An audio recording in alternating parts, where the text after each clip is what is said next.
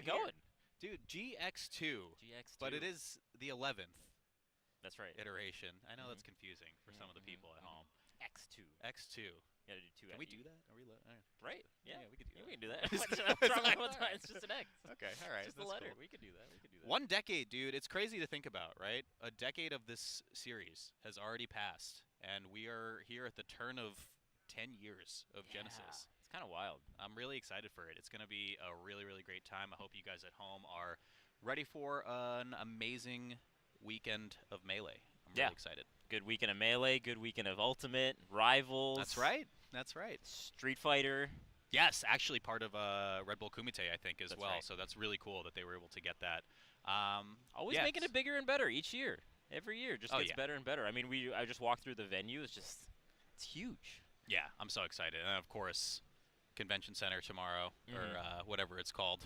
Civic Center. Civic Center on Sunday. So, yeah, it's going to be a good time. I hope you guys are here for the ride as well. And I think we're just waiting on Matches. a first match because it's early for Smashers. You know, it's noon. True. So, True.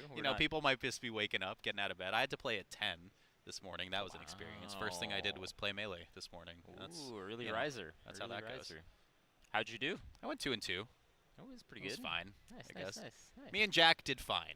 Me and Nice. Jack did just fine, I think, is Hey, all we're let's going to go. say. So. You guys have a team name? What's the Walt Jack team name? I don't know. You know, the thing was, like, I messaged him because Zane said Jack will be available to play doubles, and he was the only person I could think of who I could team with who was available on such last-minute, Nice. notice. So I got one off the work it. dome Yeah? for you. Yeah, give me it. Jack down for Walt. Don't. That's a good team name, right? It's a good team name. Here we go. Just off the dome. Do we have a match? That was just off the dome. You're stupid. I don't know, man. I'm just You're just different like just that, spit dude. hot fire Oh, sometimes. no. Spit hot fire. Oh, God. Okay. Well, can we get a match? So yeah, we got early boarding pools. Yeah. It's gonna be a good time. I'm gonna have lots of fun here. Gonna be some of these players first time on stream, perhaps first time on the stage. That's always fun. That part is always so cool to me because I do a lot of interviews for this series now, like just going around talking to, like, I see families here, like shout out to OG Kid's grandma. I interviewed her last year, and it's just cool to see that, like, people come with their families. Sometimes it's their first tournament ever. Right. Sometimes it's like, these kids are too young to even compete on their own at these events, so they bring their guardians, and they're completely exposed to this brand new experience that is weird. It's otherworldly, Some of these people are younger than the game, Walt. That's true. That How is crazy true. is that? Okay, we got VJJ with the Peach versus Smus or Samus, maybe Was Samus. that a beam sword already? That's the first Did I see item that? pulled. Yeah, that's actually okay. Symbolic of Genesis 2. I know, right? Like the first one pulled of the entire stream is crazy. Marth Peach, bro. So here's the big thing, and I think it would be prudent of us in this time because we do kind of take pools a little bit more lax, but talking about, like, the greater, bigger picture for this tournament, because like I said, it's been 10 years of the Genesis series. We're dawning on the beginning of a new decade for Genesis, and there's a lot of new big players in the scene right now. But the biggest thing, because I see a Marth on the screen, is that Zane might not be here this weekend. No, yeah, we're not 100% sure on that as far as I can tell. I haven't checked social media or anything like that yet. But yeah, it's looking like maybe Zane is going to be DQing from this tournament, which is a huge difference maker to so many people's brackets. Yes. Right? Yeah, I mean, the big thing that I was thinking is good for stock there by Smus as well, but the implication for Hungrybox to be able to do the funniest thing ever this weekend now and win the tournament That'd be is insane. very real without Zane here. Moki, of course, having, like, not a super good record against Zane as well opens the door for him. I think it just creates a lot of possibility for this tournament to go in a really wild direction. Definitely. Yeah, you even have, like, Mango could make a huge run with it's just so many bracket so many people's demons are Zane. So many people's bracket demon is Zane. So Yeah. it's going to be a big deal depending on what happens there. But we got this match happening right now. Perhaps two people in the future that could be making That's true. top 8s, That's maybe true. even making top 64 of this tournament. You never know. You never know with Melee. You could just Yeah. have people, you know, on Slippy, on, you know, just practicing, and then just coming out the gate at their first Genesis and, you know, making some waves. I feel like this was such a talked about matchup in earlier Genesis as well. Like, you know, when Mewtwo King and Armada were really pioneering it, and then Zane kind of came into the picture early. True. It's interesting to me. Like, we really don't have a ton of Peaches represented at the top level anymore, with the exception of like Triff. Who else am I Lod. thinking of Lod, yeah, but he's like very few and far between to go to tournaments and things like that. And it's weird because like there are so many very, very good Peach players. Like Aura even is top 50, I'm pretty sure, if I'm not mistaken. But we very rarely see all of the top Peaches together at one tournament at once. Yeah, no, it'll be very, very interesting to see which one of the Peaches makes it out ahead. I think even B-Bats is at this tournament as well, entering. But oh, someone is saying Lod is here. yeah, That's I think actually really cool. Lod Okay. is here. Ooh, okay. VJJ. Okay. He's in game 1. I think, like, on paper, you can tell me if you disagree, but, you know, a lot of the general consensus was that Marth is winning in this matchup. It's quite good for I think Marth, it is, just because advantage is really good for Marth.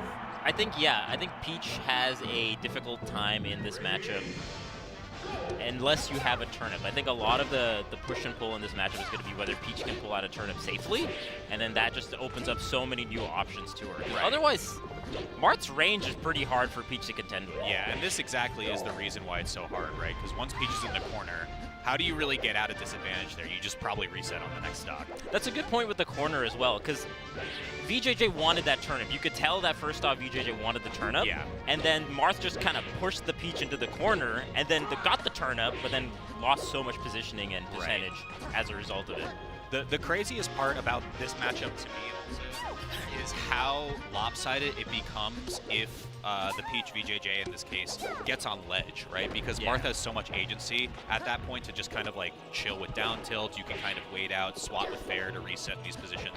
That was a bit of an overextension on Smuss's side, but it doesn't really matter, right? Because look at the positioning.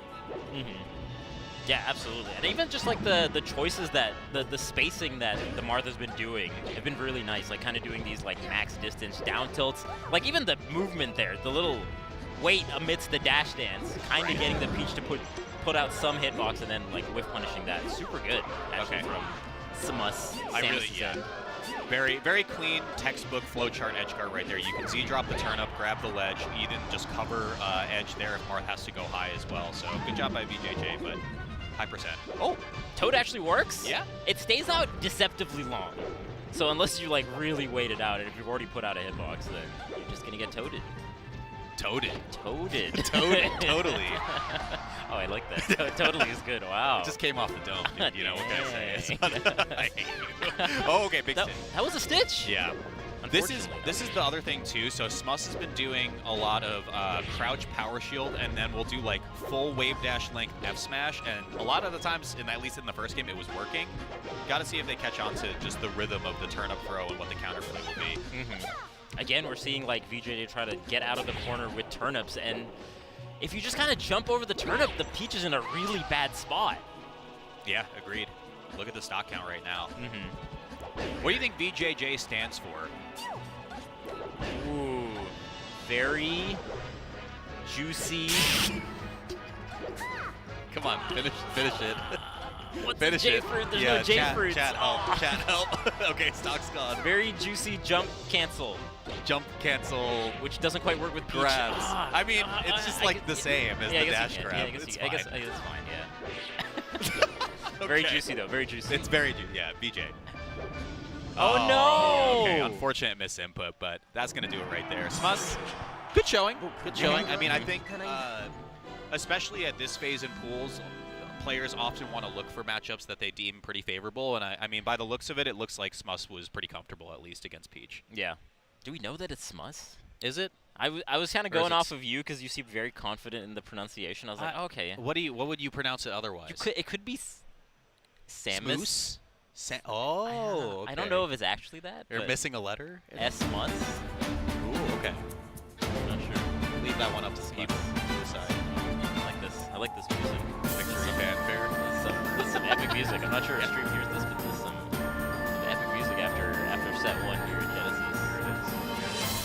How are you feeling about this? I mean, you've been to like practically every Genesis. Right? Pretty much every single one, actually. So I gotta say, it's really nice watching a tournament series evolve like this. I think it's basically, at this point, the only one that stood the entirety of The test of time. The test of time, That's- right? Because yeah.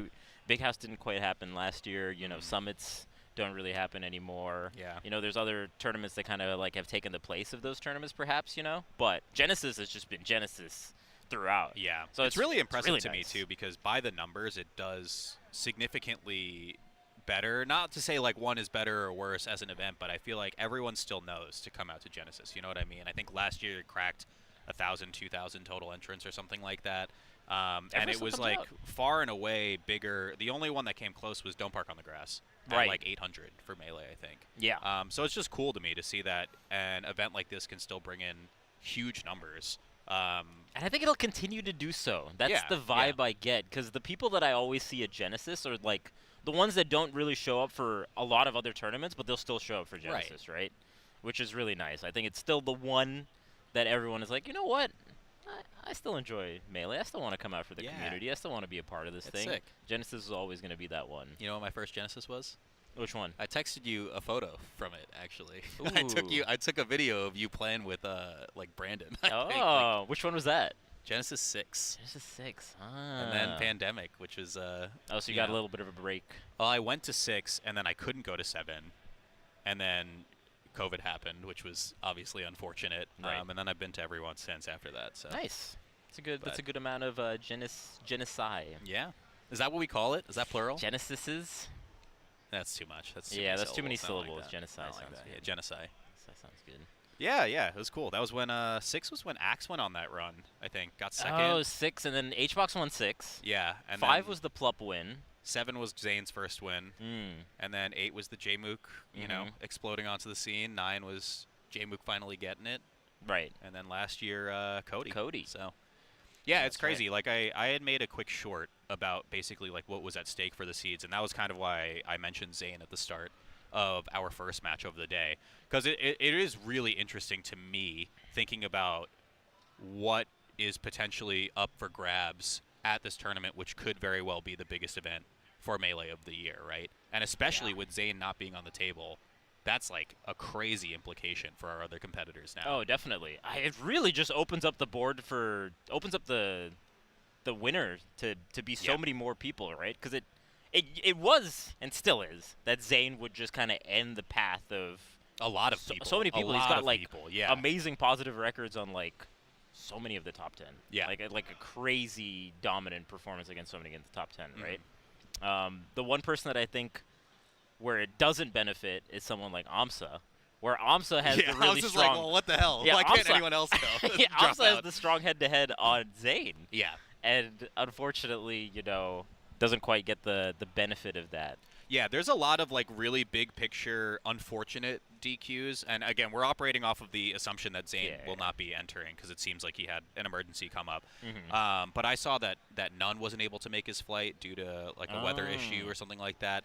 Yeah, and I weather even is think bad. like Nunn practiced against a player like Amsa is a little bit problematic, right? Like Amsa Right. was really struggling against Falcons for a long time. Definitely. Wizzy's obviously here as well too. So I feel like this bracket could go so many different directions, could. and it's like exciting no matter what, which Definitely. is crazy to think about when potentially the 1 seed might not be here. Yeah. Man, top 64 is going to be fun. Yeah. Top 64 is going to be crazy. I feel like, we say this at like pretty much every tournament, but dude, the field is just so hard. Oh, it's insane. It's insane, right? And you have Yeah. players like Moki winning tournaments. Jmook won the last major at Noun Invitational, so you really don't know what's going to happen here. Yeah, I think the biggest, one of the bigger narratives right now too is like who's the best player in the world who hasn't won a major, right? Ooh. And that Is was it like a discussion. Aklo? It's Aklo. I think it has to be, right? Like Yeah. just by seeding too. Aklo's 5th seed of this tournament, and then 4 through 1 was Moki, Jmook, and Cody, Right. and then Zane, of course. But it's crazy to me to think that like a guy who's playing Link for specifically Zane. He's not going to need it this weekend, potentially now. True. But if he wins one, I mean, that just, again, 23rd player ever to win a major, and then it's like, why is this such a crazy, wide open field of competition, specifically 2024, 2025? Yeah. No, I think it would be like a very good, you know, like mark of an era if Yeah. like another major went to not Cody, not Zane. Yeah, You know, it would just for be sure. like is this kind of shifting where it's not always Zane, Cody winning majors, Yeah. and is it going to be, you know, a little bit more varied because you got Moki, you got J-Mook, and I think like you said, Aklo is definitely knocking on the door. Yeah. Got grand finals at I want to say like 3 different tournaments. 3 in a row. It was Riptide, Luminosity, Miami, and Dome Wavelength. Park. Yeah. And Dome Don't Park. Park. Yeah, Wavelength, I think he got top 4. No, I think But yeah. Wavelength he also got second. Was that the first one then? I'm Yeah, missing. yeah. Okay. Yeah. Wavelength, Luminosity makes moves, Dome Park on the grass, and something else. Okay. Yeah. And then Riptide, he played Zane, but. Hmm. Yeah, it looks like we got That's another where we got the match. first Hey, one. speaking of one of our players to look out for this weekend, here's Wow. AMSA. This is going to be interesting. I do think AMSA's path looks about the same, just given the Zane situation. But he is one that is interesting to look out for. He wasn't a top 5 seed for this bracket, crazily enough. So I think he's like maybe 6th or 7th or something like that. He's 8th seed. Really? Yeah, he's 8th seed. HBox is above him. HBox, Plup are both above AMSA, and then the Wow, 5 are okay. the ones we talked about earlier. Yeah, there's just so many hitters. Even not in like Joshman is right at 11 also, Right. and he was knocking on the door for a major as well. It's just so crazy to think about, you know, like AMSA was like potentially the best player in the world in 2022. There was in that 2023. there was that discussion. You know, it's insane. AMSA was ranked 2, right? That year? Yes, Oh yeah. my god. Yeah. What a crazy 3 major tournament. wins, or like 2 or 3 like back to back to back, very very close. Like the Apex one, Scuff World Tour, of course, Big House, one of the most stacked brackets. And of all off time. season as well. Yeah. Super good. But AMSA's got to contend with Mr. Moose. Mr. Moose. So Not here's the just thing. any AMSA obviously is comfortable versus Falco, right? But it's been the Achilles heel of the Yoshi for such a long time between Cody and Moki. He finally beat Cody at LACS Rivals, True. which wasn't counted for ranking, if I'm not mistaken. But it did break like an absurdly long losing streak that AMSA had to Cody. Yeah, And they were taking it seriously too. So And won the whole tournament as well. Yeah. To do it. So not easy to do from AMSA's end. But on the flip side, that just might be stock. On the flip Oh, hey, let's go, Mr. Moose. Okay, Mr. Moose. I'm telling you, it's not just any moose. It's Mr. Moose. Mr. Moose. Refer to me by my name, That's the one. by my surname. On the flip side, though, I feel like AMSA had a very odd performance at Nouns Invitational, Yes, losing yes. to Agent Agent and Bing. And Bing. Yeah. So And- showing some signs of weakness, which we usually don't see from AMSA. Right. Usually, like, insanely consistent. Okay, Oh, like, Mr. Moose is cooking though. Yeah, AMSA's playing the counter hit game. Nice. this might be closer than we're thinking. I'm liking what I'm seeing from the Moose. Oh, hang on, never mind. minus. Oh. I shouldn't have said anything. This is the craziest thing to me, and I think was like such a difference maker. AMSA also acknowledged it himself around when he won Big House. He was like, you know, RTC Grab is sick, dude. Mr. Moose, RTC Grab is sick, but but Mr. Moose might be sicker. Mr. Moose might be sicker. The fact that Mr. Moose knew to go for the up air that Yes, breaks yes, armor and then do exactly. the other up air again to edge guard, that is like I know Yoshi gameplay. My god. That is, okay, I'm glad you said that too, because that's such a real statement for any Melee fans who are probably all of you watching right now, is like, you have to play such a different game of Melee when you're up against Yoshi. Obviously, the top player that is AMSA is a totally different story, but Yoshi in particular just plays the game at such a different cadence that you are not used to in Melee. Everything that you think should work just doesn't. Definitely. So knowing those kind of like setups that are going to get the KO, knowing when armor is broken, super important. Yeah. And even here you see Mr. Moose going for, like falling up air, which is the right call. Yep. Let's see, though. Okay, got at a disadvantage. No follow-up there, though. Oh, no jump, no jump.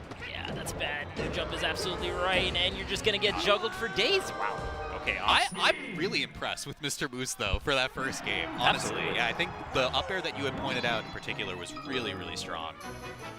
But man, AMSA just comes at the gate swinging with this combo game. Mm-hmm. Just any time that AMSA got an open up, it was So much percent. Yeah, and that leads to like another important question. I didn't bring this up because I only talked about the top 5 seeds for one of the videos I was working on, but you had brought up the Nouns Invitational performance. Wasn't super great, and it ended his year.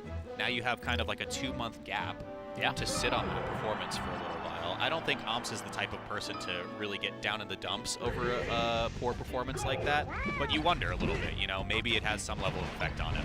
For sure. At the very least, it might, you know, slap you into, you know, getting into form, right? Having a performance like that, especially going into Genesis. That's the one that everyone wants to win. Absolutely, 100%. But again, yeah, Mr. Moose just going toe-to-toe right now. Yeah, this is good. I like the counter pick as well. You're going to get some nice lower percent KOs there. You know, maybe you don't have to contend with the double jump armor as long. If you get, like, up smash, forward smash, it'll probably KO right now. Oh, But, okay. But on the flip side... Oh my gosh, wow. That's what you also get from Yoshi's end. Yeah, that's really rough. Okay. Down, Still get up. Yoshi's down smash is so crazy. Okay, did it again. Yeah. He's a knower. The falling He's a knower. The falling upper is super good for comboing, super good for KOing. Really like that as well. Okay, didn't want to challenge. Oh, what a wait! But Amsa knew also. Yeah. This is what I'm saying. The running grabs off tech reaction is just so insane. That turnaround egg is so hard to do. Amsa, stop it. What the hell? What is happening? You know how many mix-ups were there? Some high-level mix-ups that were Numerous. happening Yes. within the combo game. Because there was like that first up throw into, you know, forward tilt to mess up the DI, Yes. mess up the tech chase, mess up the tech. Oh, hang on. Oh, that's just it's it? just over. What? That's just it? I guess. I guess. It's just got stuck in the egg, I guess. Sometimes, yeah, sometimes it just be like that. It's hard to, I mean, you know, they've been sold out at every grocery store forever, so you take what you can get. You got one, Mr. you just Moose, take it though. home. Yeah, You he just I had the got one. I got one I egg. got This is one. so valuable right now. You don't understand. Yes. Just went home with it. Holy. Yeah, I mean, a lot to say about Amsa. I'm looking forward to seeing what his weekend will look like, especially, you know, with a potential strong path in front of him now. But Mr. Moose, man. Yeah, that Mr. game Moose one, showed up. That game one, Mr. Moose. Woo, We all want to be a little like game one, Mr. Moose. Yeah, That's yeah. the best we can ask for No, sometimes. Game two is a little rough. It was just Moose for a little bit, Yeah. not Mister for Yeah. that one. But Just that's for that. okay. That's okay. That's okay.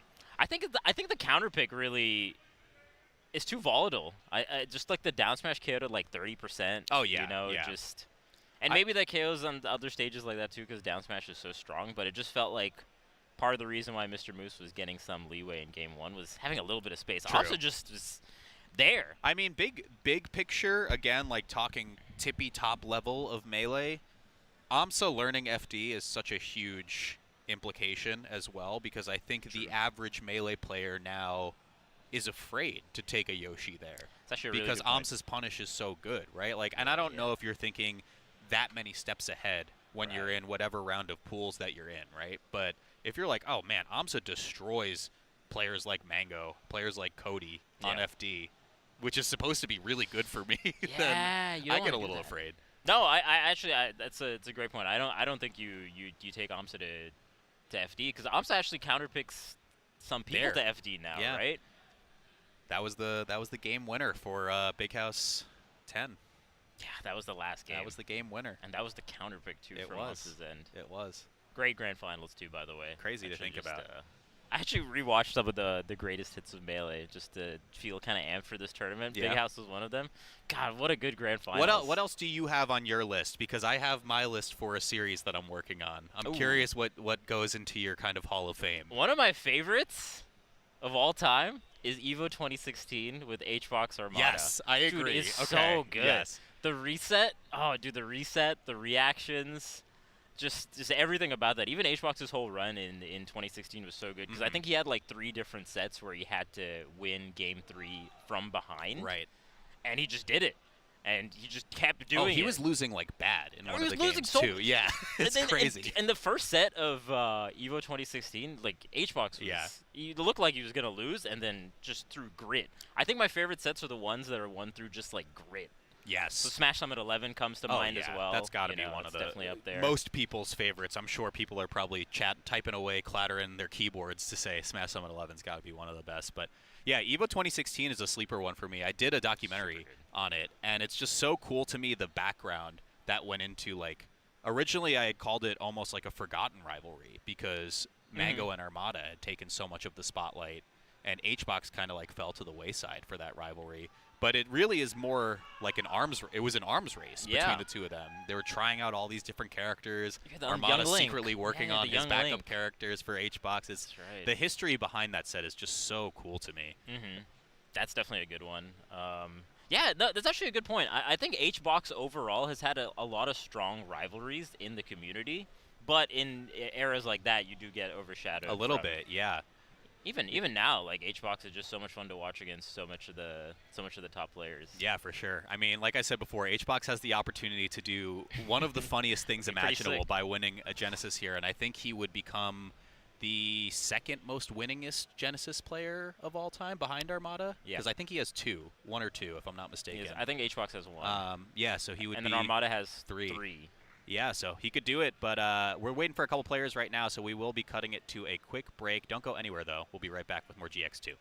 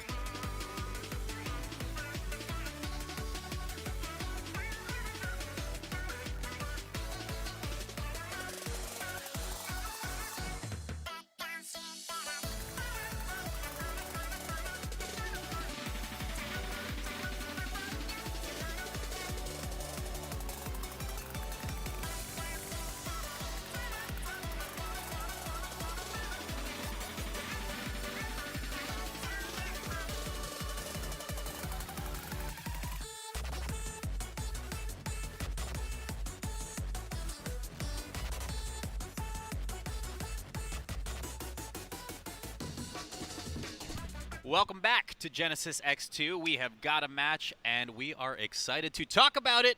Turned down for a while. We got Vicious Vish here, and we were talking about some of our favorite Melee sets of all time. Who knows? It might be a set from this weekend. Genesis never disappoints. There's always good sets that happen at the Genesises that have transpired. And Mango Leffen G4 enjoyers, anyone? In that chat? is Press 1, press 1. I should rewatch that too recently. That's Super such a good one. So such good. a good one, dude. And it was for 5th. God. That's the I craziest know, part to me. right? Is, like, it wasn't even grands. Yeah, I think that there were some grands where it was there was one with the Mango Armada that just was like really quickly went Armada's way, and yeah, that happens to be that sometimes like the top 8 matches are a little bit more exciting. But we got pools here happening. Perhaps some of your favorite players are on stream right now. Local legends. Local legends. As it were. Someone from your hometown on stream. That's true. It is always fun to see some of the players from region, you know, that anyone from home might be cheering for. Because like you said before, you know, this could be some folks' first time on a stream. Yeah. It is a different experience, and you can probably speak to this way better than I can, because I very rarely enter tournaments, just because I don't have time to. But when I went on stream for the first time, I was really nervous. Oh, I did not want to be on stream at all, actually, and be perceived in that way. It is nerve-wracking. It is nerve-wracking. I think the part, especially if you're not super used to it, the first times it happens, and if your opponent kind of like styles on you or does anything, it's bad. you kind of think about that for at least a little bit, Yes. right? The first few times, I think you get over that, but I think you can't help but think like, oh, that just happened to me on stream versus. Yeah, I mean, it comes with reps, of course, just like anything. Yeah, you get used to it. But man, I mean, early on, especially if you're a new person coming in for a pool set, you're like, you get on stream, you're hyped up because like you can tell all your friends or whatever that you're going on the stream, and then you sit there, you're like, holy shit, this is bad. Yeah. So, It's actually really nice hearing the top players talk about tournament nerves. yeah. They still get them. Oh yeah, totally. It's not like it goes away. It's more like you learn to live with it. You learn how to like deal with you it. cope a little, yeah, for sure. Oh, we got a Falco Ditto. Falco Ditto. Okay, laser high name of the game. Or just get an early dare like that. That's really good, and I think that was Life with the first stock. True life. True Life. The real life That's right. of Falco Lombardi. Negative with the minus N tag, I would imagine. Yeah, I'm losing first stock. Okay, they're going toe-to-toe. Oh, okay, let's go. The little moonwalk. I like it. I like it. The negative walk. The negative walk. The negative step back. Okay, hang on a second, Life. Going to work. Was that a Spooky Shine, or was that just Wiggle Out? I don't know. Oh, Spooky Stun? Could be, Yeah. That's always, that happens a lot, actually, with Falco in particular. Does, yeah. Okay, so I had mentioned before, laser height is going to be pretty important, right? A laser timing, of course, too, because you can do, like, if you both laser at the same time, it creates this awkward standoff position of, you know, who dashes in, who dashes back sort of deal, but this is exactly what I'm talking about. Yeah, Falco Dittos are kind of bizarre in that you kind of want to get the laser kind of pressure first before your opponent can, because otherwise you're just kind of stuck in the lock like that. Like you saw those two lasers. It's important. I'm glad you said that too. It's like weirdly antithetical to how people operate in Melee too, because I feel like you play a lot of reaction. If I go second, I'm usually winning in a lot of these positions, but Falco does want to be the one pressing first in a lot of these spots. Yeah, and in the Ditto. Yeah, it's really nice for sure. Good smash DI though to get out of that combo. We've got defensive options here. We've got defensive techniques. Wow, okay. Life capitalized on that mistech. Let's see. Cross-up air is crazy, okay. Not too much on the tech chase sequences though. They are just kind of doing like the down air shine, down airs in place. Not quite getting the tech chases. Perfect lasers, yeah. Plenty of time as well. Really, really clean from negative. Yeah, really good lasers as you pointed out. True Life trying to do like the immediate recovery option after the laser right out of stun, but unfortunately it still gets hit. Ooh, okay, I think that was supposed to be shield drop bear. It looked like, or bear. It looked mistimed. They are pushing buttons in front of each other. Yeah. They are just like down to scrap. They have not left each other's side for like the entire match. As soon as one person is like a little further away, the other one just pushes the Yeah, they call that anxious attachment style a little bit. But That's right. No space amongst these Falcons. I miss you. Come back. Come back to stage. Okay, next stock. really, really close first game already. This is one of the more competitive ones we've seen out of the couple sets so far. And a fast-paced one. Yeah. Shit. You kind of expect for Falcon Dittos, but I've seen some people play this matchup a whole lot differently. But yeah, just lasering in center now. Doesn't quite get the roll-in punish. Uh-oh, big openings for negative.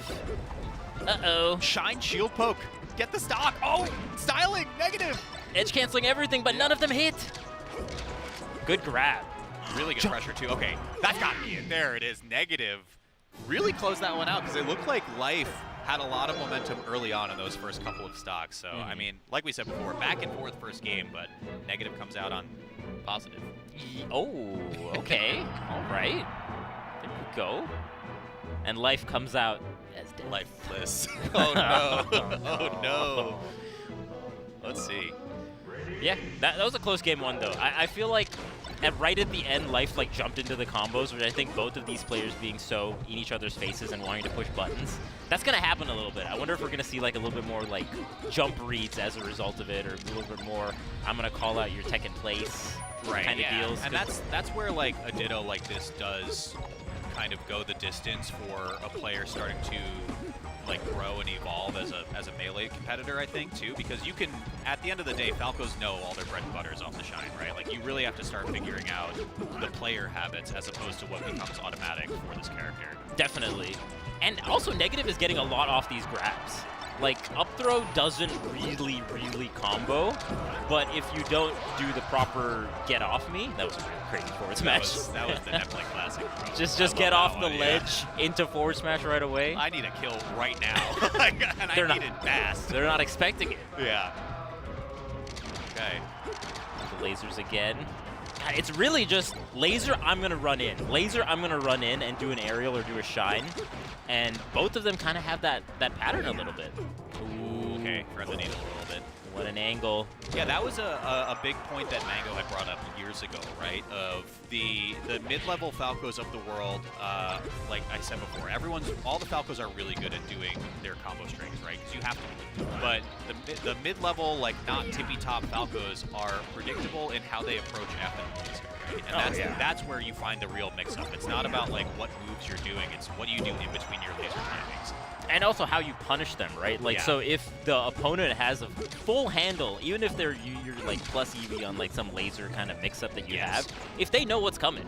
Like, see there, it was laser. The other Falco did an up tilt after he got hit by the laser. Absolutely. Because he knew that negative was coming in. So you got to be a little tricky after the laser. Oh, okay. Oh my God. Okay. Negative was cooking up something fierce here. Yeah, the other aspect of this too is how do you react after getting hit by the laser, because that's where a lot of player habits come into effect. For me, I roll every time. You can tell. I just do that. And it's bad, and I know I do it, but I don't know how to get out of it, you know, because I'm conditioned. And you're stuck. You're stuck in your ways. There's no changing. Okay, there's laser grab. A lot of what Negative has been doing, yeah, you pointed out earlier, kind of like shine, jump in, and then you either do another shine pressure or grab. Pushing to the corner is also really nice, which I feel like Life was doing a little bit throughout that stock, but not getting like the juicy openings that Negative is doing. Okay, cooking a little bit. A lot of runway on this one though, if you're Negative. I mean, yeah, you can throw out like the aerials off stage. I feel like Negative's also doing a better job when Life gets the down air. Negative is doing good smash DI, so you don't get down air into shine. Oh my God, great. Really nice. Great ending there from Negative. Yeah, really competitive game one. And then I think, to your point, Negative kind of caught on to a little bit of the laser timings, was winning out in a lot of those situations as well, as in just acting first and being able to be on initiative with the laser. And then he just had a really strong punish from there. Yeah, yeah, exactly. Really strong punish was the other thing I was going to say. It felt like Negative just hit a little bit harder that game. A lot of really good edge guards, which I think is nice. Not as many side Bs, if I'm remembering correctly, from Life's end. It felt like there was a lot of up Bs off stage, and it just gave Negative a lot of time to just go out there, down air, go out there and put an aerial, or at the very least just keep lasering it. For sure. I feel like we saw that a lot. But competitive, fun little Falco Ditto, though. Got to see a little bit more of the bird. That is another character that has, in my mind, like remarkably low representation at the top level now, too. Right? Because when you think about it, who comes off the top? Mango, Magi, Ginger Fiction. doesn't really go to a lot. Fiction is like, I guess, more Falco than Fox now at this point, right? Mm-hmm. But I can't think of a lot at like the tippy top level, you know, cracking top 32s off the top of my head right now. I feel like Casey is going to do really well this tournament. Actually, yeah, you're right. Casey, I feel like she's going to make some waves this tournament. Maybe a little bit under the radar right now. But, yeah, I mean, to your point, there's not as many top level Falcos. Like the top 8 caliber Falcos. It's so funny to me, too, because I've talked with Brandon about this a little bit, and every time it comes, you know where I'm going with this. That's why you're laughing, right? Every time it comes up, Brandon's like, this character sucks, dog. Like, I don't know what to do. Everything's a 50-50. Everything you can SDI out of. This character is bad. And he's like, I don't know why I just don't play Marth. It's annoying that I just don't play Marth. I mean, it's fair. If if those are the characters that you gotta go with, I would probably go with Marth. But Falco just has that sauce. He has that sauce. You're right. I think Falco players, even when I play like secondary or tertiary Falco, it's just there's something about getting your win with Falco that feels so good. It's earned. Everything you worked for, so good. you had to have worked for it. And also just so. It's a very visually pleasing character. Yeah. In a way that maybe none of the rest of the cast are. You yeah, know? actually, It's okay. very I fun would to watch argue. combo. I feel like Falco is a character that encapsulates like the movement of Melee. Oh, definitely, really yeah. well, right? Because you have your projectile, you have all your movement off of Shine, you have like quick platform stuff, you have quick combos. Yeah, it's cool to me. Definitely. You have so much in your control too as Falco. I feel like you can kind of set the pace, right? Which you may not get as much in other matchups or other characters rather. But Next match. Are we gonna see more Falco? What characters? Oh, I hear a shot. We got Falco Samus. Samus, okay. Because I can hear that from Samus. Wait, do that again. That's actually really good. Thank you. It's like trumpet-like. I've been working on my Samus noises. I can't do it. And you can hear Falco's spot dodge. Samus has been a very interesting character to see crack into the top 50 as of last year, I guess, yeah, the end of 2024, with, you know, Morse code just beating everyone. That is so crazy, right? That is so So- crazy. Samus is like, Samus, DK, they're just like, they're just there in these tournaments, and you have to come prepared. I think I forget the exact number off the top of my head, but I had recently written it all out because it was just such an astonishing like stat to me. Is there's like 2 Samuses, it's Morse code and Weapons, I'm pretty sure, 3 or 4 DKs In top 100? in top 50. In top 50? Yeah, which is Wow. crazy to me. But yeah, I mean, Samus has been a very unique character. Plup Samus beat Jmook very recently, I'm pretty sure. Oh, or yeah, beat, at Josh Supernova, Man. huh? At Supernova. Yeah, Oh, yeah. my God. I forgot about that. Just That's randomly crazy. broke that one out, so, you know. It always leaves a lot of... Unanswered What- questions. yeah, There's right? a lot of Like- questions when Samus on the screen. this it's is silver. Silver, okay. Oh, okay.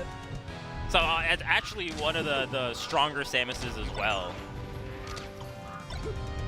Just in general. So For sure, this is, I would imagine, Silver's favorite in this match. I think so, too. Yeah, I remember, I think it was, it might have not been you and me, but it was at Big House talking about it was the Silver versus Nunsen. Silver was wild in that match, so Oh, interested yeah. to see on how this one goes. I feel like Spacey's, a lot of Samus's love and hate to see it. Kind of depends. Yeah, I think it's kind of interesting. I do feel like it's one of those characters where if you don't know where you pick your positions, Samus is going to get like a CC down smash and then just end your life as a result of it, or just get like a huge counter hit as a result of you just not knowing when to go in. Okay, this way. No But tether though now. But Samus is a little slow, so you can kind of put some pressure on. Uh-oh. This is Oh, kind of God. the bad positioning, though, that you're talking about, because Falco's just dead. Could have just grabbed ledge. Could have just grabbed ledge. All of that. Hey, oh, died off the top as well. Could have grabbed ledge, could have just like jumped off, did any other aerial. Yeah, but kind of wanted to end it in style, I guess. Why not? It was looking like a clean combo. Falco is so glass cannon-y, huh? Yeah. just like down smash nair, and oh god, you might get KO. This is a matchup in particular, too, where, like you had said, if like one down smash, you just get exposed Yeah, you're really early. If you nair, dare, laser, shine into the corner or whatever, and then you just get CC down smash, you're like, I'm never doing that shit again, bro. That's not gonna fly for me. Definitely. And Samus is always going to be like kind of in walk, you know, like kind of closing the distance Yes. there. So we'll kind of close the distance like this, exactly. Power shield, walk in a little bit forward till it actually is like a good distance closer. Yeah, and that's exactly what Samus wants, right? You get conditioned into like one awkward jump like that, and then maybe if you're kill shot, you're like, I gotta play this a lot more pensively Yeah. than what I'm used to. Falcon Silver can just kind of, you know, sit there, power shield lasers, do a lot of waiting, and then just counter hit. I think Samus was also will kind of trick you with like the pacing. So like you'll see a lot of like little walks, Yeah. and then suddenly like wave dash, wave dash, wave dash in KO. This could be a clip. Okay. Got double jab. I think maybe want single jab into like second aerial, but Yeah. Ooh, avoids the entire get up attack there. Gotta close this out, but it's kind of scary. You don't want to like push it too hard either. Eee, that's scary. Doesn't even get the up tilt. knockdown, that covers everything except tech roll in. Yeah, that was really good positioning from Silver. Oh god. Yeah, Yeah, that's the rough part about a matchup like this, right? Because you are in what seems like a certifiably good position, stock count aside, and then if you're kill shot, you're like, well, how do I get the kill now? I don't know if I have a kill shot now. No, it's definitely not. Oh, okay, there you go. I guess take hit into down air off stage. That was kind of crazy. Dude, I played a lot with YCZ at a nightclub. I forget why they were there, but I was like, I have a setup with Mario where I up B into the bomb jump recovery, Okay, and it is quite possibly the lowest EV like thing that you could do because I just die at 0 if it doesn't work. But it looks so cool if I get it. You got a couple coins. Yeah, I got a couple coins. Yeah, you got a couple I can coins. mash nair, Nice, and nice. it doesn't kill. So, there's Silver with the first game. Yeah, I mean, this is where you really get, like I said, you can get exposed in some of these situations because you overextend into the corner, make an unsafe approach, and if you're Falco, you're just gone. I think a lot of Samus's kind of hope that you're the one that's going to be pushing in, and then they can kind of play around it. So I think when you had the lead, like when Killshot had the at least percentage lead in some of those stocks, you kind of just want to like take your time with it a little bit. Agree. But it's kind of tough. We were talking about like the Falco feeling of just going in, right? Oh my god, okay. That actually covers like the whole platform too. That dare, the right? down air, Yeah. right? It's like it covers like a lot of the platform anyway. So a well-spaced one or a well-placed one does wonders. Really tricky. I'm surprised Killshot still went angle towards ledge for that, but Silver picks it up regardless. With the projectiles coming, Yeah. I mean, it like almost forces you to go high in those positions, but still works out. Oh god. Silver. Yeah, this is where, I mean, Samus can also just kind of trade. Like, you see Silver now going for a lot more just like nairs at a disadvantage, because it's like, I still get, what, 10-ish% off of the hit. It's not bad. And also, if you're staying grounded as well, you Right. you have a lot of options to kind of get you out of there, or at least trade in a lot of these positions. That would have been a huge grab. I think that grab actually just nets charge shot Oh, yeah, for sure. if it hits here. Punish here, though. Yeah, not quite the strongest punishes here from the Falco's end. See what Killshot has, though. Yeah, this is like the awkward percent, though, right? Because you can get, what, like jab there, maybe, if you're quick. Mm-hmm. But it's like, depending on positioning, Silver could live. Now it's probably going to KO, but let's see. Yeah, you just really want that back air. But on the flip side, Samus knows you want that back air, so we'll kind of be anticipating it a little bit. This is a huge lead right now. Uh-oh. That's not the one. That's Too much swag. Okay, we live it. Somehow. Oh, God. Also, Silver looks very comfortable on these Yoshi's platforms. Just the movement here is so good. Edge canceling everything as well. Okay, there you go. Kill shot on the board. Back here for the fans. Get off the edge, though. Okay. Yeah, tough position there if you're Killshot. So, last stock here. Let's see. I love the way that Silver does like these forward airs and then like the cross-up down smash. The shield pressure is so good too. Getting Killshot to roll. Oh, Phantom Shine, too? But that... There you go. Optimal? Actually, maybe optimal? Yeah. Crazy. Just for damage? Built up the percent. That's the kind of KOs you need on this stage, though. That was a really cool clip from Killshot. I'm very impressed by that. Let's go, Killshot. Oh, Randall! Oh, imagine. What a tech! Oh, tries to get the edge cancel side B. The shield is tiny, though. Yeah, here's the hard thing, right? Like, and that's going to be the game there for Silver. But a lot of those positions, Silver's acting first on shield, and then Killshot wants to go for the counter hit, thinking that there's some level of like frame advantage there that you can go for. And then you kind of get caught in this back and forth, right? Of like attack, block, attack, block, attack, block. And Silver was winning out on most of those situations, it looked like. And then after that, there's like a layer of conditioning where you do that shield pressure, and then we see, you know, especially in the last game, you see like Silver doing like a wave dash back after Right. doing like one iteration of the shield pressure. Yeah. And it's like, oh, and then the Falco rolled in. Yeah. And you could see that's where, you know, like Silver is going to start doing those kind of grabs to get those positions, get the punishes off those kind of like rolls or defensive options. So you started seeing that a little bit too towards the end. Yep, that'll do it. But Yeah. a couple Falcos on the screen so far, Vish. And a And Samus. it makes me have to ask you the question, how do you think Mango's going to do this weekend? Ooh, what a question. Got to do Okay, it. so Eagles won last weekend. I think this is actually like a very important. I It know is- it's no, no, no, actually so- like a very important. Can I point. interrupt you real quick on this? Yeah, Actually, yeah. so I had posted the video, and one of the top comments was like, Eagles just won. I unironically think that Mango is so powered up that he just has what it takes to win. And I replied, and I was like, this is actually really sound logic. And go ahead. I think it could go one of two ways. One, I think mentally and like on a happiness level, happiest he's ever been. Oh yeah. But he also has tweeted that he's gotten blackout drunk for like the last like 4 days. Oh no. Not today. I think like from Sunday. Yeah. For like the next 3 days after that. So, liver-wise, Maybe not as great. Not as great. There but, was but for the last few days, maybe he's taking it easy, and he's gonna bring it back for the tournament. Did you see for the Genesis. tweet that was it had nothing to do with Smash, but it was someone saying like somewhere in the world right now somewhere in Philadelphia right now exists the most drunk human in the universe. And I think like the top reply to it was the picture of Mango like with his tongue out or like doing whatever, And God, everyone was I like, love this is that so for him. real. Actually so real. I love that for him. Either way, Yeah. he's happy. He's That's happy. at the That's what very least, matters. he's gonna be playing the happiest that we've Yes. seen Mango play, and I'm not sure how exactly that translates Mhm. to his gameplay. Maybe you need like the hunger. Maybe you need that like, I hate the world and how dare you rank me low kind of energy for Mango for him to make the tournament runs. Maybe. Yeah. I feel like could go he either way. is, because I guess we did SmashCon, so like it's such a cyclical thing, right? Like Right. there is some type of like impetus that's put on Mango that results in him Yeah. winning in what seems like very unprecedented circumstances, right? Mhm. And it happens on a cycle.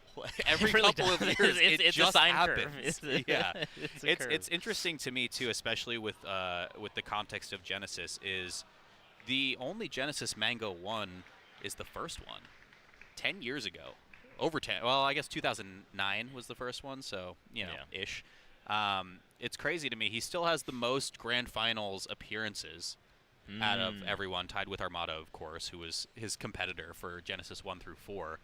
But it's so crazy to me because I feel like the hardcore Melee fans still say Genesis is Mango's tournament, right? It's his tournament to lose. He's always the one to look out for here. Dude, it always feels like that, right? Even Yeah. when like the data, the numbers don't quite match that. There's something about Sure. it where it's like, I just think Mango can win this thing. Yeah. He's here. Yeah, I guess just winning the first one, just kind of you just kind of. It would be very kind of like poetically beautiful, I think, if at the turn of a new decade, right. Mango, wouldn't that is be inevitable something? in some way. But Eagles winning into Yeah. Mango winning. Some diehard super fan of both Mango and Eagles. Oh my God, they'll Yeah. have the best weekend of their life. Best all week that of to their say, life. like I said before, the bird going extinct a little bit in the True. top representative. So maybe we see a little bit of it. Who knows? Maybe he goes Doc. Maybe. Oh, maybe I he mean, doesn't. it'll be So very- We'll know when we know. Oh, and talking about Genesis Legends, we've got Germ on the right. Hey, Oh let's my go. God. The Link, This is the an original old Link, the name. OG Link. Yes. The OG Link. of lore. I don't think I've ever seen, because obviously Germ predates me by a lot, but I have never seen Germ at a tournament Germ, at all. amazing player, by the Yeah. way. Amazing, amazing player. Been doing this for so long. One of the, you know, people that's been such a big part of Genesis just for so long. Right. Also looking great, by the way. Yeah, on the for player cam. sure. I want to say Germ's lost a little bit of weight since the last time I saw him, since the last Genesis. Let's go. The Link is moving like a little cleaner. Link's looking limber. I I like it. I like it. Okay, up against Candayo. I'm gonna say Candayo.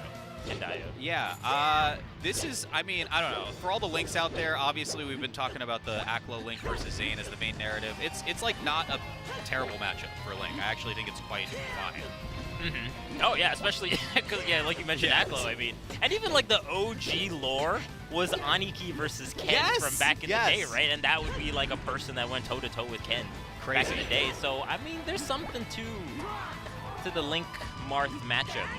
It is so cool to me, the circle of life that is Melee. Like, some things never change. And I had put a clip of Aniki and Aklo doing the exact same edge guard against Ken and Zane That's in good. their respective eras, like with what, 15 years of separation between them. That's pretty cool. It's so wild. Let's go. Okay, nice up B there, and you're not going to be able to get the tipper because you're so far away. Battlefield is also kind of tough for Link because you don't get grapples as easily. You could see Germ trying to go for right at the ledge and then just missing it barely to not get the grapple there. So here's the thing I'm wondering, because I was watching Germ VODs in like 2008. So like I'm wondering how much of the new era he is familiar with in terms of like Link tech that exists in the world. I would imagine that Aklo has got to be like very inspirational to watch Yeah. as a Link player coming from the old days there. And you're gonna pick a couple things, especially in this matchup from Aklo. Okay, tether used. Has to get the jump. Yeah, Kendayo's playing the edge guard really well though. Let's see. No dare though. That would have closed it. Yeah, I think that's the tough part about Battlefield with Link in particular. The edge guard flow chart from Marth versus Link is going to be a little bit more easy to predict. Nice up B from Kendayo. Yeah, that was good. And a lot of power shields, actually, I'm noticing. Kendayo kind of like crouching to make the power shield a little bit easier, and then Germ, you know, gets power shield bombed a lot. Yeah, this was an interaction that happened a lot. I want to say in the Riptide set between Aklo and Zane, and I can't remember off the top of my head what the frame advantage was, but it was like if Aklo throws bomb, Zane crouch power shields it, Aklo can jab. It's like Link's fastest move by a country mile, and that's basically like how you win the interaction. So you have to like preemptively know the power shield is coming and then put out the or do. I don't know if it's a strict frame advantage or not, but Aklo was doing it a decent amount against Zane because like look at that positioning, right? You kind of expect the bomb to be thrown sooner or later. Right. I like that conversion though there from Germ. Looking pretty good. But Kendayo's just playing a very solid game. Like not overextending a lot in these situations. Like does forward air, sees that Germ is like on the ground, does forward air, dash away, come back and whiff punish the punish there from Germ. So again another whiff punish there. Gotta watch out. Oh, wow. That works out. Tethers are a beautiful, beautiful tool. Ooh, look at that down smash, okay. Okay. Oh, doesn't quite get the up B. Importantly, Germ didn't hit the up B though, so he can up B bomb recovery now. Right. Uh-oh. And that's gonna do it though for game one though. Okay. What is the counter pick gonna be here? I think on another stage where you can recover a little bit better, Germ is gonna have a better time against these edge guards, because a couple of those stocks I felt like went a little bit earlier than Germ would have liked. I agree. Maybe Dreamland. I don't know. I'm framing so much of this matchup based on what Aklo has told me too. That's where fair. He's I just, mean, that's... But here's the thing about Aklo, right? You know this. He is such a defensively minded player. True. And he has said this straight up to me in an interview and when I talked to him before sets, where he's like, I realized when I play against Marth or just like Zane in particular, the way that I win with Link is I just don't take things that aren't guaranteed at any point. Yeah. So the counter picks are going to be affected by the play style that you choose for sure. Right. And we're seeing that here with Germ going Stadium as opposed to Dreamland that you might be seeing for And I think this is also like an older school counter pick. I feel think like so, I feel yeah. like the old school players just have a soft spot for Stadium. Yeah. Myself included. There's something about Stadium. Something about nice. Stadium. Something nice. Yeah, and you're Pokeball. and you're fine with playing with the transformations. Yeah, You've yeah, just yeah. had like 15 years in the game versus the transformations. You're fine. I'm kind of surprised the bomb explosion didn't hit Candayo there during or before the throw. But regardless, really clean first stock. It's a lot of whiff punishing here from the Marth's end. Just a lot of, I'm dashing at you, and then you're gonna throw out an attack, and then I'm wave dash back, punishing it. You know, it's a lot of that, and then a good combo game as well. Very wow. solid combo game. Yeah, this is really clean. Wait for just down tilt maybe. Yeah, you had to jump up because that wasn't a snap to the top of the ledge, so you weren't going to get the snap to ledge there once you brought the tether in. Good edge guarding there. Oh my god, just a raw F smash to neutral. My goodness. Oh my gosh. Again, oh my gosh. calling out the roll in. Okay, that was going to be. Wait, he's goated. Hang on. He set up Tipper too, knew the exact spacing, didn't even have to move. HR making it back. Good recovery. Okay. Ooh, and slides off the little tree shrub. What? Power shield again. Oh, good dodge of the forward smash. Okay, yeah, spot dodge there. That is so old school Link. Spot dodge down smash. Let's I go, love baby. It. Let's go. It I still love works. It still works. If it ain't broke.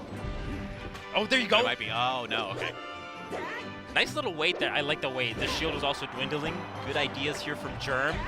I think the Okay. thing is, what's difficult for Germ is we're not seeing a ton of like projectile into conversion, right? Right. Like, and that's really where the Lynx do so well against characters like Marth because he's like pretty favorably weighted, Right. able to get hit by bomb into dare. And I feel like the bomb is getting power shielded a lot in these Yeah, situations. yeah. Like they're not even getting a chance to hit. Okay, good recovery here. Good recovery. Oh, but he's dead.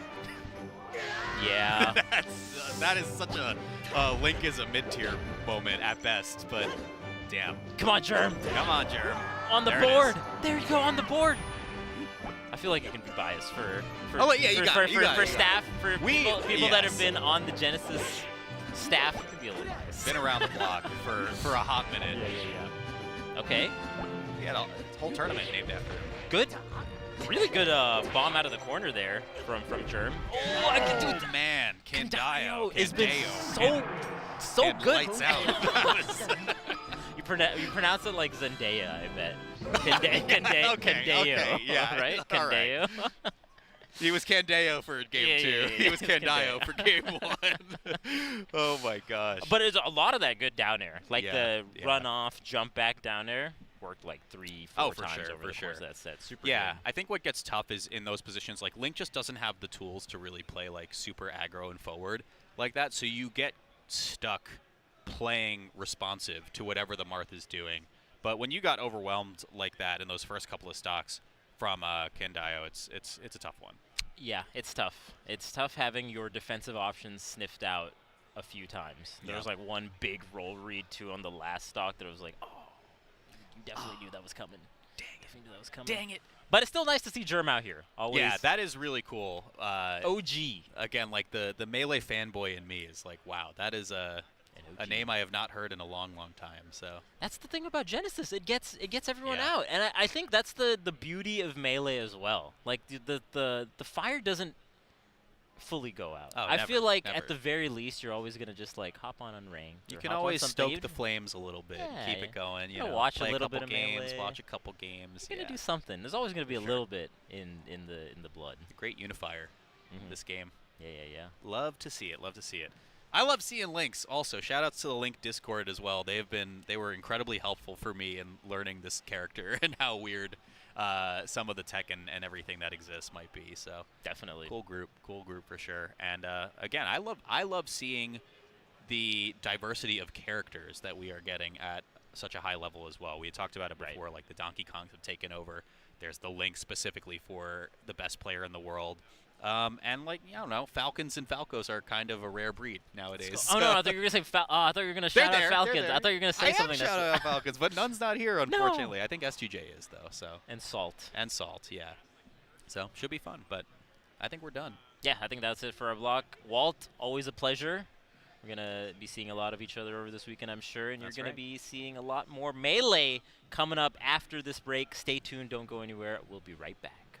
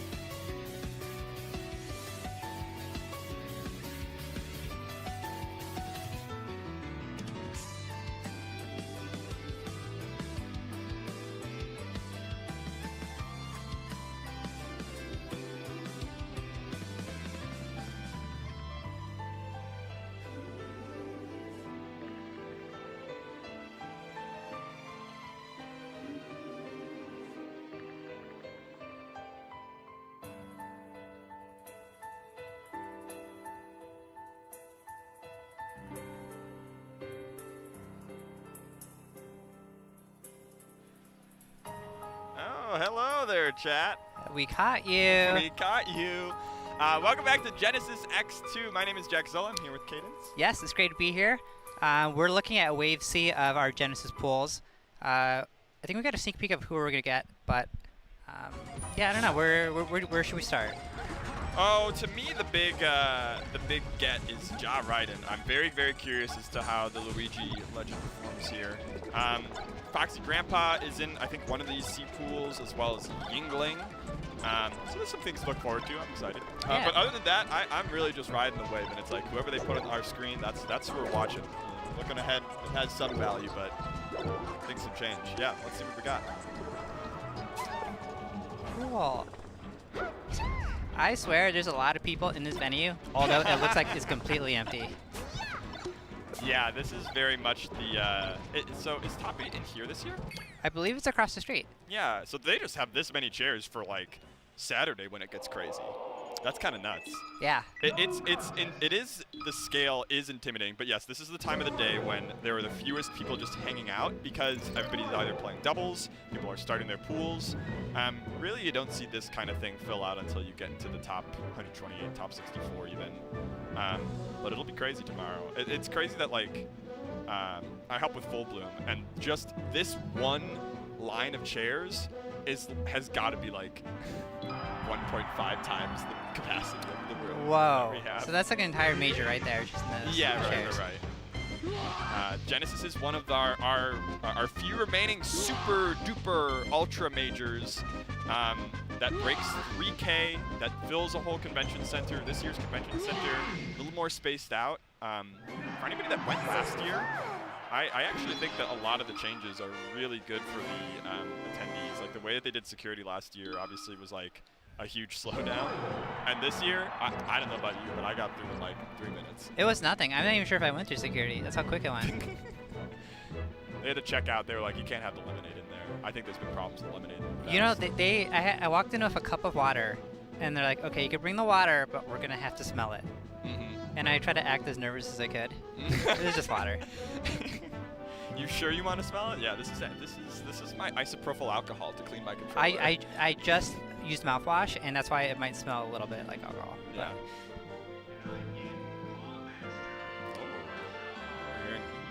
Ja comments. Is this a double box matchup? It's happening. I spent about 45 minutes arguing with Ohan the man, the TO of Tipped Off before I came on here about boxes. That man he can match my freak when it comes to arguing. I at the end of it I was like, is this what like old men in coffee shops used to do in 1910? They just argue for hours? I think so, because you hear like 2 or 3 versions of the conversation, and then you hear the rest of those versions, the same ones for the rest of your life. Yeah. Okay, we got Nmog and LimeWire going at it. Peach versus Fox. LimeWire, the classic computer program that will screw up your parents' computer. Yeah. Are you familiar with either of these players? No. All right, shall we Google? But right now, we also have just like the matchup in front of us. So Peach versus Fox. I actually think this matchup is pretty fun at all levels. I think Peach players sometimes get pretty frustrated by Fox. When I was first playing, I played Peach and I learned against a Fox player. Okay. And then I decided to pick up Fox. Because if you are not okay with just getting beaten up and the Fox running around the stage in circles around you, and you're not okay with that like level of patience, then Peach is probably not the character for you. Yeah, and I also want to point out that these two characters are, I think, what a lot of people consider the most optimal. I don't want to say the word broken, but like very strong whip box, right? Like you see probably the box being pushed to its limits in this particular matchup. Oh yeah. Doesn't Peach unlock like a ledge dash with box? I've heard a lot of things, but there's enough things that become consistent where people kind of shape their game plans a little bit around it. Yeah. Things I'm looking for are things like sub floats. I mean, if we see a Peach ledge dash, we'll know it. And yeah, just like being able to get those 1.0 cardinals is going to be really nice. All right, you know, this is one of those things where it's like you hear it so long you become afraid to ask. Subfloat versus hyperfloat. What's going on? Jack, I was hoping you weren't going to ask me this question because as a Peach player, I sometimes go to my fellow Peach players and ask them the same question. This is impossible to Google, by the way. Yeah. Maybe I'll make a video about it. Basically, all hyperfloats are also subfloats. When you double jump, It's a classic rectangle square. classic. Everyone knows it. And so it's, I don't know, like a subfloat looks like you're clipping through the ground. It's kind of cool. But if you get the momentum that you usually get from a double jump and you're subfloating, then they call it a hyperfloat. It's like so minor detail. Like if you blink it, you're gonna miss it. So you're slightly faster, like pushing forward or backwards? Yeah, I would put it akin to like moving quickly out of shield. Like Okay. you can go from shield and move and attack pretty quickly. Yeah. The other big thing is it keeps you lower, and that's the part which I find like really powerful. You can low profile things that you wouldn't normally be able to, or even get like an ASDI down on it. Nice. Oh, I love that. Fox, a lot of his aerials connected to up smash. If you get like the little itty bitty hitbox, you can do forward and drop down up smash. You can get a little soft. It's a little harder with the nair, but there are some spots you can get it. But I love the soft back air, middle hitbox. Oh, and Mog smiling for the camera. Yeah, LimeWire deep in thought, trying to figure out what's What's a torrent? a torrent. Actually, did LimeWire work with that file type, or was it just a completely different? I think it's just So, raw MP3s. My understanding of it is LimeWire was for people who were like too dumb with computers to actually torrent correctly. It was like the first user-friendly way of stealing on Yeah. the internet. Yeah. Which also made it like the least educated group of users to click on like, you know, Right. something called, you know, This is not a dot, virus. dot, dot .mp3, dot .exe, dot Yeah. .zip. Yeah. And it died probably a horrible death as the DMCA's came through. Oh yeah. Okay, you're fine. Oh, you. What? I love So teleport that's there. a unique box trick where you can time skip a little bit. Very impressive. Yeah. It takes. I mean, listen. The inputs are not free. A lot of GCC players, they see the box players going forward in time, and they think that's cheating. It's not cheating. It's perfectly within the rule set. You can Yeah. check the Genesis page.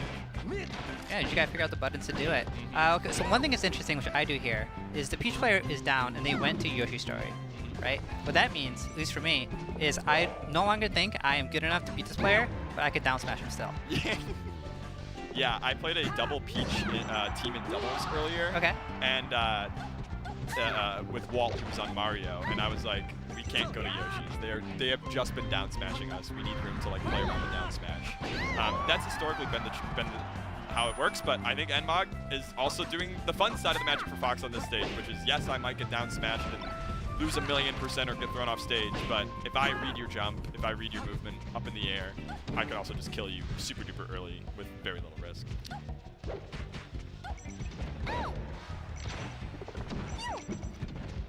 Yeah, poor Limer's getting bullied here. That was pretty quick. Yeah. That's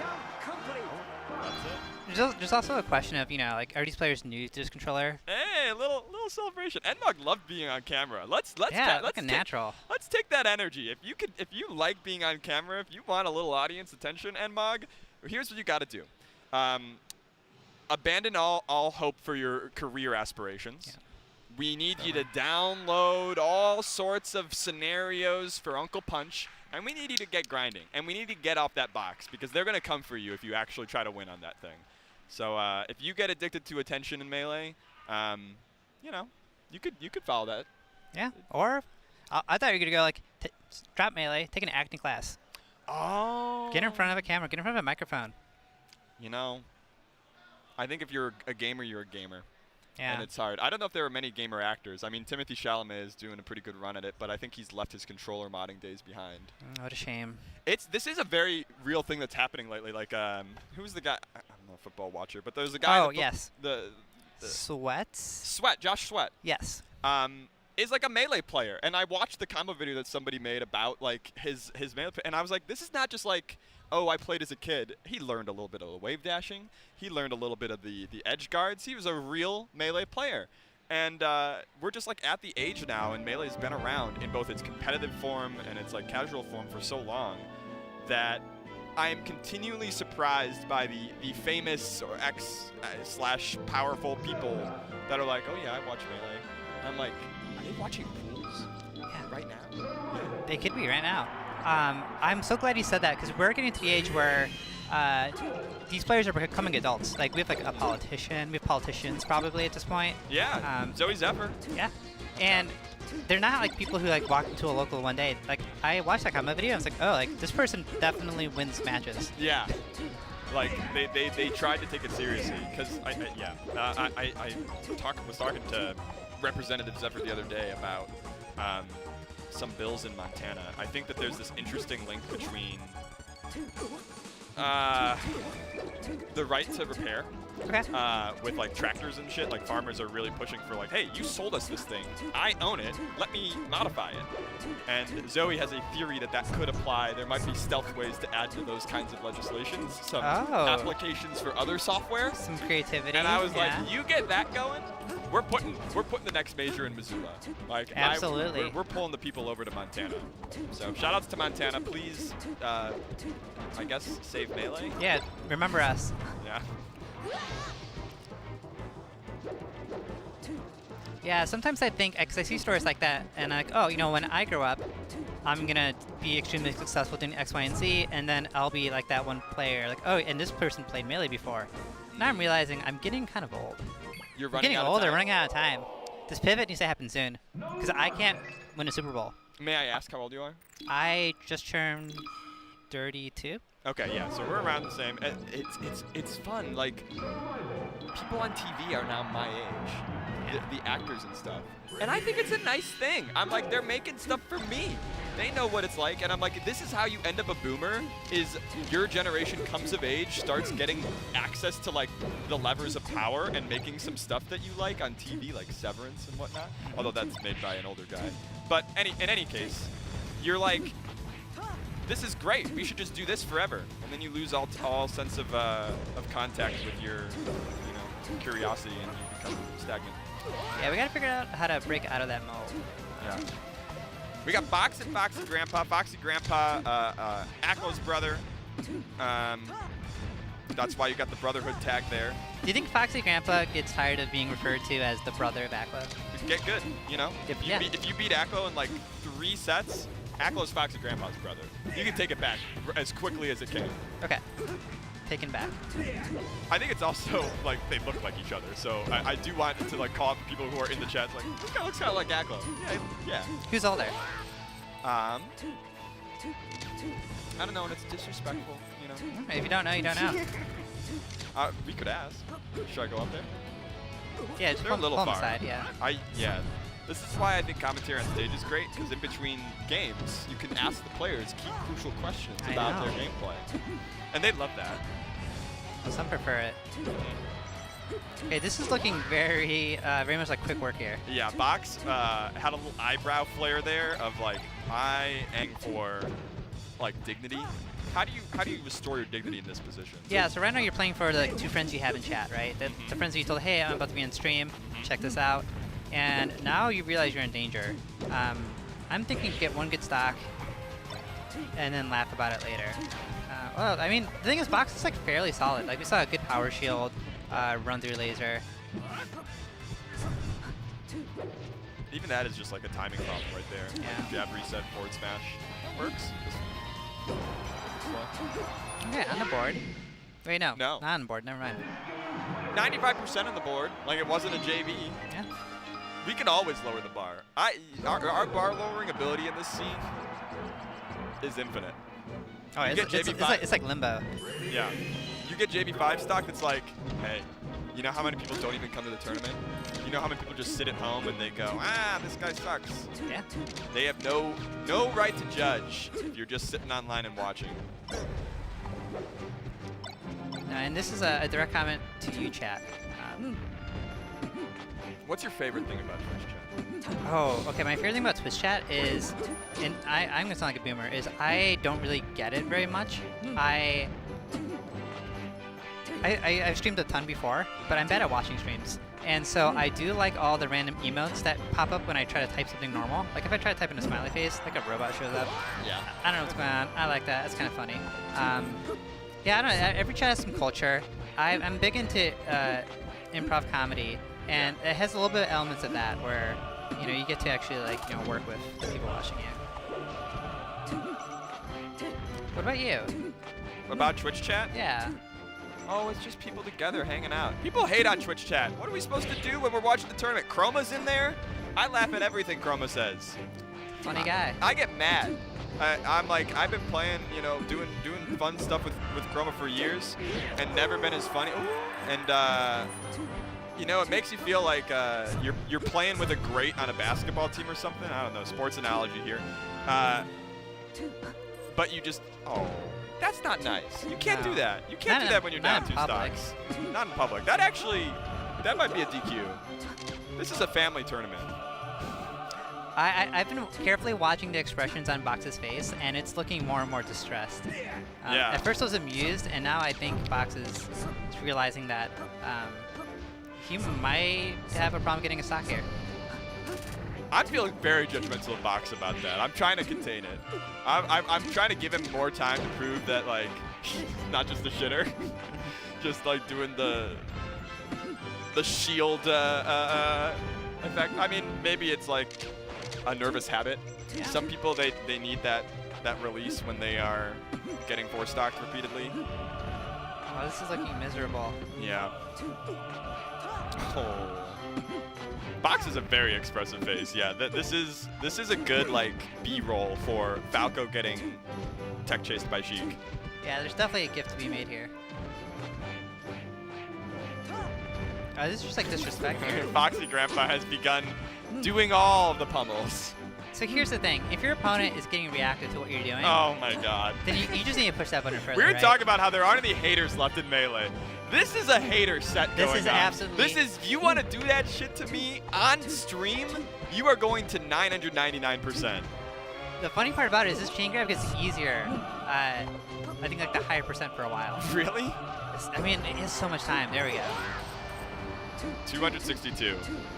Yeah, it has become a torture chamber in which Foxy Grandpa is looking to seek retribution for Box's disrespect. No back throw. Yeah, if back throw is the I'm gonna win, this is torture chamber. He can't go anywhere. Nope, down again. Where are you gonna go?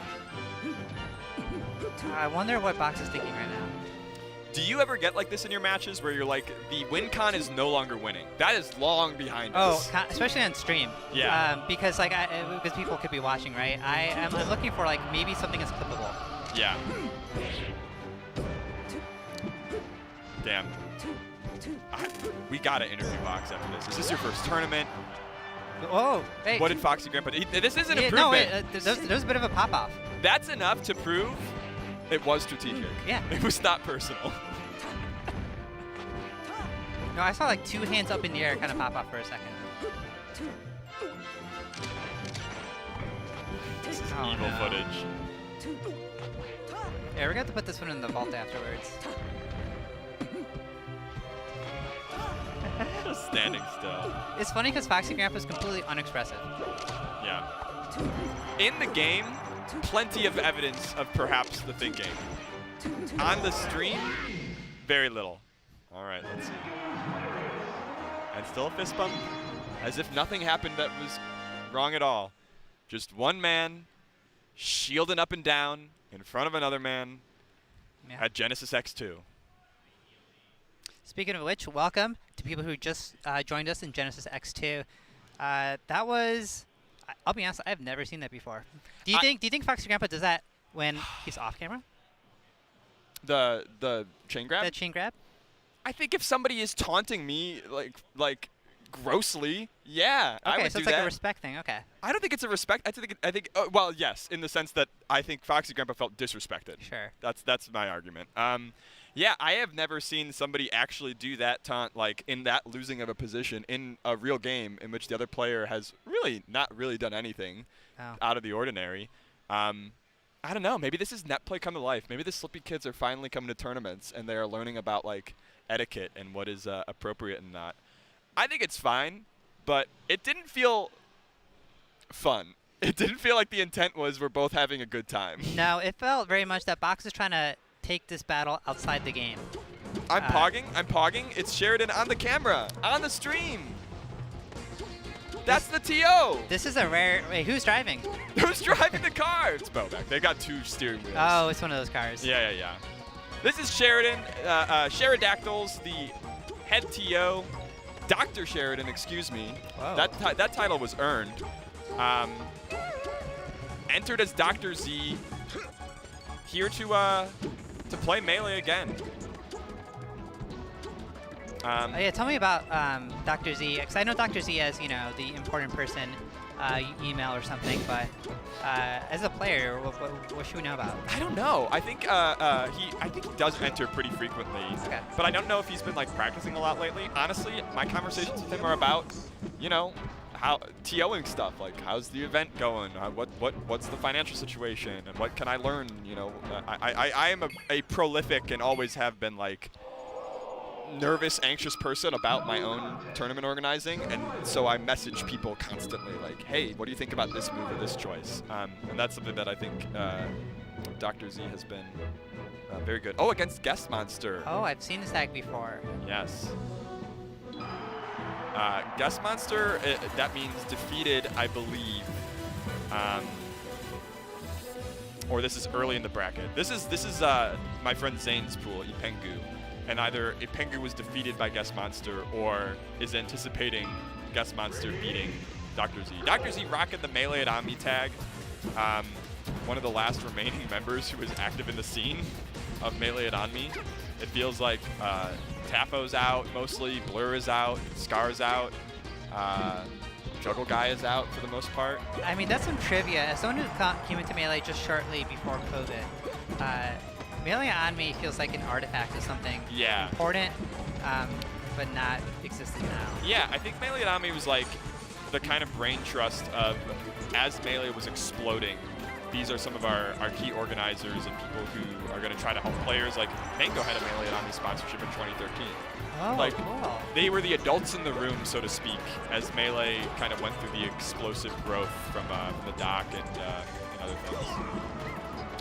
Guest Monster, my memory of Guest Monster is this is a combo seeker, a hype play monster, you know? I'm going to guess where you're at and do something crazy on it. Right, and so a lot of people talk between like, you know, reading or reacting. Do you think Guest Monster, the tag, is indicative of, you know, actually going for reads, or maybe playing down the fact that she is, you know, reacting to things? I don't know. It's a good thing to look out for. I think this matchup in general is, I think it's kind of fun for both sides because Falcon does have some ways to actually kill Puff, and Up Air is pretty good at like dealing with her aerial. Like, they both love to be in the air and use drift. But at the same time, he's a fast faller, and like Puff has great edge guards on him, as most of the cast does, and some fun setups.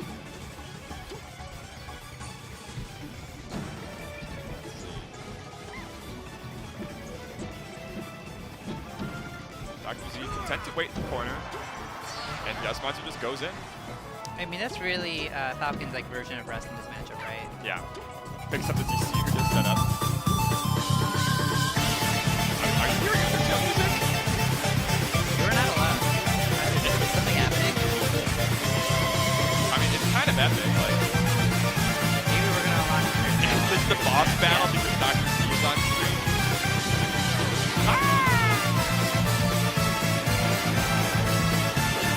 Guest Monster, not drilled. I like to imagine this with Guest Monster soon as well.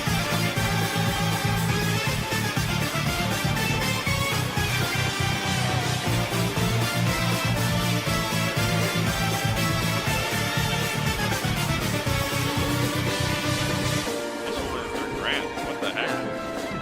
But that being said, you know, Dr. Z's run is sort of the protagonist run.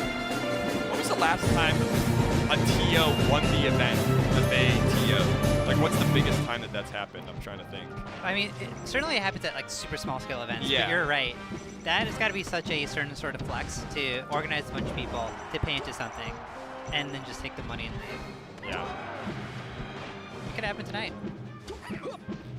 That is like the refrain at check-ins at least at Full Bloom. That is our the catchphrase when you check players in is "See you in Grands." And you say that to everybody. You gotta believe. Maybe not anymore. I mean, it's a bit of a white lie, right? Yeah. I'll see you in Grands It's a in a cutesy chair lie. in the Yeah, audience. that's true. That's true. Yeah. Oh. I think, yeah, my brain was going to like Fox mode, and I was like, just hold the ledge. But Fox has so many faster options when trying to cover Falcon's like end lag on the up B to just go straight from ledge back to stage. And I don't really think Puff has stuff like that. So it's like you do have to kind of hard commit to ledge or stage in that spot. Ooh, brutal edge guard. Yeah, that's the sweet spot, right? When you can just go out and make the guess of your own. Guess Monster has been very good at kneeing in the corner. I'm waiting to see what Dr. Z does to kind of combat it, because I think Dr. Z's been okay, but that has been costing a lot of percent. Yeah, I mean, truth to the name, I've seen plenty of like just like raw reads for these knees, and maybe it's just like fine Ooh. value. Oh, here we go. I love that. That's really good knowledge of like, hey, there are certain moves that I've unlocked. You're high enough percent where I can go for a backer that will cost me an up B against Puff, because I'll just hit you far enough away that I can get through all the up B and lag. And a roll onto stage from Dr. Z costs whole stock, but it's so close.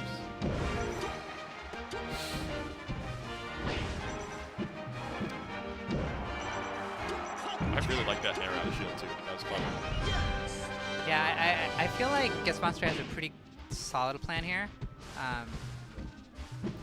It definitely feels like Dr. Z just trying to catch up and not fall behind on these huge openings. Oh, the O'Reilly recovery. That's Shouts out to the Midwest. Shout out to Father O'Reilly. Okay, these are some rough trade deals.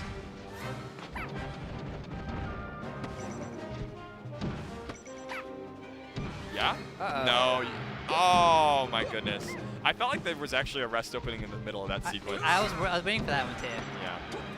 Maybe fell into the trap of like missing your window for it and trying to force it later. Yeah, that's like a huge phenomenon in Melee I notice all the time. It's like, it's my #1 way to find reads on somebody is if they missed something that should have hit, Yeah. they are going to go for it again expeditiously. Yeah, you see it all the time with like ledge dashing when they like for some reason cannot get their ledge dash down. You just know they're gonna keep going for it. Yeah. Well, you gotta practice. Yeah, and not in a game.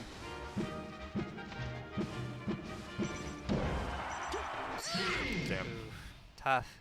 That's rough. That was a deceptively close set, but Sheridan just never had an answer for, you will be here, I'm putting my knee here. And so Guess Monster advances.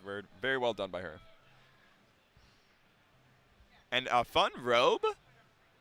Looking casual. Ooh.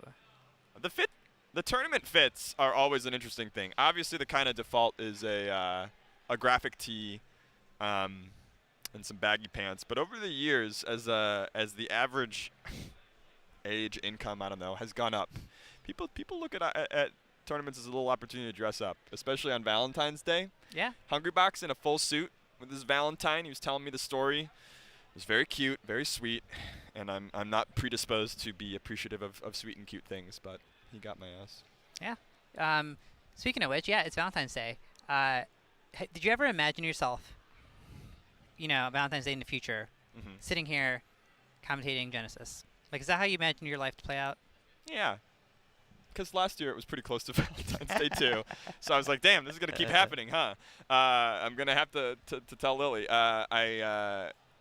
Yeah, I would say that there are many gamers here that have made compromises to be here and owe somebody something, a cooked dinner, a nice meal out, because they chose to go to the Sweaty Gamer Convention rather than be with their loved one.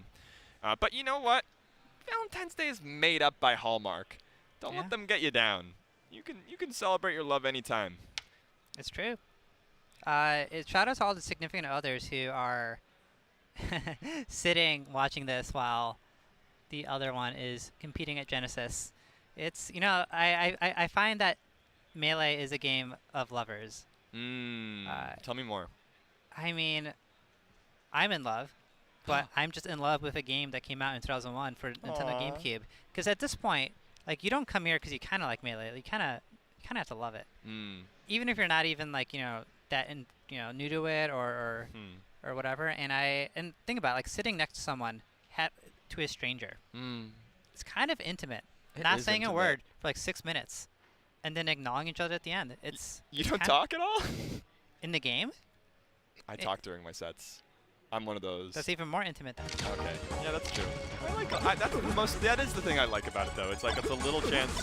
I try not to be too annoying, but like, I'm a little bit of a loser at this point when it comes to my bracket doubles performances. Okay. But that also gives you the opportunity to be a gracious loser and make it fun and be like, hey, that was really good that you did this and that. You know, you super caught me with this. I always feel like it's nice to have those moments of acknowledging and that you appreciated how the other person played. I'm sick of this, like, I suck. The other guy, you know, they beat me because I played bad. You know, sometimes they play good, Yeah. and good is relative. KJH on the stage. Speaking of love of the game, this is a true Melee lover for sure, and a student of the game. I remember watching one of my favorite sets from KJH in recent years was at the last Big House, KJH versus Aklo. I super recommend it to people to watch. It is the most big-brained Falco versus Fox set I've maybe ever seen. It just is the most unusual pace.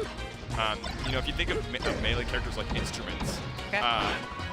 you know, these two people are playing guitar and bass, but they don't sound like any other guitar and bass that I've ever seen in that set. So, but I don't know that James Jr. is as much of an odd duck as Aklo's Fox, so I think KJH is going to be kind of leading the charge here. And that's what we're seeing. Oh, I was gonna say that was such a great stock. Doesn't matter. You're up by lead. We're hanging out on the Angel platform. See, that moment is kind of intimate. Like you're just taking a moment. The Angel platform. We're both in heaven. I think some people, they see it as very personal time. I'm with you. I'm thinking about what my opponent is thinking of me often, which is probably not a good quality to have in a player. But on the Angel platform, I'm like, am I taking too long? Do they want me to just come down? I get the same invincibility either way. Should I be polite and just go first? Oh, KJH is on James. Yeah, I'm too worried about what people think about me, so I'll often just like leave the Angel platform first. Like, you know what? This means more to you. Yeah. I'm just gonna hang out over here. It's a little bit of a game theory situation, right? Where it's like you both have the incentive to wait, but if you defect first in the form of going down, you might get a good faith defection in return. Right. And now you're friends. And it's like probably, you know, best for both people to just like, if they're both gonna leave the platform, just like leave immediately. But, you know, The only time I stay, and even knowing the opponent's going to drop first, is if, like, so say we both died because I took their stock and then I missed the ledge dash. I earned my intangibility. yeah. They did not. I'm going to take it. For me, I use those 3 seconds to kind of reconsider my entire life and how I got there. Uh-huh. Because it is truly wild. It only takes 3 seconds to do that? Or do you get, like, just a chunk of the workload done? No, I have an abbreviated version. Okay. How's it go? If I say it, I'd get in trouble. But yeah, I can sum Okay, it up fair after, enough. after stream. Yeah. I'm looking for tips and tricks. Things to tell yourself on the Angel platform. Just some a book about affirmations. Melee. Yeah. Affirmations on the Angel platform. This is good. We can sell this. Yes. KJH with game 1, I was honestly a little bit surprised by how many stocks James took. Obviously, one of them really was just one and then a missed ledge dash, but I guess that puts the hypothesis. Is James took a little bit? James Jr. I could have been a James Jr. My dad's name is James. Could be a little bit gauche.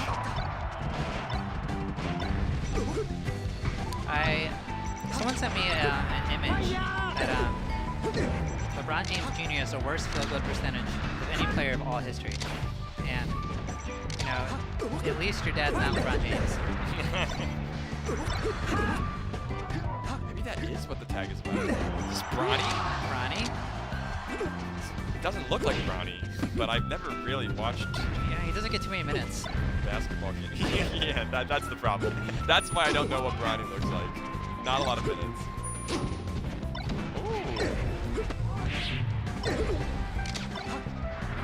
Do you know your spots like that? Like the places where you can get the edge cancel on some real...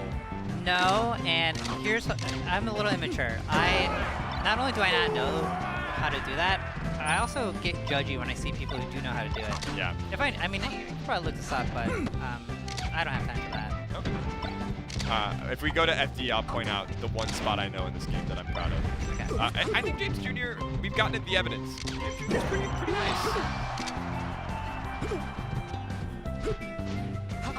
I mean, this is like really like a 1SD game, right? I like the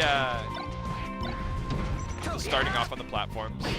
That little like fighting his way in is really good. And like you put yourself in this range where Falco doesn't have time to try to turn around and laser to stop your approach. But you can still obviously just get like out scrapped. So for James to be able to both prevent the laser from coming out and win the scrap was nice. Obviously though, KJH, his punish game is just way better right now. Yeah, I like what I'm saying. Like, James Jr. is doing enough to get some respect out of KJH, Yeah. which not many can say. Speaking of James Jr., look at KJH's hat. I know. I did not know this. It's a good time to be a Lakers fan. I work with a lot of people from Dallas. I'm so sorry. Well, thank you, first of all. But it was a mourning period last week in which many people felt shell-shocked. Very clean. Yeah.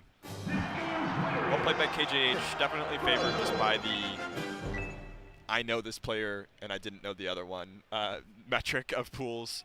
But James Jr. was impressive.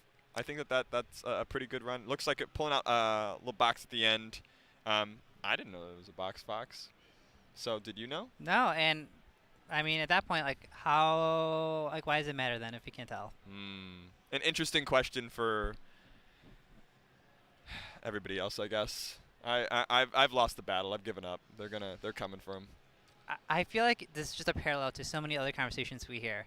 It's fine. No one's hurting each other. It's all fun and games, right? I told Ohan earlier. I said if nerfing box we can do for free. We can do that with the amount of kind of community vitriol or Sure. dislike that there is today. But if you want to ban it, we need a box player to get top 3 at a super major or win, and we're gonna need the top players to make a throw. They're gonna need to throw if they really want this thing gone. Oh, I like this gambit. Yeah. Yeah. So we're going to go to a break real quick. If you want your top players to throw to box players in order to defeat the evil within, let us know in the chat. Call if you us. are, call us. We have a toll-free line that will appear at the bottom in just a moment. We need every dollar to keep the broadcast alive. Thank you so much.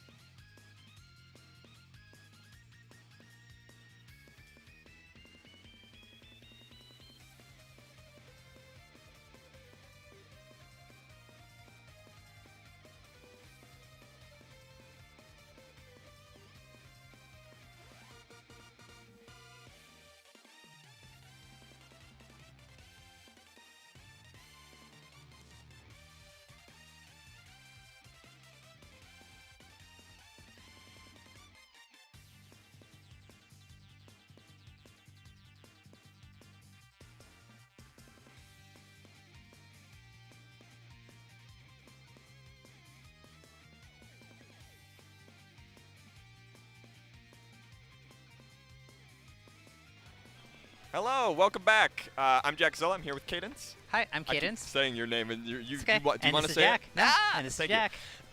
We have Yingling versus Foxy Grandpa coming up next on stream.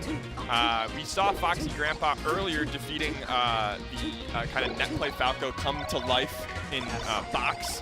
And now we have a decidedly local grinder, Fox, coming to life. Yingo has left Falco long ago, and it's going to be doing Fox Cheek. I love Fox and Fox Cheek. I feel like I have the easy side of the matchup. Tell me more.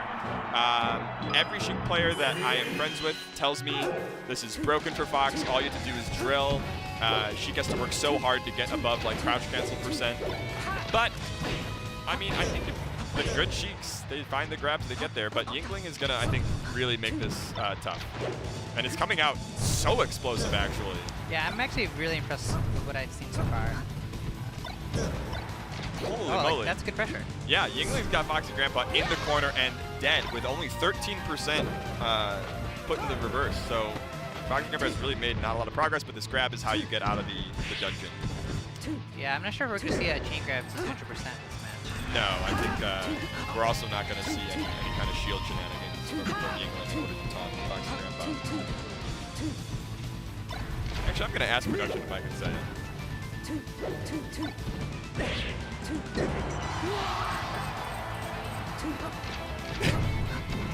Production told me use your best judgment when referring to that. I guess that means a no. And, It just sounds so much worse. Like, yeah, you can't use the slur. I know, but it's you like just the yeah. Patton Oswalt bit. There's a Patton Oswalt bit where he talks about how like people who try to censor like sexual stuff or like weird stuff end up sounding more gross. Yeah, it's like you bring us to the worst possible. Yeah. Yeah, and what you just asked for was completely disgusting. I'm horrified that you even asked for it. Hey, what can I say? I used to not ask for permission. I'm trying to be respectful. You would just drop that word. That's right. That's right. All right, let's see. Foxy Grandpa now has climbed back to the lead. Oh, getting stuck there is a really bad spot, but Foxy Grandpa not really able to cover too much. Yeah, Foxy Grandpa is completely taken over the middle of the stage. Oh, Whoa. down! Looking like one of those like downers from Smash Ultimate where if you don't hit anybody, you just dive to the bottom of the stage. They got those in that one? Yeah, you know what? Because I tried doing that once, and that's probably about when I put the controller down. I'm like, Yeah. this move is not good enough to kill me. Yeah.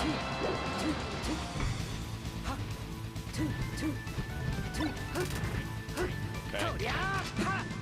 Good grab, but up smash super duper optimistic. I think Yingling struggling now with a little bit of frustration. I think Foxy Grandpa figured something out spacing wise. Yeah. Oh.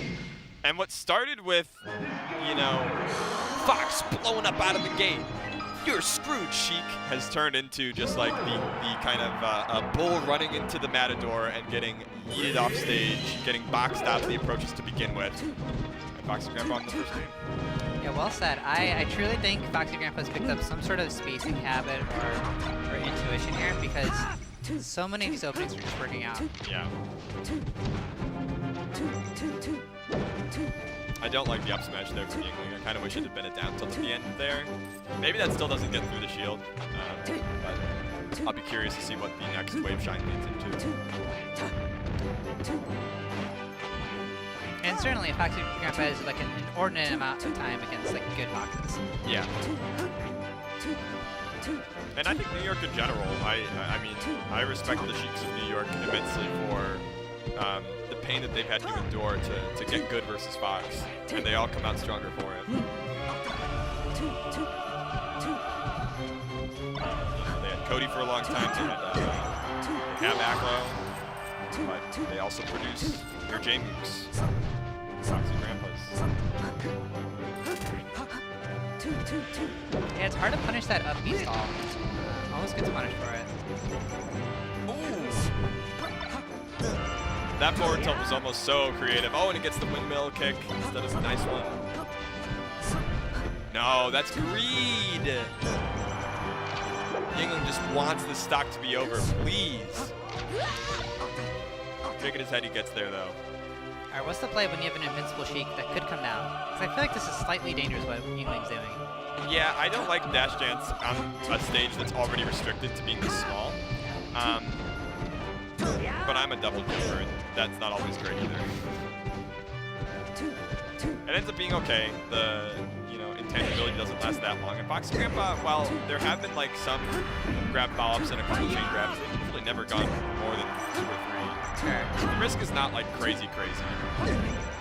Oh, wow. Foxy Grandpa did such a good job of closing the distance after getting that first needle, making it all the way across the stage from that first meet. Okay, here's 3.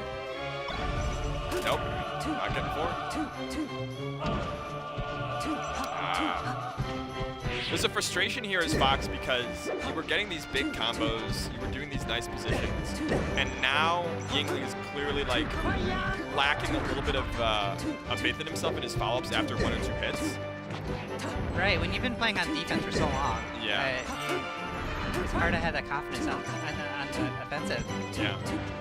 And at 144, it's like, yeah, if you mess up once, you are going to actually just lose your stock.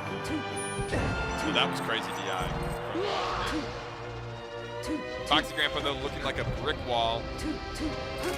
We'll see what the transformation can do for Yingling. Ballsy. There was the edge guard. Oh, over. We're done.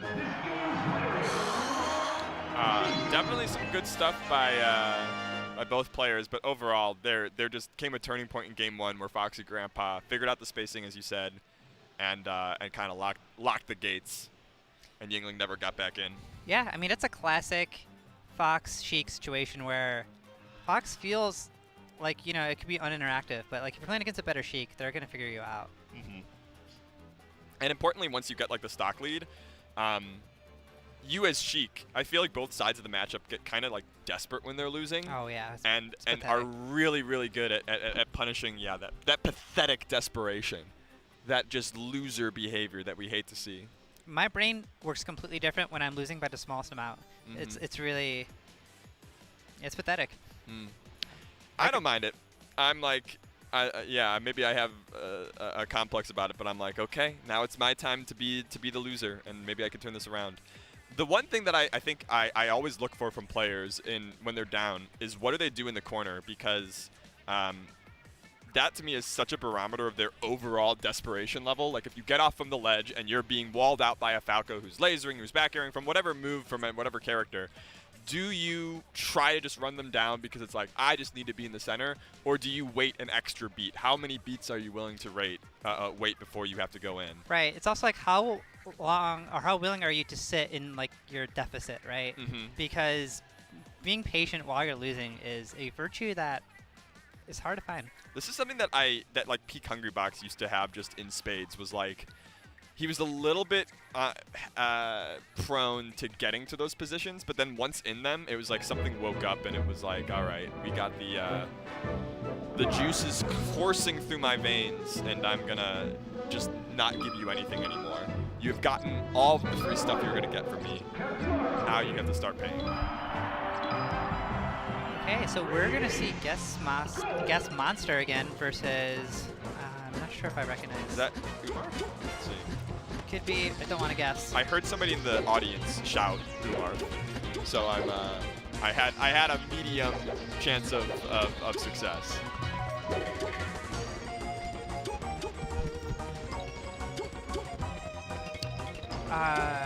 Umar, I imagine. Okay, I'm gonna assume this one plays Marth, maybe. Yeah, Umarth is a NorCal Marth. Very talented. Has I don't know where Umarth landed, if at all, on the last rankings. I can look it up. But typically does very well at your the locals, as well as doing decent runs in tournaments as well. Was ranked 98th in SSBM 2023, got 65th at Don't Park on the Grass just recently, 25th at Genesis Black. That's actually a pretty unusually low result for what I'd expect from Umar. but has some good ones, right? Third at Genesis Black in 2023, losing to Lucky. 2023 was in general a pretty good year for Mark. So this is the question, right? You had a little bit of a drop off in 2024, went from 98th to unranked. What's your intention? Genesis is, as the name implies, a new start. Is this a resurgent year for you, Marth, or is it kind of like, let's just see where the flow takes us? Yeah, Melee is so interesting with that because there's the question of like, have I hit my peak? Like, because it's not clear of Melee, right? I think we all can like believe like, you know, we're not even at our peak yet. We're actually, next year we're gonna break out or whatever. Yeah. I am feeling lately, like the nice thing about esports, I think age is just such a small factor. I think most of the time, for most goals that the average person can have, you could probably achieve them for the next, like, I don't know, 20, like unless you really screw up your hands, you could get into your 40s, you could get into your 50s. There's a player in Phoenix that is a Link player who's like, I think, over 60 or something, and takes sets and stuff. Whoa, So, I did not know that one. yeah, we can still keep going, like, pretty much the whole time. I was thinking lately, like, I just recently hit like a new peak in solo queue in League of Legends, and I was like, playing this game for 10 years, and the last time I was like, the last time I peaked was 8 years ago. Okay. And I thought I was just done.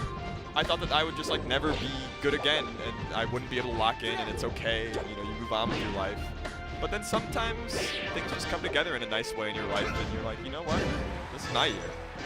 Do you think you've peaked in Melee?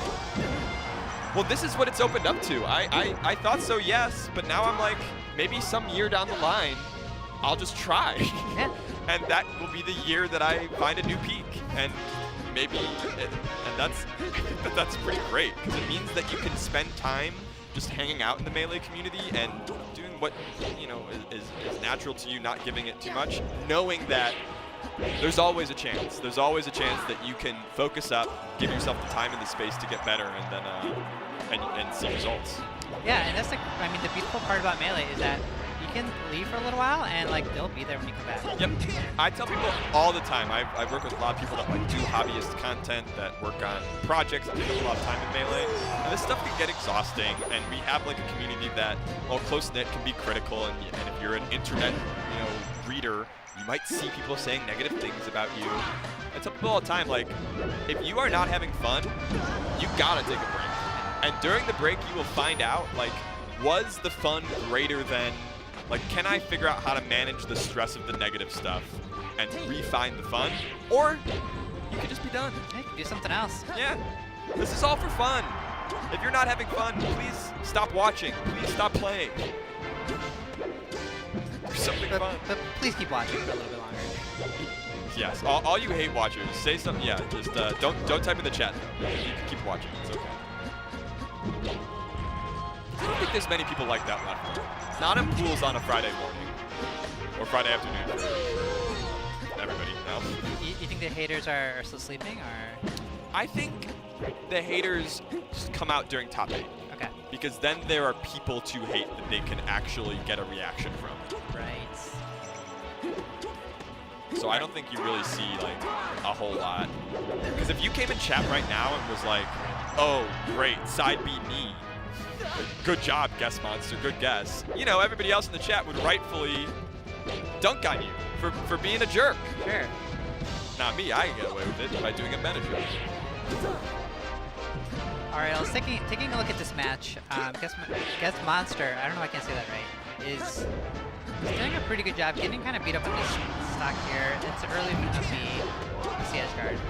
Oh, Edgeguard.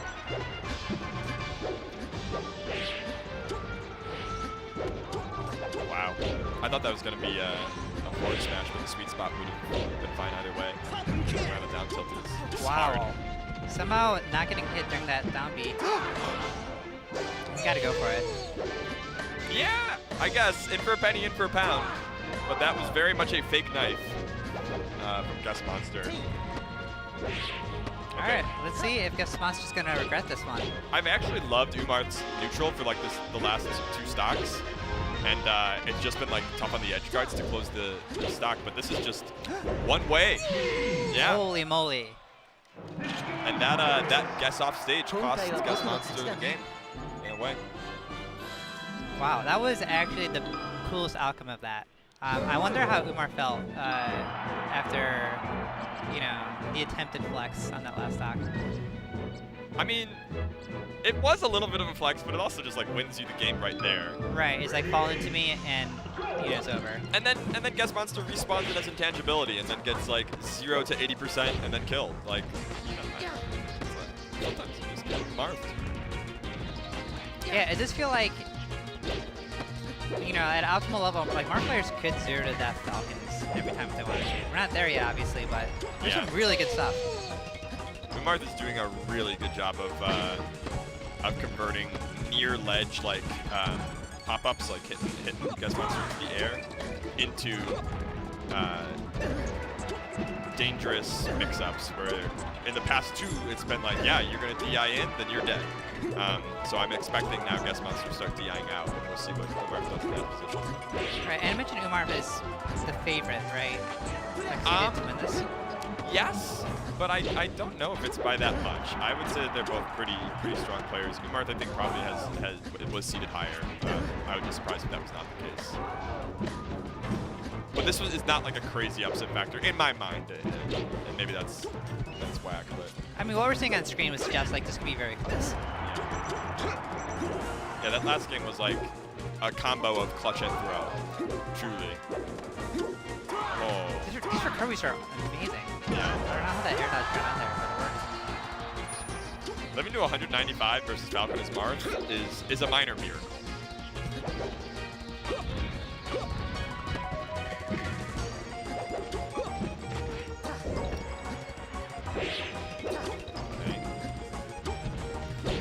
They're feeling each other out on the top platform. Not much happening. Oh, here we go. Yeah. Oh my gosh. I don't know if I've ever seen a down air from that Down high from up. high on the top platform that just barely misses a tech opportunity. I mean, does SDI save Guess Monster there? Maybe. That was like a double jump from top platform to get that.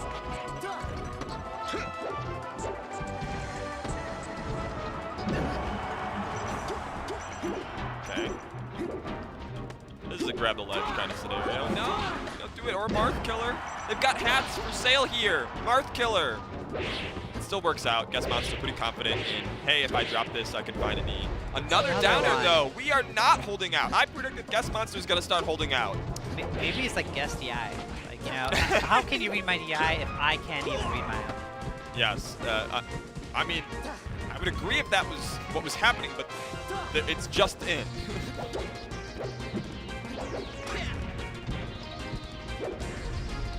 Okay. We love it from the corner. Yeah. You get one of those a match. I feel like there actually might just be some hesitation on grabbing ledge for some reason. Oh. Or something's not quite right. Yeah.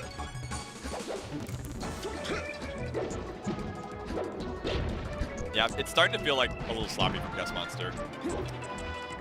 Okay, so like we get the Marth Killer, but like Marth just made it. So Yeah. it's a little awkward there. So it's a Marth Killer setup, but like Marth still has jump. And is close to the ledge. Uh-oh. Oh! Oh, that was nasty. And I feel like even at the end there, Guess Monster was still holding it, yeah? Yeah? Like, maybe holding out on the last one still you get hit by the forward smash, but well played by Umarth, you know, taking the early kills. There is just one of the most well-documented matchups in terms of the follow-ups you can get is Marth Falcon. I remember when I was coming up and playing Marth, like, I had this whole notebook that was like, okay, Falcon's at 74%. If you up throw, you could get the forward smash at any percent. Like, it was very comforting to me to know that so many things were always true. Yeah, in a game where there's so few like combos, you hold on to those moments like, oh, this will work if I do this. And it feels so good. And I mean, Melee's awesome because it doesn't have that many of those, but when you find them, like you never forget those. Yeah, I mean, I feel like there's many that are conditional on one thing not being done. Like if you allow for, and my opponent does an SDI, and my opponent doesn't do, and then like insert one thing, very, very combo heavy game. But in terms of like they can't do anything about this, it is definitely more rare than I think we sometimes pretend. because it is a Smash game after all. You look at every other game in the series, there's not a lot of combos. Like, No. this is not a combo-heavy game. Lots of bits We've and invented pieces. our combos. Yeah. I was having this conversation with someone earlier about how, like, why Melee is so cool. And there are things that are true, and that they're true today. They were true 10 years ago, and they're still gonna be true 10 years like in the future. Yeah. Like, you could teach, a random person in the street how to morph killer, Yeah. and like that's gonna work basically forever, on the condition that they don't have their double jump, Yeah, they're right. not too close, they're not whatever. But yeah, it's those moments in Melee are pretty cool. All right, coming up to the stage, we've got Ja Raiden. Ja Raiden is from Switzerland, I believe. Is Faraway 90th on 2024 Melee rankings and 7th on the EU rank in 2023. I actually don't remember where they were ranked. Oh, 90th. Sorry. I don't remember where they landed on the 2024 European rankings. But I believe it was top 20, maybe. I'll have to double check. But Ja Raiden, a name that comes up a lot when I float out the question, like, who are you investing in? If you're a Melee watcher and you want to get some good results along the way.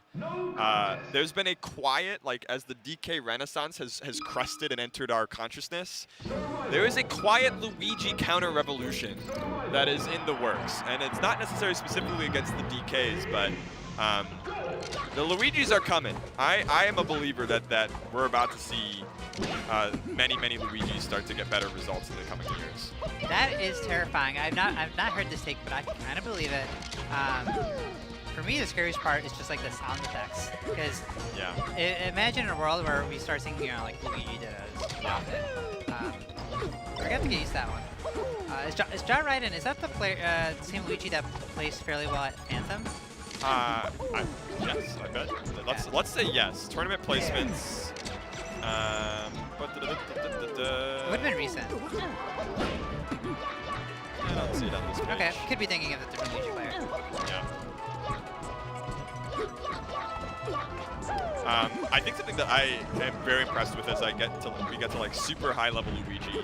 It reminds me of something that I felt watching actually Ice Climbers from Nikki at Don't Park on the Grass during that IBDW set, or the Cody set. Jesus, what year is it? Some of the movement is just so explosive, it makes you gasp. Yeah. Where you just watch them shoot across the stage at 1,000,000 miles per hour, or slowly with a jab that was not the intent. And it's always very cool to watch them abuse that low traction to make exciting moments happen. I know, and there's like a moment when the other player gets like kind of afraid of Luigi, and that's when I feel like the tides start shifting. Yeah, that said, Loam is doing great. This is a famously funny and bad matchup for Luigi. There is that old bit about SK92 shooting 1,000,000 lasers at Luigi. If you just want to beat Luigi as Falco, you can shoot the gun quite a bit. I felt like Loam's gameplay though has been pretty mixed. It's pretty honorable, pretty respectful. I actually just met SK recently. Still talks about that moment. Really? Yeah. Talk about peaking. Yeah. Well, who knows? SK still enters locals. Okay, then the future is always open. That's what I'm saying.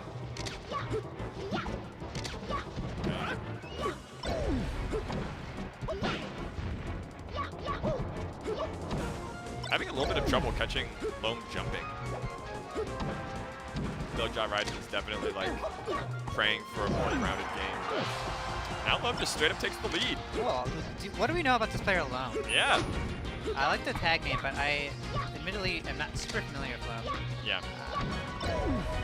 I will say that when Loam is shooting lasers, it's like not a full lockdown. Like there's definitely a lot of interaction that Ja Raiden is doing, and surely like Luigi has like a playbook of what happens when you get shot at.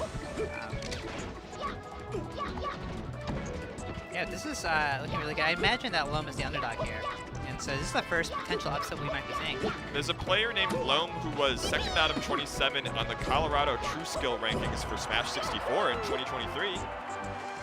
This be it. Yep. Sounds right to me.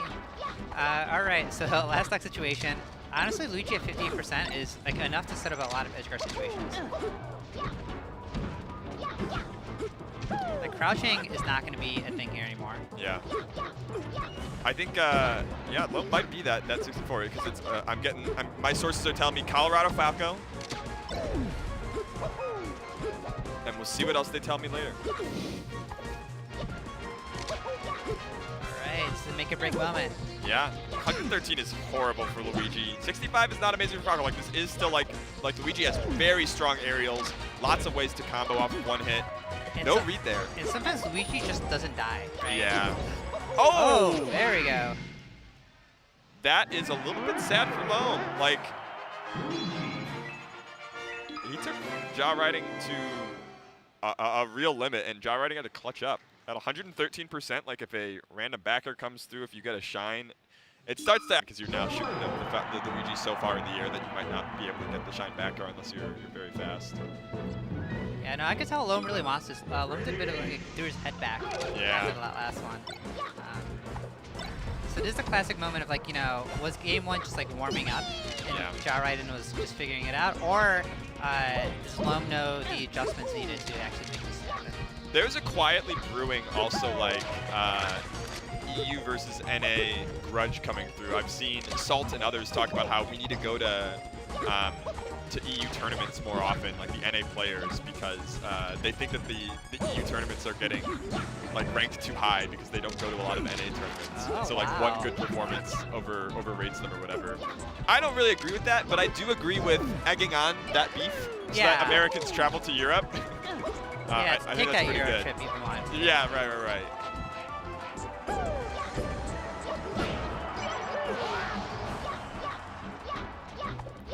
Alright. Can Loam find an edge guard against a kind of a misleadingly difficult character to edge guard? I find this edge guard very stressful. Yeah. Like that up B, If it's sweet spotted, Yeah. it's just fine, yeah. I don't really know why Ja Raiden went all the way up there.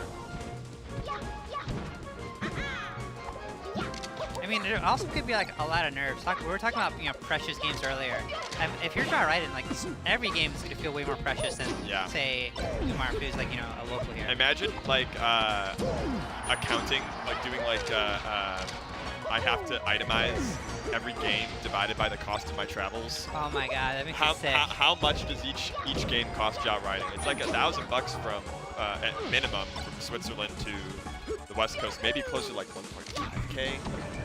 Or if you did the math of a player who's like not that good but goes to a lot of things, it's also an expensive. Yeah. That's, you know, but we don't have to think about that. These are expensive games. Put some respect on the Europeans. They gotta make everyone count. Armada's secret power? Terrified of losing money.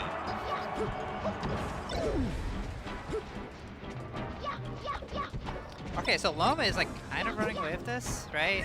Are we saying what I'm saying? Yeah. This is looking like the first game was a fluke in the direction of Ja.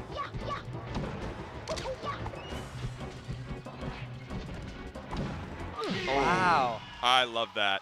I love that. To me, that is... Oh, and the crowd likes it too. Loam excited. Or I think Loam was just telling Ja Raiden, here's where I ban or whatever. Oh no, but there was emotion behind it. Yeah. I love when Falco's Suicide Dare to end a match. I like it when they Suicide Dare to trade stocks with the lead. Yeah. I think Suicide Dare is so underrated, and is I hope it's the future of the Falco meta, because it's like just win one stock and then guarantee the others. I mean, it's like one of the scary things you can do, right? It's kind of like a trust fall Yeah. that sometimes gets you killed. Like some trust falls, I guess. Yeah. How many people die, do you think, at like summer camp trust fall exercises every year? It's I'll be honest. I have no like sources for this. I wouldn't be surprised if kids don't do trust falls anymore. Yeah. So it because really of the- only takes one, Yeah. you know, egg to crash. There were so to just say. thousands of deaths that were coming through from these summer camps, unreported by the news media. Of course. You know? And they won't tell you the true story about trust falls. Trust is for the birds. We should all hate each other. Yeah, your life is not. Your life is worth more than that. Don't friends don't let other friends trust fall each other. Yeah. shouldn't trust me. I'm down to do one after this, though. Oh, time travel glitch. This is something that Jab Riding did at the beginning of game 1 that I don't think we've seen since. It's just they falling up B to catch some spots. To me, it reads extremely ridiculous, but the success rate is like 4 out of 5. I mean, if it works, it works. Yeah. And Loam is just not opening up. It's like, yeah, you're gonna have to get through the wall. Come at me. We're seeing jabs. Okay, it's finally a lead from Jab. We haven't seen too many of them, honestly, so far this match. How does Luigi do in these transformations? I never have to think about that too hard. I don't know. I think one of them, isn't there lower traction for Luigi? I feel like I've heard that before. I don't know if it's this one or another, but there's definitely one that has, like, Jigglypuff's, where Jigglypuff's, like, neutral B gets, like, an extra hit. It might be the, we'll see. It might be the ice stage.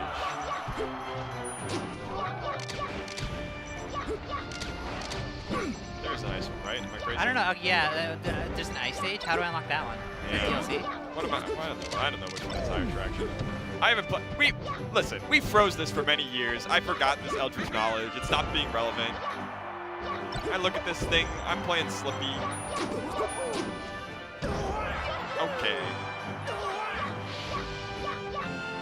I do think of our tournament legal stages, I think this is the coolest. Like, not just even, you know, transformations notwithstanding, the camera in the back. Yeah. It's crazy to have a feature in a video game that is this, like, camera within a camera, and then obviously the camera within a camera. And it not be distracting. Yeah. I mean, as a spectator, sometimes I disassociate. I'm like, oh my god, I can see so far in. It's kind of like a magic trick. Yeah. Also, yeah, this stage is objectively probably the coolest. It's like in a stadium. You have a fully packed house. It's the most like how we play Melee at a tournament like Genesis. Yeah, we gotta figure out how to put the Genesis stage on one of these. Just hoist it up. What do you mean? In the air, like how Pokemon Stadium's hoisted Oh! At the Ludwig chess boxing, Melee boxing. Yeah, but You put know the how- players, but raise up the players. They should raise up. They should have raised up the players too. Yeah, that was a missed opportunity for brand synergies. And you get lowered down into a box ring and fight again. A little spooky, but I think KJH and Fiction would have liked it. Oh yeah. All right, so this is best of 3 still. So Loam is kind of running out of room to play with here. Hugs beat the shit out of Toph. Yeah. We don't talk about it. No, I feel bad talking about it. He's a father now. Toph. Really? Yeah. That kid is gonna find that footage one day. Yeah. Loam shaking his head, looking sad. There was overall, you could make the argument that Loam was in control more often than not in this set. I agree. Yeah, with how those 2 games went, the first 2 games, I agree. Like, it was difficult to find a lead for Gyraiden. And yet, sometimes that's how it goes. Is like as the Spaceys is, you're playing these super strong characters. They have all this control, but you know, we call them glass cannons for a reason, which is this game is not measured in what percentage of the time are you winning. It's just how many stocks are taken. Yeah. And I think this is the core of what makes Spacey players such ragers, is it feels unfair. It feels unfair that I should be winning the whole time and then lose in the end. I agree. It requires so much patience. Like, you're like the fastest character. Like, imagine driving the fastest car, but it requires you to drive it slow so often in a race. Like, it would drive you crazy. This is why people who own Lamborghinis keep going 50 in the school zones. Yeah. I'm looking at you, MKBHD, YouTuber, tech reviewer. How irresponsible. It was really irresponsible. I uploaded a video. Anyways, a lot of people be speeding, and I would like you to slow down. Yeah, take a bus. Take a bus, yeah. I had to retake a license exam when I first moved to California because it wasn't reciprocal. Oh, we got Zane. This is what Zane told me was going to happen. I'm throwing away the anecdote about me failing my driver's license exam because I thought that the speed limit was lower than it really is. We got Zane versus Guess Monster. This is what Zane predicted earlier in the day. He said to me, if this happens and this happens and I lose to this person and lose to this person, I'm going to have to fight Guess Monster. Well, good prediction. I don't know. So we haven't really seen many upsets then. Like, everything is kind of playing out as it should, it seems like. Yeah, Loam would have been the biggest upset yet. Okay, so what? Okay, so Zane said all these things. Yeah. What happens in this match? Well, we actually played a little bit, not of Falcon yesterday. I don't know if it was prep or just like curiosity about Falcon. I don't know that Zane is particularly strong versus Falcon on Fox, but on Falco, I don't know too much. So I'm curious to see. I have had the bad luck that every time I watch my friend on stream, it has been kind of a disaster.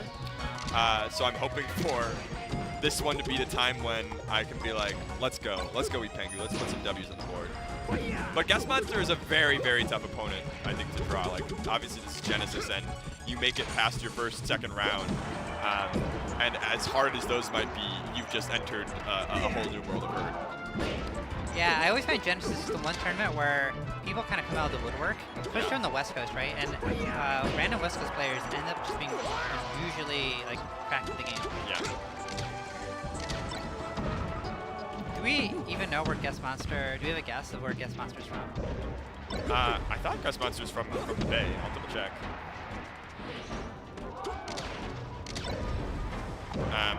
We don't have to, or we could just guess. I mean, we could just assume, or we'll assume we're right? Yeah, probably. Assumption Monster. Assumption Monster, very, very, very nice. I think Guest Monster is from Texas. Is what the most recent information I'm seeing. Ipengu, the things that I like about his gameplay historically is he's very patient at saying, you're going to run at me at this point, and I'm going to have something to prevent you from running at me. So I think his defensive play has historically been pretty decent. Plays at the nightclub very often, and is one of those people that, like we talked about earlier, is like, my best years are yet to come. Okay. Like, You have faith? I'm going to grind. There will be a time when y'all will fear Ipengu at the nightclub. Nice. Guest Monster making it hard and to take even just the one stock. Even this is yeah, not enough. I think almost down tilt might have killed there. But Falcon very, very heavy. Great ops attack. Oh! Oh my gosh. I do love when players start doing riskier things at higher percents. Because the payoffs are so huge. No! Yes, Monster was like the smallest smirk on her face. A little grimace. That was not as close as it perhaps should have been. Zane looking a little flustered. Yeah, I've seen this story before. It's okay, lock in. Don't look at the camera. We can't help you. No one's watching. He knows I'm watching. Or we'll talk about this at the sprint review. We'll talk about that up B at the end. Got it. The weekly meeting. All right, so what do you do to untilt if you're feeling like you're not yourself, you're not playing as you should be?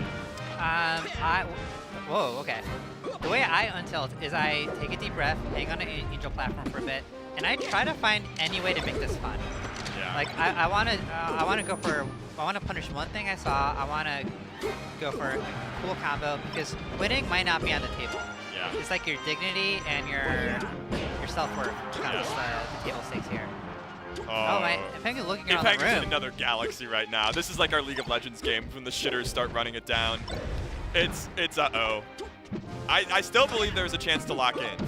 I've seen it happen, but As Ipengu, as Zane seen this happen. yeah, but maybe not against Guest Monster. This is the problem. Is in a league game, locking in against is sometimes doable. In Melee, it's like it's you against somebody who has already proven that they're outplaying. I don't know much about League, but what feels worse, like losing like this in League, like, or losing Everybody like this in Melee? everybody is different. For me, being on a team isolates my feeling of blame, Okay. and I can hide my ego. In Melee, I can't. For others, it's the reverse. They hate the idea that their team is part of their loss, and they want Right. like to feel it completely. They want the control. Yeah. Okay, one on the board. Just goes out there to cover. This could be a quick one. Yeah. Jack, This is what- nice. Like you said, look for the combo. Okay. Here we go.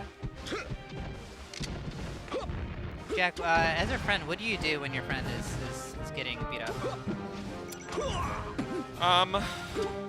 It happened. There was a nun clip that was I've seen the other day. I feel Like, it's okay. This is a hard freaking game. That's usually what I talk about. I'm like, we know what our best looks like. Maybe it didn't happen today, but the best is yet to come. I still think, though, that like this stock has been Ipengu's best by far. Like, expressiveness of frustration is not always correlated in every player with, like, lack of putting it together. Oh, the down smash catches a side beyond to stage. And that is it. That was tough. I mean, Guest Master is so good. Yeah. I don't think Fountain of Dreams really was that big of a factor there. No, and Guest Monster like had many sequences that felt like I'm trying not to say it too meanly. I'm just not going to say anything. What can you say? My friend we'll got say it off got camera. beat up. My It's friend okay. got beat up. It happens. But that's what friends are for, right? You support each other, you lift each other up, and you lie to him and say, you'll get him next time. Was I too mean? Is Zane going to be mad listening to the commentary? I don't know. Austin says something, but Yeah. you're fine. You're fine. I'm fine. Okay. Yeah, I you'll get needed over a- it. But you'll get over it. All right. All right. There's It is about me and not about him. That's the important thing here. Absolutely. And but more than that, it is about you at home. It's about us in the venue trying to find out who the best Melee players in the world are. This has been our time. I don't know if we're going to a break or we're done, but we're just about that time to take a break. So we'll see you back in a couple minutes. Don't go anywhere.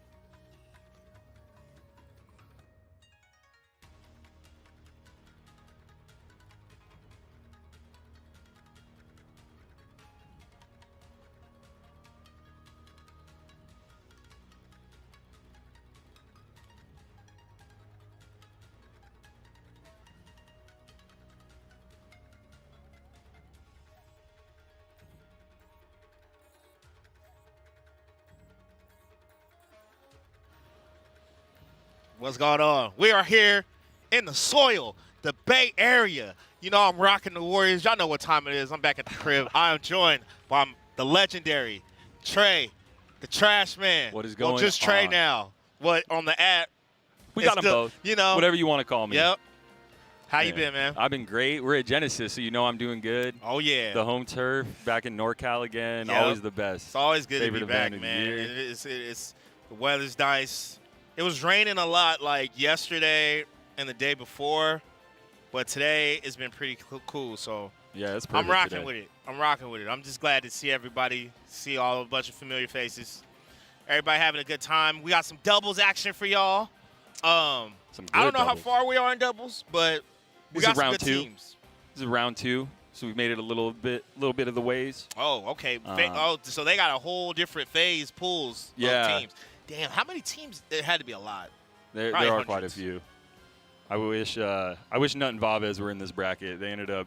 Oh, the classic. You know what's crazy? I think they didn't select each other as teammates oh, before the deadline classic. on some. That's yeah, the classic. That's like the. Shadow Realm. That's the smash start GG. I'm sorry. That's start GG like 1-on-1 right there. I'm glad we you got forget. Start GG back out of Yeah. Microsoft. That'll be Mhm. better. Mm-hmm.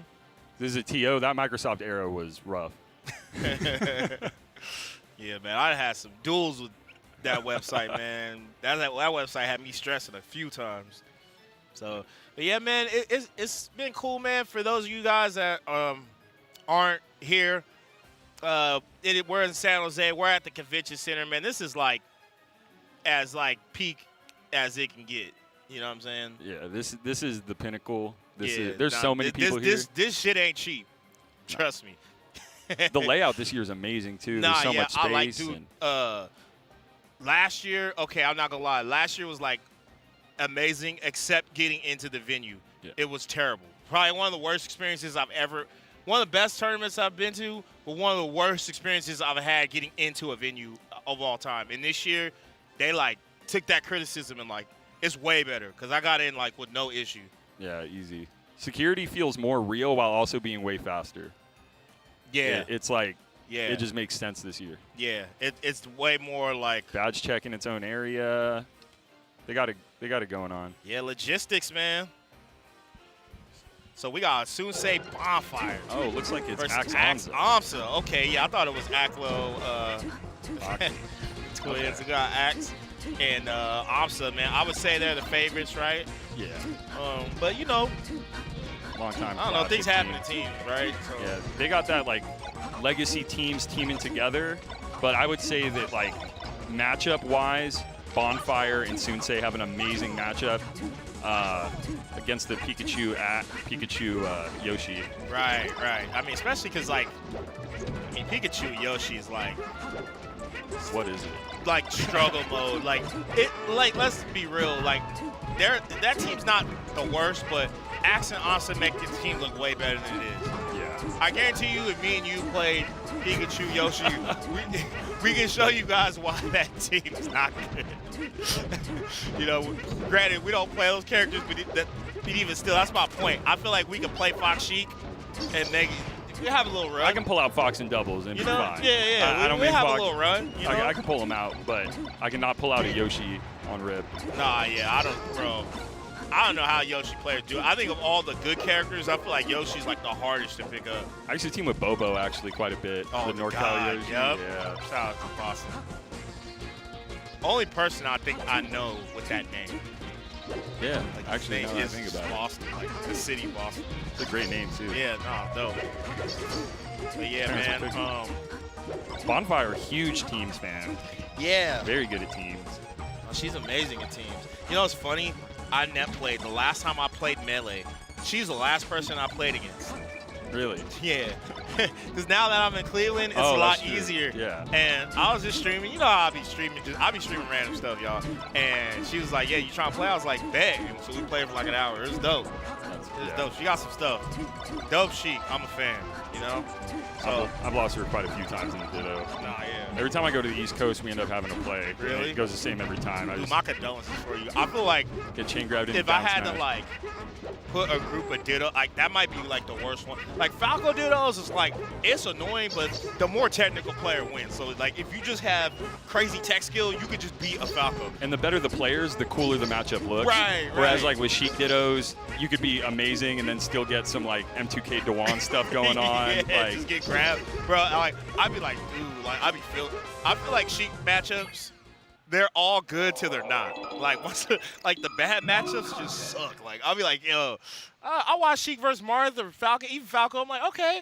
Then Really good. I watch like J-Mook just play perfect versus a Fox, still lose. yeah. I watch like Icy Sheik. I'm like, I don't know how you win that. And then the Ditto, it's like, damn. It's You like got- you her, gotta be a her special bad breed. matchups are like awful. You gotta be a special breed for the Ditto. Yeah. That's like a Falco's mental test. matchups, they're all like either kind of bad, but like you can still win them. You know what I mean? Falco has an interesting matchup spread. Yeah, like Marth sucks versus Fox. It kind of sucks, but like Peach you is can beat 'em. weird. Yeah, Puff's weird, but you can win. Yeah. It's like Sheik. It's like you either win or you just get washed, bro. Like, there's no in between. We got Battlefield. I mean, as a Sheik player, I'm assuming you're a fan of this. I stage. love this stage, but it's amazing for Pikachu as well. Yeah. I Oh. think of this as like the base level. Like if we're talking like ice cream flavors, this is like vanilla. But hey, ain't nothing wrong with vanilla. That's like probably my favorite ice cream flavor. I ain't gonna lie. Vanilla or vanilla bean. I like Snickers. I'm You not know? gonna. Yo, I'm not yo, gonna that's lie. I good. like That's that. fire. You know, French vanilla. I can fuck with some French vanilla, bro.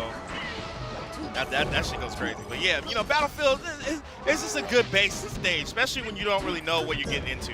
Like in a matchup like this. Trying to feel it out. All right. Oh, did not get out of that grab. Red team got what I call a hood lead. So like, No, it's you high know, percent. yeah, but it's not really a lead. You know, it's like they're both high percent, but they're 2 hits, they're about to be down like a stock. Oh, nice save from Bonfire. Usually just one of the best ways to save your teammate is disrupting the enemy. You don't even have to try and Yeah. save them. It's a Or lot safer just to do. being in your presence, just Threatening. standing there. Yeah, just the threat of you is always like an issue.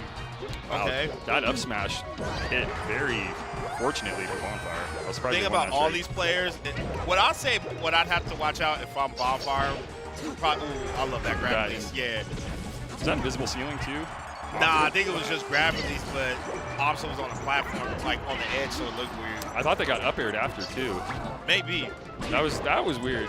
Yeah, ooh, Opsa out the egg. But yeah, what I think you got to look out for Bonfire, even though like the matchups are technically easy, right? Yeah. Sheik is probably the slowest character of these 3.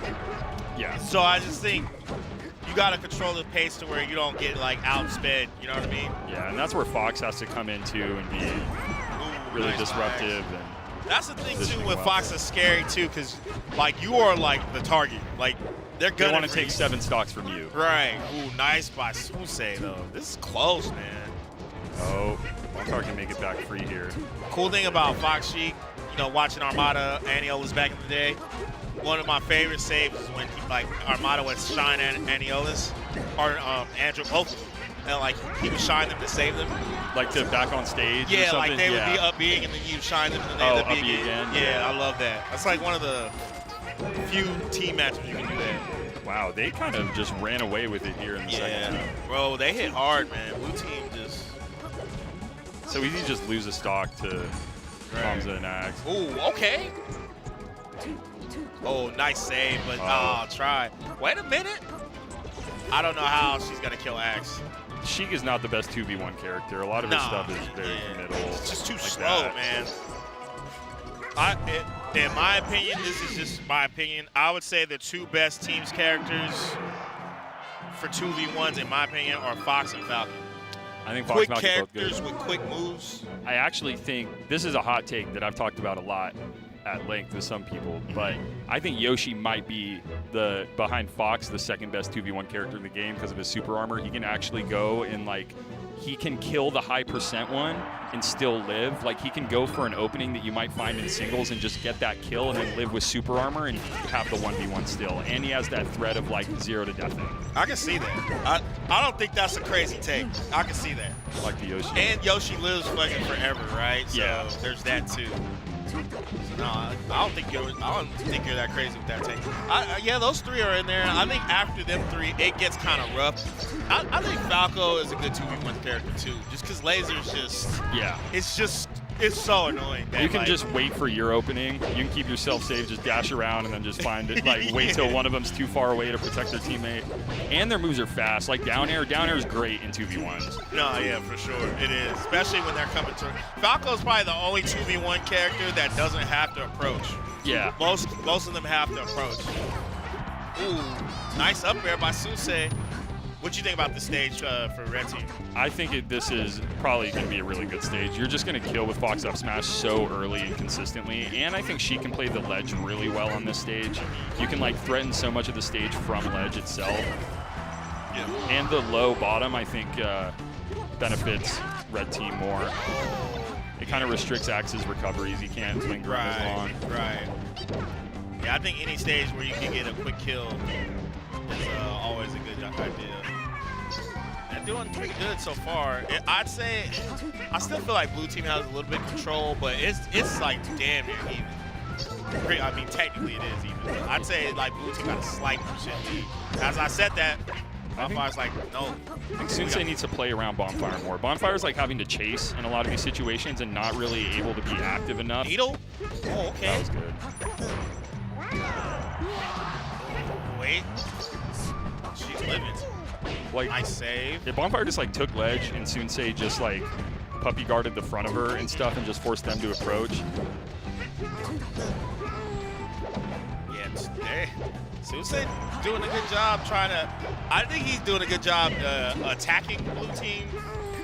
And Bonfire's holding the stocks. I would say he could help Bonfire a little bit more, but then again, he's like the aggressor, so Yeah. it kind of makes sense. Yeah, I feel like right there, Sheik should always grab ledge. Yeah, definitely. Yeah, I just think Fox has more kill options on stage. Oh! That's the classic. Oh, that was Little an brother kill. unfortunate miss. That could actually come back to bite them. Oh, wait a minute. Oh my, Bonfire trying to keep Susei alive. Axe gonna live this? Yeah. Oh. It's out of the tech chase. Yeah, Susei, gotta take those. Okay. That's good they were able to get the stock on Sensei. Don't want to be stuck in a Sheik 2v1 again. Yeah, they gotta get the kill on Axe. Those are those situations where I feel like you switch your target to the Sheik rather than the Fox to try and force them to take the stock before the Fox can. Right. Oh, wait, Amsa accidentally friendly fire. Okay, we got a 1v1. Oh, Sensei Amza. This might be a little bit This of a might be foreshadowing right? for Yeah. tomorrow. Right? Oh, Tomorrow's you see about this to be on crazy. Sunday too. Right? I wouldn't be surprised. This is a matchup you can see in like round 2 pools or like winners, quarters, winners, semis. Oh, Wow, that reverse jab my was Amsa. crazy. That's it. down smash, yes sir, no tech. Wow, great DI. Right? Ooh, And the good main ledge goal. dash. Oh, one more? The up smash Okay. call out. Amsa, they're both, this is that nervous melee, okay. Yeah, that was one of those. My Right. hands are shaking. Right. Wavelands. Oh, up throw nair, okay, clutch. That was clutch. Very clutch. That was clutch. Red Team needed that one, I'm not gonna lie. They needed that one. Red Bull always has the best swag. Yep. That corduroy hat, that controller. Oh yeah, the drip on Red Bull is crazy, man. Red Bull has that Trying to aura. give you wings with the drink Yeah. and with the drip, bruh. But let's see if Bonfire and Susei can bring it back. I think they had a lot of good things. I guess the only thing I would say, even though I think Susei is doing a great job, I just think he should just be a little bit more mindful when Bonfire is on ledge. Because there's a couple times where she was like getting edge guarded and he was just locked in. You know what I mean? I feel like Bonfire hasn't been able to play as much, and when she is able to like interact with the other team, it's gone pretty well. But she's spending a lot of time chasing, and she's not as fast. So then you get these situations where like Bonfire doesn't die, but she's just all this time she still hasn't been able to play. She still hasn't been like able right to do here. anything. Yeah, okay, even though Axe, even though he didn't get the kill, like those moments are like where you gotta beat him, you know what I mean? Yeah. Your presence, like you said earlier, just like being there, just your presence alone will just change the momentum. Yeah, I mean, Wow. Got the push off. That was sick of Amza, but yeah, Axe didn't want that smoke. He went back to stage. right. Would you say, where would you rank Fox Sheik? Because I think this is like a top 3 team. Oh, definitely, I would say top 3. I would say Yeah. Double Fox is the best. It's pretty Yeah. hard to execute, though, because you both have the exact same options, and, like, if you're looking for, like, your goals, basically, like, what you want the most out of the matchup, it can be really easy to step on each other's toes. Right. If you each have the same reference points, that's what I was looking for. Like, your reference points are the exact same, so you really have to have some good discipline, but I would say that Sheik Peach is pretty good too, but they just lose to Fox teams really hard. Yeah. And then that's kind of the same thing for, I feel like Sheik Fox has the same problem, but that's only a problem against Double Fox, whereas like Fox Peach or Peach Sheik loses to like any Fox team. Right. Yeah, I think I'd say Sheik Peach is the best non-Fox team, Yeah. and then I think it's probably like Fox Sheik. I'd say overall Fox and Sheik are probably the 2 best teams characters.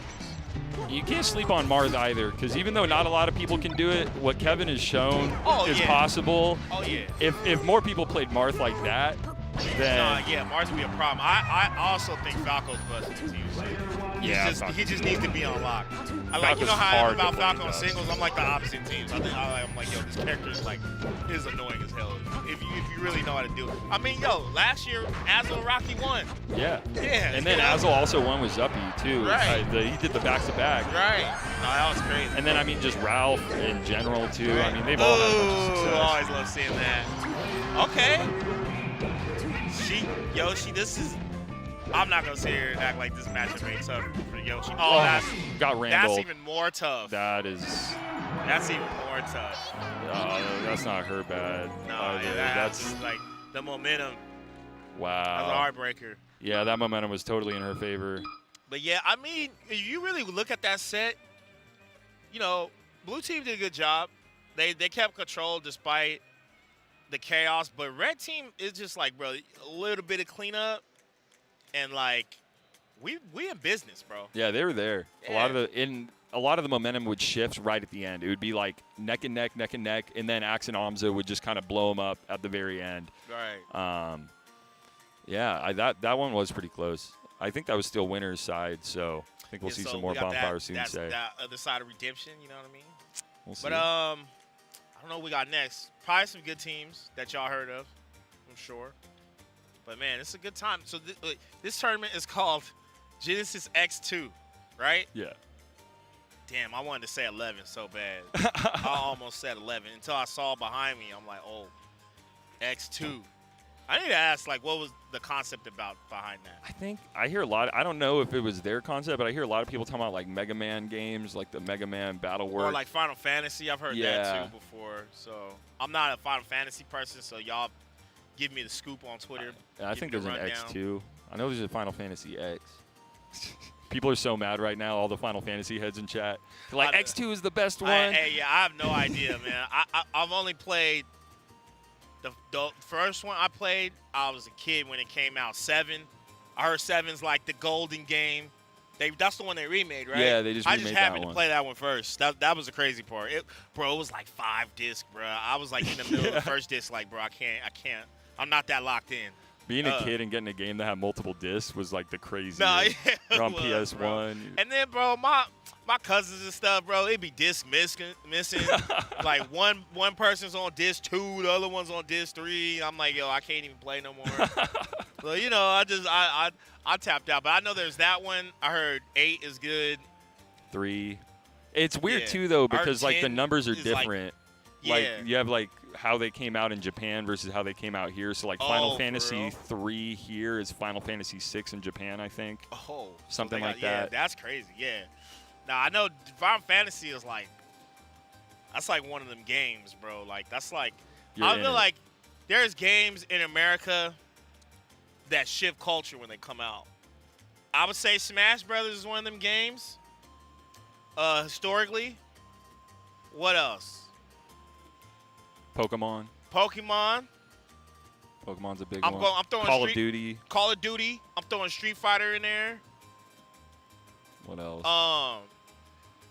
You Oh, like going Grand Theft Auto, That's 1000%. That game is like you can't not ignore that one. that one.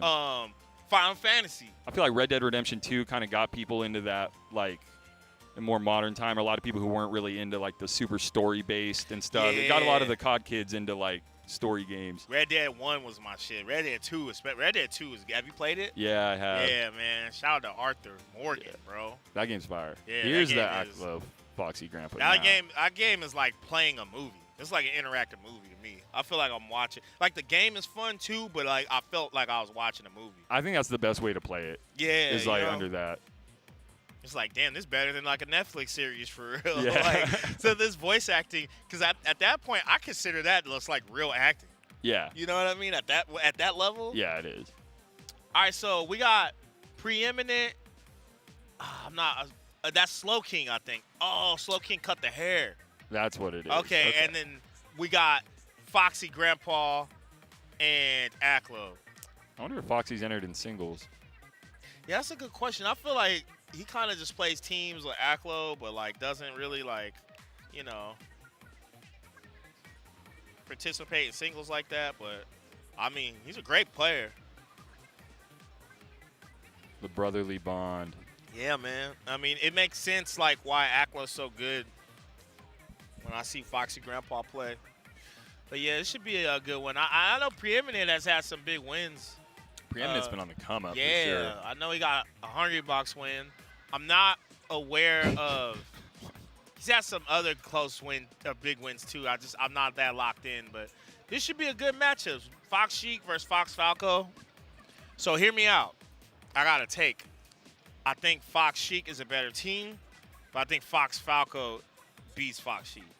Oh, I can definitely see that. You know what I'm That saying? makes sense. Yeah, I yeah. can see that. I think the matchup all boils down to the Falco. Is like Yeah, kind of yeah. where it makes or break. If Falco's getting shined or gimped, but then it's just GG. Right. But if the Falco is like controlling the game, using lasers well, like doing their Falco stuff. If it's Ralph on the other end, that's then the like problem. Rocky too. yeah. Yeah. Also, I have another take. I think you know how Falco Marth is in singles. It's the opposite in teams. Yeah. I think like Falco dunks on Marth in teams. every time Marth tries to do anything, he's Yeah, that's just, one of the worst. I think that's one of Marth's worst matchups in teams.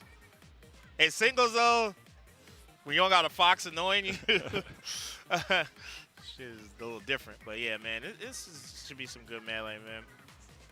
It's always fun to watch these players. I think the best melee for me at least is watching melee that'll make you want to play melee. yeah. I love that. Oh, so okay, so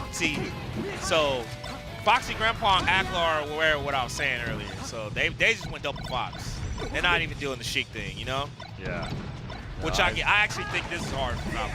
This double Fox is rough, bro, because you're just like slower than everybody on the screen. But it can work, but it's rough. You just don't have as much mobility as as everyone else. So. I think Double Fox is honestly just rough for every team. Oh yeah. I Double think Fox is yeah. rough. I only team that can really handle Double Fox is Double Fox. Yeah. Sometimes I think Peach is okay versus that team, just because of the knockdown and down smash. But even still, it's still rough. Yeah, you have to play more tasks against Peach. It's easy for stuff to go wrong against Peach. Yeah, especially with just like 4 people on the screen. It's just a lot. It's a lot of room for error. It already takes up so much space that even if you're not making errors, if they're just taking the space well, you can just Right. get forced into bad spots. And then Aklo player 3, Foxy Grandpa player 2, Slow King player 1, and Preeminent player 4. So we got Midwest versus New York, Long Island. It's crazy, man. People come from all over the planet for this tournament, right? It be tripping me out, like just being from here. We don't think nothing of it. Like Yeah, even we though just like I drive don't here. live here no more, but even still, it's just like I'm going back home. Whereas like these people are going to just Yeah, place flying they don't. back Yeah, to yeah. Bellingham. Right. You go to places like different parts of the world. It's beautiful to see, man. Wow, they're kind of getting a comeback off of Yeah. what I was talking about earlier with those same reference points. They threw Slow King off stage, and both of them, Frame Perfect, Aklo, and Foxy Grandpa, both jumped to go jump shine. Neither of them wanted to shine because they were on top of each other, and then they both got edge guarded for it. Right. That down. Oh. That was weird. Oh, yeah, that was. Oh, and then edge guards his teammate. Didn't get off ledge for him. That was, Yeah, this is See, this is where, like you said, that's on the Falco right here. Slow King gotta. You don't want to die too fast. It's a hood lead. Blue team got a hood lead. It could go left real fast. Okay. See, neither of them wants to make the first move. Oh. You need to have an established thing that, like, if we're both shielding on top of each other, I do this every time I play doubles.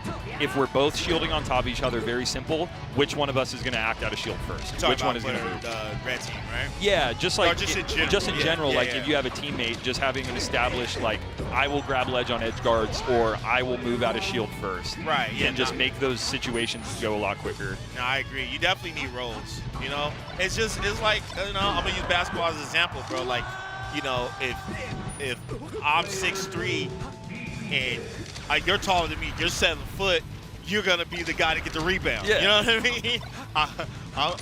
I'm gonna move the ball up the floor. You know, that's, you know, it's kind of like that. Little court general. Right. Okay.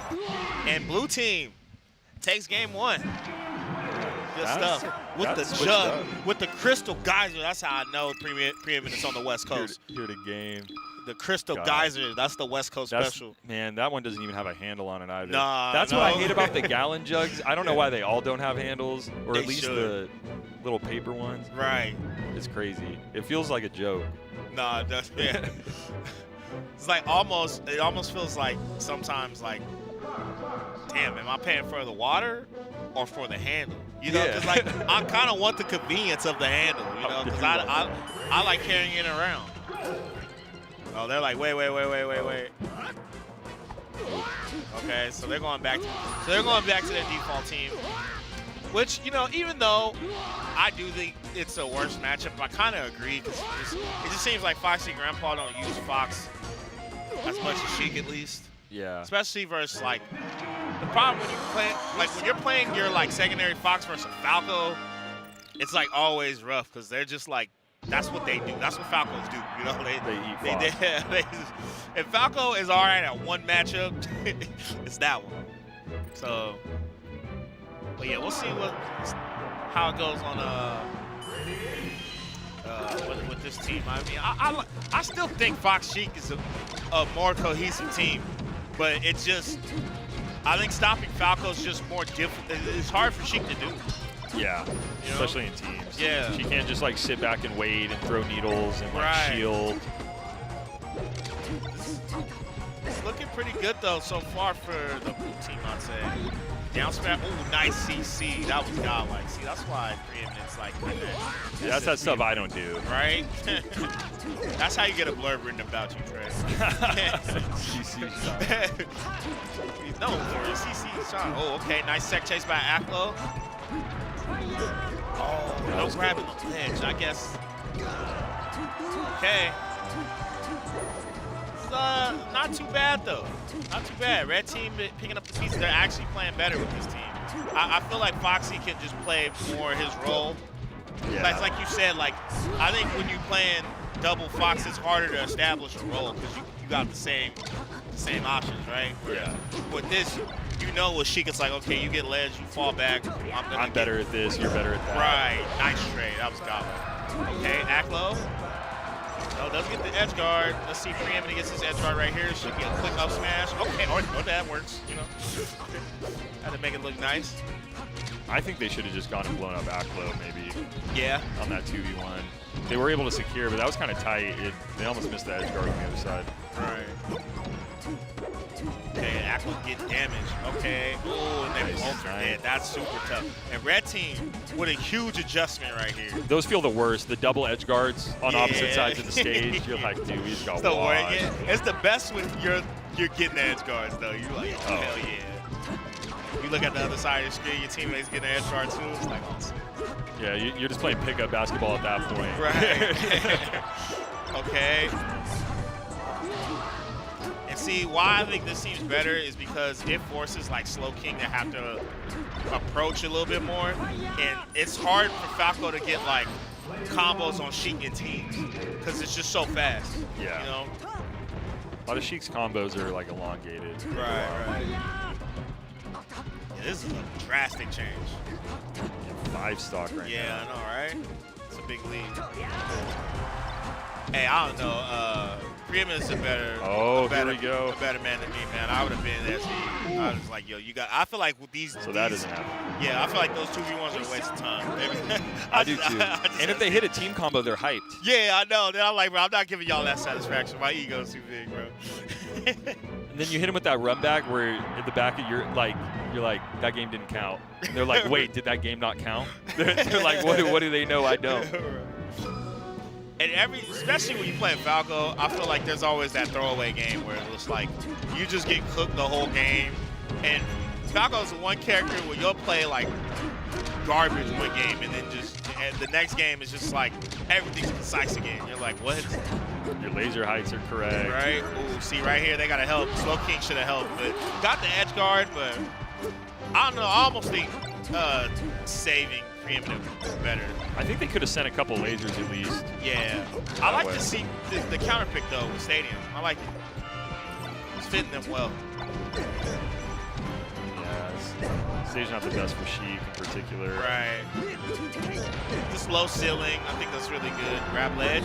You have to be Up careful smash. under the platforms Yeah. too, because if you short hop underneath the platform as Sheik without holding down while you short hop, then you're gonna auto cancel on it, and Oh, it can like yeah. mess up a lot of your aerials. Dude, I think, was it Jamie? I seen a Sheik do that for the kill, and then they whipped, like, that happened, and then nothing came out, and then the Fox got away, and I was like, damn.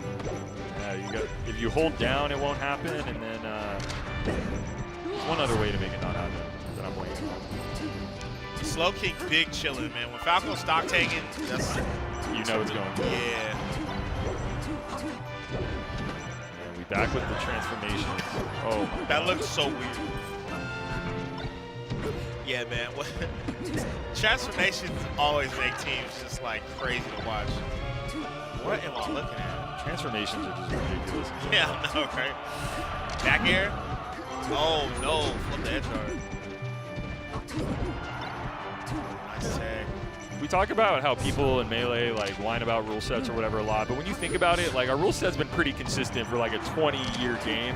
So Yeah. you know that like when we want to mod something out of Melee for how Yeah. much we like it, you know that it's Right. a little weird. And But the rules have been like this for, man, over a decade at least, you know? I don't know what people were thinking with Rainbow Cruise and stuff though. Oh yeah, that was my era, bro. Oh my god, it was terrible. I hated it. I couldn't stand it. I was one of those people like, because I know a lot of people in my generation, they're always like, yo man, I miss the old days with Rainbow Cruise. And like, I'd be like, yeah, man. In my head, I'm like, hell, I don't miss that shit at all. I don't. That shit can stay in 2007. Same with no UCF. That's the other one. Right. Some shit's just meant to be in the past, bro. Like, would you watch basketball until a 3-point line?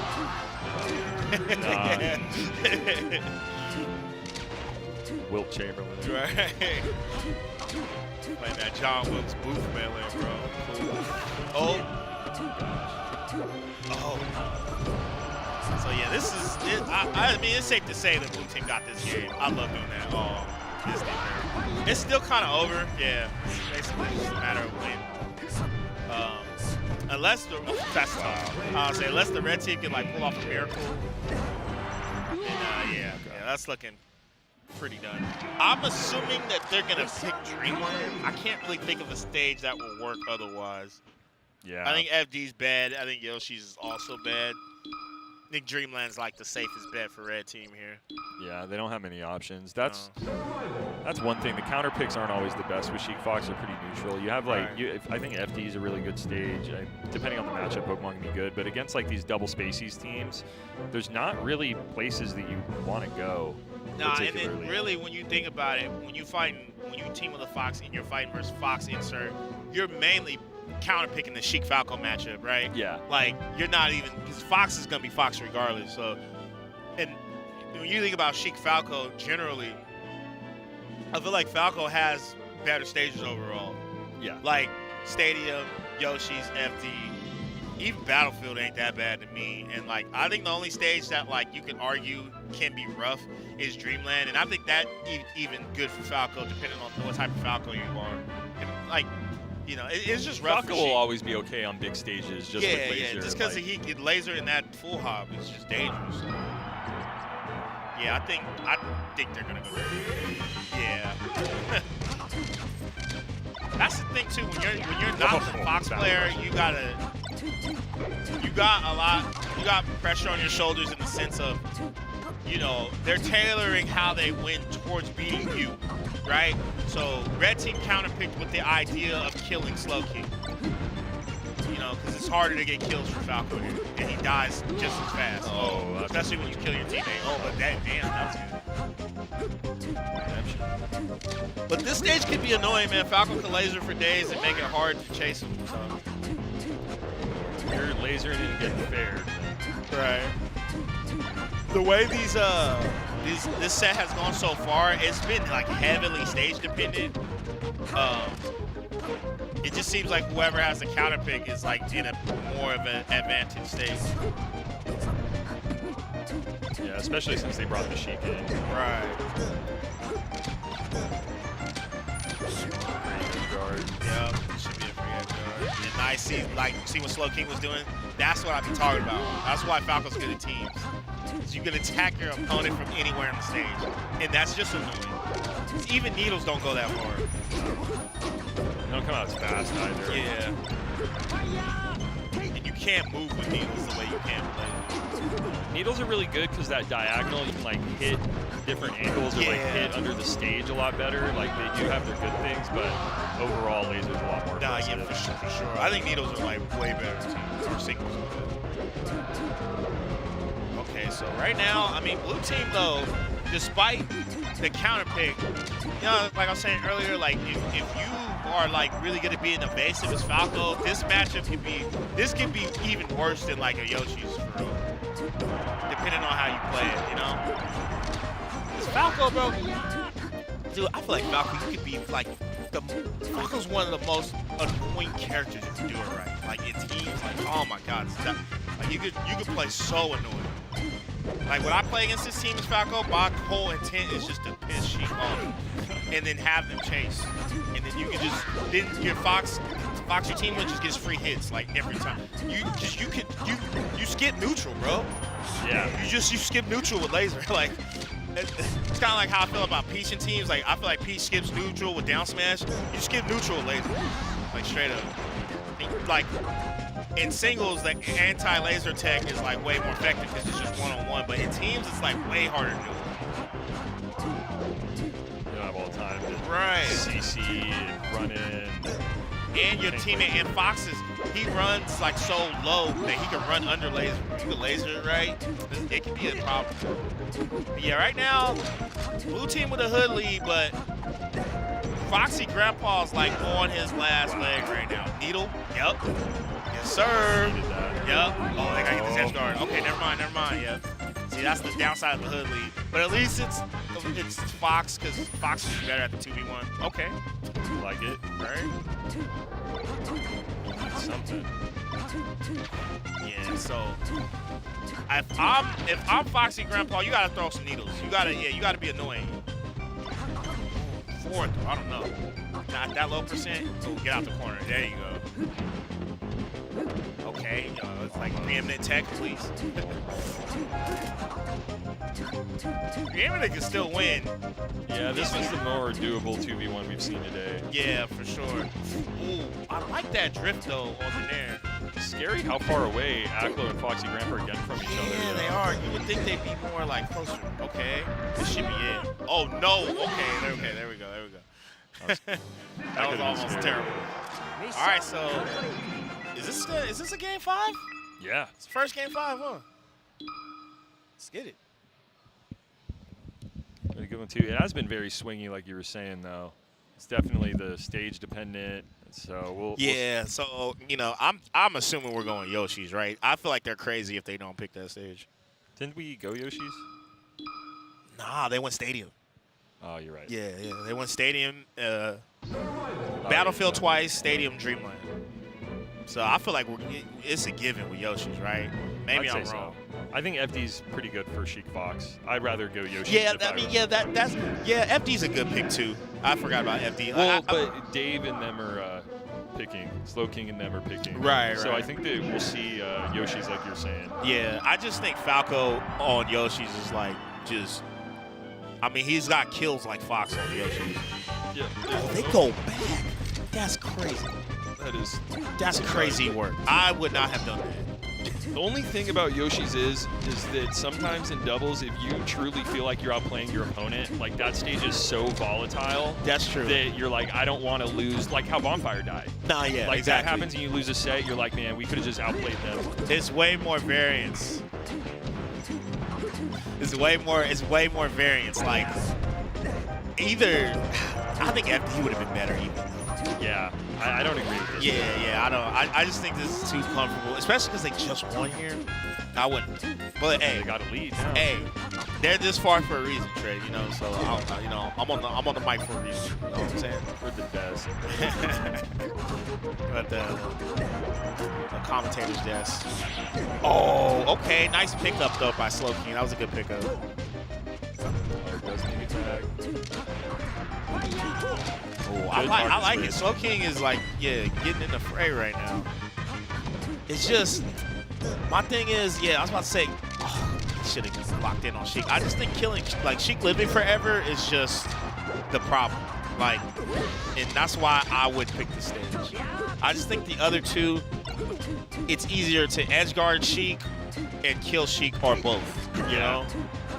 So, Sheik does live forever here. Yeah. Especially in Duds. Duds, it does become a real problem. nah, yeah, for sure. Especially because, like, Falco don't. It's already starting. You can see only 20% right now. Yeah, ooh.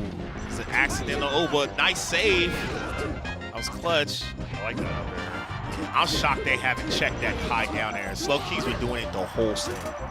Like the full hop there. A full hop there off the ledge, bro. Like, I feel like NorCal's checking that. Yeah. Like, you play it like Ralph, he's checking that, bro. Like, I don't know. I feel like they got to check that. I feel like your mental stack in doubles is so high with everything going on that sometimes those like things that I'm sure Are obvious. I'm sure they would cover that in singles. Aklo would pick up on that real quick in singles. Right. So this is close, but see, here's where. So either they gotta focus on, they gotta get Foxy Grandpa off that ledge, or really like hone in on Aklo. See, that wasn't good. Oh, Right there. almost got the burn. Oh, we Yeah, missed the ledge dashes. Good save by Slow King. Yeah, I want to really know their thought process, because Yeah, I'm surprised. yeah, they kind of counterproduce themselves for real. I ain't gonna lie. Ooh, yeah, now Foxy Grandpa's at like such a good position where he could just stand, he could play in the corner the whole game at this point. Nice edge guard. Good job. Yeah. Just keeping the shield. Yeah, this is rough. Blue team, I don't know. It's looking over, bro. I'm not gonna lie. It's like a GG shake my hand. Game 5-2. Yeah, this is, I really feel like this stage did end up buying them hard. nah, I did. I think it's the worst stage they could have picked. Even going back to Battlefield would have been a better option. Because with Falco, you just have to create too much to get neutral going here. With other stages available, you just don't. you like I said, you can cheat neutral on like Yoshi's. You can cheat on FD to an extent. But Dreamland's like one of the hardest ones where you kind of gotta like lock it. They can play around the Falco more without having to interact with the lasers. Right. Considering the stages they won on too were like a lot smaller. They won convincing. Yeah, they did. That's it. Oh, well. I mean, unless Preeminent does like the greatest 2v1 I've ever seen. It's looking, it's looking rough. this would be a crazy team. Again, no, this would be. What are the statistical odds of a 2v1 like that? I wonder. I mean, oh, it's happened before. I think what you do there is you actually try and kill Fox first, so that Fox has to take the Sheik stock counterintuitively, and then just hope that you can gimp Fox. Yeah, And right. just like yeah, that last stock, I'm just gonna gimp him. yeah, you have to cheat. You can't just play like. Can't play some good melee over there. You know, you gotta rob people. Shout out to my guy, Samox. You know, I had to dap him one time, but we are here. We're back. Some more teams melee. Yeah, we'll see what we got up next. Yeah, Maybe man. I some mean, it should be hitters. fire. I feel like both of the sets we have so far are heat. Yeah, They we're were about heat. only hitters so far on stage. Yeah, man. I'm like, man, I wouldn't want to play none of these teams, man. They scare me. So it's got to be some team y'all heard of. But, yeah, man, Genesis X2 or 11 or 12 or 12. 13. You know, we're here live in San 17. Jose. But in the meantime, between time, we got some bills to pay. So we'll be right back with a break. Don't go nowhere. See y'all in a More little bit. dubs.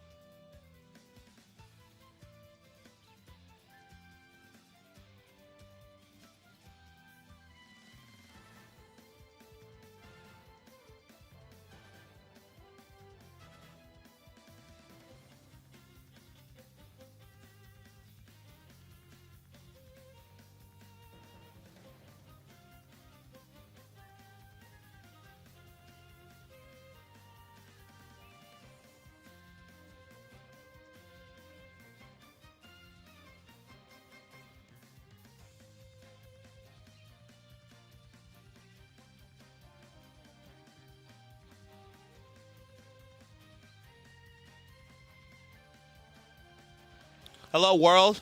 We're back. I'm joined by the legendary Trey What's up, Brandon? out of Sacramento. You know We're what I'm out here. saying? Out here again for another one. Yep. I am, I no longer live in this region, but, you know, I've lived here majority of my life. So, Yeah, I here's your claim it. backyard. I claim it, you know what I'm saying? Every now and then, every blue moon. But, yeah, man, we're back in the Bay Area. San Jose, is what I like to call it. With some teams action between 4 illustrious players. We got Foxy Grandpa and Aklo, the brothers, in team and in real life.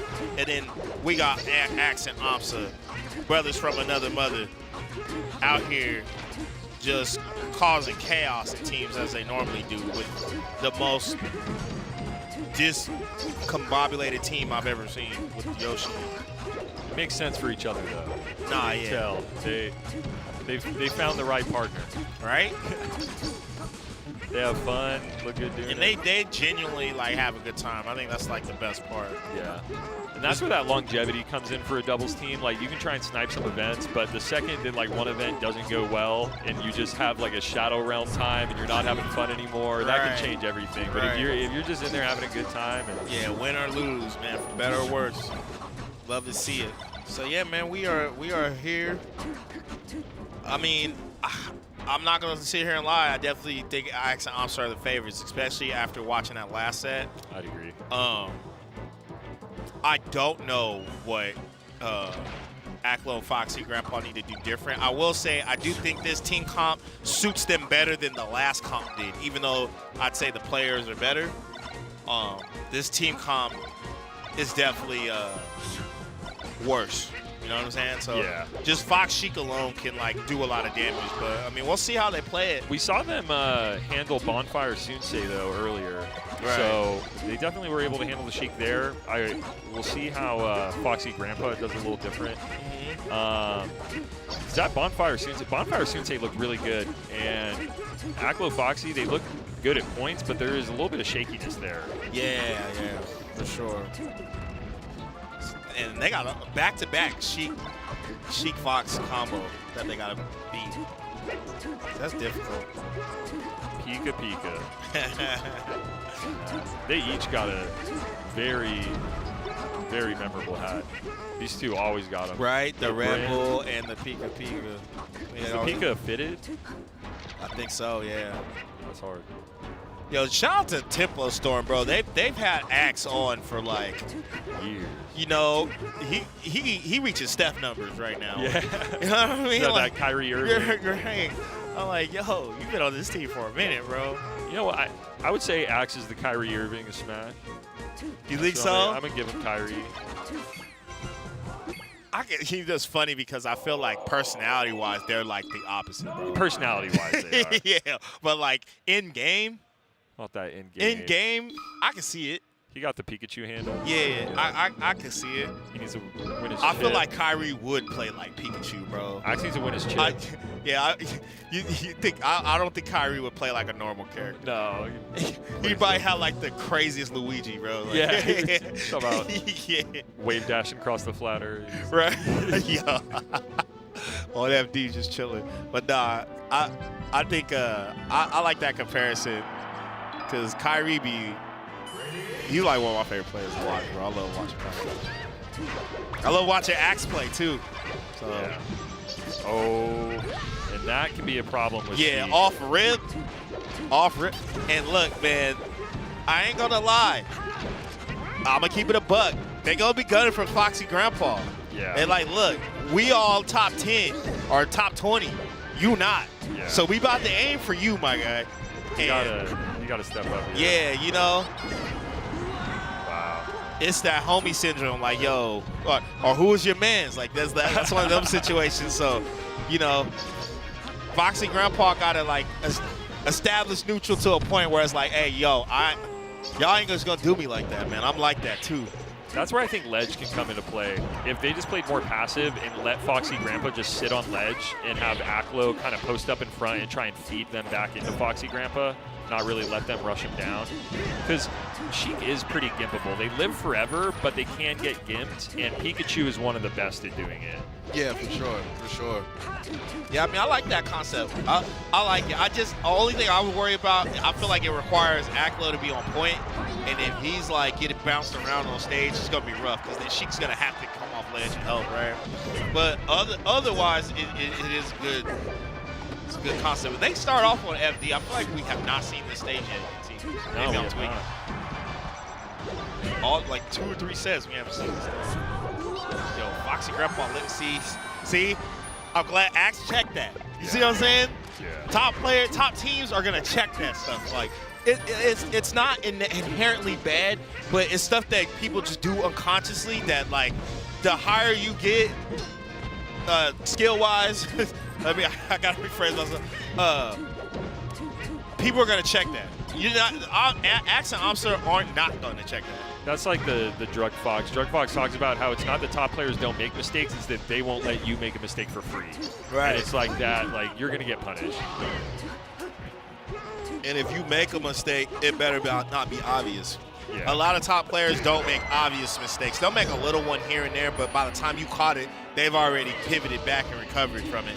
But like if you make a grand mistake like that, they're gonna be on you, bro. Blundering out here. Right? Oh my, like you said, bro. Literally, like you said, nice shine save, but Pikachu's one of the best at Gimping Sheik.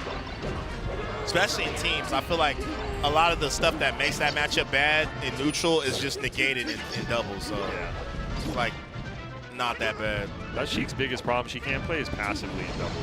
That's Right. where like you can start exploiting some of her weaknesses. Especially when their characters, I feel like she's just like way slower compared to most of the field. And usually I feel like Sheik is not a slow character in Aintley. Oh, but wait a minute. Blue team with the hood lead. No one grabbed ledge right there? That's crazy work. That's one of those ones where it's like Sheik should just always grab ledge. Yeah, you get a Right. needle again, but what's the point? Yeah, if what's you the grab point? ledge, then Aklo gets an up smash. Yeah, bro. Yeah. That like changed the whole trajectory of this game. They're probably gonna lose this game because of it. Oh, wait a minute. Yo. Foxy Grandpa though. Wait a minute. Okay, stand on business. Oh, okay. Oh, Yo. nice trade. Wait a minute. Oh I my stand God. corrected. Oh my God, yo. Come on, Pikachu. Pikachu don't die. Pikachu looking like a New York City subway rat. Oh my Always finding a way to God. live. Cockroach. Right? Nah, yeah, but that needle, that was the pivot. It's like you said, those small mistakes, man. In doubles, they can be twice as impactful. 3 Yeah. times as impactful. You get big swings in doubles. Right. And they're really quick swings too. Like big, but like that decision was probably what, half a second? Yeah. That's all it took. But yeah, I don't see a point of needle in Pikachu. When you're in front, you got Fox behind you. You just grab ledge. You know, Pikachu's landing lag is atrocious, so it's always best to grab ledge right there. But let's see where they go. I honestly think they can run it back. I wouldn't be so. They probably won't. I think Battlefield might be better. But I don't think running it back would be crazy.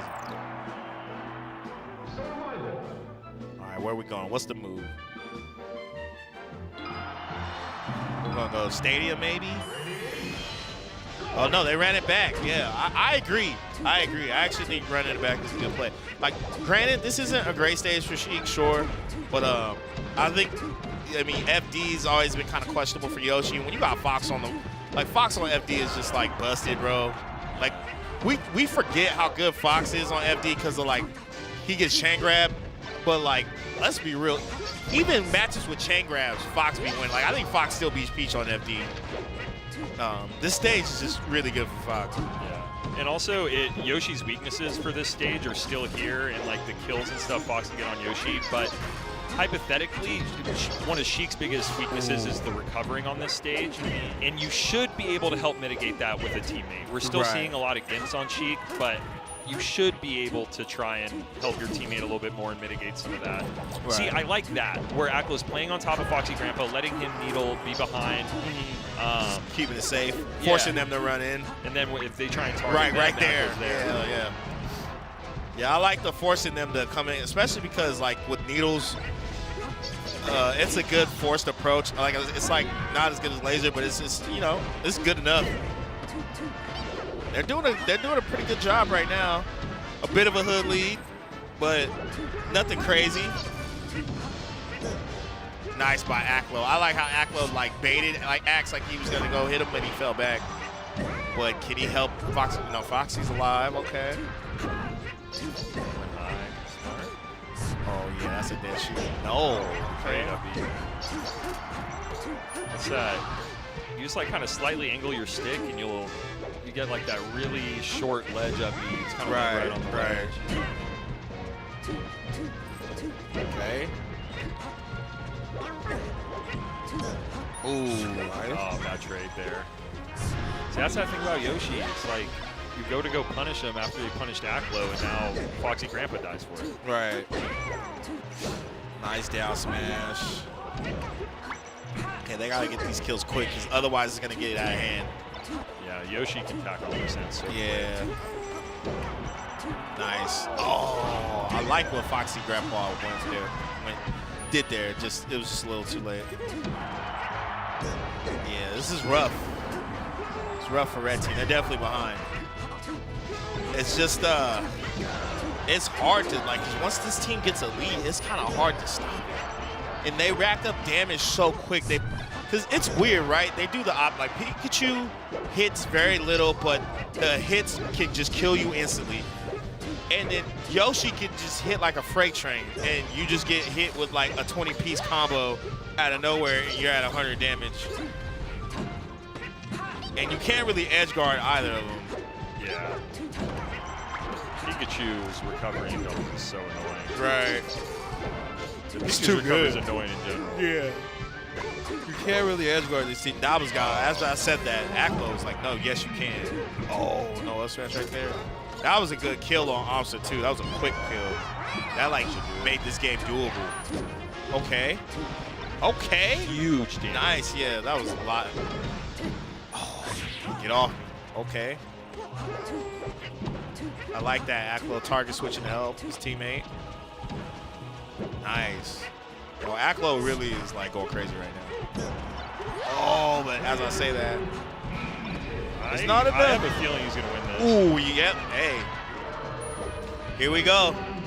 He's going to show me why FD is bad for Fox or good for Fox. Oh, maybe not. Bad Okay. DI. That was a weird hit. My man DI to Nevada, bro. Like, I'll see you guys later. Down, away. So, here we go, man. Where do you think they should go? I think they tried FD. I think it was cool, but I think they gotta let it go. If it's me, I'm going Stadium. I was thinking Stadium. Probably not Yoshi's. Yeah, I would say Stadium. Does that. Oh, they go back again. Okay. I mean, both games were doable. They just needed to clean up, especially game one. I think game one, they kind of fumbled it. Game two, though, blue team was kind of in control, and they were making a late comeback.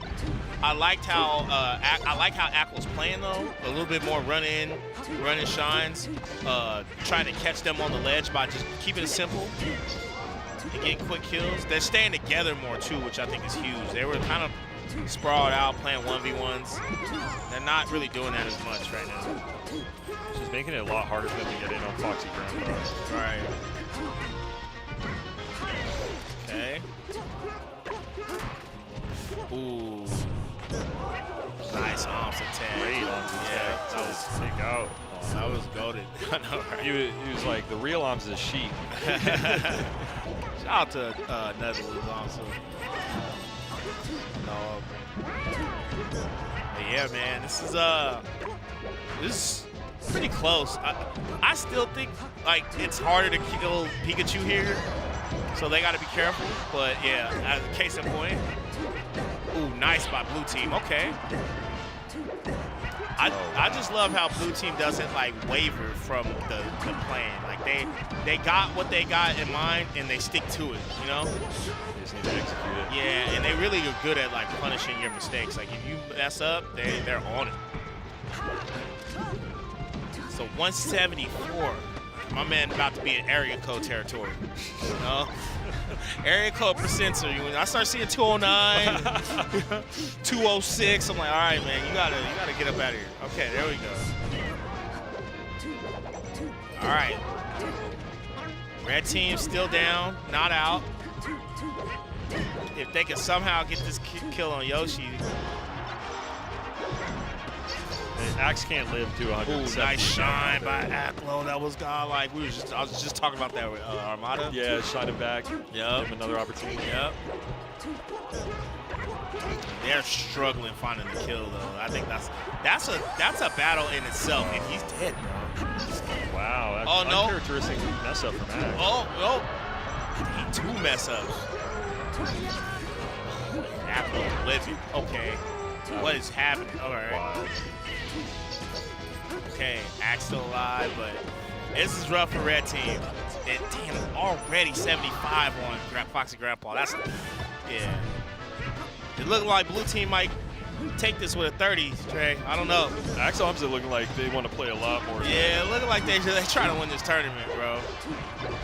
We're wrapping up doubles today too, so we'll see how far. Oh, doubles is finishing. We're not doing the top 4 and stuff, huh? Oh, maybe. 'Cause usually, you know, Maybe they do top it is 4s. top 4 Yeah, still. I could be wrong. I don't know. I just saw top 8 was on the thing tonight, so it probably is. I believe it. Okay. Let's see. I don't know how Red Team's gonna come back, but it's definitely doable. It's just not in their favor, especially right now while Aklo's at 94%. Okay. Relax, homie. I'm so over here. This might be it, bro. It's looking like it's it. Oh yeah, that's some damn shit. Yeah. GG shake my dude. Yeah. I mean, valiant effort. It just kind of got worse each game, I think, as far as like the momentum. Blue team kind of picked on their habits at the end. But they had some good stuff. I think they should have switched the stage up, though. I think picking. We've really been seeing in this block how the wrong stage selection can cost you a lot. Yeah, saw it a few times. Like going back to Dreamland earlier, that was in the Slow King set, that was definitely one. Right. Yeah, I think you might as well try another stage after that second one, because even if you're like, we can do it on FD, and you could think it's your best option, Right. but maybe you switch stages, and that's what you needed to click, and then you Right. just start running away with it. So I respect going back to it once. I think going back to it twice, you're usually better off trying something else. Yeah, I agree. I feel like unless you like throw hard, like usually most stages to me are like a tool. You know, it's like a sail. Like if you're on a boat, it's like the sail to guide you to your destination. So, you know, I mean, they thought that FD was that for them, but That was you it. know, but they're Small still boat. in winners, I think, right? So Axe Arms are. yeah, but I mean, losers. My bad. Yeah. Yeah, they're still in tournaments, so you know there's a lot more melee to be played. Speaking of a lot more melee to be played, we still got some more melee coming up. I don't know who's next, but you know they're good teams regardless. They place high. I could look at that bracket, but that involves me going on Smash GG, and the reception here would be cooking my phone every time, so it just takes forever. But we're here. What's your favorite part about Genesis, Trey? What would you say? Just the people. Just it's like everyone's here. Yeah. Everyone's here, going to room. All right. Okay, so that does it for the legend. Have a good It's one. always I'm good to signing see on. you. Always Yeah, good to see you, man. You play? This is my first Genesis. I didn't enter Melee, actually. I can barely even wave dash right now. I've been I playing feel you. Rivals, though. I'm about to go play my Rivals pool. Hey, let's get it. love Good it. luck. Hey, Thank you. I ain't gonna lie. When you're not in a bracket, Genesis be way less stressful. Yeah. That's pretty nice. Way less stressful. Pretty nice. But yeah, man. Good luck All on right. your bracket, man. Thank I you, hope thank it goes well. Have a good one, y'all. Yes, sir. So you know your boy is here right now. I'm chilling. Okay. Well, I'm here. I'm chilling. In the meantime, between time, we about to take a quick break. We'll be right back. Stay tuned, y'all.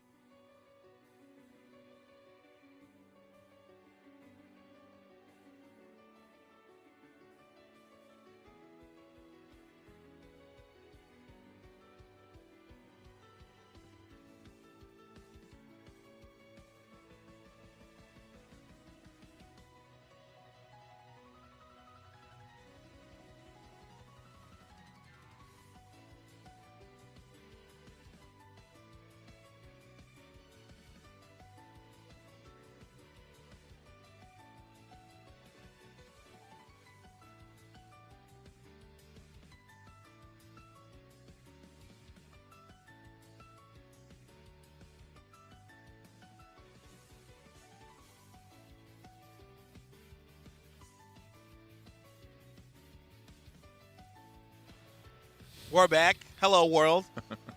I'm joined by the legendary, one of one, Mr. Stude. Dude, it's good to be back. I feel Yeah. like Don't Park felt so long ago. It did. Like Don't Park.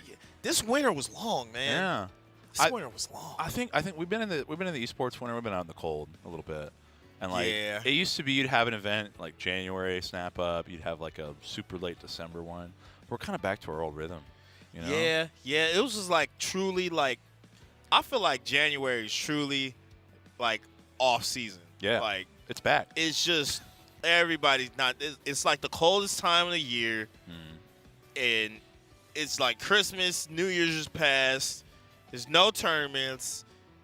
We just all fall back because it does feel like Don't Park was like eons ago. Even like Nouns NYC was like. Yeah, it feels like it was eons ago. And Yeah, that was it like was quiet, 2 too. months It was ago. nice. Yeah, so these last couple months been chilling. I mean, how's your winter been? Bro, I had an introspective like winter to start off. I was just like, I was getting settled in Seattle. I moved to Okay. Seattle. Everybody, I'm Yep. West Coast once Hey, again. let's get it. PNW dirtbag since till the day I die, basically. Dude, growing up in Alaska, I think Chroma was saying because someone was like, "Is Stude really like Pacific Northwest?" And he said, "Stude is like the most Pacific and the most Northwest guy that could be." Nah, Alaska's like, bro, I'm telling you as a West Coast native, I guarantee you probably like 90% of people from the West Coast, especially California, have never been to Alaska. Bro, it's so. I've trash. never been to Alaska. You should go sometime. Yeah, man. I'm down. Hey, Alaska. Let's make it happen, bro. Hey, I'm my, dead my boy, ass, my bro. boy Frenchie's right here. I'm dead ass, bro. He's the main TL Hey, out there. if the bag is right, live from Alaska in Anchorage. What's the big city out there? Anchorage. Anchorage. Isn't it, that's not the city that's like day for 6 months and then nighttime for 6 No, months? so Anchorage has got it pretty easy, right? Oh, like okay, it's, okay. You'll get like 4 or 5 hours of sunlight during like the darkest day of the year. I heard their winter months are rough, bro. It's Alaska. it's bad, bro. Yeah, I heard. Like I came to Seattle and everyone was like, "Oh, how are you gonna handle the long dark?" And I was like, "You don't know what a long dark Yeah, is." nah, I was yeah. like, "Y'all don't know about like long dark." days, bro. Like I be thinking the Midwest is bad, but I'm like, nah, Alaska's like. The one you're thinking of is Ukjavik, though. So it's this. It used to be Oh, called yeah. Barrow. It's Okay. where 30 Days of Night is set. So it's Oh, like okay. in the middle of November. It goes dark until like January. So do people just go out there just for that? I think some do. That sounds depressing, though. It can be, yeah. Like imagine seasonal affective disorder. I greeted that like an old friend, dude. Bro, we- that is real, man. Because I be feeling it in Ohio sometime. I ain't even Yeah. gonna lie. I be like, bro, I ain't seen the sun in like 2 weeks. Yeah, sunsets It's at, snowing like, every day, bro. I'm 5:30. just like, it's cold. I'm just like, damn, man, what is life? But you know, that sun come out, my mood change. Yeah, no, I got the vitamin D gummies on deck though. You know what I'm saying? Just you to, have to, dude. you know? you have to, out there, man. But Alaska sounds like that's dude. Yeah, That's if you're north of the Mason-Dixie line, you got to be popping. because you vitamin like D. low key in Russia at that point. Like, Yeah. No, for you real. know? Like it is. It Like, is it's so. like, yo, I forget how far west that is, man. I got some friends out. I grabbed lunch with them. Some of them I went to college with. And one was like, "Yeah, Fairbanks is basically the Siberia of of Alaska. Yeah, damn. Like it's just like thin trees, no mountains, like just like I only think of Fairbanks because you ever read that book in school, Into the Wild? oh yeah, Did they make you guys read that book? They Yeah, made us Christopher read Into the McCandless, Wild. right? Yeah. Yeah. He was in Fairbanks just surviving. I'm like, man, bro They- went there by choice. They It's crazy. actually had to take the bus and like put it in a museum because people would go out to the site Oh, really? and like some people were getting hurt or Damn, like, yeah, bro. coming I'm close like, to dying. bro, like, It's like, did you see read the what book? Right. Did you read the Like- book? Like, dude, why would you go out there? I guess in the summertime, I get it, but Yeah. like wintertime, hell no. Bro. Yeah, no. But It's yeah, man, tragic. Alaska, man. Hey, like I said, Stu, make it happen. We'll commentate the top 8 together, That'd bro. be I'm sick, down. I'd be down for Show Me Your Moose 3. Is that in Yeah, Alaska? that's the Alaska tournament. Show Me Your Moose. Hey, let's make it happen, bro. Dude, I want to hear like my friends and family's face when I'm like, yeah, I'm going to Alaska. I'm like, going where?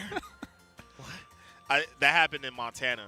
Dude, I Montana's was like, yeah, I'm going to crazy. No, Montana was dope. I actually think a major there would be fire. Montana is great. That's a hot take, but Mi- I actually think a major there Missoula- in Missoula would be good. It's so cool, dude. Yeah. Missoula is like the coolest little town. yeah, like, it is. I go there like every like No, yeah. 3 to 6 months. Yeah. Like if I can.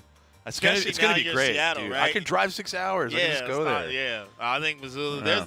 There's some regions in this country that are slept on that people just don't. Because I mean, obviously you know about New York, L.A. here, you know the Bay, even like Texas, Florida. You know, Yeah, you got the hitters. the Midwest. People, But like, people know about Minnesota these days. right, It's crazy. right.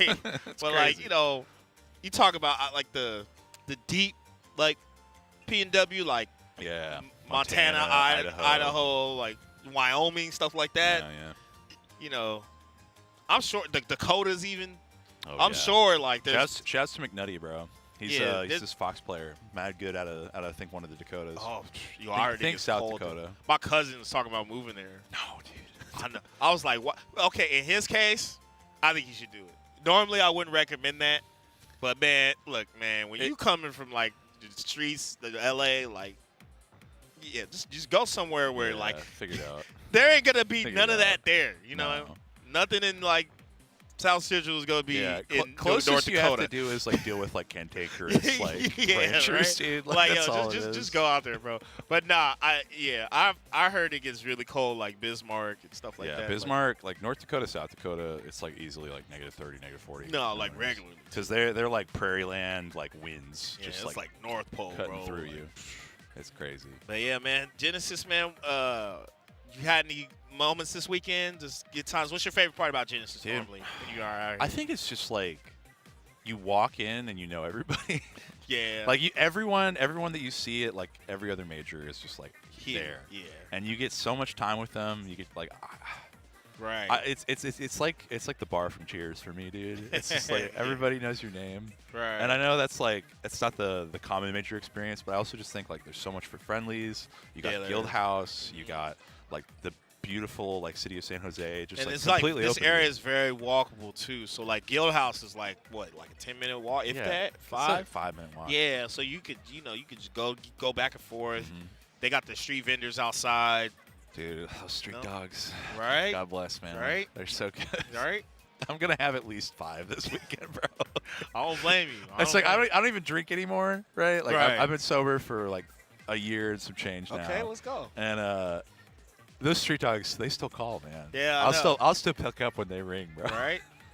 I mean, I know they are everywhere, but every time I think of street dogs, I think of just Bay Area every Yeah. time. Even though I know they exist all over the place, it's just like I don't think they work- have the same model, bro. Because like these people are they are quick to set up and be like absolutely. Nah, where the yeah, that's what I'm action's saying, happening. bro. We used to go to this place on High Street in Oakland in the hood, Yeah. and they'd have the street tacos and the hot dogs every night, bro. Oh my God, sounds bro. so It'd be a good. line outside. That sounds so And then good. even like at the Coliseum after an A's game, dudes just whipping up. I'd be like, let me get 2 hot dogs, bro. Or you go somewhere in San Francisco, especially if you go by the pier, Oh yeah. you know. So I yeah, need to get man. out I to always SF think the one of these Bay, they days. always have. Have you never been? I've never been to San Francisco proper.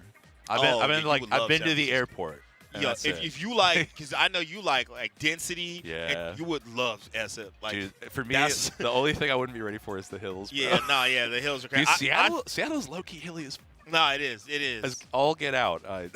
San think we're Francisco, PG. I we're think, PG. is probably the most dense city in the West Coast. Dang. Like, yeah. in my opinion, I don't think there's a city that's dense. I could be wrong, but like just on my observation, being all over the place, Mhm. I think it's, the only more dense places that I can think of in the U.S. are probably like maybe D.C., Wait a sec. New York. Is that fuzziness? Wait, is it? We got Dewan and I know we got Dewan and Johnny. Johnny. You We know got- what's funny about Dewan? He never answers text, right? This is like a Yeah. known thing for Yeah. years. But I didn't feel like calling him. I was at work. I texted this man. Let me see what day it was. I'm gonna pull Oh up my my phone. god. Today is Valentine's Day. Happy Valentine's Day to all my lovers out there. You know, Boot up with melee right? now. So I texted Dewan. Let's see what day it was. Monday Oh my god. at 11 Dude, I'm a.m. I don't mean to look at your screen and screen peek, but it's just a wall of blue and nothing else. Like this Nah, guy I did know. not stop responding. I know. Look, because no, Oh the my first God. the first bit. This is, speaking of urbanism, Yeah, yeah. we were arguing about cars. So he is Yeah. a big advocate of self-driving cars. I'm not. No, dude. So those suck. we They were, suck, and I was bro. telling him why it's trash. And Yeah. So like, if you see blue, it's like it's like him, then me, then him, And then then all me. you, bro. And then he's just that was the most we've ever texted. Usually Yeah. we call, Yeah. but yeah, man. It's always good to see Dewan and Johnny here. It's my dogs, man. man, I think it's fuzziness on the other side. Yeah, I don't know that. He looks I couldn't familiar. see, Yeah, can we swap Cam over to them? but I think that that's him. is Yeah, fuzzy. bro. That I have is not fuzzy. seen him play in like dang. 6 years. Yeah, bro. right. You know, Fuzzy was known for a while for doing like adventure mode speed runs, Yeah. doing crazy speed run records. Oh, it's him and Knuckles. That's what Yep. it is. Yeah. Dude, So- Fuzzy, I loved his combo. Yeah, Fuzzy's my dog, man. We go back. He came out here and was out here for like a month. I know. Just stayed out here. Like I felt like forever. Do you think like the Melee Zoomers know that this is the guy that did forward smash him, disgrace him? Like that's Maybe. that's one of the best Maybe. calls I think in Melee history. Dude, Melee really is getting generational, bro. Yeah. You think we're getting to a point where like I think we're gonna have like a father-son like combo eventually. Dude, Mez is already working on it. Right. Like, he's already That's what got I'm his saying. kid playing I Fox. think it's Like- gonna happen soon, like sooner than Yeah. later, or like having like maybe the father doesn't play anymore, but like their son's in the game. It's like, just gonna be like Bronny. yeah, something like that. Like I think it's gonna happen. You got Mango's kid up there, and he's just trying to put up threes, and he just can't. Right, you know, Jo- I mean, JoJo's there's- doing his 'cause best. A lot of the people who had kids, like, they're like turning 10, Yeah. 11. You know what I mean? They're, Yeah. they're at that age where like they're kids who pick up Melee at this age, right? Yeah. So There's DK kid. He's like 13. yeah, He's here, and he beat Ja Ryden, and he beat Cliche at the Damn. pre-local yesterday. Damn. Like, he kind of tore Where's it he up. from? He's from Colorado. He's like number 5 in Colorado right now. He just turned 13. They crowdfunded him out here with his mom. dude, I couldn't imagine being like that good that young. Dude, I was talking to DSJ about it, Adam. Yeah. And DSJ was like, yeah, so he's exactly what you would think for like a Melee Zoomer. He wears cat ear headphones. He like is listening to, he has an iPad with unironically Coco Melon songs playing while he plays. And he has a big tub of like goldfish that That's he eats. crazy. Like, I've been playing Melee longer than he's been alive. yeah. Like actually, Yeah. like he- Wombo he Combo would- happened like what year? What year is 13 years ago? 2012. 2012. Yeah. Wombo Combo was 4 years old. That's crazy. Bro, We're getting old, man. but like I'm out here there's looking like a kid, an there's a antique in kid these here with streets. a top 100 win, and his birth year is a 201 year. Like Yeah, he's Gen he's Alpha, 20 right? He graduated the year. I graduated high school the year he was born. Yeah, bro. Yeah, he's Isn't Gen Alpha like Yeah. 2010s I and think up? so, bro. It's crazy. Because like Zoomers aren't even that no, young. No, they're like They're like adults now, most yeah, of them. they are. It's crazy. Yeah, man. Millennials, bro. We become the new boomers, bro. I got houses like those boomers, bro. The average, we're not there yet. I think, because I'm trying to think, are all millennials over the age of 30? Not yet. Not yet. We're getting there. Probably I'm like one of the last, I think, because I'm 95. Which I think yeah, is no, like I heard cusp with millennials the in like Zoomers. what, 96, 97? I think that's where it ends. Yeah. Damn. I think 96. Dude, our whole generation is gonna be over 30, Soon. right? We're all gonna get Bobby Big Balls texting us the day we turn. It's gonna happen, Right. dude. Dang, the average Melee player probably is a Zoomer at this point. Maybe. I don't. Maybe not maybe at the Slippy top. Kids. Maybe Maybe not not at the top. Yeah. But like I'm talking like if you, because the general consensus I feel like from the age of Melee players generally tends to be from about I'd say 16 to 26. Yeah. I'd say though that decade is where like you're probably gonna get your most Melee throughout your life. Oh, we're seeing the Fuzzy Fox. Some earlier, some later. Obviously you got the homie Dreffin holding it down. You know what I'm saying? You got people like that. You got Dewan and Johnny. Like we're all the same age. Yeah, they've been at it forever. Yeah, but I mean, I met Dewan when we were 17, 18. Yeah. Known this dude almost half my life, bro. It's crazy. Man. Over half my life at this point. So we got Team Europe with Fuzziness and Knuckles. Yeah, I mean, I would say that blue team's the favorite, but you never know. It's just Dewan and Johnny. They just have so much history. They tend to be a top 10 team, probably a top 10 team ever. I would say so. Like Korean Fried Chicken is like one of the best team Yep. names of all time. It's funny, I just ate that yesterday. See, like it's so good, spawns. bro. It's the potato starch. I like low-key want to get something to get today. I might actually. It don't hurt. I'm down with Korean fried chicken back-to-back days, bro. I'd do it. Yeah, right. There's one near my house, and because there's so much good food in Seattle. Oh, dude. yeah, no, I was Seattle's worried. I was crazy. worried when I left Dallas. I was like, is the food gonna be bad in Seattle? Because I was just like thinking about how Alaskan like Hispanic food is just so terrible. And, like how we have good like Asian food, but that's about it. Right. But like, dude, Nah, Seattle, Seattle hits all the boxes. it really does, dude. Like, Seattle's good. like for being that far north, like Especially yeah. coming from Texas. I like, Texas is like a standard. yeah. Like, Oh, speaking, are you a Mavs fan? We can talk about this later. I don't want to take away so from I'm these not a Mavs. big sports ball guy. Like every time I commentate with you. Yeah. And, like, Okay. Can I explain what happened in melee terms? No, I know Luca. I know the whole Luca stuff. Okay, I'm okay. aware. I'm aware. I Like was about to- being from Dallas, like you osmosis, like so much sports knowledge. Nah, yeah. Because Texas all my friends, it was like. Oh, they're It probably was like crying. it was like 9/11. it was so bad. Bro. Like it was like a national tragedy. Nah, yeah.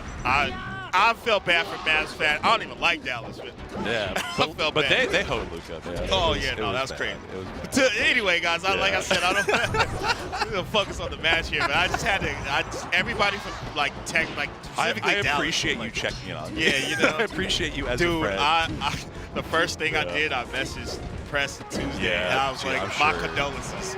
I just said my condolences. He I'm was sure like, he was hurting. yeah, he was like, I will literally never buy any NBA gear as long as Nico Harrison is on the Mavericks as the GM. Bro. I was like, damn, he was so sad. Dude, they kicked some dude out for he got on the jumbotron and he mouthed "Fire Nico Harris." Yeah. So fire Nico Harris, and they cut the They cut the VOD. Yeah, they kicked and him they out. kicked him out, bro. Damn. It's real out there. Oh, my God. I feel y'all. Yeah. But anyway, guys, I'm sorry to take away from that. I had to just like, I haven't talked to nobody from Texas really outside of Texas. Hey man, it's okay. You talked to Mikey about Friday viewership, and he'll let you know that only the realest ones tune in right now. Right. Yeah. Oh, don't get me started on the Suns. Talk about Mikey. It's a whole nother. Oh, okay. That was Nice actually save. such a sick save. But Oh, and then this SD Fuzzy is hard, oh, right? Battlefield. No, Or Knuckles. Fuzzy. Knuckles. Knuckles. Okay. Where is Knuckles? Is Knuckles? Knuckles ZU. Yeah, Okay. I'm hesitant to say where he's from because I don't want to mess it up. No, yeah, I fair know. enough. I love that we have the ability to just refer to all of Europe and just be like, yeah, he's just European. He's from the EU. It's so far away. I noticed the further you are from a place, the more you can just say where you're from and no one question you. Like, living in Ohio, right? Obviously, it's not as far, but Yeah. I'll be like, yeah, I'm from California. Yeah. And, like, they don't even think SoCal, NorCal. They Yeah. just think, They're just, oh, California. So you're in Hollywood. I'm Yeah. like, no, dude. That's like a whole nother state away. Dude, that was my whole experience moving from Alaska to Texas. But, oh, yeah. They're just like, so you guys like ride moose? You guys like, you guys have those vampires come around every year, right? Yeah, Ryan Moose is crazy. I heard that, I don't know if this is true. I've heard a story about Alaska that there's certain wolves that, like, if you find them dead and you get their fur, they're worth, like, a shit ton of money. I don't know if that's I true. don't know, I don't know if actually. that's, like, I haven't seen that. Yeah. I feel like there's probably like, there's definitely got to be something with the fur trade where it's just like you can if you source it as ethically as possible by like just happening upon it. Sure. Right. Yeah, like that. Yeah, but like, Not like you can't go out to hunt it, No. but if it's like dead already, then you can. Like, I also heard out there that like moose are so big that I'd rather they'll kill your car before you kill the moose. Yeah. If you hit a moose with your car, like there is a good chance that it will survive. You'll or- die before the moose will. Yeah. Which is crazy. It's horrifying. Dude, They're huge out here. Have you seen one in person or yeah. not? Yeah. Dude, there was a time we were driving to Fairbanks. I remember this. We were on a scout trip. Yeah. One of the first summers. Oh, that was beautiful back here. Yeah, right? One of the first summers I lived there, and we were in like one of those like 12-person vans. Yeah. And this moose, like, we're driving down the highway. This moose like runs out of the underbrush, runs alongside us for like it literally like ran up, veered over, veered back into the underbrush, and we were just like, Yeah, just nah, like, that's oh, dude. crazy, Yeah, like I would much rather like fight a bear. Nah, yeah, than they deal look with like a moose, they're bro. like one of the biggest animals I've seen. Yeah, they weigh like a ton. No, like literally. Yeah. Like they are enormous creatures, and they are also so stupid and fearful. Like they are so scary, bro. That's crazy. They don't know. It's probably for their own good, honestly. I don't know if that was a misinput on Knuckles' part, but he like air dodged off stage, caught the wall ride, and like bought enough space weirdly. It seemed super inefficient. I always think this team too, it makes it harder too because, you know, Dewan and Johnny are just, they played PewFest so much, bro. Dude, all the time. So this is like if any team comp they played the most, it's probably this one. So not only playing against this team is difficult, but playing them with Fox Mark is like hard. That's a tall order. Right. I Did think PewFat, they didn't enter, huh? I know Kevin Toy's been playing more lately. he has, and SFAT's here. Yeah. I think him and Reno might have teamed. Oh, okay. I know that it was either him and Reno or him and G Money. Right, No, right. G Money and Nintendo are teaming. Oh, okay. Shout out to G, bro. He just bronze, bro. I don't. Yeah, that dude just shows up. I never like actually. It's crazy. Yeah, like I won't see him for like a year and a half, and then all of a sudden he's just there, normally like with SFAT, and I'm just Right, like, like I feel like it's one thing if we're in the Yeah, East yeah. Coast, but we'll be like in California or like Yeah. Texas. Yo, what's up? I'm like, what? Like, bro, don't you live in like New York? yeah. So yeah, this is rough. Game 2, pretty convincing for Dewan and Johnny. Yeah. My man Dewan with the throw out. I know. I think this is the first time I've seen him picked out before, like in my life. Yeah, I don't blame him. Usually he has it braided. Yeah. Hey, getting your hair braided be costing, man. I mean, it costs money. It's like hours of work, right? That too, but it be. Sometimes it don't take that. It depends on what kind of style you get. That's Though. true. The more nicer the style, the longer it's gonna take. Yeah. And if you have a good braider, then it's gonna take longer. Sometimes. Well, sometimes the best braiders be doing it quick. That's Yeah. cap. Sometimes they do it, but I don't know. Yeah. Especially if you get your hair braided in like San Francisco, bro, they be charging. Yeah. I was talking with Lunary, and he was saying this took like 4 hours. Yeah. It can take a while. I used to get mine done in this neighborhood called Fillmore. It's like Harlem in San Francisco, you know. Okay. Well, I don't know about now, but it used to. Yeah. Yeah. If it's San Francisco, we might. Yeah, it might not. But it was like the West Coast Harlem. Okay. This is already looking a little better. Yeah, this is way better. This stage is like Maybe not. Maybe not. Yeah. Maybe we see some pickup. Dude, doubles is such a broad brush like game, right? Like it's such big swings. Yeah, it's very deceiving because you could feel like you have a lead, and you could even look like you have a lead, Yeah. and you're losing. Yeah. There's times where I play doubles where I'm like, man, I'm playing amazing, and then I look at my pictures, I'm like, I got 1 and everybody else got 3, and I'm like, what's going on? Clearly, I'm not playing. Objectively, I'm not playing. But it'll feel good. Right? my mind's playing tricks on me, bro. But yeah, man, this is looking rough. Like I said, I just think this is a hard comp to deal with in general for Mark, especially, let alone versus these two who are really good at fighting. Oh my God, Right? Johnny is just mixing Knuckles with forward Right? tilt. That was disgusting. Also, man, sometimes I forget this stage transforms. Yeah, I know, right? Like it's crazy. How many pools were today? Because I feel like most of them are tomorrow, or I could be bugging. I feel like there's a couple. Like singles? Yeah, there's at least like a good chunk of singles. 'Cause don't you get to pick now? You get to pick what day you play. I didn't know that. They used to have it like that. They used to set it up where you could pick Friday or Saturday. That's what I thought that was godlike. Yeah. I feel like most people would always pick Saturday though. Like, why would you pick Friday? Unless you flew out here, I guess. Yeah, if you flew out here, or maybe if you like don't want to. Yeah, if you're like a local, you'd like always pick Saturday. Yeah. All right, so that's it. That's it, It's a man. 30 piece. Well, I think that was our last doubles match too before we get back to round 2 pools. Yeah, that was probably the most like decisive set we've seen so far on the stream. Yeah, because you and Trey you love Yeah. doing back-to-backs, bro. I swear. Yeah. Everybody's like, bro, Yeah. you always do that. Because, man, I don't like waiting 2 hours just to come back here and commentate again. I feel you. I'd rather just get it all done. Yeah. But we chilling, man. You know, it's a good time. Like you said, everybody's here. I Dude, mean, for yeah. me, Genesis just represents like home. You know what I mean? Like, Mm-hmm. I remember. I mean, I've been to every Genesis.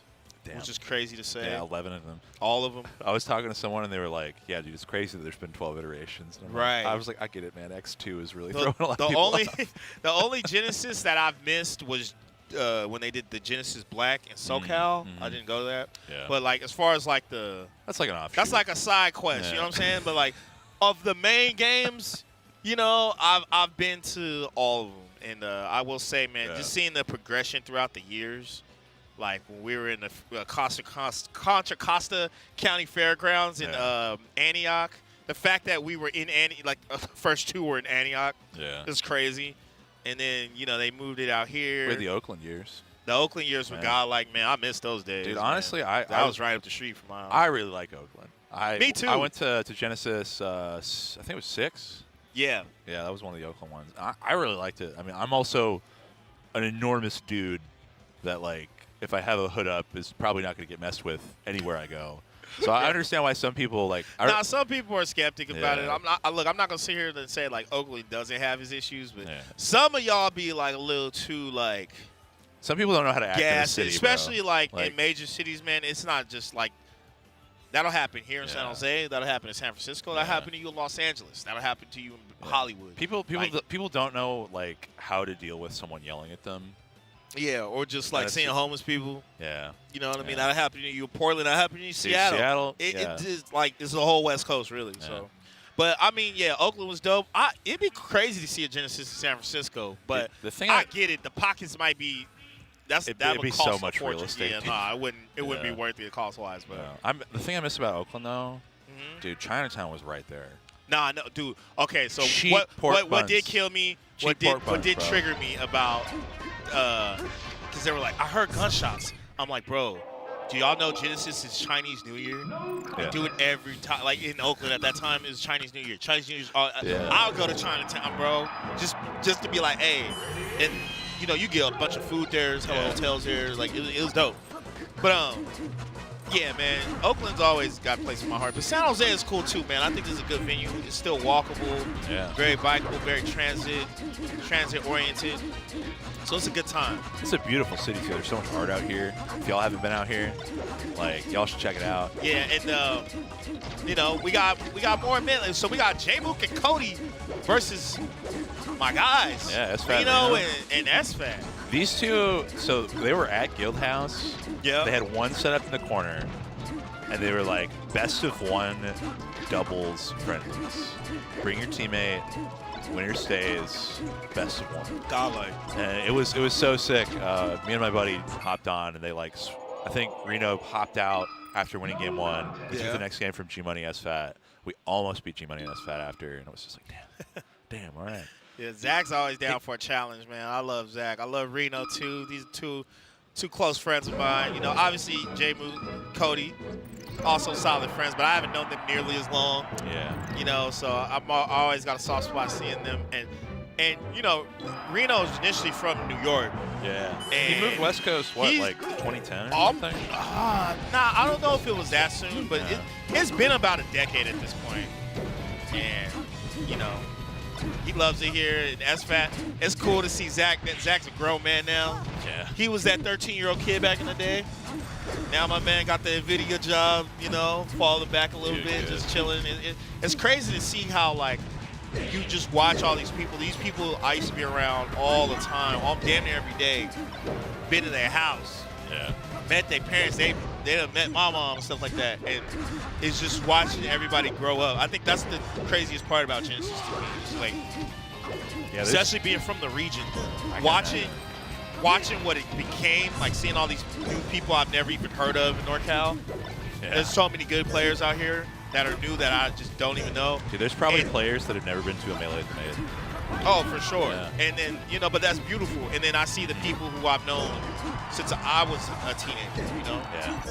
It's like, yeah, Generational. I'm like unk mode now, but like, bro, you know, I started playing, I was, what, 15, 16? I was playing, you know? Dude, the Washington players call me. And I've No. been playing for I like be getting hit with unk, bro. New Yorkers are hitting me with unk. I'm like, bro, it's crazy, bro. it's messing me up, man. I'm Yeah, only, I mean, and I'm that only time is 29, coming, too. guys. That- I'm only 29. That time is coming too. So I ain't even tripping. Like they Exactly. gonna have like existential dread when they're 30. Yeah. You know? Me, I'm chilling. I'm having a great time. The only thing that sucked about me being 30, so I'm 34 now. Yeah. I'm about to be 35. Unk mode, right? And I turned 30 in COVID. Oh yeah. And my birthday was on Saturday. And we were in a lockdown. I was like, "Geez." But you know, it's just cool to see everybody like grow, and just like, you know, mature and just move on with their lives while also still coming back to the game. You know what I'm saying? People get married, have kids, and then a lot of the younger players are like, you know, they finish college and stuff like that. It's just a trip to me, man. Like how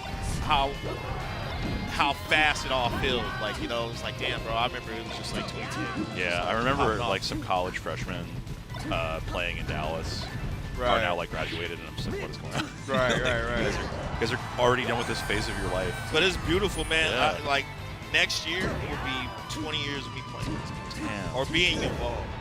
Yeah, And never in my like wildest like thoughts that I would even be playing any game that long, let alone being around to watch it all develop. that's beautiful. You know, it's crazy, bro. Yeah, I've been at it for it'll be 12 in May.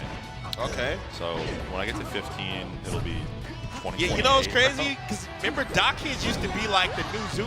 They're old school now. We were. I started like 6 months before the doc or something. Like I think it was like October 2013, and then like Now, Doc Kids y'all are vets now. yeah, it's crazy. Y'all aren't old heads yet, It's crazy. but like y'all are vets, bro. Y'all are getting old heads. we put our time in, man.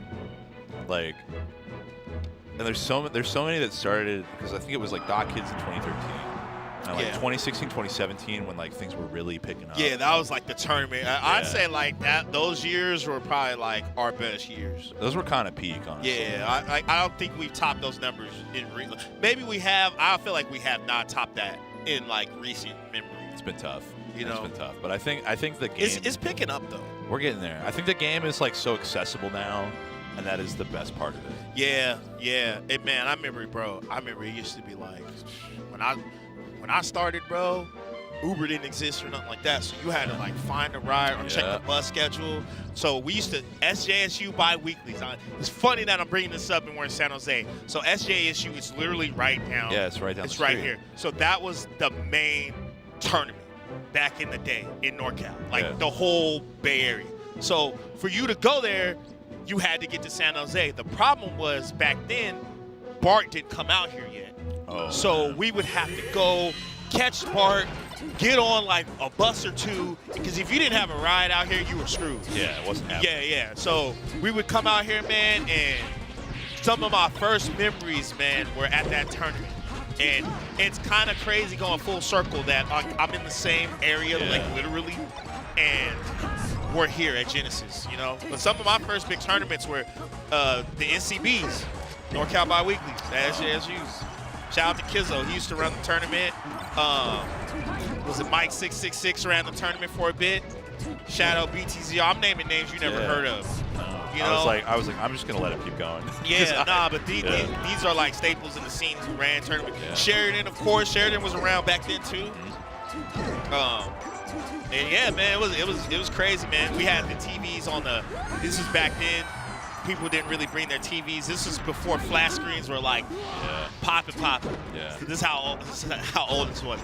You know those TVs you get in school that are on the stands? Oh yeah, with the ones that roll out. Yeah, but they were fucking CRTs. Because like I said, flat screens weren't. They were like, you had to have money to have flat screen. So no, we used to roll out and like go to the library at our college to be able to use a CRT to play Melee. Yeah, and that's what we were doing. We had those, and then a couple people brought their TVs, and it was crazy, man. That was like, I think that was the first time I ever met like Silent Wolf. Shout out to Otto, like he was at Dome Park. Yeah, he was. Apparently, he just was. like chilling in the doubles room. He was. But yeah, I'll give you some lore, man. Back then, too, SFAT, man, he was a puff player. He was like 11 or 12. Trash at the game. Trash. He went 0-2 for like, I mean, we always talk about it. He went 0-2 for like years. Really? Yeah. He went. Then one day he won a set, and then he switched to Fox, and then he started picking it up, and then the rest is history. But he didn't just like. So Pew Pew was like the opposite. Like he just kind of just showed up to a tournament already godlike, just prodigy. Like you know what I mean? SFAT really grinded. He got out of the mud, bro. It did not come natural for him. That's why I always respect his grind, because it was just like, I mean, I'm sure Cody and Jamie have these stories, but since we're in NorCal, figured to give you, at a NorCal major, figured to give you, you know. Yeah, I think people think of Genesis as like the everybody tournament, but it at is. its core, it's a NorCal tournament. It's still a NorCal tournament, though. Yeah, you know, a lot of people got a lot of history here, and I'm sure SFAT's been to every Genesis also. You know what I'm sad about, man? What's that? Bob Money's not on comms. It's my guy. It's my GOAT, man. We didn't get Bob Money on comms. That was my inspiration, bro. I was a doc man back in the day. That's what I used to watch. That guy's so cool. Yeah, I love Bobby, man. That's my dog, man. This is getting okay. It was this really is close. kind of getting out of hand. J-Mook and Cody, I mean, you know what they do, man. This is, you know, they're just really good at what they do. These two have only been teaming for like the last 2 years, I think, too, and they're already tied for 4th most winningest team. Yeah, ever. Like ever. Damn. Yeah, I like, believe it. It's what is it? It's first is definitely like SFAT PPU. Then I think it's Plump Hungry Box, and then it's Mewtwo King Armada, and then it's literally just Cody Schwab and Jim. Yeah, I mean, they're up there. I mean, I think it's funny that we were talking about the Luka trade. I think of like a J-Mook, like a Luka Doncic. You know what I mean? Yeah, he just came out of like Eastern Europe is basically upstate New York. Right, Cody like a Jokic. You know what I mean? Yeah. Oh man. But yeah, man. I know J-Mook lives in SoCal now. Yeah, he moved. But he's still like from New York. Same with Cody. Same with Reno. So we got 3 New Yorkers. It is crazy just how much like East Coast West Coast trade there is. Yeah, I mean players. most of them move out here. Yeah. It's rare you see a West Coaster move east. That's true. Most people in Cali, they stay. You know, it really is just contributing to the West Coast Best Coast argument. Dude, people have a vendetta with the West Coast. They love the West Coast, but everybody wants to move here, bro. Yeah. Everybody wants to move here, bro. It's because it's great. Yeah, I mean, it's just, food's good, the vibe's chill, weather's amazing. It's expensive as hell, but that's why it's expensive, bro. It's demand, supply and demand. Sir. And lack of housing, but that's a whole other topic. That's what we got to talk about. Right? Yeah. You know, I got a blog with Jackzilla. You know we're gonna be talking about it. Oh yeah, man. Especially he lives out here. The NIMBY stuff is crazy in California. Bro, we can save that for a whole another block, you know. Dude, I went to. I want to tell you about this. I was at the housing meeting. Oh yeah, you said you went to one. Yeah, I went to like a housing action like meeting. Because like I think, you know, even just moving there, I think it's important to like be informed what's going on. I think it's important to care about the area you come from. Support your local scene. That's what I say, right? Exactly. And like this lady gets up and she's talking about how she resents how terms like NIMBY are being weaponized against people, and like the entire like waiting room just like busts up laughing. she's talking like NIMBY's like a slur or something, and it's like, girl, you gotta calm down. Dude, of like all like NIMBY places, I heard that like the top 10 are like all in California or something. It's bad. It's bad. The Bay Area in particular is bad. But yeah, right now, I mean, J-Mook and Cody, man, they're doing what they do, man. I would say they're favorites outside of Opposite Axe to win this whole thing, right? Yeah, I think that they can definitely make it happen. Yeah, they gotta be. Plump Hungry Box did enter bracket. Oh, okay. They're back again. Yeah. All right, so that was a 30 clip. They got them up out of here. But it's still good to see a little cameo from, you know, NorCal's own, SFAT and Reno. That's timeless, man. Yeah, man. You always got to show them love. I wonder, are they just going to come out of retirement? I mean, Pew Pew's been playing more. They all, like, play still, but they're not like, I don't know about if they're it. not, like, I think it's the traveling. You know, if there was a bunch of tournaments and they were all here and everybody like this, then I think they would compete. But, you know, maybe they got the jobs now. I mean, you know, they're hardworking individuals, you know. Being on the grind is yeah, it's I tough, hate it. man. It's tough, man. Bro. It's why I can't like play. Every time I play, I just get washed. I have moments though, but I haven't like really competed in years. It's been like a bit for you. Yeah, like last time I like hard competed was probably like 7 years ago. Yeah, like 2018. Like Clutch City Clash 2. Yeah. Yeah. Well, anyway, we need to compete for some ad slots. So we'll be right back. Stay tuned. See y'all in a little bit.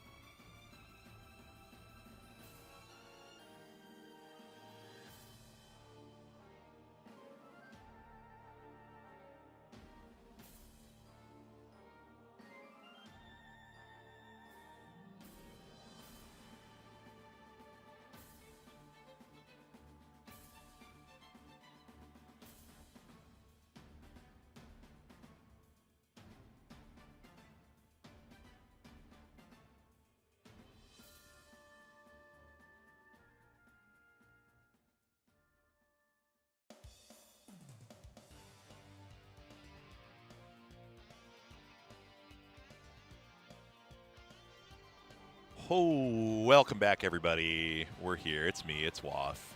We got more doubles action going on. Yeah.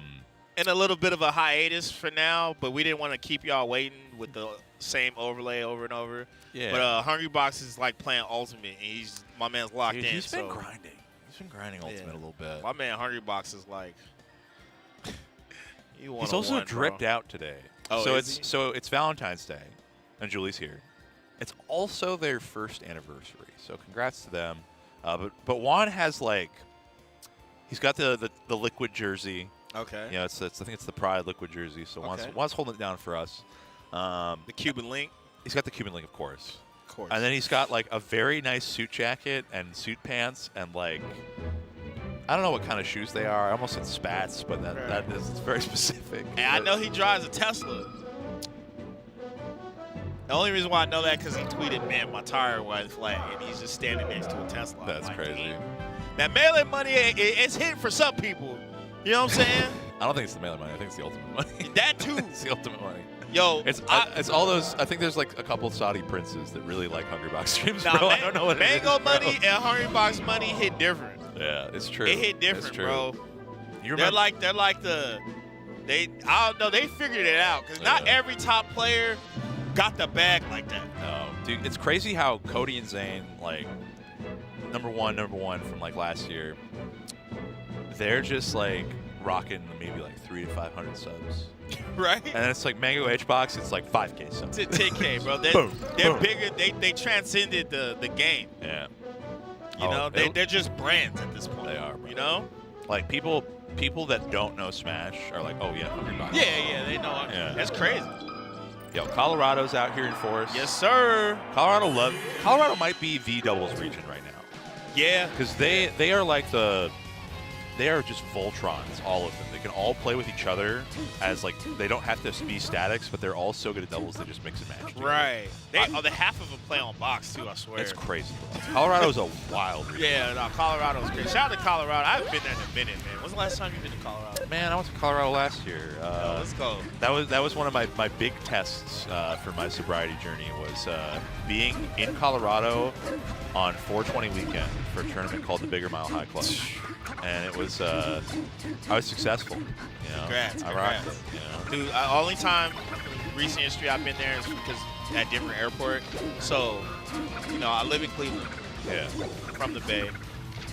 Denver is exactly 2.5 hours from San Francisco and 2.5 hours from Cleveland. Perfect. It's little stopover. literally the middle point. Yeah. So when I get layovers, I tend to go to Denver. Yeah. Shouts to Lucifer. Dude, that horse. Crazy is, tag. Well, no, it's this horse statue outside. Oh, in And Denver? it's an or enormous in- blue steel horse with glowing red eyes. Oh, And also part of it fell on the creator of it and killed him. oh, So people think it's cursed. man. I mean, it's kind of crazy. Yeah, it's kind of crazy. So we got Cody and J-Book again versus Fizzwiggle and Phazon. Yeah, Phazon. I'm unaware of Phazon, but I'm sure they're an amazing player because we're pretty far in the bracket. So I think he's Fizzwiggle's brother actually, Oh, word, that's dope. and he is just a really really solid Sims player. He's Right. fast, he's clean. They make this team work as well as one can at a high level. I feel like Samus and teams, she's got it rough, man. Yeah, I remember Hugo many moons ago used to team with this guy named Omar, and they made it work. Yeah. So Samus, I always felt like Sheik in general is really good with most floaties. Believe it or not, if there were a character that's not Fox that I would pick the team with, it'd probably be Sheik. Look at this cleanup. Yeah, no, it's good. This is They're off to a good start. Off to the races for blue team. I feel like they can just cover so much space with Samus. Look at Phazon out here, bro, just being the nuisance. That's what I'm talking about, bro.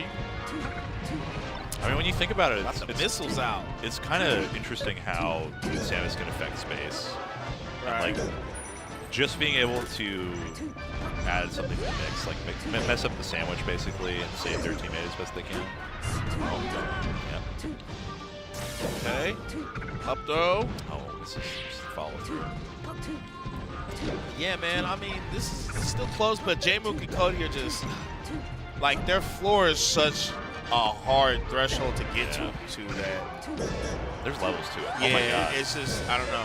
I think just getting past their baseline is just so difficult.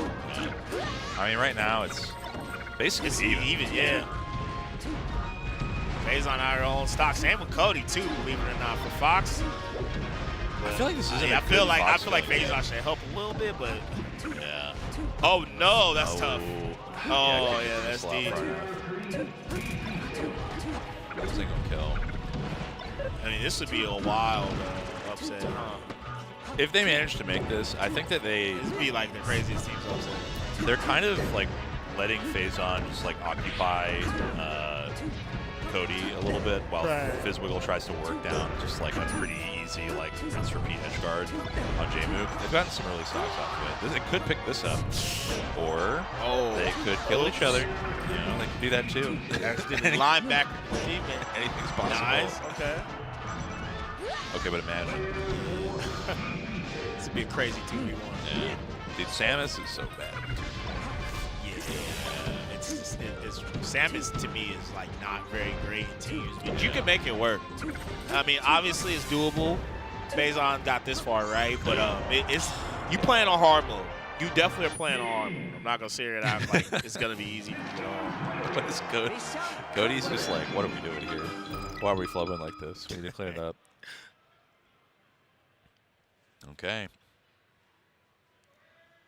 Little chin scratch. A little think about it. All right, what do you think? Dreamland? I think Dreamland might where my be really mind's rough headed. for Samus. Also, because like their play style, they just have Phazon shooting so many missiles that I That's feel like true. having platforms to retreat to just kind of invalidates that. So unless he Or, switches up into jump reads and like maybe kind of Stadium? hold space, maybe Stadium. Stadium I could see. I just think we avoid Yoshi's. We avoid Battlefield. I'm wrong. I'm just, you know. I mean, hey, man, Call me a liar. Yoshi's, I feel like when you're playing like the better team, right, or the high-seeded team, Yeah. there's so much variance on this stage that it's almost like it's a kind of a good thing in a way because it just causes disruption and chaos. And like sometimes you just need to throw like these players off their pivot because they're so consistent with what they do. They need something to just imbalance the little system a little bit that they got going. I guess also like it does let Phazon do like the heavy duty missile cancel stuff. Right. Just throwing out like 3 missiles at a time. So far, it's looking like it's working pretty good. Yeah. Not gonna lie. Pretty even. Okay, good damage on Cody. Ledge. Oh. See, yeah, like if one person is getting edge guarded by Sheik, the other tries to save them, there's just an immediate opportunity for Samus to set up the missile. Right. And just be like, you're not going over there. Right. You need to approach me or shield. Some good edge guarding by Jamie and Cody, though. I like how they clearly established the roles. Ooh, and they're getting a lot of damage right here. Oh, yeah, good DI on stage there. Gonna make it back. CC's out. Oh, I thought it was either. That was the lowest level missile. Right? Yo, these missiles. Yeah, that's what I mean. Yeah, you get that missile wall going. We got the right to bear arms, man. Yo, the gun laws are strict here in California. Trust me. He's registered. it's Hey, yeah, fine. make sure you register in California because you will. Unregistered, you will do time. Trust me. Okay. Nice. Oh, that's a big shine. Yeah. Good damage here. Oh, I had that pass back. Could have got the back here maybe out. But... Yeah, this is. Can't wait. Oh, Just hold that. just as I thought. I was like about to be like, wait, hold up. One thing I don't like about the missile strat, like it's good for pressure, but like it does mean that you can't really like be there for your teammate to get Yeah, more space and you also then hit your teammate like right there. Like Fizzwiggle's literally off stage because of the missile and died for it. Yeah. Yeah. That's like probably the biggest disruptor. Like you negate neutral at all costs. Like, yes, for your opponent, but even for your teammate. Yeah, who's they like, just gotta hang out. yeah. This is one tasty down smash away. Oh, yeah. That would be a crazy way. Even they, like, finding the music. Dude, Cody's He's like, cheesing. what is this? What is this team comp? All right. All right, so they're on the board 2-0. Let's see. I don't know where.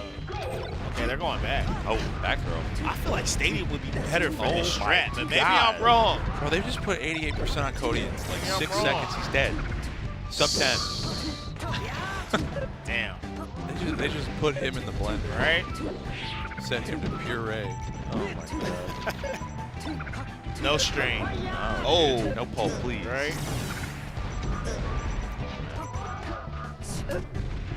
Oh, I like that bomb. Resets him, but let's see that out. J-Move's staying alive. This is ooh, almost. Hold center, hang out. Nice. Yeah, this is I mean, it's blue team doing their thing so far, but it's like to what cost? They got a hood lead. Well, not no more. Well, I always call the hood lead is like A fakie. yeah, I get well technically it was tied, but Yeah. you know, it's just like when you got both players at high percents, but you're up in stock. Oh, they're getting a lot of damage on Phil's Wiggle right now. man. Oh man, they capitalize off that Samus death. And this should be a dead. No, Oh, the nice bomb. save. The wall tech there from J-Move, but he Oh, didn't get the turnaround. reverse, yeah. But despite the missile shenanigans, I mean, Cody and J-Move are ready for it, man. Yeah. I mean, they can maybe swing these 2 stocks out, bring it back Yeah. to basically even, but I just think they got to tighten up a little bit more neutral blue team. I think, like, it's just not enough. yeah. They're too good to get away, to get around that. I like how Cody started just like Soul standing and shine, shine. yeah. Dude, I've seen that. You know, Fox, it's like it could cause a shield break. Oh, where If like it, the like, laser bounces back and forth? Yeah. You can break shine. Yeah. Oh, wait a minute. That almost worked. Yeah, it's looking like a 30 clip. Looking like a 3-piece to go. They're just kind of running along, I feel like, to however far. Yeah. Yeah, that's a GG shake my head. Yeah. Oh, he jacked it a little bit. Yeah. There you have it. Let's see, where's Bradford looking like? And That there we go. says that was pools, but maybe was it pools to top 12? Could be. Cody and J-Mook advance. Let's see. Got to pull up my dubs. Zer. Let's see. What's going on, world? We're back. We're back. Good old Genesis, baby. I wonder if old Juan has finished up his ultimate run. Yeah. I Yeah. think that's probably why some of these matches have been going like a little bit delayed. But Okay, so it is Yeah. round 2 pools into top 12. I heard he's like that in Ultimate.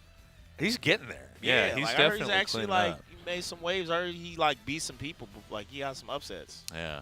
I remember there was a bit where it was like not happening for him. Yeah, He was yeah. trying and it just wasn't Yeah. working, but he's getting there. I think- heard Puff is like Puff's weird. not that good in that game, but No. I'm not like 100% on that. But I heard it's like struggle mode. She gets spaced out by so many characters. Yeah. Like there's so many big hitboxes in Ultimate. Yeah, powerful ones too. I feel like Yeah. in that engine, Puff's drift just doesn't hit the same. Like I feel like Melee is good because her drift is so good with how fast the game is. But since that game is like a little bit more like floaty, Yeah. it just like all the characters have that. So that's to me what's make Puff stood apart in Yeah. Melee. She has such a different style. Yeah, you got to play completely different. It looks harder to kill too. Like Rest just doesn't. It's not as strong. Yeah. You know, there's no like. I guess there's jab reset Rest in that game. I think that you can jab lock rest. Jab yeah. lock Rest. Yeah, it's probably If not you as like strong the though. Huh? Jab, walk forward, jab. Then don't thing. when you rest, they put the flower on Yeah, you puts the that flower burns on you. it. It doesn't kill you as early either. Yeah, Yeah. like I feel like if Rest was still Melee strong, Oh, that like, character would still be crazy. yeah. If you were dying at 0 in that game, Yeah, they would be yeah. losing their minds. Nah, man. yeah, they would hate it. Okay. I'm looking at brackets. So Phazon Fizzwiggle beats Stiff Django. to make it over to That's winners impressive. finals That's impressive. of their pool. And then, so Orizanya over Sylvie Vincessant. They're going to play Rainy and Three Face. That used to be Space Pigeon, I think. Oh, is that Simon? Yeah, let's get it. Yeah, I think. I'm not sure what name she's using now. But It's the homie. Negative and Ossify over Wizrub Gatsu. And then Get Krabby and James Jr. over Kung Fu Kenny and Firefly High. Just a Firefly High. Firefly, yeah, Firefly from Hawaii. Mm-hmm. I think Kung Fu Kenny, I think Kendrick. Kung Fu Kenny. I saw that halftime show. What happens on Earth stays on Earth. Okay. Dude, that halftime show was crazy. It was cool. it was fun. I like watching that. I My like man was on Demon Time. just the smirk, man. Yeah, I know, right? That was just crazy. Okay, I'm looking over at the other pool. So HBox Plep, and then who's Danny Phantom team with? Ocean who? Dude, there's so many. Man, Ocean Master. I don't know who that is. someone I've never really- heard of Ocean Master, folks. I feel that way Yeah. at every tournament now. I'll be like, yeah, I never heard of this player. They'll be like, Yeah. yeah, they're top 5 in their region. They just upset this insert Yeah. top 100 player's name. I'm like, word. You're like, that's sure, man. Like that 13-year-old kid you told me about. Yeah, I just found DK out you just kid. told. I didn't know. You know his so he used to go by Coffee in region, and I think he just changed to DK Kid. His Star 2G bio is now OG Kid but cool. It seems Damn. the children are fighting. Yeah, right. Um, I thought they'd be on the same squad. Like, yo, we should team. We're like the I don't youngins. know, That's man. what PewFat did. I don't know, man. That's what It's PewFat different did. They were, times. you know, It's different times. you know, Hacks and J-Man, the Little Rascals. That was Little that was Rascals. that was a thing back in the day. You know, you get the young kids with team. I guess not no more. It's like, yo, we beefing, bro. Wait, who's Guest Monster teaming with? But yeah, man, Genesis, we're here, man. Shout out to everybody watching from wherever you are in the world. You know, in chat, if you guys you put where you're from or where you living right now. You know, whether it be East Coast, you here in the West Coast, you're in the Midwest, you're in the South, you're in Canada, you're in Europe, you're in Asia, you know, South America, wherever you are, man. Shout out where you're from and where you live at in the chat, man. We would Yeah. love that. We'll Get see some it. We'll see it in the engagement VOD later. going. Yeah, you know, a bunch of beautiful people from a bunch of beautiful places. You know, it's always good that everybody. Shout out to from- my Europeans watching on. Like, Right? It's like Yeah, it's shout gotta, out it's gotta yo, be the 1 in Europeans, the morning, bro. Australians, man. Yeah, like y'all, yeah. y'all are real ones, man. Soldiers, For real. real And street everybody like in soldiers. Asia. 'Cause I know it's like Sunday morning, Yeah. 5 a.m. or something crazy Dude, like that. I had a buddy. It's 7 or 8 in the morning, or y'all just woke up watching this. There's a DFW Melee player who I think is like in Thailand right now. Mhm. Just got on like I think it's like the East Asia PR or something. Okay. So they have one for like the Philippines, Thailand, Vietnam, Oh, that's dope. like all this, all that. And I think it's all over net play and whatnot. But Yeah, man. I love seeing stuff like that, you know? mhm.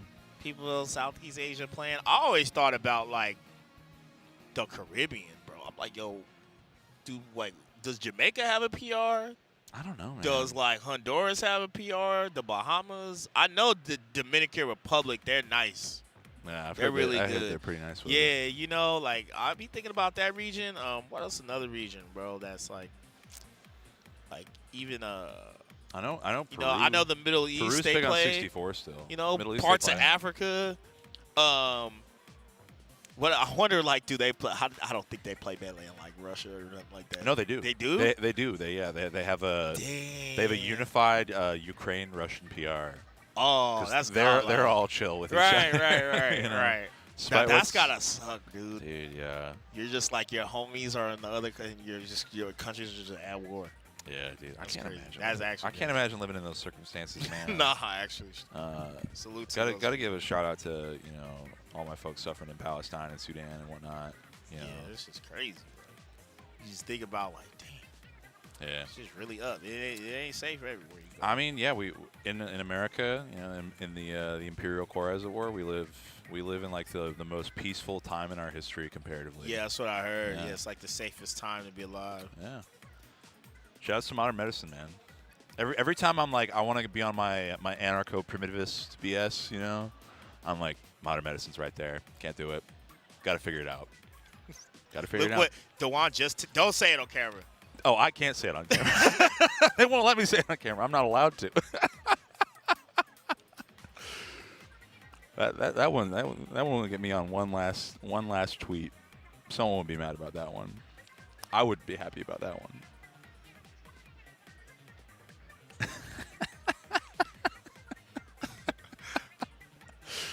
Oh man, he's texting you right now. I know, He's yeah, on the stream right now. He's texting you. He said you was talking shit on stream. I said I probably was. I don't remember. Man. Oh man. Alan, you snitching on me, bro. Damn. I didn't even know you was watching. Oh man. No, shouts to Alan, man. I don't even know what I said, bro. I think you're just talking about it. Nah, just saying I don't text back. Bro, that's a fact. That's a fact. Bro, I messaged this nigga on Monday. It is Friday. Oh man. It's Friday, Dewan. It's Friday. That's Dewan. literally all I'm going to text him. Just reply back to one of his last tweets. He really texted me to tell me that, bro. I hope he looks at his phone, bitch. Now I hope they lose. No, I Watching your dogs turn into snakes, man. Hopefully, when I'm done commentating, I can talk to him because Oh yeah. I hadn't seen him yet. Because I told him, I was like, yo, bro, I'm going to be out there for a week. Nothing. Damn, dude. he just high and dry. Dude, I text Alan the same day. Alan was like, yeah, I'm going to be out there on Wednesday, or I got stuff to do during the weekend, blah, blah, blah. I'm like, all right, cool. I'll see you. Yeah, Dewan, we'll get nothing. some time for and this. then just text me just now. That's crazy, bro. And only because Alan told him. Yeah. Only because Alan told him. I was like, yo, where is HBox? People are asking. I don't even know. Benny bro. wants to know. We have 24 minutes on the block. He was like, yeah, because you said I don't respond. I'm like, it's Friday, Dewan. Friday, bro. It's Friday. It's Friday. I messaged you 4 days ago, bro. 4 or 5 days ago. But nah, that's my dog, man. I love Dewan. Okay, I see Julie. I see Juan. Okay. Oh, I There see we what you're go. saying. Yeah, he's got the See, fit. man, that's what a new tax bracket will do to you. You know what I'm saying? He don't live in Florida for no reasons, dude. You know what I'm saying? He's like, look, man, I can't live in California, New York, man. Them state tax. Do you know money being made when That's when true. the homies started complaining about taxes? That's true. Whenever they shift up and they're like, I got to pay this, that's crazy. Yeah, they're like, man, It's like I'm losing money. It's like I'm losing money I now. got to pay state tax and municipal tax and county tax. That's one thing I was kind of surprised about, bro. I forgot Washington doesn't have state tax Dude, you either. lived in 3 states with no state tax. That's crazy. It's kind of nice. But It's like kinda not nice, bro. trying to do it. I didn't even think about it. I was just like, that's huh. insane when you think Yeah, about it. man, Most this people is like great, man. 3 states. This is great, man. They're like 3 of the best states on especially Texas and Alaska. Bro, Texas and Alaska, like, Dude, don't they pay you that dividend for living there? yeah, you get the PFD. Yeah. Yeah, Damn. so every Alaskan resident technically has some share of mineral rights that the state has. Oh, really? Because all the oil money, right? So you get what, like $3K a year? It depends. Year to year, it varies. Oh, okay. So when I was living there, like a mid-year was like bad year was like 800, which was Okay. like, oh no, the government gave me $800. Right. Good years, you get like 2,200. Like you get a bag like every October. That's right? cool. The trade-off is you gotta live in Alaska, and Alaska ain't cheap. I think people think No, Alaska's no, cheap. Dude. The food is It's like, food is- expensive. Dude, Because you gotta import everything. I moved back north, and avocados are expensive again, and I'm so sad, bro. I'm so sad. Like, All right, so here we go. yeah. I don't hear no game audio, or am I tweaking? Do you hear No. game audio? Yeah, so There we go. Okay, there we go. We back in effect. Flashburn my goat on production. Oh yeah, Flashburn to go, man. Hire Flashburn for any type of media streams. Flashburn, Juno, all of them. Melee Everyday crew. Oh, you, yep, Melee every day. We love it. Nikki. Oh man. So this is an all-timer team. Like both these teams are like top 10 teams, but Club HBox is like one of the best teams I've ever played. Yeah, the Floridians, man. Even though Club lives in Oregon. He's an Oregon. Yeah. But yeah, man, these two, they it's weird with Pleb and Hungry Box because I feel like they'll have phases where they'll just team together for mad long, and then they'll go 6 months, they just won't team ever, and then they'll team, and then. But I feel like they always are in the top 2 or top 3 together. No, yeah, they second most winningest team of all time. I think it's like SFAT PPU clear by like I think it's like 4. I want to say 4 majors. I think it's 18 to 22. Do you know like the top 5 like most winning teams? Yeah, let me pull it up. I feel like you just got off rip. I'm thinking PewFat, Armada, It's PewFat Android. for sure. Armada Android's actually surprisingly low, but they do have a massive amount of like appearances in top 8s. They just weren't like winning a lot. It's Club HBox. It is? Yeah. Damn. Shout out on the low. On the low. They Yeah. did that without People trying. forget that these two are like HBox is one of the best team players of all time. And then He Club is. is just So is like Club. right there. They're both of them. Like they're both incredible players. Yeah, Jack gave me the all-time doubles info, which is a heady document here. Dude, Jack always gives me some random information that I have never known. Did you know that Alameda, there's a city called Alameda, it's Yeah. right next to Oakland. Yeah. It's land-wise, it's bigger than Manhattan. Really? Yeah, I did not know that, even though I feel like only like 1,000 people live in Alameda. So Yeah, that's crazy. that's what Jack told me. So if, Jack if just I'm knows. wrong, then Just knows. yeah. Jackson. He's like, yeah, land mass wise, Alameda's bigger. I'm like, no way. Alameda feels so small. It's like, Or no, maybe just NYC, Manhattan's just like built to the brim. it is, dude. Like, it's crazy. They can't build like up and out anymore. It's all marshland. No, yeah, They're stuck. I'm like, man, I feel like that city built to Or compact no, itself to it's Ken capacity. Isaiah. It's Ken Isaiah. I'm tripping. Oh yeah, Ken I'm Isaiah. tripping. So yeah, it's Ken Isaiah and then PewFat, right? Yeah. I think it was that it was. It might have been top 8 appearances or something. But In basketball terms, Ken Isaiah, they're like Bill Russell and Will Chamberlain. yeah, they're old heads. But Yeah, they're, man. Damn, LJ, Bill so Russell, good. Will, Jerry West, bro. Yeah. So to clarify, folks, sorry for biffing this. SFAT PPU have 22. Ken Isaiah So have, is this major wins? So this is doubles major wins of all time. Oh, so it's PewFat, Ken and Isaiah, Armada Beauty King. Yeah. That's And then hilarious. Mewtwo King Plub. And Okay. then J-Moot Kushrob. But the crazy thing, these two have only been teaming for 2 years and they're almost Right. ready to go. Right. Take it that like top 4 level. Mango Joey. Yeah. Hungrybox Yeah, Plub. Armada Android only with 8. That's what I'm saying. It's crazy. Damn.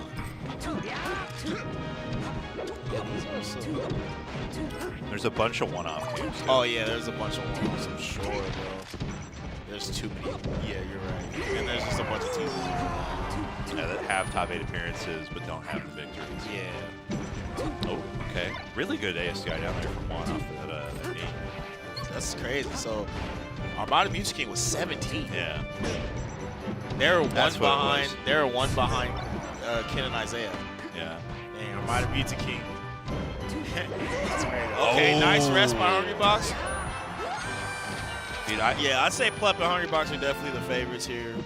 I think, so in my opinion, like Fox is definitely clearing away like one of the best characters in teams. Oh yeah. Like Puff, I think is still incredible, but like not in neutral in the way I used to think when I was like not as doubles focused at times. Right. I think she's just like an incredible punish machine, but you have to be so perfect with your position. Yeah, you gotta have the right teammate too. I think Fox is the best character, Yeah. like by a lot. Oh. Yeah, but I think Puff is like arguably top 5. Yeah, she's up there. But she's up there, but it's not like she's definitely worse than doubles. I think she's worse than doubles than team. Damn, this is almost. Yeah, no, they're This getting is a- cooked, bro. This They're is getting approaching sauteed. in-stock territory. I said what I said to Juan. Alan, tell them they are getting cooked, bro. Yeah. He's using the grass transformation to get more spins off that rollout to maybe see if he can catch someone. Goofball. Yeah, I mean this stage you kind of got to chalk it and just kind of go to the next game. I think they had the right idea with Stadium, but I don't know, it is just not working. No, I think it's just so scary, like not having a top platform to get through the wall. Right. Oh, good pickup. Oh, it's so much damage. Like he's not even going for a rest setup. He's just like hitting as much as he can off of Johnny. This is it. Yeah. One stock left. You know who has the most major wins of all time in singles? Do they have that counted? I'm not sure. I think it's HBox. It's got to be either HBox or Armada, right? Maybe Ken. H-Box, Armada, Ken, or May. I feel like it's one of the 4. Yeah. Yeah, somebody tally that up because I think dude, that's like, to me, like, who scored the most points all time, you know? Yeah, I can't think about it off the top. I'm not super sure. Let me know on Twitter, y'all. Ooh, that was a sick rest. All right, so it's 2-0, This is looking rough, man. right? He's having a great time. Yeah, my man, Hungry Box, man, my man. See, that's what happens when you got, when you with Team Liquid, you get liquidity, okay? You know, tag me in the caption, Liquid, if you use it. Honestly- I'm saying, honestly, my man that's- got, see, he ain't just getting checks. My man got equity, bro. That's free advertising, That's a bro. different ball game. Yeah. That's a different ball game, bro. He's got residuals. I'm He sure. got, yeah, my man got, you know, stocks, bonds, you know, this is securities. right, you know, Oh, where'd Plum go? investments. Bro just exploded. Yeah, I don't know what's going on right now. I think Battlefield's a good pick. Yeah. It's a good base stage. Really good for Sheik. It just seems like it's a lot difficult for Shroom in particular to get stuff started. Just 'cause, like with Sheik, I was saying earlier to Trey, a lot of her matchups are good, but when they're bad, they're like terrible. And these are the two that are like terrible. You know what I mean? Yeah. So when you add that up, on top of it being Plup and Hungry Box, it doesn't help. You know? No, it really doesn't. So you gotta really outplay them. I respect what he was going for. Yeah. But it just That whips kind away. of deep commitment is just like. Ooh, see? Call to blacken. Yeah. Sleep at the wheel. Sleeping in your self-driving car, Dewan. All right. I mean, they are playing better than the first two games, though, I think. But it's still just like, I don't know. Yeah. It's not enough right now. I It's love- not enough. It's not, bro. They just need like a little bit more. They're playing good neutral, but the problem with the good neutral is like you gotta punish at some point. That was always the problem I had playing. I would be playing neutral with the best of them. So I'd be, me and Hungry Box exchanging hits, and then I got 2 pictures. He got 4, and I'm like, why? Yeah. Oh yeah, you gotta kill him first, bro. Yeah. You know, so You got to hit him hard every Right. time. And he's hitting you for Yeah. one interaction and you're dead. So red team with a hood lead, you know, it's not looking like the greatest lead right now. We're looking a little. It's doable. I mean, they're getting damage Yeah, stacked the up. lead, a little hood, a little EBT with the lead, but you know, it's they trying to bring it back. They got those big orange bricks of cheese. You know, yeah, the government cheese. Yeah. Oh, do they still make government cheese, bro? They got it, bro. I don't want to know, man. Times is hard when you eat the government cheese. Hey, government cheese kind of went crazy though sometimes. I ain't gonna lie. Anyway, Oh my god, he woke him up. yeah, man. Blue team or green team, my eyes are bad. They're just ooh, I like that. That was just off the top rope. This could be swingable. I mean, if they Yeah. bleed out Plup here, right? They They can, get that kill 100 box almost. Yeah, they gotta get this. They gotta rack the percentage up on Plup too. Oh my Caught god. you sleeping at Okay, the wheel, okay. Dewan. See, if you took transit, you wouldn't have that problem. You know, Oh. that was tough. Oh. Yeah, this is looking like a shake my hand. GG's. Oh my god, Yeah. he's just getting out there. 30 clip. Oh. Yeah, that was tough. That last game was very doable. They just had to fix a little bit of things up. But Nouns Plup and my man Liquidity Box out here running the show as always, man. The rich get richer, right? That's just what it is, man. we have to take back, the power from all these top players. We got to put it back in the hands of Eat the top doers, players, bro. We got to put it back in the hands of the old doers. Eat the subs. Oh my god. Oh man. Yo, Hurrybox out here, he got all the ultimate real estate. He got the melee real estate. He got Jigglypuff real He's estate. got it figured out, man. He got it figured out, man. Personality will take you far, man. Yeah. You could be good at the game all you want, but my man fainted He on did, stream dude. That playing was- tournament, bro. Dude, If poor you're not- Ginger, man. If you're not that locked in, what are you doing? I think you got to be a little bit crazy to get to like even just being a top player. Yeah. But then even to take that further is just like you got. Yeah, I ain't never popped off so hard I fainted.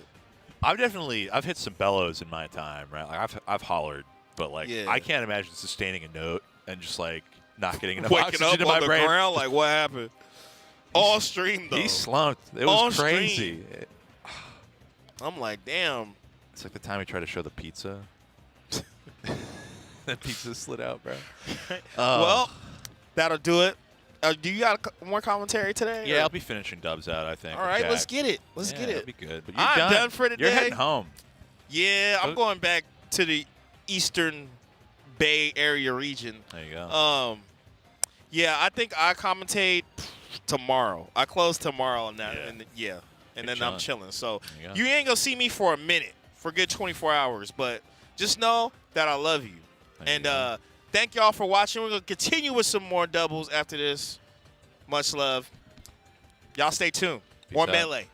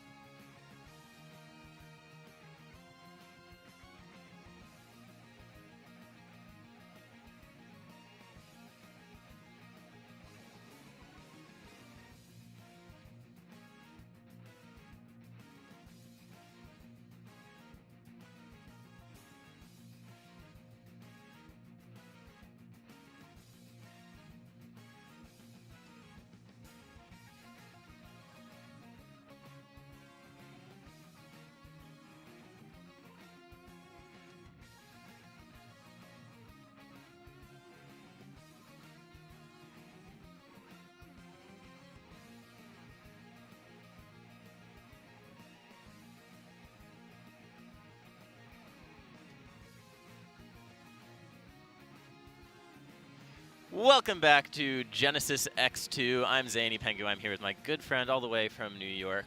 Turned down for Walter. Yeah, we came here from New York together in some ways. Not really, though. Not in many ways. Not actually at all. I flew but from New Jersey, actually. I Did don't you? know about you. Yeah, I Okay. flew out of Newark.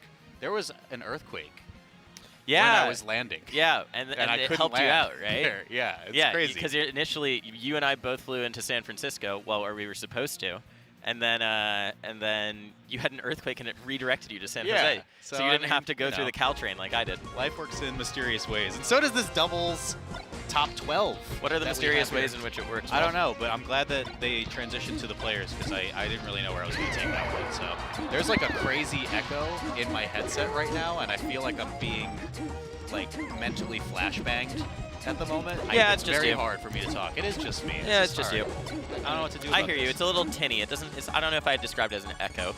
Yeah, it is tinny. You're right. Yeah. You're right. You're so much better at this than me, dude. I don't. What are we gonna do about this? We Okay. got Nut and Vavez. Nut with the fresh cut. Look at that. He got the fade. That's nice. Yeah, it looks good. Dressing like it's still August, and that's what you get from SoCal people. Yeah, this is insane. And who was the opponent? Danny Phantom and Someone. I can't remember off the top of my head now. I can't quite see him. I don't recognize that person. Well, do your job. Tell me who it Wait, is. I know this person. You shouldn't have said that. That's embarrassing. Or if I don't, he looks remarkably similar to someone I played with South Carolina, in South Carolina, Oh, back in your in the heyday, dude. back in the turn down for Walt. There's no way these people are not the same. This is crazy. Hang on. Do you want me to? I'm just gonna find lose his- my mind. Do you want me to just find their name? I have As it here. opposed to Hang you on. I have the bracket up. Being in histrionics about it? No, because I know their tag, and they were like an ultimate player now. Okay. Well, it's This gonna is say it weird. right there. It's Ocean Master. Is that the person from North Carolina? Nope. Wait, this is the same person. Okay, you should He go was say a hi. Puff main. Well, I would assume so. It seems like he hasn't switched I names. know. This is okay. What is so crazy good. about this? I haven't seen this person in years, and they were a Smash 4 And player. you assumed that as soon as you went out of his life, No, it was like, I'm gonna Zane, stop Zane, playing Melee because enough. Walt isn't Not around like anymore. this. It doesn't mean anything. You're assuming a lot about me this weekend, and I don't like it. You know. I'm only going off the evidence you've given me, which is that you're an egotistical. No, stop it. Okay.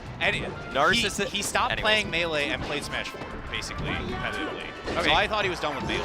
Well, maybe If- he's a team specialist. Unless they're identical twins and they happen to have the same main, but this is crazy. Anyway, let's get into the game. Nut Vavez have been like the California team. I feel like that's not Rocky Southern Hayes. California, yeah, for sure. I mean, SoCal historically doesn't love teams except Right. for these two. I mean, Vavez especially barely enters anything unless it's teams or an Arcadian, and then he doesn't win it, and everyone's sad. But yeah, I mean, these guys are amazing at teams. Ooh, that's unlucky. That is unlucky. It Yeah. almost sent Vavez. It kind of did. It sent Peach to heights she's never really been to before with her jump to The take out upper the ball. glass zone, almost. Close enough.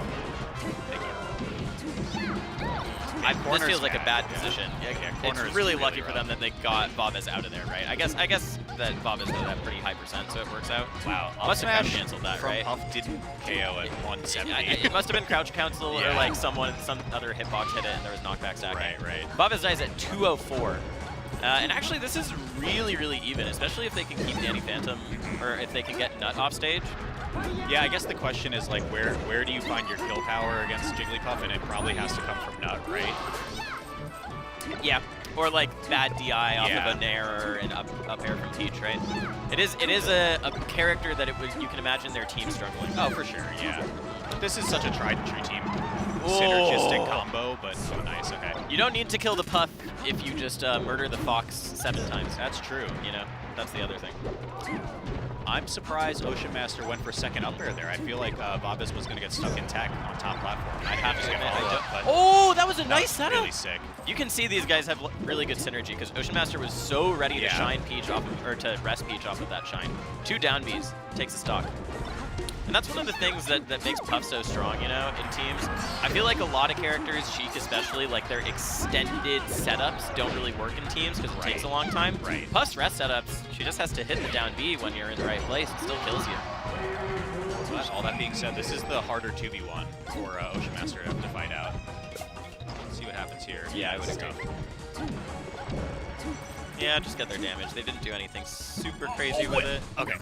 Imagine. Running out of jumps. Out of jumps. Out of stocks. Let's not actually clean that up. I think that maybe Puff would have been able to jump out if she had any. Yeah. Upper gets there. I mean, I think all that being said, though, like the points that you had brought up about Ocean Master and Danny Phantom, good so far. They're hanging in there. The ideas are definitely there. It was only, well, it was like a 3-stock for the first game, so definitely doable. Yeah, and a 3-stock in teams is like a high percent 2-stock in singles. Yeah. If you do the math of it. Math isn't my strong suit, but you're an engineer, or you used to be, until you gave it up for for this. Greener pastures, man. It's just. Everyone talks about how Cody Schwab gave up being a lawyer, except he wasn't a lawyer. He was in law school. You gave up a high-paying job. I really messed up. to talk about cartoon animals. That's the way, man. Hitting each other. Hey, I mean, life works in mysterious ways. What can I say? That's actually not mysterious at all. It's not. You chose to do it. It's not. Yeah, this is. What's mysterious is, I guess, the doubles bracket, but that I know the reasoning. I know the consequences. Oh my god. The sequence of events that led to that. I was there when you did it. You were texting me saying, I don't know. I'm an engineer. I know that you can't pay your rent, but what should I do? What's it like? What if I want to feel like that? Oh my god. All right, Dreamlight's a good counterpick, right? Question I presented before, how do you kill Ocean Master? A lot of that has to come from the Sheik. That totally makes sense. Although they're racking up damage really, really fast. And here's the thing, is that I feel like they're keeping Ocean Master's jumps on watch. Yes. This is the other core tenet of doubles play as well. Like Ocean Master got knocked kind of off stage for a period of time. Yeah. Has to spend a couple jumps to just slowly drift their way back into the game. And at that point, your teammate already lost a stock. Yeah, I gotta say, it doesn't seem like they're really struggling to kill Ocean Master right now. We'll see. New stocks, fresh stocks. Ocean Master took a lot of damage really fast in that last interaction. Maybe they can hold on a little bit longer here. 51 already. Wow, what a good reaction from Bobbis too. Really, really quick low floats to just pick up a little bit more damage, right? Yeah, I love it. Oh my god. Rest. Okay, that's fine. Jab. Yep. But they had to give up the edge guard on Nut to get that. But I feel like that's fine. In a vacuum, that's always going to be fine every single time. And the problem is you're still playing from behind. It just feels sad because you want the swing to be you kill both of them, right? Of course. And now Nut, you can see just doing an M2K impression, standing in the back, letting Bobbis go forward, down smash as much as possible, rack up damage, which has been super successful for them so far. And now Nut gets a kill, right? Yeah, it should be. Okay, got out, but yeah, Bobbis in position. This is so sick. Was it you that I was talking to last night where you said Mewtwo King said doubles is the most skill-expressive format? Yeah. And that's just very funny. So sick. Him. Yeah. I mean, that is a skill expression that you can't do as much in singles. That was someone else's tweet. Okay, can they get a 2-on-1 on Nut? No, he retreats to the top platforms really wisely. Ooh, okay. Little miscommunicated on who was going to go for that killing blow. It didn't matter. Oh, they just rack up damage so quickly. Yeah. Just getting hit by 2 nairs in a row, it's not that much, but it feels so bad for Danny Phantom, right? Yeah. I mean, this is what made the Android Armadas of the world so strong, right? Is their ability to rack up percent from 0 was unbelievable. The way that Sheik and Peach operate as characters. Oh, no way! Imagine! I would have been scared. That would have been crazy. If he flicked the chain up, got one more hit. Took him down with him. Oh, that was nice. That's a Stitch. It's not going to do anything. They don't need it. Oh, such high percent for blue team. Both off stage with a Sheik bear in their face. It's a long, long leg. Go to ledge. Okay. Dead.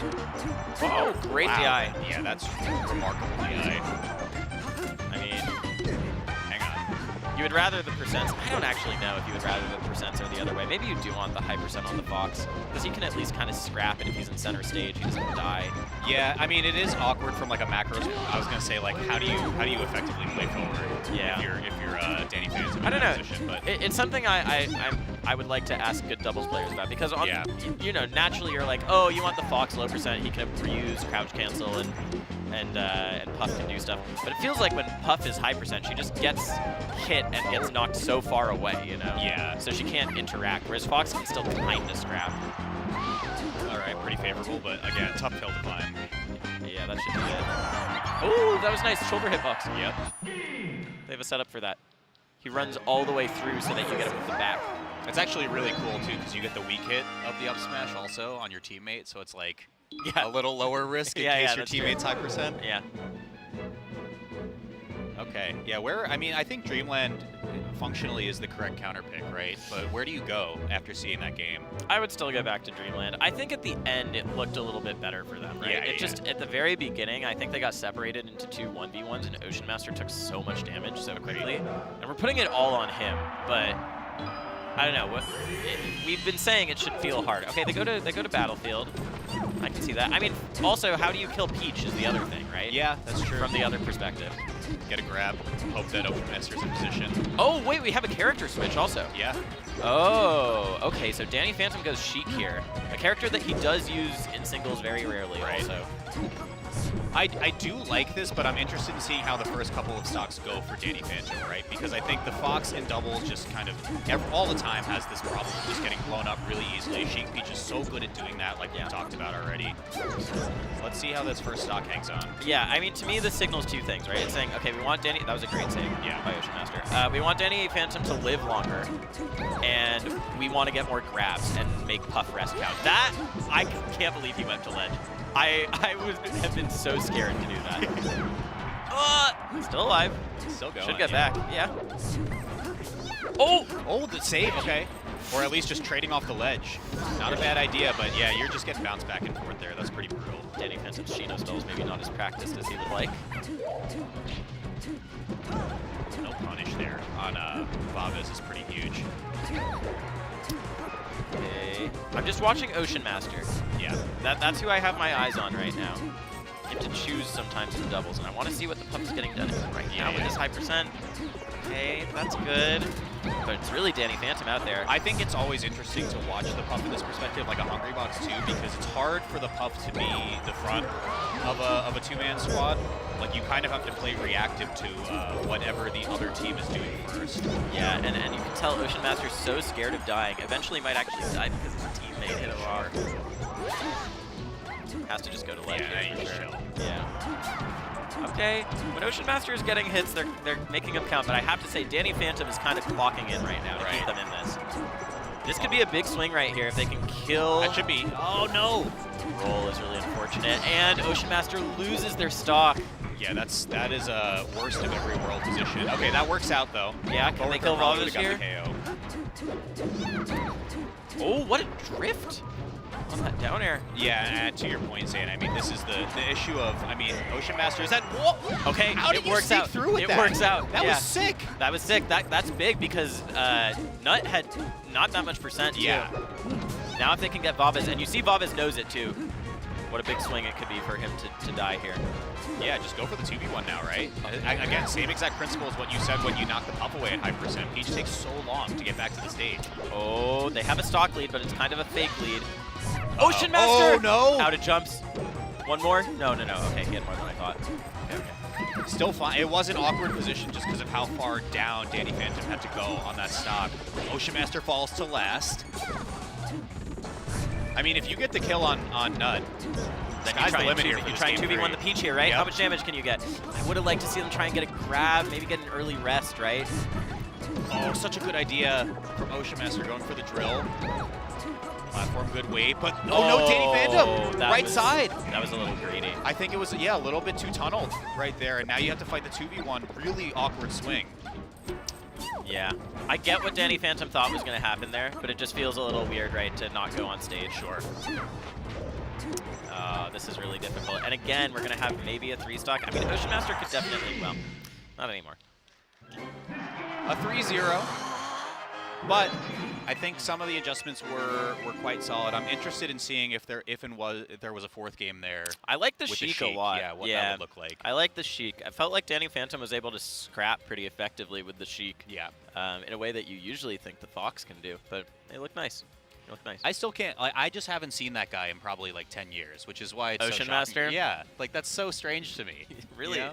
really sent you for a ride there. It did. It did. It's cool to see though, right? Like, I just thought he was full Ultimate and beyond at this point. But yeah, you said Smash 4 before. Yeah, he was. He was back when that was popping for a And little you bit. just but- assumed he would carry on. Yeah, So many assumptions about this okay, man. guy's All life right. and his history and what he was going to do with his You know, precious free time. you said a lot of nice things about me a few minutes ago, and I feel Did like I? we're just, you know, What did I say? we're back in the cycle of meanness. What did I say? I don't know. Why did I man. say nice things about you? I Come on, love you. Come on, but- dude. I'm What's just, your wedding, I'm man? just fact Come checking on, you. man. Yeah, I'll go to yours. Okay, fine. Oh, I don't know if we well- have another match queued up, but I did look at the bracket before.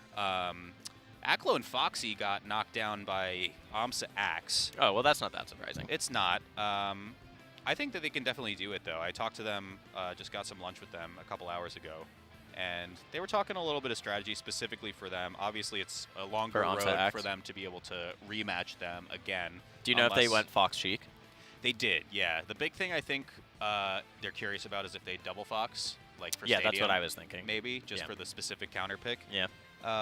But I digress. Of course, we're going to talk about our New York friends for a little bit while we can. Yeah, I mean, But- I'm always happy to see Foxy show up to a tournament at all. Yeah. One, because it lets Aklo like play teams, and also just I love Foxy. I think that guy's insanely good. He's very good. Like, due for a breakout performance, Yeah. honestly. Most frustrating player in the world to play against for me. By far. Yeah, he's a fun one. I don't know. He's a fun one. I can only imagine the horrible things he would do to Mario. Oh, it's bad. Yeah. I watched him play. Oh, who was it? It was. I always joke with him about this, but it was at like Santa Paws. He was playing against, I think, a Game & Watch player or some. It was a low tier player, and the opponent, I can't recall their tag off the top of my head, but was just like, I think they were just so high that they were looking through the screen. They weren't like actually playing Melee. It's a family-friendly stream. So, my bad. It's California. We're fine. Everything's okay. Foxy grabbed him, long story short, and pummeled him 7 times at yeah, that 0. sounds like Foxy. And Foxy was like, I don't know why he didn't mash out. So I just kept pummeling him. And then I looked over at him, and I was like, are you all right? And he just kind of didn't respond to me at all. He was just staring directly at the screen. That's beast. So I respect that That's from the way. Foxy a lot. So to answer your question, I think it wouldn't be pretty at all, for sure. You versus Foxy. Oh, no. Have you guys played before? Maybe in Long Island once, but I've only been to like a handful of Aeons when those existed. I so- should. Yeah, I would love to see you guys play. He's a demon. He's a demon. God, Maybe the most defensive Sheik player in the world. I say that with love. gotta love it. Gotta love it. Let's talk about who else is in this top 12, because Okay. I think we're still waiting on. Are we in Some- top 12 already? That's crazy, man. We're still waiting on a couple players for the loser side of top 12. So Aklo Foxy is waiting for. Looks like projected will be Reno and SFAT, which will be a fun one to watch. Reno is here? I And did he's see teaming Reno. with I SFAT? saw. I didn't see Let me Zach see that. though. Yeah, I'm looking at projected. I saw tweets from Zach, but Okay, that's crazy. Phazon and Fizzwiggle made it that's cool. into Yeah. top whatever this is, top 12, I guess. That's cool. Phazon and Fizzwiggle, the brother team. I played Phazon last year in singles. You know. Yeah. Good. Bad. No, I Medium? beat him. Okay. But I think that they team a lot. Yeah. It looks like they fell to Slowking and Preeminent, but that's a good run for them. Especially For sure. if Phazon's a Samus player, so that's really impressive of him and Fizzwiggle. Samus Sheik. Yeah, right.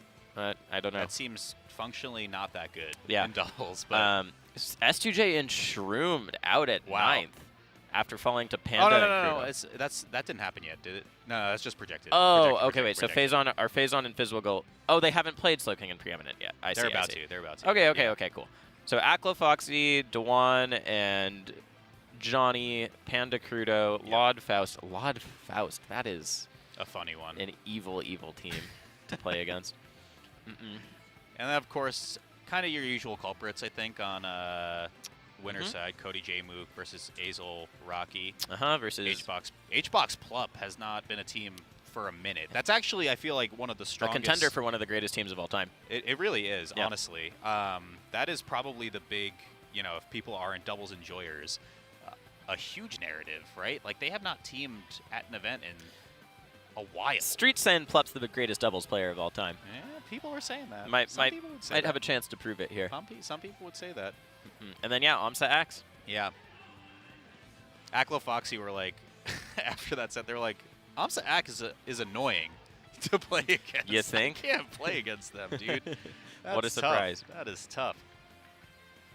I don't know. Who do you? I mean, projections obviously would have, I think, Cody J-Mook, HBox Plub for winners Not on finals, NorCal right? soil. Not on think NorCal so? soil. But I yeah, mean, you think? That's the what bracket, I'm wondering. The bracket might tell you that, but you shouldn't believe it. You Oh, should believe speaking that those of- kids on the left there are going to win. Let's talk about it. Yeah, I mean, Yeah. when was the last time these two teamed? at a Azul and Rocky? major? Yeah. Don't is park it- on the grass. It was, okay. Where they got But it- third, I believe. But it's like, they're pretty infrequent, though, right? Yeah, I think before And they that, always maybe do Genesis well. had been the last time they teamed. Right. Um, Because Azel won with Zuppy. At Big House. At Big House. Yep, and then came here, won the 2 biggest doubles tournaments of the year last year between and then just Big pieced, House and yeah, Genesis. disappeared forever. Yeah, and I do think I might have led you astray, and I will just call him Azul either way, but Rocky calls him Azul, so. He does? Okay, I'll Yeah. call him Azel then. Yeah. I've asked multiple people and have never gotten a straight answer. Yeah, I don't think people know. So- I've always called him Azul, Okay. I think it sounds better, so. Okay. But I was talking to Rocky earlier, and he was like, I hope you commentate one of my sets because you love Falco and doubles. He's like, oh. He's such a Thank nice you. guy. He's so sweet. He's such a nice guy. But Cody J-Mook, mean. Mean, the people. villains. They're Ugh. Ivan Drago. Ugh. Rocky versus say Ivan that. Drago. His tag's Rocky, man. Okay, yeah, I guess so. Okay. What, Cody, they can be Apollo Creed. That's not mean, though. Also, they're not Apollo Creed for other reasons. oh God. Okay. I don't. Have they played? Well, I guess because, like I said, it's so infrequent that Rocky and Azul team together that there's probably not a lot of data for some of the top level teams that exist out there. Well, I mean, so- it was Cody and J-Mook who they beat to win the tournament last Right, year, right? right. And then I think Cody and J-Mook. No, they lost to Dark Atma, and I think they lost to Cody and J-Mook in winners was finals. that the They had double peach team? They lost to Dark Atma. No, I think Binion went sheet. Oh, okay.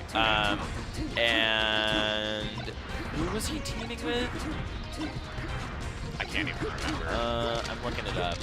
This is such engaging commentary. Anyway, while you look it up, Cody J-Mook, it's interesting to me, right? Because I think in Dark the Atma and absence, Wad. They lost to Dark it Atma was, and it Wad. was, they did do double peach. Yeah, I but thought, at one point. Maybe or they not. did, Okay. but I would imagine that Dark Atma would mostly go sheet. Okay. They probably did go double peach though. Yeah. Yeah. But it's so interesting to me from like a greater narrative perspective of like, I feel like these two in particular, Cody and J-Mook, were kind of like the recipient of best team in the world, but with a very big asterisk because Hungrybox and Club weren't teaming at basically. Yeah, two for a long and time.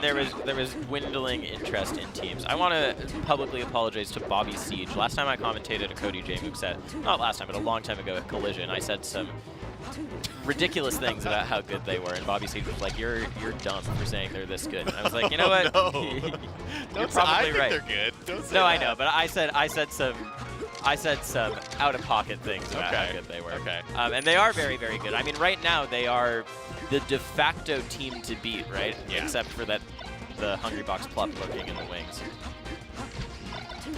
But I mean, the other top players just don't enter, right? Who of the top 10 enters teams? Zane only ever enters if it's with Milkman. Then you have IBDW. Moki doesn't enter. You know what's crazy to me Mango about doesn't that enter. actually? So I talked to Zane after he entered with, well, I guess he was going by Lavitz and Gommel.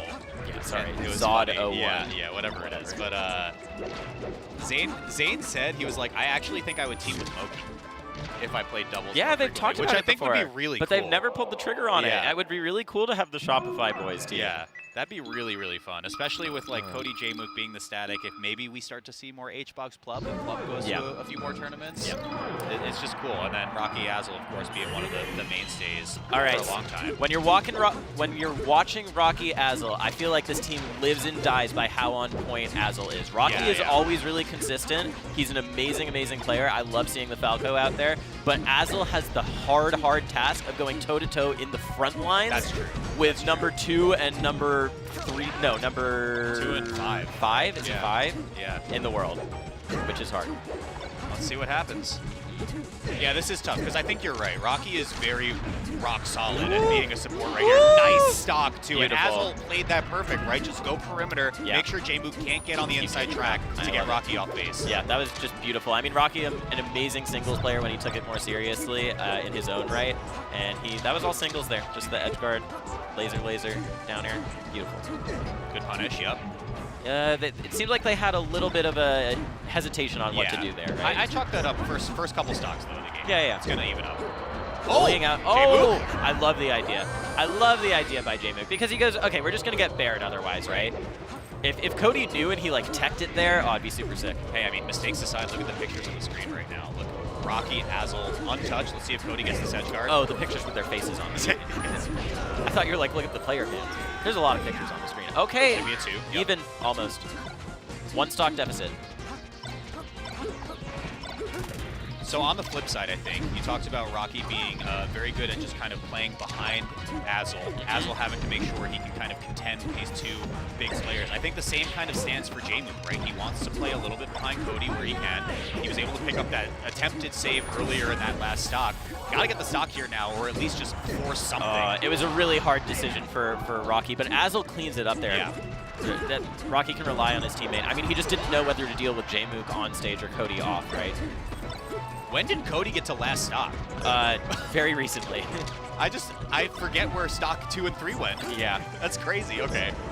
Ooh, okay, miscommunication there. Cody accidentally gets Jmook, but I love this. Yeah, just zero in on the Fox, right? Goes high. Oh, Wow. great by Azul to clean it up there. Yeah, that's just so beautiful. Rocky delays his recovery as much as possible, buys the time for his teammate to come in, catches Cody and Jmook sleeping a little bit at the wheel. Yeah, I wouldn't even say, like, it seemed like everything Cody... Down Oh there. my god! Yeah, Kill that's him! just it. It doesn't matter that he dies there. You take that every day.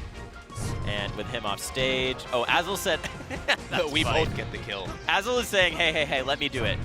He's saying, Rocky, go away. Go to center stage. I can do it by myself. Because I feel like traditional teams right there, you would have Azul take the ledge and Rocky does something. Of course. But Azul's like, I can do it myself. It's like, yeah, I got this, don't worry. And... Oh, okay. I think that first game, mistakes aside, or maybe a little bit of de-rusting aside, probably answered your question a little bit.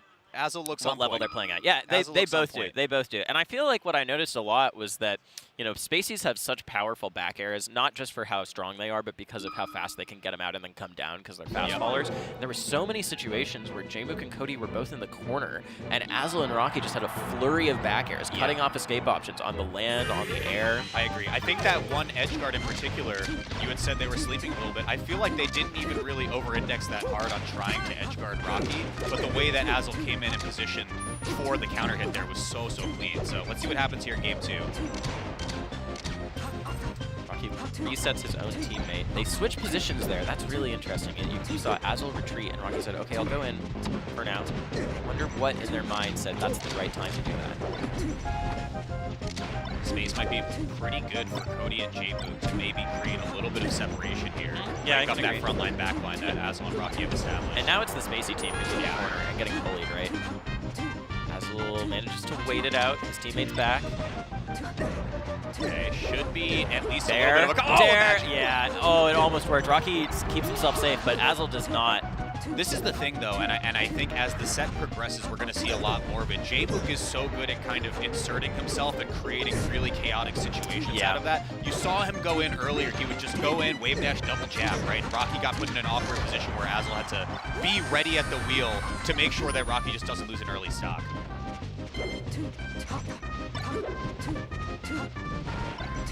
This is, yeah, I'm seeing the exact same thing as you, Zane. Like, Rocky kind Taking of playing space, right? forward, Yeah. like going towards that's Cody what I a was little about bit. to say. And they're losing a lot of these situations now because of it. It's interesting. I don't know. I don't hate it in a lot of ways. It's a mix-up, right? Yeah. It's just another mix-up, but it is interesting to note. I mean, right now he's just been on the defense the whole time. Azul tries to save him. He might pay the price for it. Not quite. Not quite. Okay, weak hit back here dissuades Jmook from going for that edge guard at least a little bit. But yeah, you got to roll out of the pressure. And Cody's stocks evaporated in the last game. This time he's holding on for a long time. Still hasn't lost a single stock. He's still Even living there. here right now. Do they That's double team or do they go to get Cody? They He's still- try he's to go still for living. Cody and they screw it up. He's Giga Schwab. I can't believe it. Okay, hang on. Blue team slowing it down a little bit. I like this. Because you have to. Look at this deficit so far. Cody is just moving on them. Every time he's just getting the hitbox, he's getting the better of them. This is so frustrating. I'm at a loss right now. I mean, you could just, again, you had talked about the potency of Bear. It ends up being a Nair instead. No team combo on Jmook. Rocky tries to escape towards the middle, but Cody off the respawn means this might just be a stock against Rocky. It's looking like it, but no, slides through. Manages to hold on for now. Azel's off stage. Rocky just retreats. He says there's like no way I'm saving my teammate. I might as well just take the stock on Jmook. And he does. I think, you know, that's one of the things about teams is that, oh, unfortunate. Really your DI gets a little messed up sometimes because you're trying to like not just DI for the hit. You're trying to like, oh, I need to get to my teammate. I'm trying to position to be in a different way. And I think Rocky exploited that on Jmook really well there. He should be dead. Yeah. Wow. And it's Cody 5 stocks perfect to coverage win. too, right? Like Rocky did the drift down fast fall to make sure that that shine just doesn't catch a jump. And Cody just has it all covered in the flowchart. It's insane. What a crazy adjustment from Red Team right now. Potentially a 5 stock, and it is.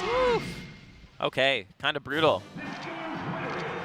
It's crazy to think about, right? Because Cody was on 1 stock at like 6 minutes into that game, or whatever that first game and was. this time, I mean, that was the big difference maker, right? You could literally tell the differential in that game in terms of Cody stocks. For sure. That makes all the difference. Let's see where our counter pick will take us, my friend. What I are would you expect thinking? it to be Stadium. If I were doing it, I would do Stadium or where's game 1? Battlefield? Right? Yeah, I would expect Stadium or FD probably. I think Rocky and Azel were getting separated a lot too, right? And like the breakup of that formation that was so strong in game 1 really crumbled away in game number 2. Cody living forever aside, right? That's a big problem. Let's keep an eye on when they're separated, what the matchup is, because I think in game 1 when it was FD, when it was Azel versus Cody Azel versus Jmook and Rocky versus Cody, it looked really good for blue team. And maybe it has something to do with how the separation was switched. Maybe. I don't know. See what happens. Just a hypothesis. So not a lot of split up so far. Teams are holding position really well. Cody gets off stage in a weird way. Yeah, that's really awkward there too. And I was going to say FD as a stage is just so good at simplifying the team's edge guard too. Your responsibilities are so clear. Light shield keeps Rocky alive so there. Smart, dude. Yeah, that was great. Great wave dash back by Jmook. Rocky can't quite punish. He has no jump here. Okay, tech away, yeah. Azel the great disruptor, though. Ooh, that laser, I mean, intended for Cody, but so good that it hits Azel instead. You see the height he's shooting them at? Yeah, just really above. clean. And here's the thing. You can tell that Rocky and Azel, I mean, we're talking so much about them. I'm sorry, you guys. You got it. There's a main character for now. Rocky and Azel, you can see that they know each other so well, too. Because when you shoot at that height, you're typically doing it because, like, oh, Sheik's taller than Fox, right? But what also works is that as soon as nice pickup by Jmook, I love that. Great run through very clean. Yeah. Well. Not even a damage on Jmook for it. But once Rocky starts shooting the high laser, Azel stops jumping. And Cody doesn't get the memo as quickly because it's not his teammate, right? So you're abusing the other Fox, too, who's trying to jump. Agreed. Yeah, really, really good. Here we go again. I think, once Rocky has a little bit of space to work with, it's gangbusters, but let's see what this team combo looks like here. What a wave! Not even a team combo, just all on Rocky. A little bit of weird knockback stacking there. Cody, ledge saves him for now. Is there going to be a save here? You really don't have a lot in the tank, but Azel just makes it back anyway. Yeah, I mean, the save there is just Rocky taking ledge and taking space. Oh, and this could be death for Rocky. Yeah, it is. Okay, they're going to come down together. Let's look at the stock count. Wow, down more than I thought. Yeah.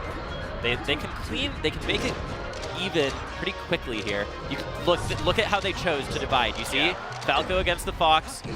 Yeah, well pointed out for sure. Yeah, that's what they want when they want to split up. Yeah, I agree with you. I do think that's their like winning pairing if they're able to get that. Because yeah, look at this. Rocky immediately grabbed off stage. Azel has to come in to save. Oh. Okay, 1 stock deficit for blue team. Cody's comboing his teammate. Wait, that was the craziest thing I've ever seen. Okay. That was the craziest thing you've ever seen. Azel just did a run-up, what was it, forward smash? Like expecting someone to drop shield in the middle of that scramble. Azel tries to send it back to his teammate, doesn't quite get it. Red team holding space right here. Oh, can Rocky get there? Oh, no! That was a bait! Yes, that was a bait! Was so smart. That was so smart! Jmook was like, oh, I need to go save my teammate right here. And Rocky, knowing that he wouldn't have enough time, just dares Jmook with no invincibility. And I mean, like it you looks said, like, oh, he just dared the ledge, but like, that was sick. That was sick. We're talking a lot. Oh! There's going to be the double kill, though, from Cody, the individual. Oh, and now it's just Rocky. It is. And that's not the person you want in the 2v1. You would rather have the Fox for sure. Falco's going to struggle super hard here. Here comes the combo. Yeah, the way the spot dodge does not keep him safe. Okay, ledge saves Rocky for now. Do you have but ledge it is just a dashes? You do brief not right now. Yeah, that's it. Moment of respite. Not going to happen here. 2-1. The swing goes into Cody and Jmook's favor.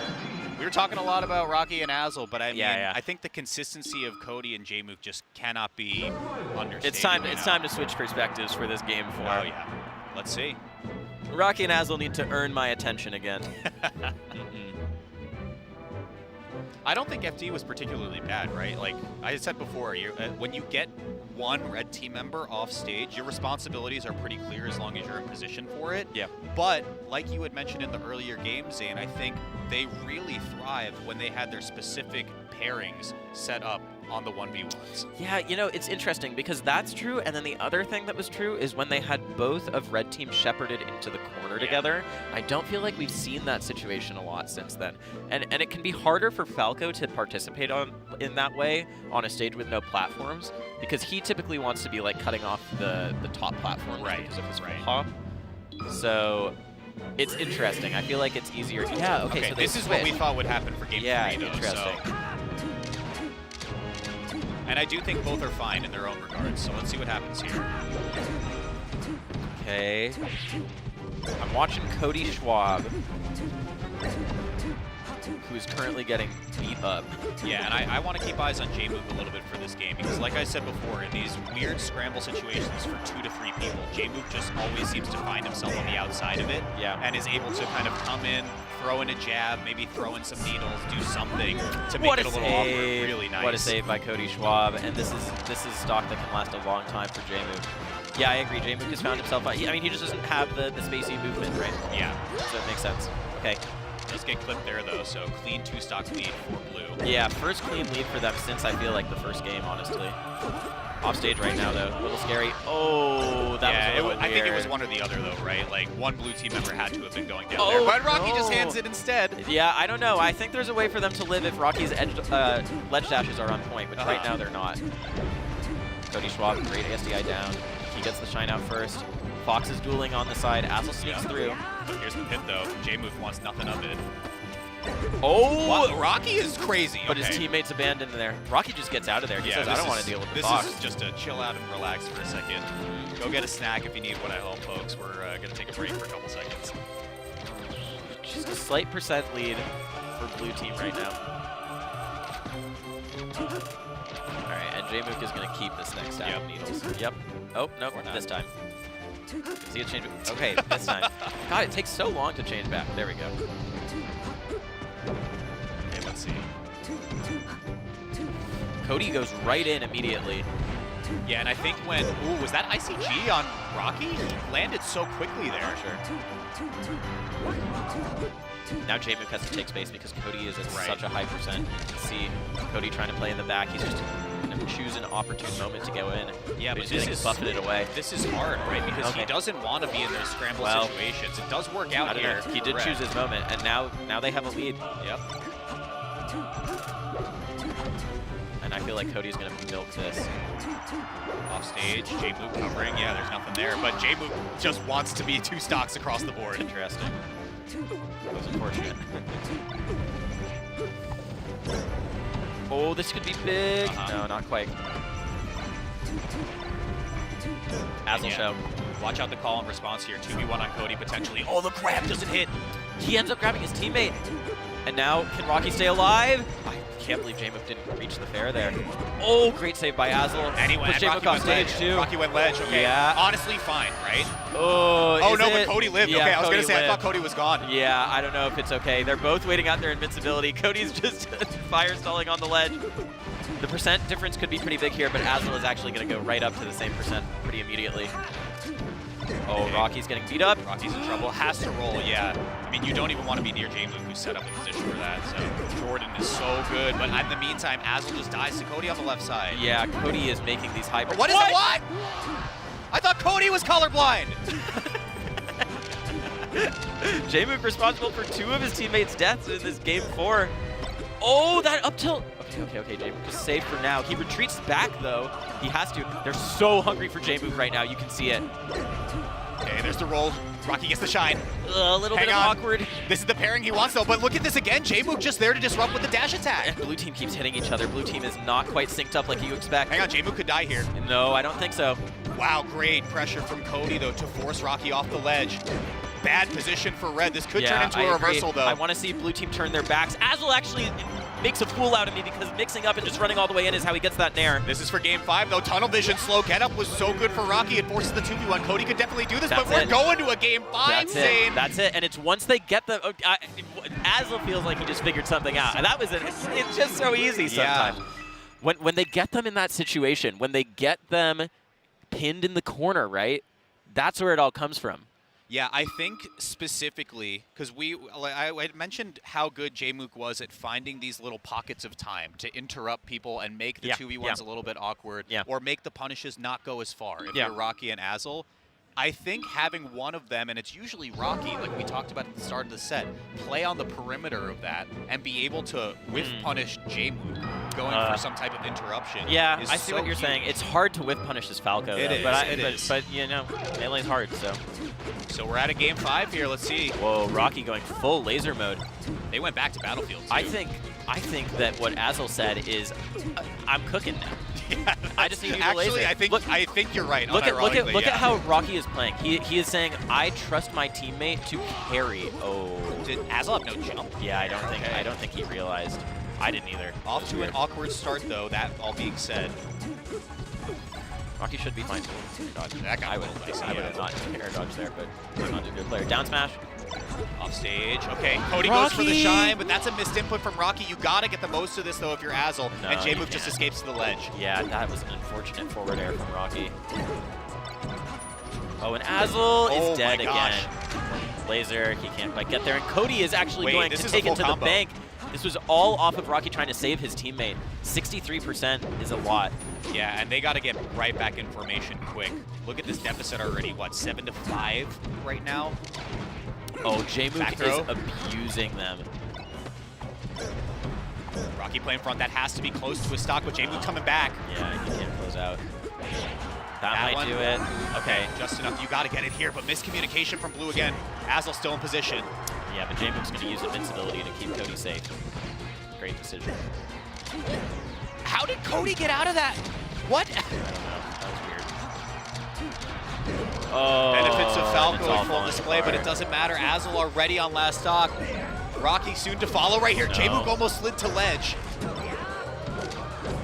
But Azul is just getting cooked, man. He's just getting cooked. We said it, lived and died by Azul. Last game, he really locked in. This game, he has to do a lot really fast. 5-3, 5-3. Azul at high damage. This is a lot of onus now on Rocky. Can't die here, especially at 0. Oh, this is big. That's huge. Kill him. Okay. It's a little scary. Oh no, miscommunication again. The dare from Rocky puts Azul in a really bad position. Nice save by Azul there. Okay. Azul playing fearlessly, but Laser. maybe he should have had a little fear. He just lasering Very, very when there's close. a You shield got to right give him there. so much time now. Up air, that's a stock. Yeah, it Super is. doable for Blue. Can you do something to Cody here? That's a decent amount of damage, and he's off stage. Hang on. Yeah, this introduces a really good window for Blue if they get the stock. This on is a Cody. lot of damage on Jmook also. But look at Rocky. Yeah, they're getting pieced up. Oh, hang on. Oh, Azul's dead. Azul's Wait. dead. Okay. They're both dead. It's just over. Cody and Jmook bring this one home after a tumultuous 5-game set. And Cody telling someone in the crowd. Did he say something? He said cease? Yeah, he said cease. Cease your yammering. Wow. I mean, it's a NorCal crowd. You gotta expect. Might have been Sahib getting paid to cheer. Also, he told me he's made, and this was a few hours ago. He told me he had made $55 already. I don't know if you guys know about this, but Sicko is going around with a "will cheer for money" sign, and you can pay him to cheer for your match. So.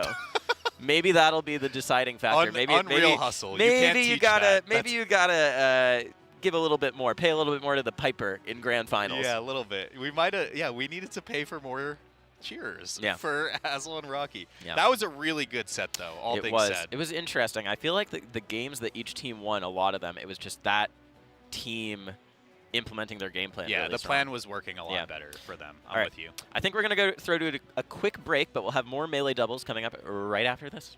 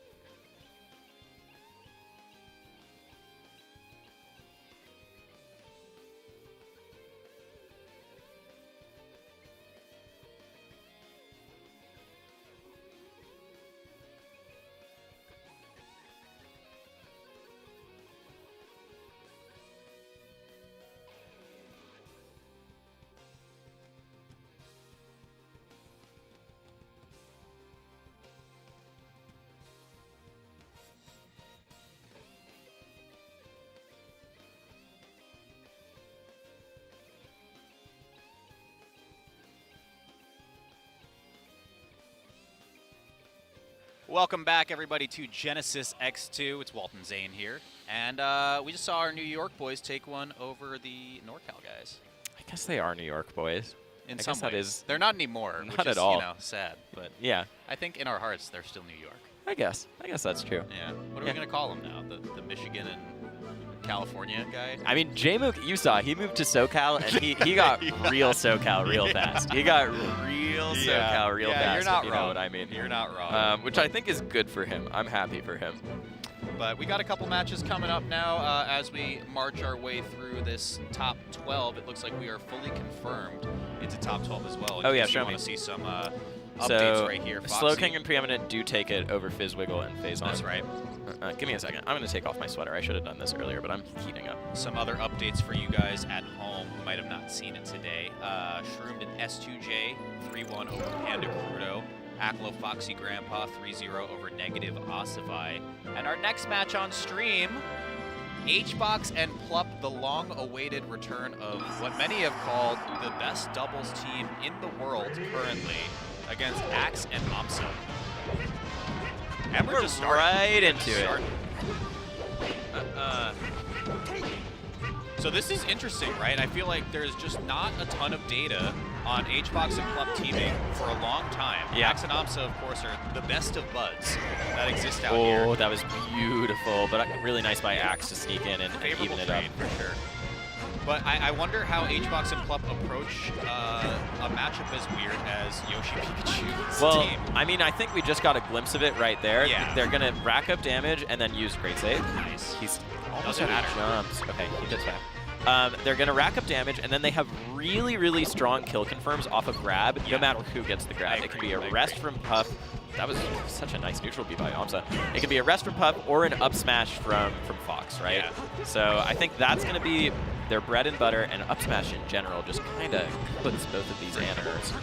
I think if we want to talk about potential pairings like we were for the Rocky Azel set as well, Axe definitely wants to face off against Plup. I mean, the KOs versus HBox are few more between. Single quick attack was the burn save, but it doesn't really matter.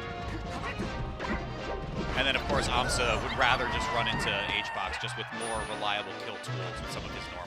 You know, I see what you're saying, but so far, both of HBox's deaths have come from an Axe up smash. Yeah. And I think that, especially on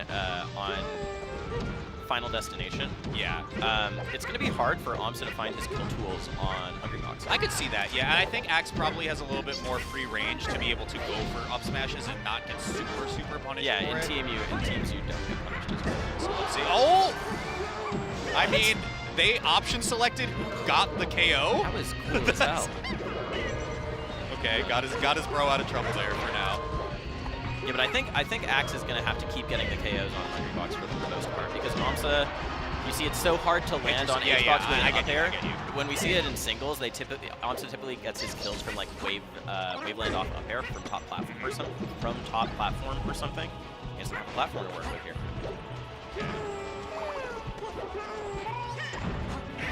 There's a rest. Punish. Was not, the grab means neither of them were really in position to make a save here. Axe misses the grab though, so not a follow-up. He retreats, he'll be alive for now. I love that. The egg as hospital, as hospital, as ambulance. Egg as ambulance. Get you out of danger very quickly. But it wasn't for long though. Amsa now in the 2v1. This is doable. It definitely is. It's really hard. It's really, really hard, especially on FD, like I said, because even if you get rid of the Fox, it's a weird stage against Puff. Yeah, but So dude, this is look at the way HBox immediately mode changed, right? He went only fair wall. Make sure Amsa can't go for the KO right here. Plup's too far though, so it has to be a save. Oh no! He thought he was gonna get to ledge. The shield DI. That's it. But the shield DI kept Amsa alive there. That was crazy. Yeah, I think we saw really much like the pitfalls of Yoshi though too. Like got caught having to block for an attack, and of course because you can't jump out of shield as Yoshi, you're pretty much just doomed there in that position. Yeah, and parrying, the traditional parry where you do the double jump nair afterwards or something, still means you're committing to an attack afterwards, which leaves you open timing-wise for the teammate to come and hit you. So you don't have to be as scared about hitting Yoshi if your teammate's there to back you up to neutralize his defensive game. That was interesting. I mean, I wonder if they go big stage. Yeah, I would imagine. I don't know. You wonder, maybe Dreamland, maybe Battlefield.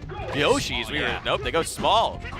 Okay, they're saying. Like, I guess like what I'm always curious about is when I see Amsa Axe, they always play like ledge and then like Scorpion in on players so well, but I just don't know if that's gonna work against like Plup and HBox.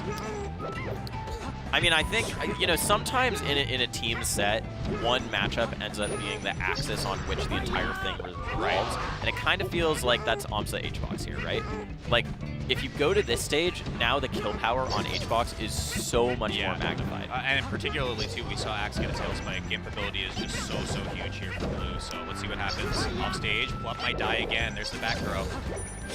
I think, yeah, this is their preferred. Now the preferred 1v1 makes sense, right? Yes, Because now Amsa can threaten that. Exactly. Yeah, But, what but does it's H-Box so do? much harder to threaten that when you don't have that initial up air that set it all up on FD. Axe back thrown away. Nice rest. Axe knows he can't really get over there.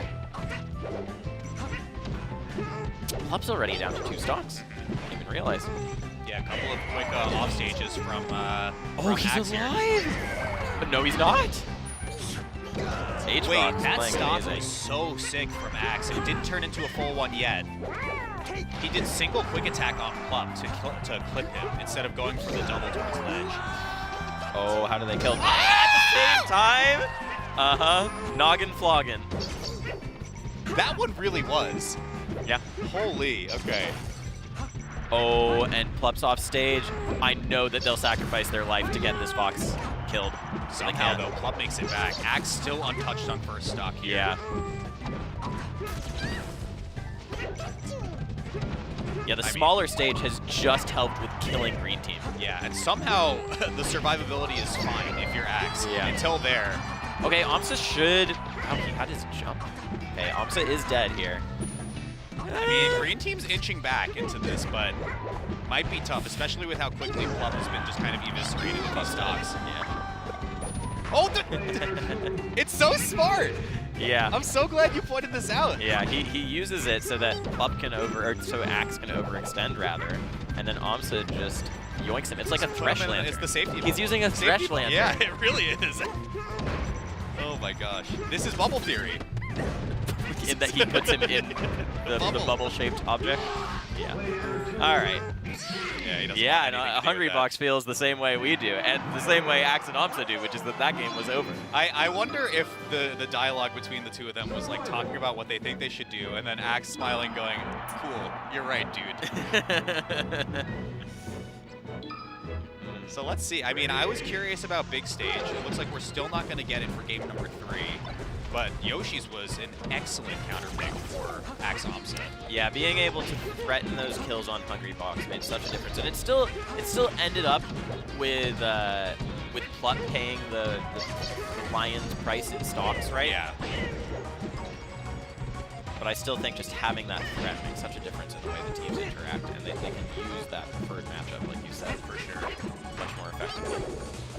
So there's the scoop up. Okay, Plup makes it around. So H-Box really has to be pretty vigilant on when he's going to play defense when Plup gets kidnapped there. Also just making them have to do so many more interactions, right, to kill him.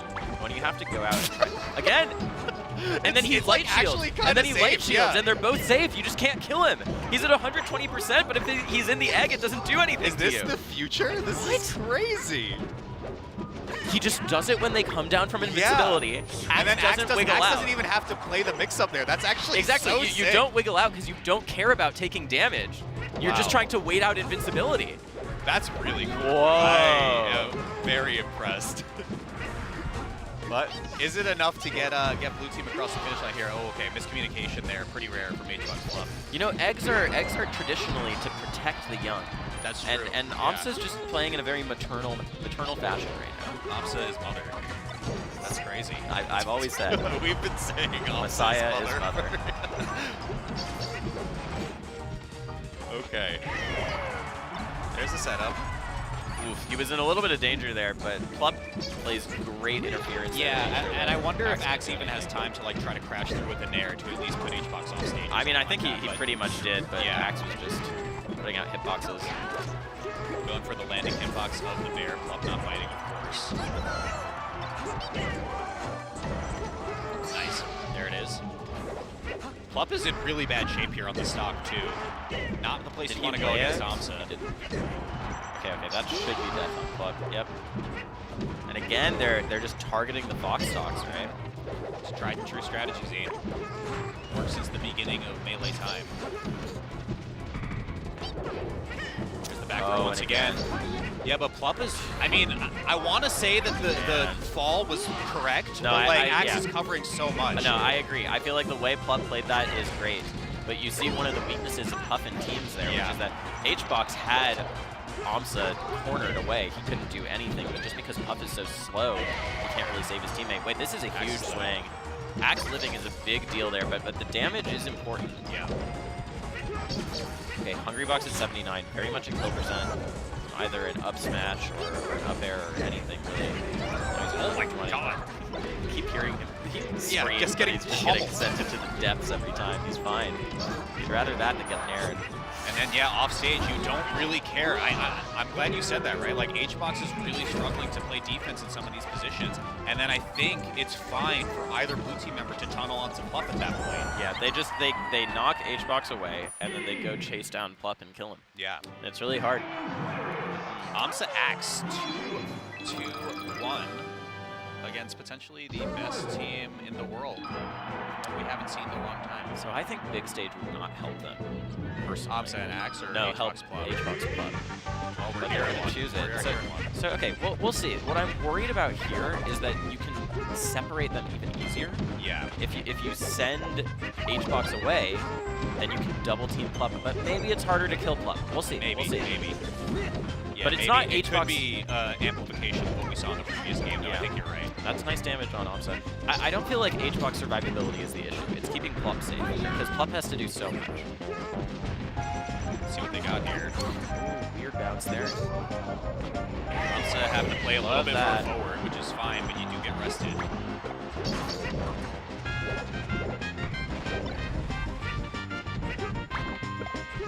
Okay, you go back line now.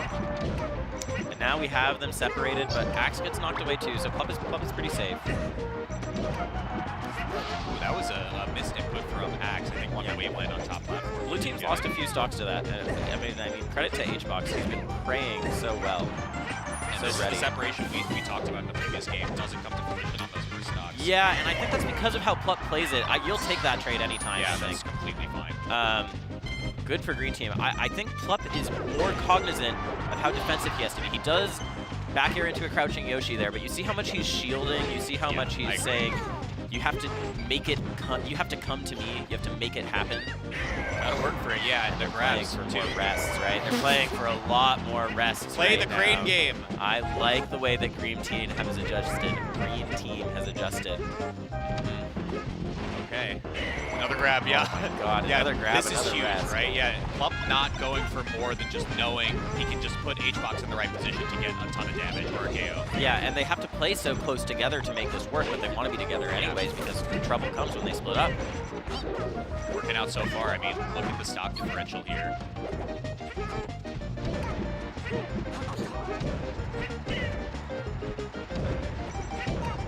Yeah, not overcommitting, just basically stacked on top of each other. You're absolutely right.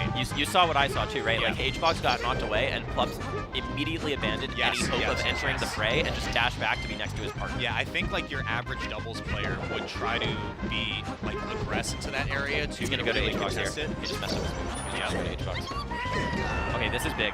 You have to get a stock here, but I mean, this is a pretty huge deficit. Yeah, it's Amsa, hard. 143 is like pretty okay-ish, but I mean, now what? Back air kills. Rest obviously kills. Let's see. Hang on. I mean, it's still a huge deficit. Okay. Any aerial, actually, yeah, he can just grab ledge. All right. Okay, we're getting another game 5 here, potentially, Zane. Yeah. I mean, I don't think Axe is going to make this comeback personally, but Me neither. He's got the okay. He's got the percentage. it can't be. Okay, they're taking it slow. They're taking it slow. And, yep. How many stocks was that off of Plup Grab HBox? I think 5. Yeah, 5 or 6. Yeah, because there was one that didn't kill, and I think 5 that did. Wow. Whew, what an adjustment by Green Team. So that did answer our question, though, about big stage. Yeah, right? it was way better. And it was way better. It's interesting because it was big stage for the only fact of we have more room to stay on top of each other. Yeah, To create smaller spaces. I think it's that. I think it's also it's harder to get Plup off stage. Like, sure, he's maybe the character who benefits the least in terms of survivability traditionally in a singles context. But when you're worried, what you're worried about is the Fox getting sent off stage at all. Right. He can just. It takes longer. There's a longer distance between the center of the stage and the edge. But for some reason, I don't think it's all the stage that just led to them getting It's way not. more It's grab definitely rests, not. right? Yeah, I mean, that was They a played huge differently. adjustment from Plup, Yeah. too, in particular. Yeah. Okay, so what does that mean? If Plup is mostly playing for grab, he's mostly playing defensive, it's hard to punish HBox.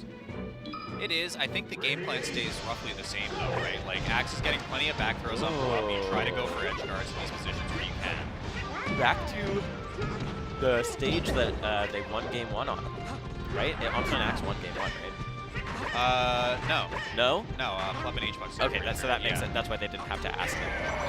There's a rest.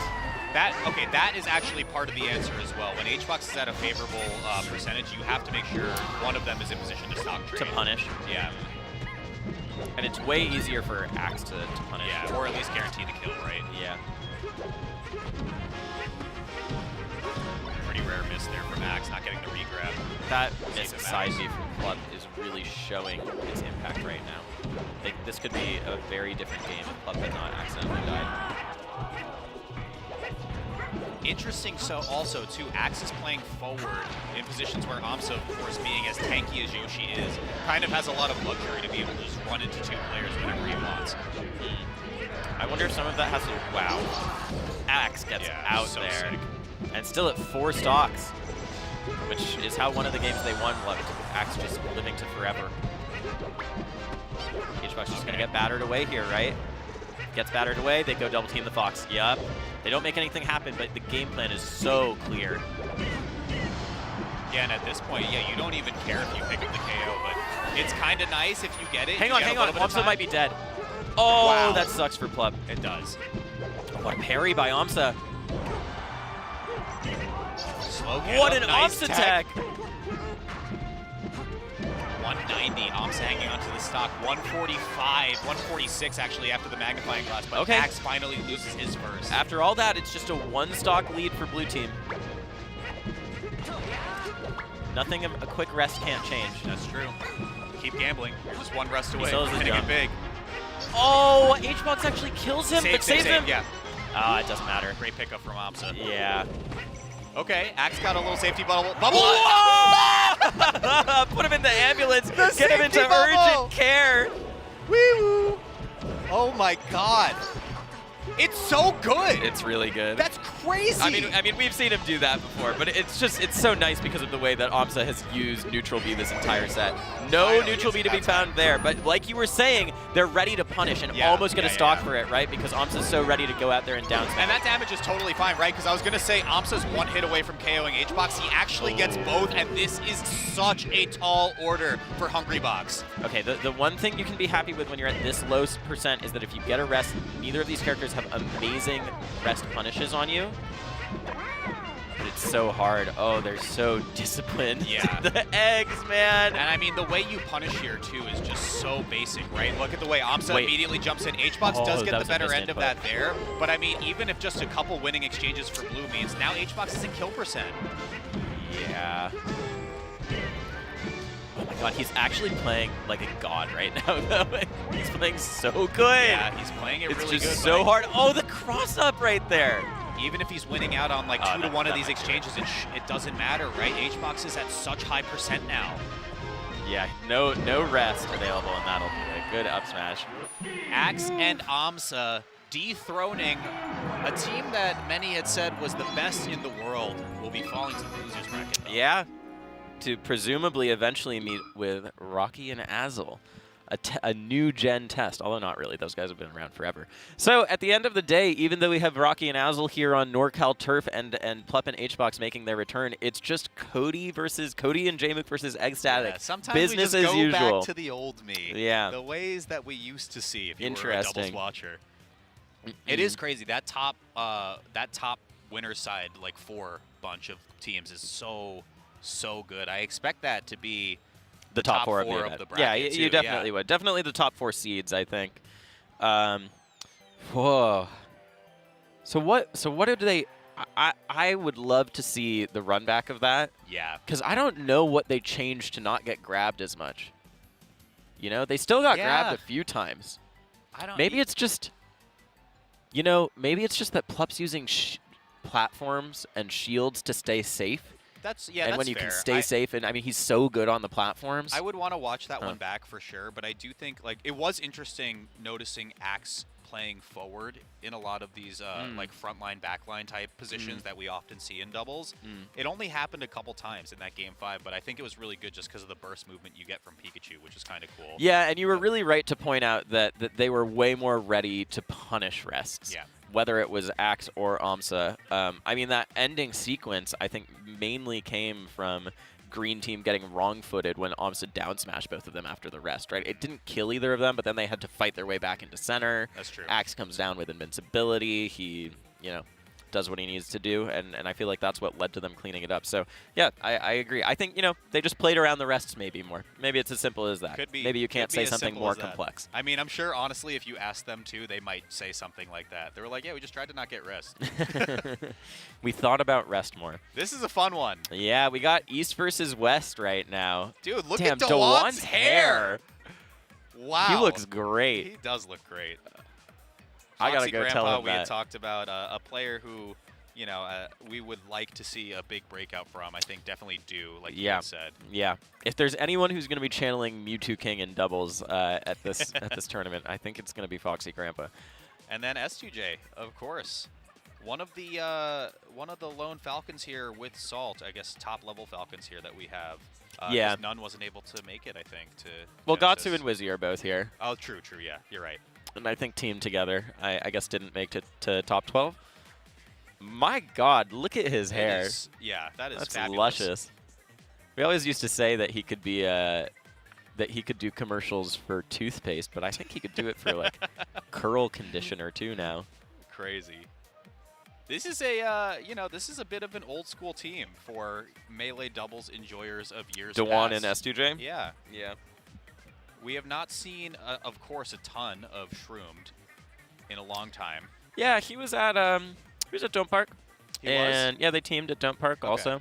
It lost to I think Azel and Rocky and Dark Atma and Laud. I think think or maybe Shroomed just only Swedish. is you know, like a lot of people in Melee now, only is like enters maybe 2 or 3 tournaments a year, like in terms of majors. one, and he lives here Yeah. in this city. Yeah. So, you know, makes sense. He's found his the degree to which he wants to engage with Melee. Shroom wasn't on, he wasn't on the top 100, was he? I don't think so. I don't think so. I don't think he made qualified for activity, right? attendance, Yeah. Yeah. I'm trying. Did I assign anyone a blurb about Dewan? No, I don't think so. Did I edit a blurb? And then, of course, Aklo and Foxy Grandpa, the brothers, hanging out here over in California, trying to make a little bit of a run. They got 3-0'd by AMSA Axe, but by the way that they were talking to me at lunch earlier, it seems like they have a lot of really good ideas specifically for that matchup. Yeah. They got a more traditional one in front of them now. It's Aklo's birthday today, too. It is. I didn't know that until we sat down, and I was like, happy birthday, I guess. I wish I knew that. Yeah. But happy birthday to Aklo. Everyone, wish him a happy birthday. Let's get underway. What do you think about this matchup, like, of players? Right? Because I don't know if they've, I mean, I feel like Shroomed is such an interesting wild card of sorts. Yeah. I think that I'm going to be watching Aklo as the Fox on the screen. I feel like Foxy is such a, and you know, we don't want to typify Foxy's doubles play without having seen it just by the way he plays single, but like I said, he's a pretty defensive singles player. Sure. And so I wonder how much danger Aklo is going to be put in. How much he's going to have to put himself out there, expose himself, right? If Foxy's going to be taking the back. Yeah, interestingly, I think that's pretty out of the ordinary for Aklo to have to be like the front line in a team like this too. So I want to see how this functions against an explosive combo that is Shroomed S2J. Yeah, I agree. Aklo also kind of a defensive player, right? Like when he said he's going back low, he's going back to honestly the what ledge. into what Foxy taught him, right? Yeah. So, see what we got here. Good weight. Yeah, that was really nice. Foxy had weird DI there, and they're both off stage. Precise. This is Sheik on Sheik, but yeah, Johnny there to bring up the action. I love it. Man, Foxy just cannot get a strong hit. Wants to kill this Falcon so bad. Okay, eventually does. No! Still, Aklo lets him back. Okay, Foxy just concedes the ledge entirely. I like that. Yeah, get right back into position. Dewan trying to inch his way in. Oh, Foxy is. That is very unfortunate. Aklo's off stage. Foxy is getting spoofed. Really nice from S2J too. Air dodge. That edge guard in particular is interesting to me, right? Because Foxy seemed like he had Shroom under control on the right side, but Aklo instead kind of jockeyed for center stage instead of pressing into S2J more. I want to see if that changes over the set. I think one thing that I'm noticing is you said he had him under control, but Foxy's edge guards have taken a long time. Yeah. That earlier one on S2J worked out eventually because Aklo did a really good job of keeping Shroom away. But I don't know if that'll continue to be the case. But how great presence of my bad blue team to stay alive there and clean up Aklo. Oh, what a need. Is that hurt box extension from hitting the shield? Yeah, I did think it might have been. Red team getting pieced up. Yeah. Oh, that should. Wow. This one is a clinic, and I think this is what I mean with, I mean Shroom wildcard for sure, but this is the kind of pace that you get against Shroom S2J, right? And it seems like the defensiveness from Aklo Foxy just really wasn't working because they're getting overwhelmed in these positions. Yeah, I would like to see them play closer together. I would like to see them use Fox's scrapping ability. He's the he's the character who can scrap the best on the screen. Honestly, I feel like I want to see Aklo and Foxy, as bad as this sounds, overcommit a little bit more to some of these positions, right? Like, we did see Aklo go for the double shine. Great idea, but Shroom was perfectly in position to trade stocks there. Yeah, I'll have to keep an eye out for that. Okay, we're going to FD. Makes sense.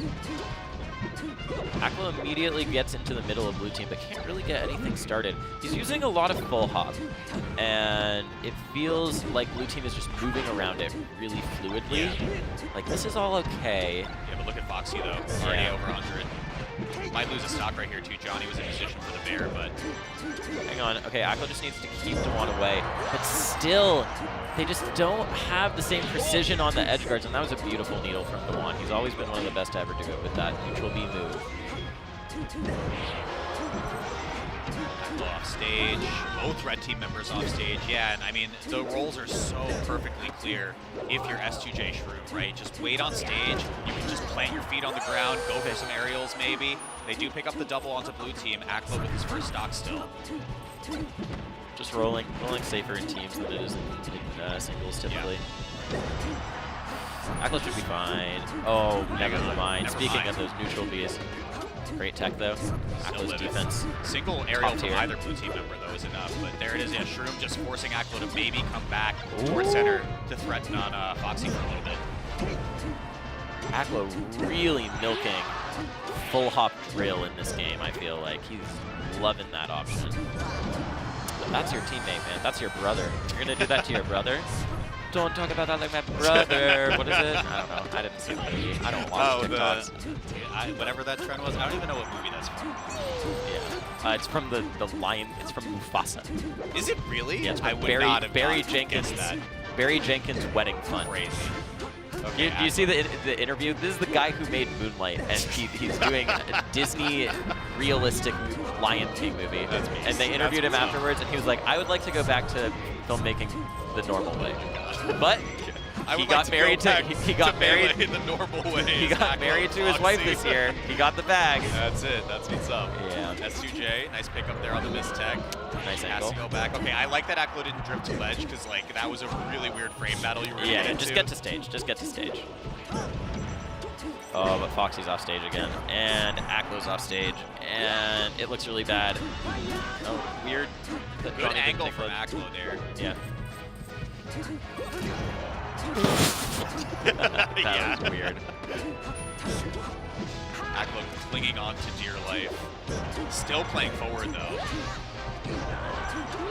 They keep hurting each other. That's Guys, what, it's you're what not brothers 5 do. anymore. It's what brothers do. There's room for both of you to play in the sandbox. Okay, no follow-up there from Foxy. And I think even in terms of just like the 2v1 situations, S2J and Shroom are just getting a ton more mileage Does on their hits. does Aklo know he's not teaming with the Captain Falcon, who he just saved with single hit up air instead of back airing him? I don't know. I don't know. So here's the thing. We're going into game 3 already. S2J and Shroom already up 2. I had said, as bad as it sounds, maybe overextend a little bit more. Yeah. Part of the reason why I said this, and Aklo brought this up at lunch earlier today too, is he was like, remember when we teamed at that one local? So I teamed with Aklo at an Aeon in Long Island. In Long Island, Yeah, like years ago. Yeah. And I joke with him about this still to this day because there would be situations where I would have the most clear as day edge guard that is guaranteed by all metrics. And Aklo would look at me and go, give him ledge. He would go, let him back. What? Literally, he would go, let him back. And I was like, are you sure? And he was like, yeah. And I'm like, okay, dude. So I would let them back, and then we would just hold center and play. Just box him away and out, 2v1 basically. the other guy. Yeah. And I feel like Yeah, that's... with me, that's totally fine. With Foxy, just go for the kill if you have it. That's so funny. That does sound like him. Let's see what they do here, though. I mean, Long I think discussion. the explosiveness of Falcon Sheik really put on display in those first 2 games already. S2J Shroom have been teaming together for a very, very long time, very comfortable with the roles that they have to accomplish in the correct positions. Not to say Aklo and Foxy can't or are not familiar with it, but it seems like the blue team's getting a ton more mileage out of it. Shroomed, I think, is playing a little bit like, I got this in the bag. Yeah. He just ran all the way in and double jumped in as Sheik at the very beginning. I think he is not feeling super pressed. And why would you? It's been pretty dominant. But something to notice. Okay, I think he's reeled it in a bit. Hang on. Yeah, I knew they were going to kill him. I think in those situations you switch to you want the Sheik on ledge, You do right? Sheik on ledge. Yeah, they just didn't do it fast enough. But I agree. Okay, Shy. That should be death. Yeah, I think Zane, this harkens back a little bit to the start of the Azul Rocky set too. Like the Fox has to do a lot of heavy lifting in some of these team comps to make sure that they can get across the finish line. Foxy manages to get out. Yeah, I agree. The Fox does have to do so much. And this is more akin to how you described Foxy earlier, aside from losing that stock. But Foxy playing backline, charging needles, kind of waiting for the action to come to him. Yeah. But then there's just so much pressure on Aklo, right? Yeah. But it's even across the board. Okay. Let's I see want what Foxy to Foxy- clean this up nice. Did that needle hit? I saw it poof. Okay. Doesn't matter. Okay, that should be it. And he immediately just goes and charges needles. They don't even try to 2v1 Johnny, really. Foxy playing way more defensive. Can't save his brother here. Oh, reverse hit. Reverse hit. That's so bad for Aklo can Foxy. save him. Aklo can save him. He rolls! He Oh, needed to not no. roll. Yeah, you're right. Wow, okay. As the dust settles, though, I mean, everyone's at 2, so no harm, no foul, maybe. Let's see if Aklo and Foxy can get one on the board. I don't know, but Aklo and Foxy had a good lead they haven't seen yet so far. That was a nice up smash. This could swing it all the way back and lose. 2v2v2 does not feel even, and it's not 2v2v2 anymore also. Oh, Johnny reading that roll. Aklo already at close to 80. That's nuts. I would love to see Foxy send the Sheik back towards Aklo. Yeah. Okay, this is big. Oh, it's over. That's gotta be. Oh, I think Shroom was looking for wall Wall jump jump. there. Yeah, I agree. They're just trying they're to moving it. make a video out of him. Turn around, sure. Yeah, you're gonna do it. Yeah, Foxy did not even bother up being because he didn't want to get Falcon punched or whatever nonsense they were cooking up. S2J and Shroomed, really good showing Yeah. here. And that is the loser side of brackets, so Aklo and Foxy will be out of the tournament at 7th, I believe. All right, not bad. Not bad. Definitely not the showing they were looking for. Definitely wanted to go a little bit further. I mean, it's hard out here. It's When hard you're playing against these teams with years and years of experience. I mean, Aklo and Foxy, they just don't have the same familiarity. They don't know each other that well. I hate you so much. I wish they could like spend some time They need to hang living out together. more. They really need almost. to, yeah. Like if we could put them in a house together for a little bit, say 18 years. That might so. it might be enough. It might be enough. But we'll never know. We'll never know, unfortunately. But that's going to do it for our block today. We'll never know. That's going to do it for our block today. We still got a bit more doubles coming up, and I mean, the heavy hitters are still in, like you saw, Azel and Rocky, Dewan and S2J, HBox and Plup, and then on winner's side, you still have Cody Schwab, Jmook, Axe, and Amsa, and there's one other team I'm forgetting. There's some other team that has to be in right now. Preeminent and someone? I think it was a team we didn't get to see. Yeah. So actually, Slowking Preeminent beat Laud and Faust, and they're going to be facing off against HBox and Plup. That's going to be coming up really soon, guys, but we want to thank you so much for watching. Genesis X2, only first day, and we are so into the action already. Keep it locked right here for some more Melee action. Bye.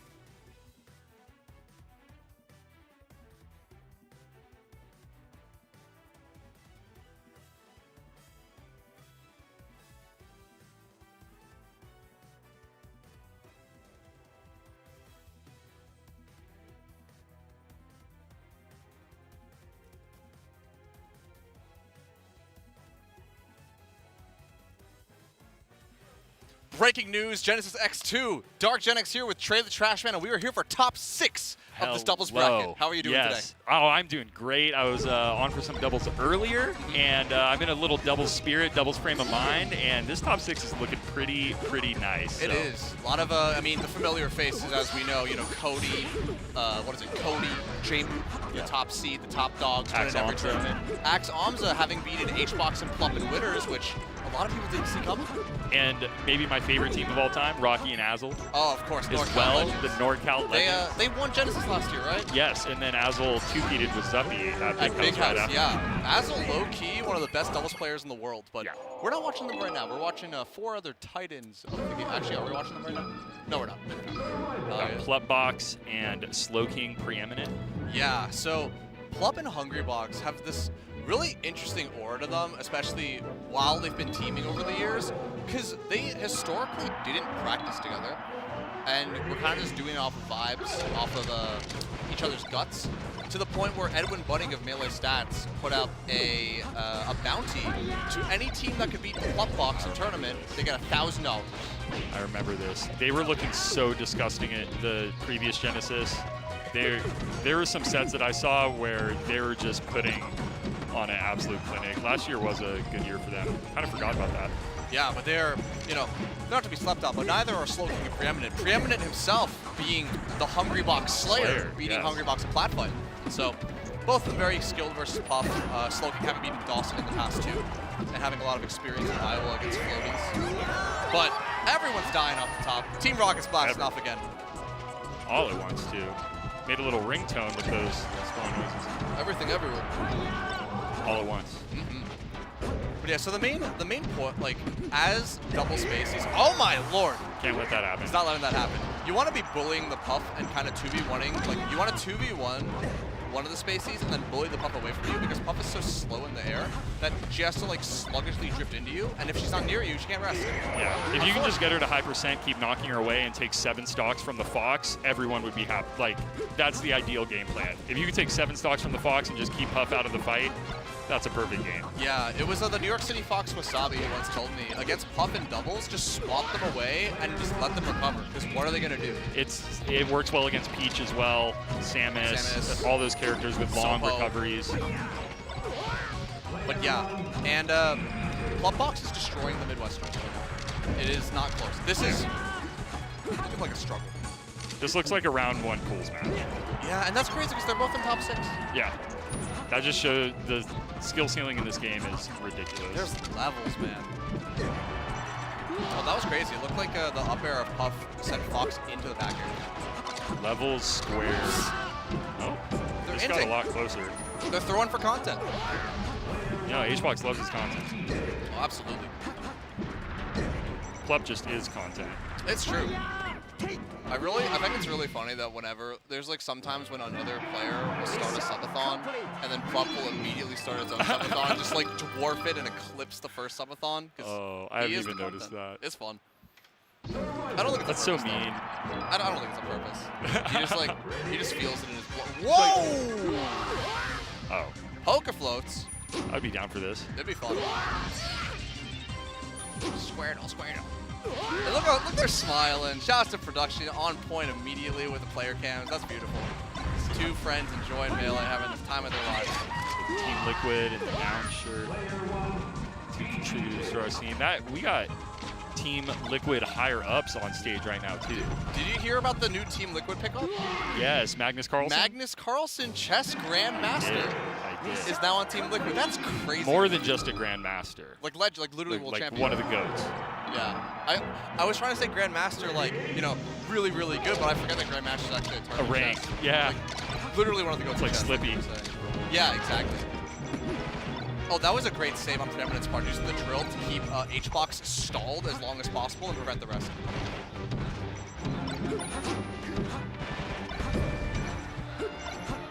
We're not making that back. Yeah, I really like the bear that HBox is doing, because it sent Preeminent to ledge, and Preeminent couldn't go off stage and try to save Slowking. It's a really good situational awareness there. Yeah, ledge is a really good thing to waste time with, because there's just a guaranteed amount of time that they're going to have to waste getting on ledge, off ledge, get up, whatever. Yeah. Oh, that laser barely missing, unfortunately, Yeah, for Slowking and Preeminent. I do love Slowking's use of laser and doubles and being able to because these two have teamed so often with each other that they know each other's patterns and have coordinated it. So you can use Falco's laser as kind of a barrage, and because it does such little damage, you can up B into the laser and then up B instantly. Slowking has good target switching too with their lasers. They'll be locking someone down and then see an opening and just immediately turn around laser the other way, start a combo. Yeah, I mean, all the he's got so much experience playing Ice Climbers in region that he's got to be good at target switching. Oh, great save. Oh.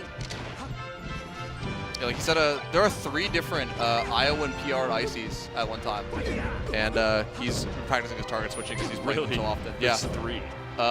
Disabled, Boygan, and Maple. That's a fun fact. Whoa. No, Maple and Boykin. 2 legends. 3 legends, actually. Disable doesn't really play too much anymore, but... Wow. You know, we were kind of talking up Plup and HBox before, as they deserve, but the Midwesterners kind of cooking them this game. Yeah. Like, high percent Plup is not going to survive too much longer, and they're just bullying Puff. Sticking to the game plan. Back to that. Oh, I thought we were going to see maybe a dare out of shield. HBox was a scary little spot for a second. Yeah. Okay. Oh, they are just bullying Slowking now. It all comes tumbling down. Oh, great bear. And they just can't find a grip on Plup. He's lived at 130% as Fox. What? Great DI. Yeah, doesn't matter. But it was still great DI. Yeah, just cut the clip there. Yeah, it's crazy. That was like really unfortunate commentator's curse because it was such a good game for Slowking and Preeminent, and then it just like evaporated. It did. It was gone real quick. Yeah. They're just getting rested a little too much, but it's hard against HBox. Great combo. I just killed HBox for measure 2. Well, that's how you determine who gets first and who gets second. Exactly. It's whichever teammate hits the other one last gets first. Exactly. Look at the chain earring too. Very stylish from Slowking. I can't tell if there's like fuzzy. They look like fuzzy dice. They do. Like on like a muscle car. Oh, I would like fuzzy dice on a muscle car. I'll always can get down with some fuzzy dice on a muscle car. You can really tell a lot about a person from their hood fuzzy ornaments. dice. Especially hood What ornaments. color they are. True. What color your fuzzy dice are says a lot about you. What color are your fuzzy dice? Pink. I was gonna say I pink have, too. I have hot pink fuzzy dice. It just oozes style. It also oozes style. That was ridiculous. HBox read that Preeminent was gonna run in an up smash. He spot dodge and try to arrest the up smash. That's that new HBox, that 2025. He saw that Zane's on the rack and was like, "This is my major to win. This is how I win." I feel like that's what so many people are thinking. Like, there's a good amount of the people seated for this top 8 are like, "Oh, this is the one." Because there's no Zane in the way. Yeah. I mean, like, Zane's been a very Armada-esque Titan where there's a lot of players who can, like, they can't even touch him. And now that he is not in the tournament, there is, like, so many different bracket paths that are so much easier Opened for up. players. A lot of opened up. Anything's possible.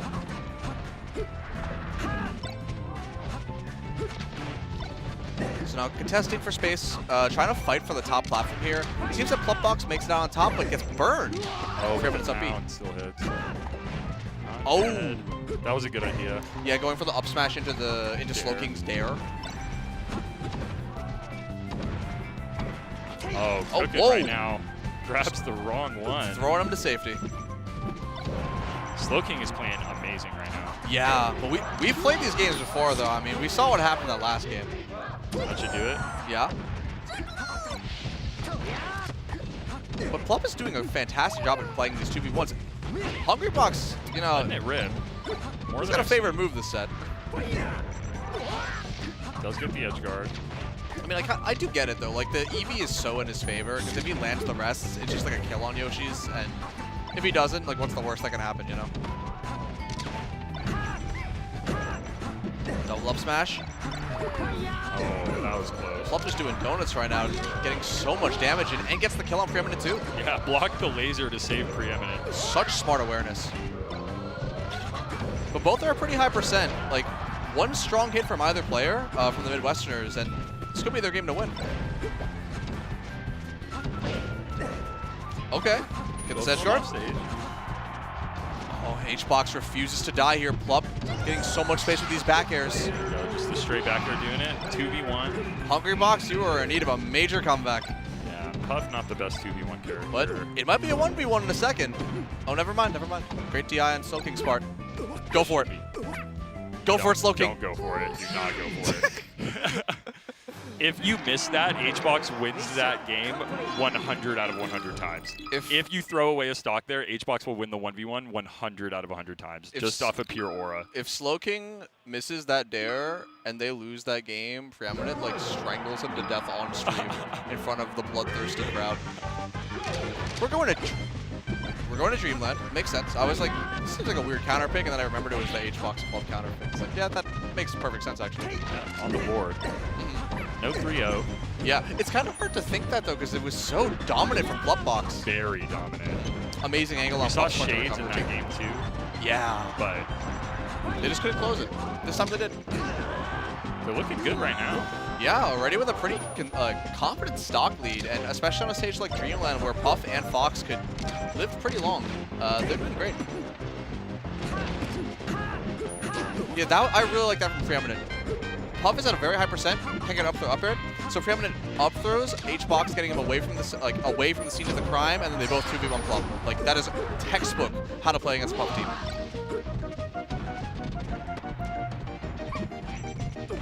Both playing their 1v1s right now, and the Midwesterners, they were on top for a little bit. This could be a chance to kill HBox.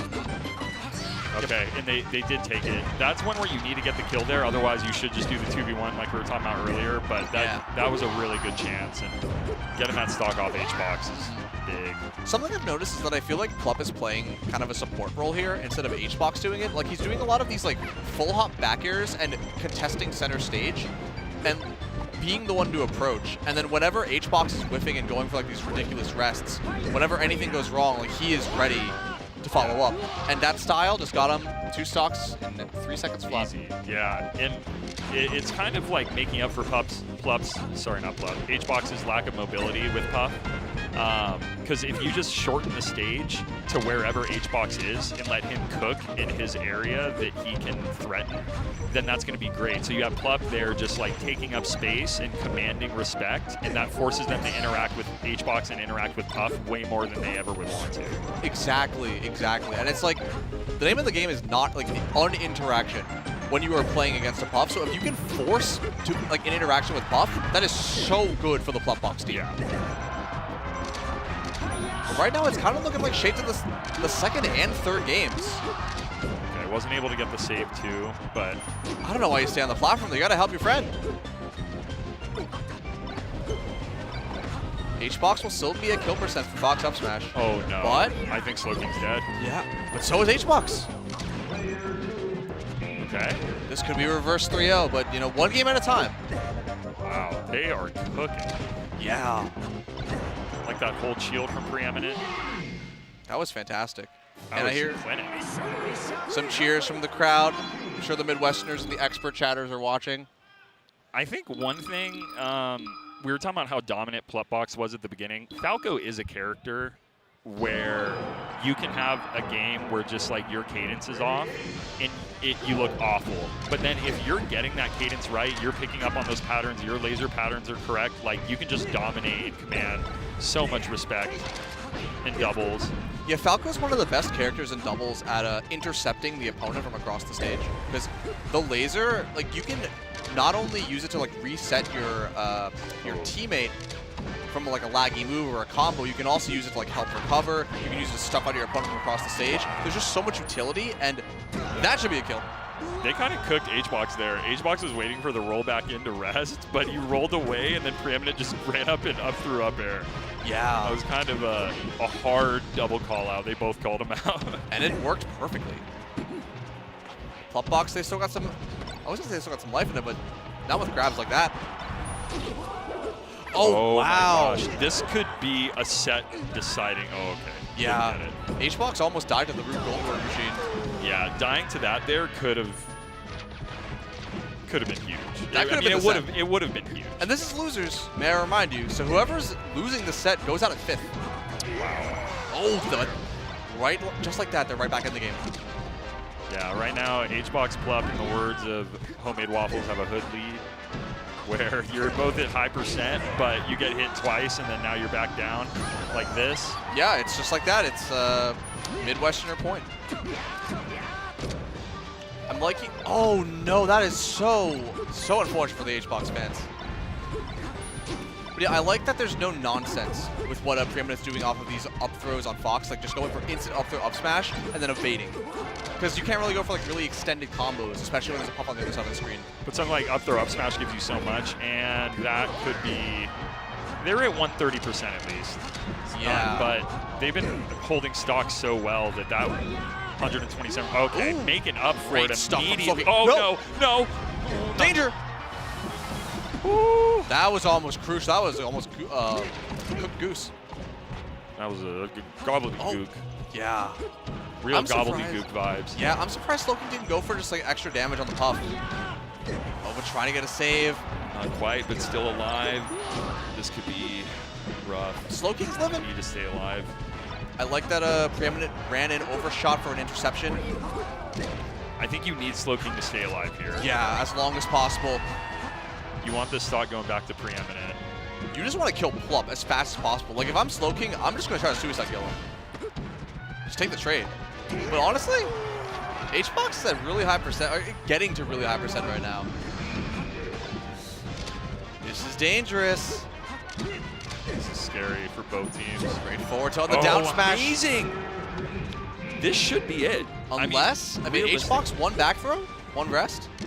Rest you lose. Well, that is true. Yeah. Unless he gets like the craziest double rest of his life. But first he's got to get past these lasers. HBox getting a double rest right here would change the way I view the world. He would yell so loud that the venue would collapse. Yeah. Magnitude 3 earthquake. All right. Just trying to get past this laser barrage. Slowking is not letting up at all. Letting the gun shoot. Preeminent getting in on it too. Oh, no, wait. And that killed with the pop-off. Slowking and Preeminent showing the Midwest. Slowking looking happy. Just kind of like, what just happened? Yeah. A little smile. He's so happy about that. But yeah, the Midwest got killers. Got to watch out for them. Big There's one. just so many good players now. Like, that's a big win too, because Plup and Hungrybox have such a storied legacy in doubles too. That it's very impressive for like a new age team to really, you know, show them what for. Be able to put a chink in that armor that has stood strong for so long. That was a set and a half. Yeah, that it was a reverse 3-0 too. It's very, very impressive. Went down to the last stocks as well. And up next is, I believe it's also a pretty similar storyline where it's, I think it's Azel and Rocky against S2J and Shroom. This is like two eras of NorCal Melee. Yeah, like, you had the Ralph Rocky era originally, and then it transitioned into now Rocky Azel and S2J Shroom been around forever. Yeah, and this is also like the prior Genesis champions, Azel and Rocky. So they're trying to, you know, go for the two-peat, fight for that title. Such an interesting bracket too. I mean, it's really cool seeing a mix of older teams like the HBox Plup, some people who you typically don't actually see in tournaments or teaming, like Laud Faust, I believe it's the first time they've ever teamed. And they beat Crudo and Panda in winners, and then made a crazy run to top 8. And then that's a good win. Yeah. And then some of the more like established newer static teams like Cody and J-Mook, Amza and Axe, Aklo and Foxy Grandpa, the Nouns Brotherhood. But I feel like we don't really see too much of the NorCal teams outside of the West Coast events. So it's a delight to see them in top 5. They're a little less travel-y, I would say. Which is a shame, because I feel like Shroom doesn't really travel too much anymore. Rocky, I don't think I've seen him in a tournament. I like that. That's a cool hairstyle. I haven't seen Dewan. I don't know what it's called, but the Dewan. The Dewan. The Dewan. The Dewan. But it's really cool. I've seen him experiment with his hair before like that, but this is new. We're breaking new ground. I believe they both work at NVIDIA together too. Yeah, they do. So I think it's like those two and SFAT, and they'll have like round robins during like lunch breaks and such. They're Peach Iced Tea also. Oh, really? Yeah, there's a lot. There's a lot of NorCal people that work there. That's sick. That's sick. It's also just good to see them both playing, because I know S2J was like a little back and forth on it in 2024. In 2023, he said he was considering retiring, and then he won the function over a bunch of like New York's killers. So I'm glad that revitalized him, because what would be We Melee need without it. S2J? We need him. Is Yeah. it? He's got a stock named after him. He does. And Like- it's the best stock. It's It the is. coolest stock. Like, can you think of anyone else who has a stock named after them? Like techniques, sure, but stocks? I don't think I can. None. Is there? There has to be. Is there not? This is No. the Johnny stock. The Johnny That's it. stock. Wow. That's his legacy. That's Well, I mean, cool. alongside, several, almost over a decade of incredible tournament results. Yeah. But he's got the Johnny stock. That's going to live with him forever. The Johnny stock is actually one of the coolest things in Melee. Not just in the literal what it is, but the conceptualization of it. A player who is just so scary in that moment and does something so nasty so often that you just have to recognize it. Like, someone who is so clutch that they can kill you at 0 no matter what the circumstances, no matter how stressful it is, no matter what percent they're at, and you just have to always be afraid of them. Like, that's sick. And that was even before we, like, optimized all the fun out of Melee. Like, he was 0 deathing people before it was, like, normal. Yeah. And that's true. awesome. I love that. But for all the glazing for Johnny, Azel and Rocky, I feel like you're a Norcalian yourself. I'm cheering for Azel and Rocky. I'll be straight up. Like, I feel like for how Go on, good they Shroom. are, they don't get a lot of love. Like, They're still just like people in doubles. There's always going to be the curse of like if you're not top 15 at singles, people are just like assume that your team is bad. yeah, and I mean, there's like a couple of statics that have popped up over the last just couple win. of years, like Nut Vavez, I4 effect. I heard it was ICAT and not I4, but I'm not 100% sure. I'm not French, but like specifically Azel's rise to dominance in Melee doubles over the last several years of like back-to-back winning Big House and Genesis is so unbelievably impressive to me that he not only did that as like a low-seeded player in both, but with a different teammate in both games. which is very impressive. And like you would see that from, I don't know, a top 5 player, like Hungrybox used to do it a bunch of the time, but this is Azel who has not been top 100 in several, like I think 2 years? It's been a little bit. Yeah. They're definitely less active. I mean, Azel would be a shoo-in for top 100 in my opinion if they attended more majors. Oh, for sure. But yeah, they just, I mean, being inactive too, that hurts you. So, I mean, if they were out at all these events, someone sponsor Azel. I agree. Azel's Someone in really chat good. sponsor Azel. It's a real shame what happened to Tango, where they were supposed to be the first ever doubles major, and then because of venue things with the venue, they had to stop it. But That would have been cool. it would have been a nice return to doubles. Yeah, 'cause, kind of like, reminds me of that Genesis Fuse double circuit Sheridan Into setup Genesis Black? years ago. No, or well, Genesis Red. Dude, even before it was like Genesis 4, they had a Fuse double circuit that like preceded all of that, where they were in different tournaments could apply to be a part of it as long as you had 16 teams. There was a minute there where DP and Catnip were #1 on the leaderboard because I ran one of the first ones at our local. They got like their 50 points before everyone else. That's so awesome. I First forgot tournament about I ever Fuse. ran was a doubles only tournament. Actually. Really? Yeah, it was for that. It was fun. That's sick. That's sick. I love dubs. I mean, that's why you're here. Yeah, exactly. We love to see it. I feel like doubles doesn't get enough love nowadays, and I feel that people talk about how like there's no storylines anymore, or how like it's not as cool as it was in the past. And it's like there's so many cool storylines. Like there are cathedrals everywhere for those with eyes to see, or whatever the quote is. But it's sick. They've been hand warming for a long time though. That is a long ass hand warmer. Yeah, very long. The Wizzy The Wizzy and Gatsu also lost to NorCal players. Rainy and Space Pigeon. Yeah. Do Colon people 3. still colon 3? I was gonna ask, do people say colon 3 or do they say Space Pigeon or say SB or some combination? I don't really just say SB. SB. Yeah. Yeah. Very good Falcon. Very, very, very good. Very scary. Yeah, so 2 generations of NorCal talent fighting on the finest stage in NorCal history. Unfrozen Stadium. Yeah, there are transformations here, so we're in for some shenanigans. Actually, I was gonna say like, how is this the starter? And I forgot that Fountain of Dreams is a demonic hell space in doubles. Oh, that was really smart. Rocky realizing that Shroom was going for the turnaround needle, and then lasering him across the stage to mess it up and make him face the other direction. Yeah. This tag is throwing me off. I don't know how to pronounce it. KRNT? Yeah. No idea what that stands for.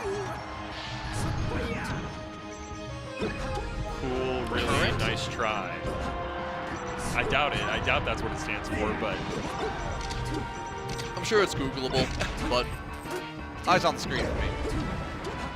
Oh, that was amazing DI and SJ's part. DIing like hard in and with slight SDI on it too, if I'm not mistaken. oh, great up smash off the shine.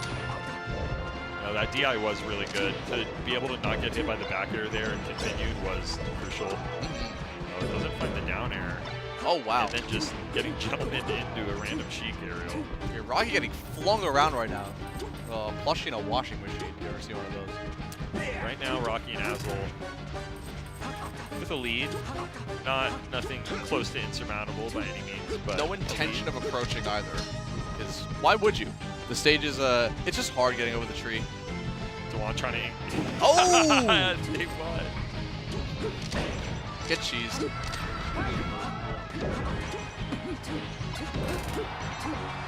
Great edge guards, but a little too close to the sun there. Oh. Or shroomed actually. Oh, great save on Johnny's part though. Just lasering. That's right back to ledge.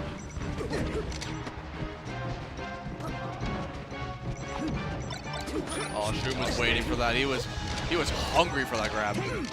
Yeah, that was close too. They got that out a little earlier. Shine straight into the Sheik there.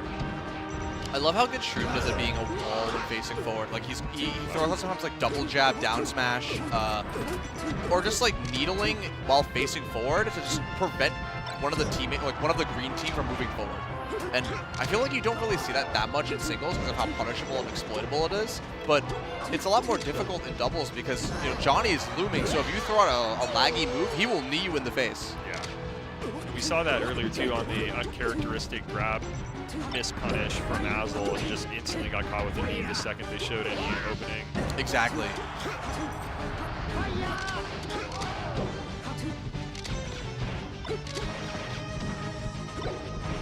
Oh, in the pin. Oh, goodness. Desperation side B. Oh, off the... Oh, never mind. I was going to go Right. I thought it might do it too. Not Falcon, though. Just a hair off. Playing this raw transformation really well. Yeah, it seems just so hard to get in with the Johnny on one platform, Shroom on the other. Yeah, they are fully content to just wait it out. I love Melee. I love Melee too. I love Genesis. Who wouldn't? In particular. Well, I'm surprised the backer didn't hit. I felt like it covered almost the entire side platform. You know what? It looked like it would. Yeah. I would have expected it to. This is Rocky and Azel's game to lose. They've got such a commanding lead right here. And it's like they're going tit for tat right now, but when they're up this much, they can afford to take a bunch of trades. Yeah, as long as they keep trading, they'll definitely take this an out. Shroom's already in kill percent. Oh, but it looks like Johnny might be winning this trade war. As I say, that misses the edge guard. Wow, grabbing Azel out of the grab. Oh, I'm surprised he went for forward here, but got the follow-up anyway. Someone needs to die right now. It's been too long without a doubt. I know, yeah, these stocks have not gone away. The That's laser saved him. That was so sick. Wow. This is kind of Johnny Shroom bringing it back. All right. Johnny You know, stock? Johnny, if you want to use one of your stocks, now is a great time for it. I'm just saying. Bring our segue full circle. Yeah, and Azel knows this. He is not contesting anything that Johnny's trying to do, just playing it so safe. But you know that grab is coming. Oh. The iconic stock first look, he was on this stage. Oh, man. And, oh. I was ready for a Johnny stock. I was so ready. And gets the shine back here.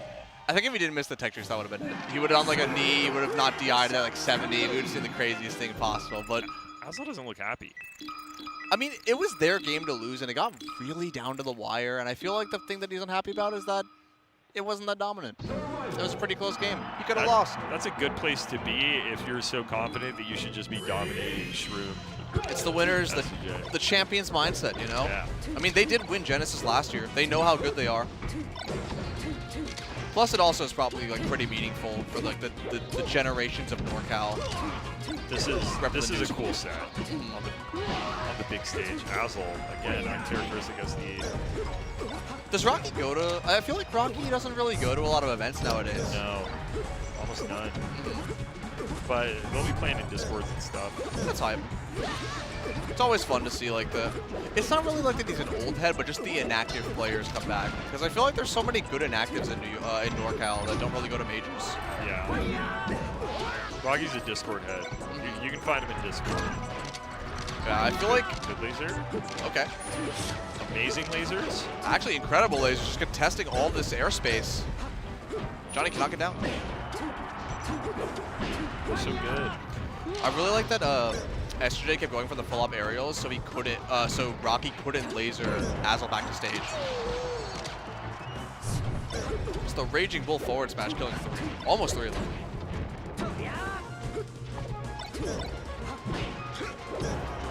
Amazing SDI from Shroom, but great follow-up from Rocky to like just to get the kill.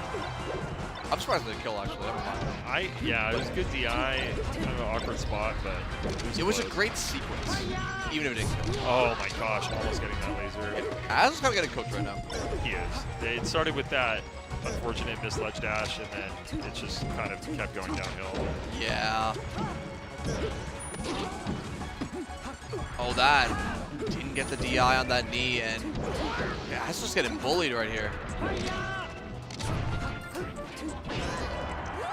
Oh my lord, that was such a smart up air, reading the short hop forward air to try to save S2J. The up air covered it perfectly, and they were able to get a double kill off of it. Azel locking it right now. Yeah. Azel locking it hard. Because he knows if he dies, it's a different game. As I say, There's Curse. it's still winnable, but just a tinge harder. I think they're ready for a tinge harder though. Yeah. They're up for it. But Azel's taking so much damage here, like it's not favorable trades. Just holding forward. Shroom is ready for oh! This game's looking a little tough. It's looking brutal. The complete opposite of the last game. SJ makes it back to ledge. So much pressure from Rocky, but Shroom trades his way in. Using Sheik's body like a rocket. Just launching herself to get in. Find an opening versus Spaceys. Incredible DI from Johnny too to survive that 145% nonetheless.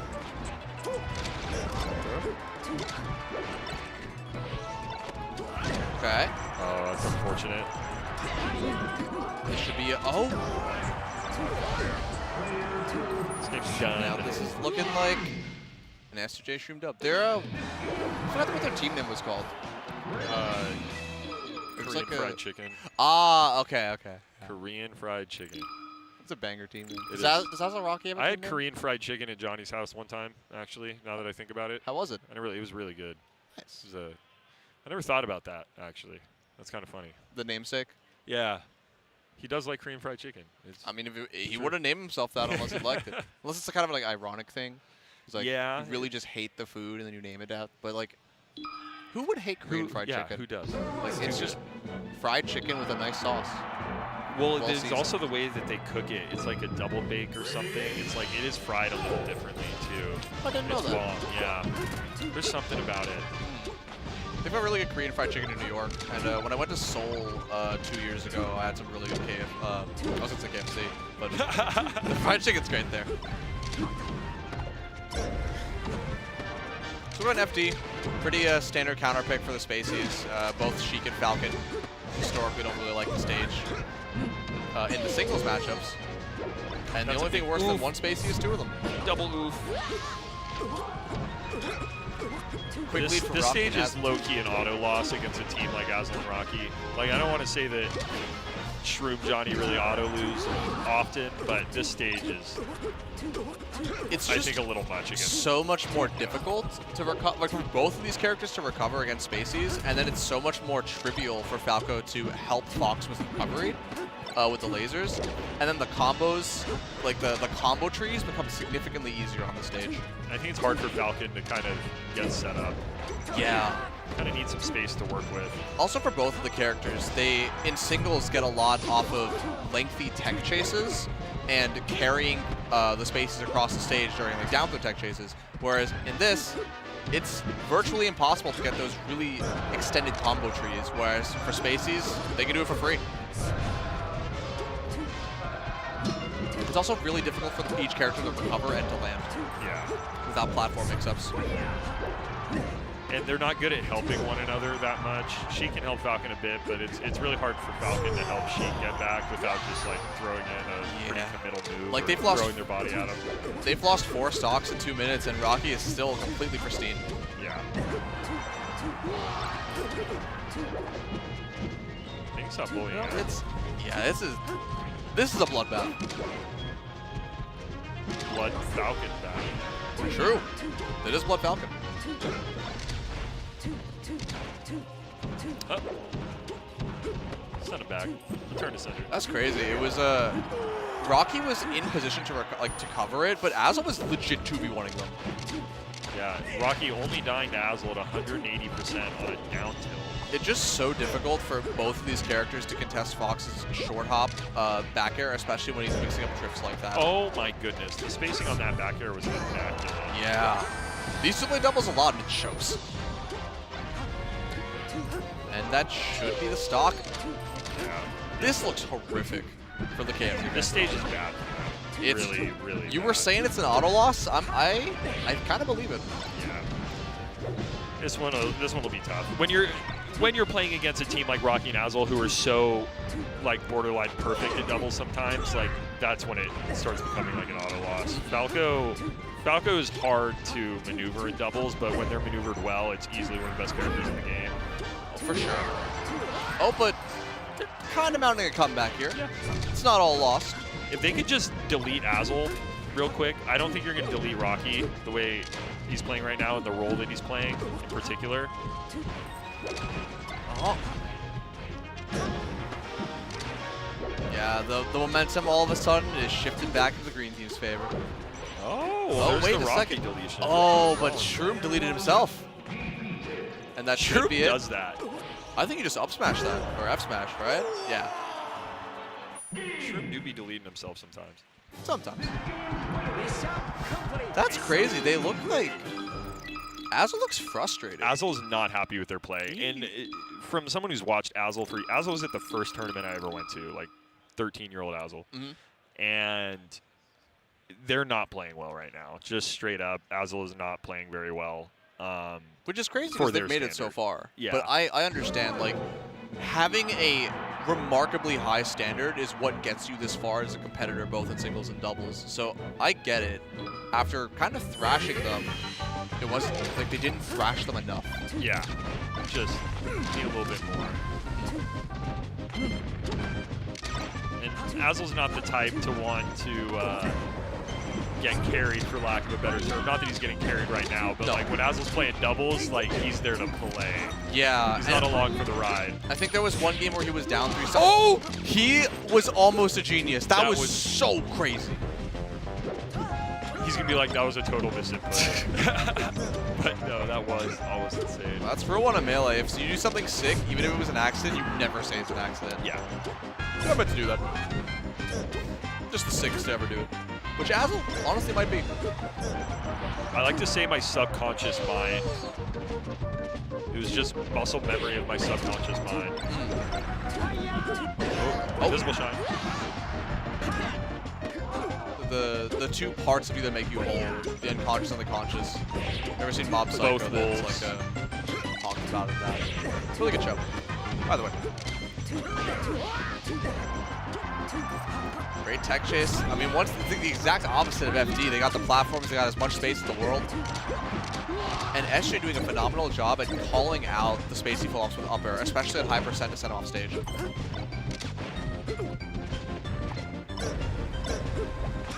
Rocky a little behind right now. Might have another game 5.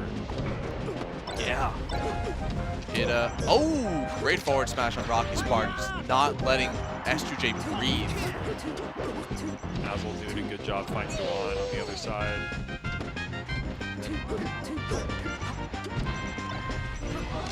I thought he was going to cover ledge there, but I think he expected Shroom to drift the stage. Great awareness going for the back here. Once again, Azul really in tune with when Rocky's in problem situations and intercepting with Fox's speed. Wow, that was almost bad. Yeah, like SJ would have gotten a free kill, but Azul went for the dash attack that covered all the space underneath the side platform. Couldn't get down quick enough.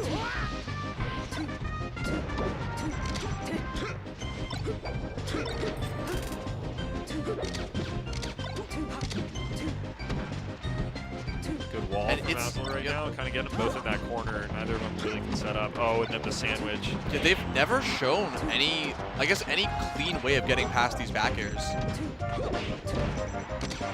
You have to get down and dirty to get around Fox back there. Yeah. There's not many things that need it clean. But Azul's also got to get down because he just got thrown across the stage for a clean 60%. Might be dead too. Oh, never mind.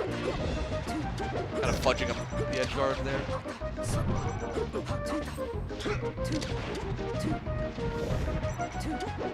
This is so tense right now.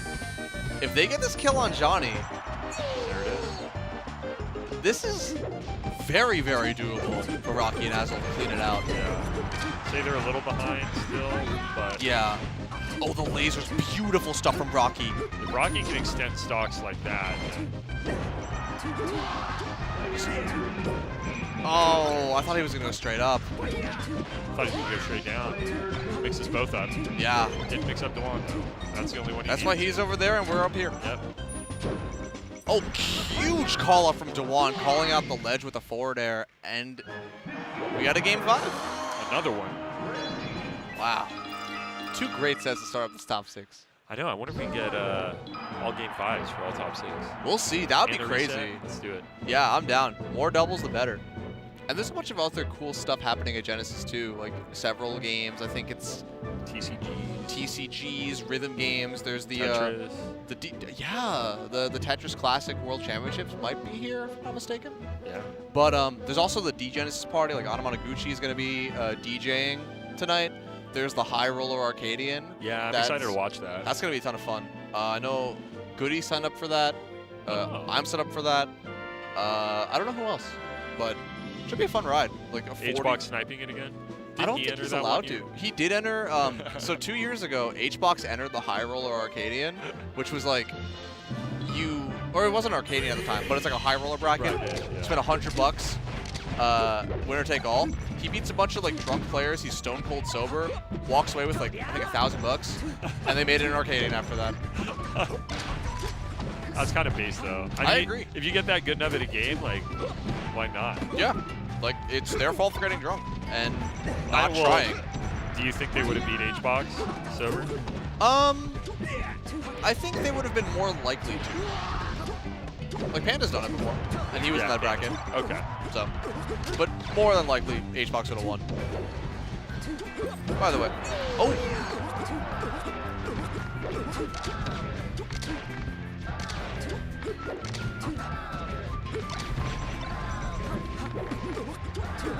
It's a really brave decision going to Yoshi's for the last game.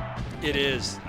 We were talking about this earlier on commentary, but it's just so volatile that, like, even if you think it's your best stage, like, when it comes down to these, like, scary games, you don't want there to be any, like, hubbubaloo that gets in the way of you winning. Some weird Randall shenanigans, just anything. And quick deaths that can happen. Yeah. And, like, on Yoshi's, Shroom just lived to 163%. That is not a good sign for Spaces. No.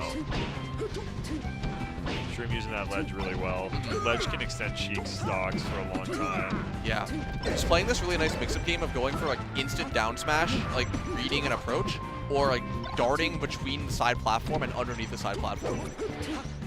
And as being very smart, not even contesting it, just, like, evading Shroom, letting him play his game. And Rocky playing that ledge so well.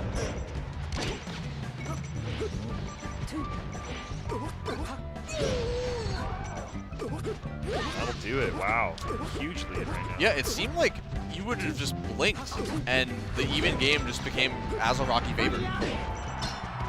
Azul stock on. Yeah, Rocky he's doing a phenomenal job right now. I just want to shout him out because like Azul's doing great too, but Rocky has been like kind of the star of the show. Rocky's been playing out of their gourd. The grab release, throwing his teammate, throwing them into each other. Oh my gosh. Yeah, Rocky's just cooking right now. Yeah, like he plays so much. You can see he plays so much teams. He's completely mastered his grabs and knowing like the mechanics of throwing character A into character B, turning them into projectiles.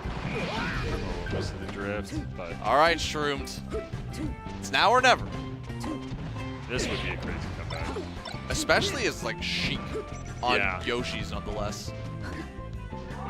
And that'll do it. New Age NorCal takes it over the old school. I want Azul and Rocky. I want Azul and Rocky to run it back. I would like the 2-time. Mm-hmm. I want Azul to feel happy about their play, so I want them to have another set here. Well, yeah, so Johnny SUJ out at 5th? Fifth? With Dewan? Pretty respectable, That's all very things considered. respectable.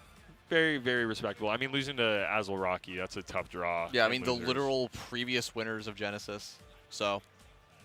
So are they playing Preeminent and Yes. Slow King next? They are playing Okay. Preeminent and Slow. I don't know if they're next. I think they normally do I think winners we're doing finals. winners finals first. So I think but- we're going to be getting Amza and Axe versus Cody and Jmook.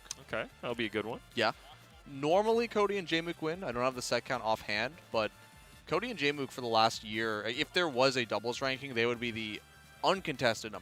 They're really good. I mean, they're both in singles incredible players. Yeah. It's always fun knowing that at a point of time, both of them were unranked, like upstate New York grinders, very hungry to even just get ranked in like, their regions of upstate New York, and they played at the locals, and then years later, Cody became Jmook got the amazing set player. wins. Then Jmook got the win. He started climbing up with them, and now they're out here teaming as if nothing's ever changed, despite both of them not even living in Tri-State anymore. Just grinding. Mm-hmm. That's why they got where they got. It's true. It's true. But yeah, so I think we're getting winners finals. Amza and Axe, who also I would assume never practice teams, Yeah, I don't think they do often. because I doubt it. there's a bit of a location diff. Yeah. You know, a little AZ bit. to Japan. Yeah, a little bit. A little bit of a diff. Just a little bit. But they always do great, and they seem to have a very fun time when they're entering. AZ can't even connect to California on Really? Slippy. Well, AZ used to have a really bad ISP routing problem and stuff like that. Yeah, the AZ connections were bad for a while. I Mhm. think they've since gotten more infrastructure, but I remember the AZ players complaining about that during COVID all the time. All right. Ooh, So- light blue Gatorade. Light blue Gatorade. The go. That's fun. So man of the hour, Cody Schwab, who is now the first seed of the tournament, or at least like the highest seeded player at the tournament now that Zane is not here, and has a new temporary sponsor in Lucky Sevens, if you're familiar with them. They are a team comprised of 3 tri-state engineers, being Petey Byrne, Breakfast, and Plush. Who Okay. Plush is here. I don't know if the other. I think Byrne's not here. I don't know if Breakfast is here. Plush is definitely here, and they are running a 5-day tournament in a mansion in the Poconos, and they invited all the top players, like all the top 10. I think besides Nick because of like European, except for Europeans, but this place has they're hiring a private chef. They have a pool. There's a sauna. There's like double-digit bedrooms and bathrooms in this Oh. place.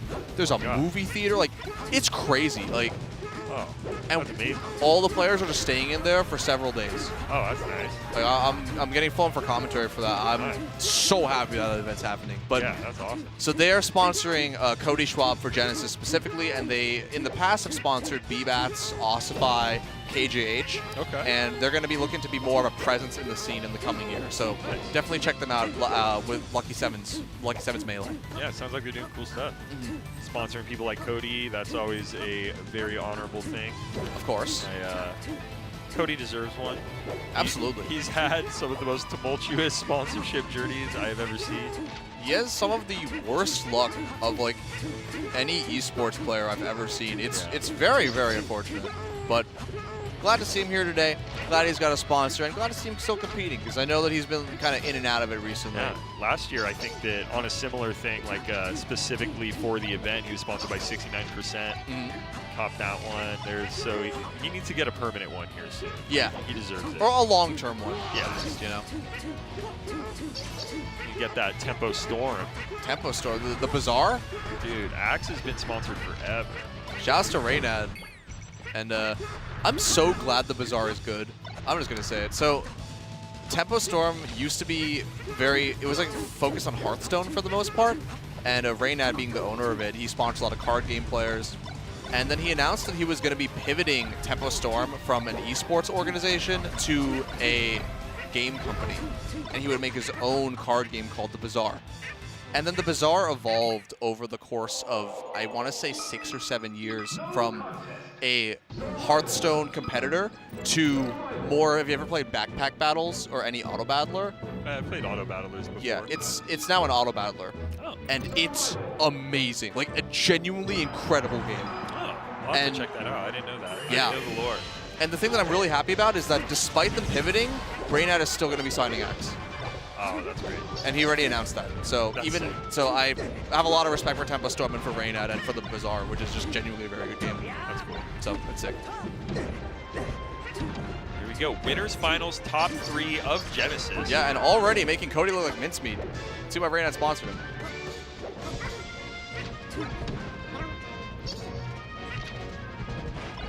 I'm shocked they started here too. I feel like this is conventionally not the greatest stage for either you. I guess. I think it's pretty good for Sheik Fox in Yeah. general, and Axe Amza just seemed to like it. They took another Sheik Fox team here earlier in the tournament. Was it Panda Crudo or Bonfire Sensei? Bonfire Sensei? Oh, they teamed? That's cool. Yeah, it was That's a cool. team. They looked really good too.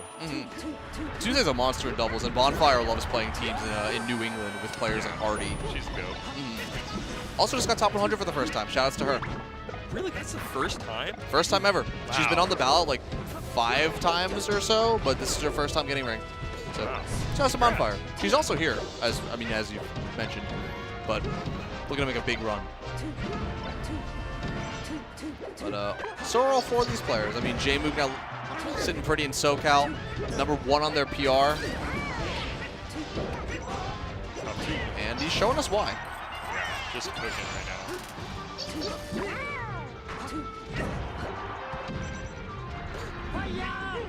I like the spacing that both that Axe and Amza are playing, where Axe is more forward-facing towards the characters in the corner, and Amza is ready behind to go for a lengthy nair if Amza's getting, or if Axe is getting punished by anything. It's really good positioning. That counter hit. It happens so often, but it's just so easy to just put yourself in a like super arbor situation. Yeah. He's good as Cody and still just get nared out of it. Trying to fight for did center get the stage. shark. And again, Axe kind of trying to play a front line. Like, Axe playing front line and Amza playing back line, but now they've separated both players, and Cody should be dead. Yeah, that F smash, not what Demon wanted. That nair, though, definitely what Amza wanted. Yeah. Oh, that was a huge air dodge. I think he meant to do the one that goes like closer to ledge, the up and away air dodge, and then drift in, but maybe a little bit of controller flub. Yeah, it looked like they didn't get the dread. It was looking like their game to win, but Amza's getting bullied right now.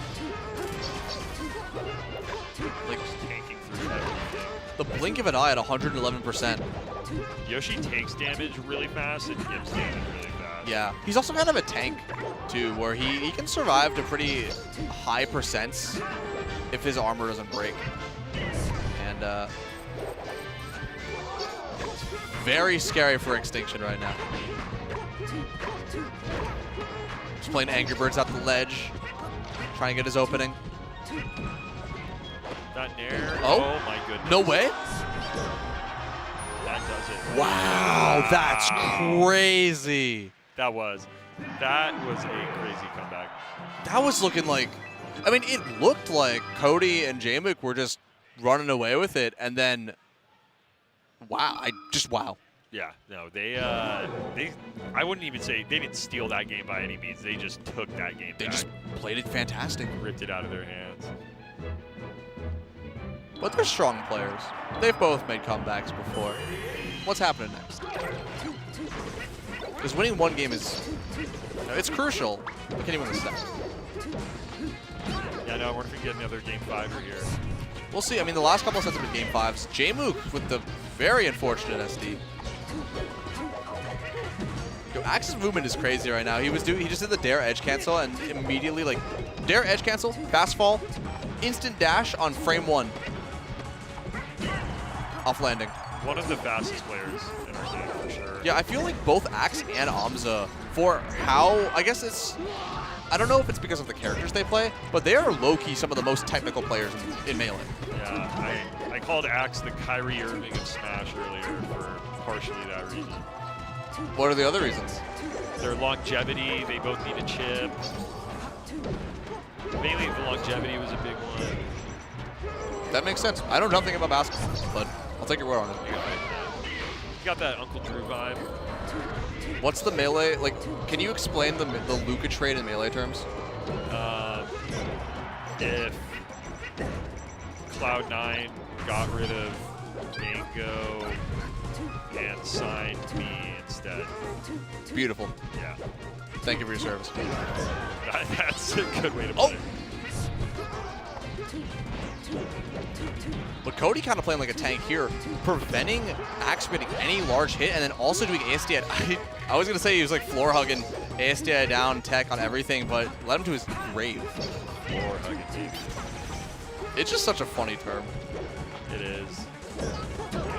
I was watching a Junebug do an interview with Mono for Nouns where he was talking about how he thought that like crouch canceling and ASDI down would eventually lead to people playing mix-ups off of CC.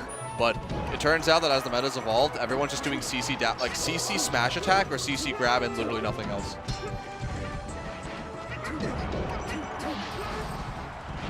Great movement on Amza's part, but caught. Nice F smash. Yeah. And Cody. Amza and Axe are doing fantastic right now. Yeah.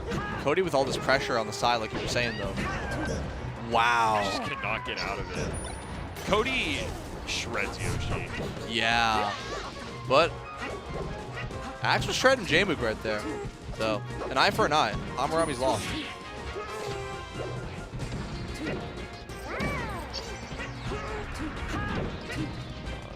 Both trying to find a way in, get some percent on Jmook. Oh, I love that option select right there. One of the only true option selects in Melee. The way that Axe angles that is if Jmook isn't on the ledge, he will snap to it, but by inputting the other one, no matter what, if the ledge isn't available, then he just goes on stage. That's so smart. They are trying so hard to kill Amza and Cody. I guess Jmook actually building them so much percent too. Wait a second. Because even if it becomes a scary spot for Amza, he should be dead. But even if it's a 2v1, both are at kill percent. Just one Nair will send off stage. Incredible SDI too. Yeah. Oh, misses the up air. No way. Okay.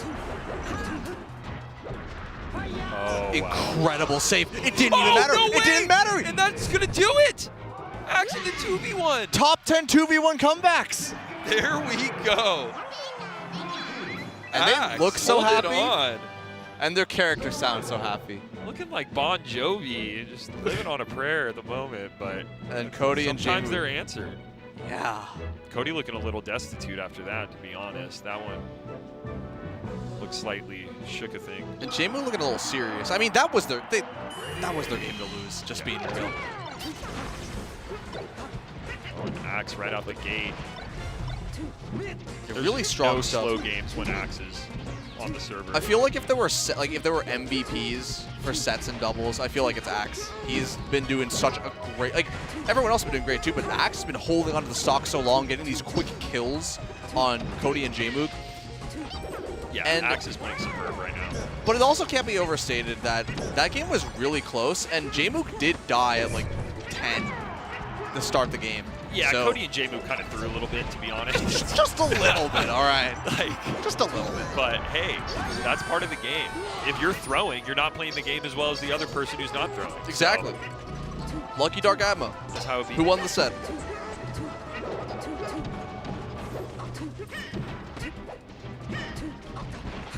All right, great spot on Cody's part in Axe.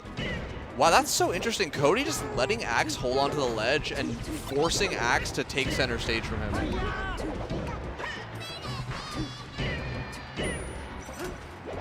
Cody pushed off Amza, shielded, waiting for the push-off nair, and then got a punish. There's just so many levels to defensive play in Melee nowadays. It's beautiful to watch. Oh, it does pick it up. Wow. Yeah. I thought that even the Jmu needles would do something there. They're running away a little bit. This lead. But Amza's also living at 203%. Like, this Yoshi's a tank. And Axe is so hard to kill, too. I mean, Pikachu's recovery, it's just... Yeah, Pikachu's got some of the best recovery in the game, and as he scurries around and dash dances on the side platform, if you mess up once, you're getting kidnapped. I would say Pikachu probably has the best recovery. I think it's top 3. I think Pikachu's is really good. I think Mewtwo's is better. Puff. And then Puff is Puff. I think Pikachu's is better than Mewtwo's because you can do multiple inputs. Like That what is we saw earlier. It's just Mewtwo has to go one direction. Yeah, that makes sense. That makes sense. Harder to edge cancel stuff with too, like you can, but Yeah, I think that like Pikachu still has like one of the best recoveries in the game, and it's part of the reason, like one of the reasons why he's able to like compete with the top dog characters. you at also such a can high zip level. zap to like edge guard and keep yourself on ledge. And like then Mewtwo. seeing what J-Chu and Swift do with the Oh my edge God. cancels into grab, edge cancel, or up B grab, edge cancel, up B down air. Pikachu deserves more representation, especially in doubles. One of the best doubles characters in the game, honestly. They're so good at complementing certain characters, and I think Pikachu is one of the best characters in the game at like teaming with mid tiers. They're like a little mini Fox. They can really go out there and cover a lot of weaknesses. Yeah. They're so fast that they kind of operate on their own. Some characters are too slow to team with certain characters because you just get separated too easily. Oh. Have too much downtime. And because of his speed, he's very good at intercepting and playing like both a support role and an aggro role. But all right, Axe, you did it before. Can you do it again? Another 2v1 comeback. It'll be a little bit crazier after that last one. And I feel like Cody's hungry. He does not want to lose another one of these. Just look at his eyes. He is so locked in right now. Oh my gosh, you're right. Axe is cooking. Axe is cooking. But only for so long. Yeah. Sometimes you run out of gas. Where do you think we're going? Dreamland? Yoshi's? I was thinking maybe Yoshi's. Yoshi's? I think it's one of the two. I feel like they're gonna go Dreamland, but we'll see. I don't know if the chaos, it could work out in their favor, but also it's Fox Sheik, and part of the advantage that they were having was Amza refusing to die for several of the stocks until 200-ish. So that was one of their good win cons, is the just Amza living as long as he was. like Amza's the tank and Axe is the DPS. Oh, But they did it. all right. All right, let's see how this works out, because I do think that there is merit to going here, especially when you can get Axe's quick kills with both up smash as, you know, clean kill confirm, and then back throwing and going for some shenanigans off stage, making Cody and J-Mook solve his riddles.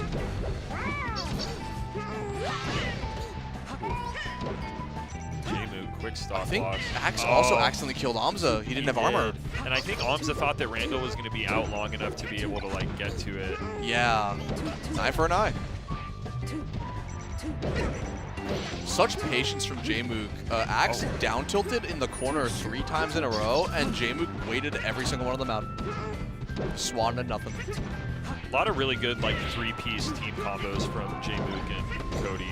Yeah, I feel like with both Yoshi and Pika in singles, it's if you overextended them too hard, you can get reversaled harder than some of the most characters in the game. Yeah. And in doubles, when you have a teammate who can follow up off your 3 pieces, it's very crucial to know when to not overextend. Or when you can extend Yeah. as well on the other side of the coin. And stage is kind of working against them. Yeah, this is not looking good at all. Like, there was I the agree with what unfortunate- you're saying about the Amza living so long. I do think they need to focus on that as one of their win cons. Yeah, and it is always scary because if they lose a lead on this stage, they do have the explosive, you know, their explosive combo game. They can bring it back, but it's so hard. Yeah, down a stock right now, a handful of percent on each. But it's felt very dominant from James and Cody. Yeah. They got center stage 2. Double CC. The Nair got CC'd by both players into an up smash. It's just looking rough. I'm sure the Cody and Jmu fans are eating pretty right now, but hold on. Amazing slide off on Jmu's part and a reversal too. That's crazy. I thought J-Mug was dead there.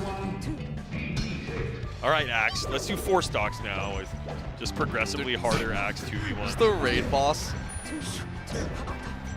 Just increasing the difficulty level of these 2v1 comebacks. What was that SDI? That was insane. Cody teleported into the ocean. All right, game 5, another one. Some nail biters. You manifested this. All game 5 nail biters.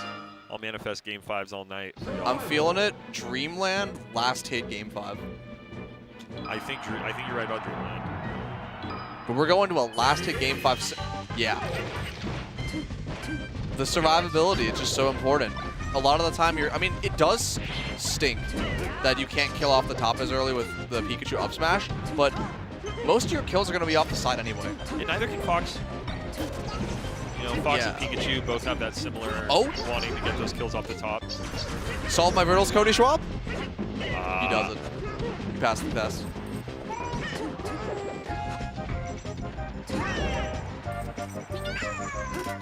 See if Axe can stall out long enough, make this one back. I think they should be able to. I like the idea of using the side Vs to stall because it takes a little bit longer.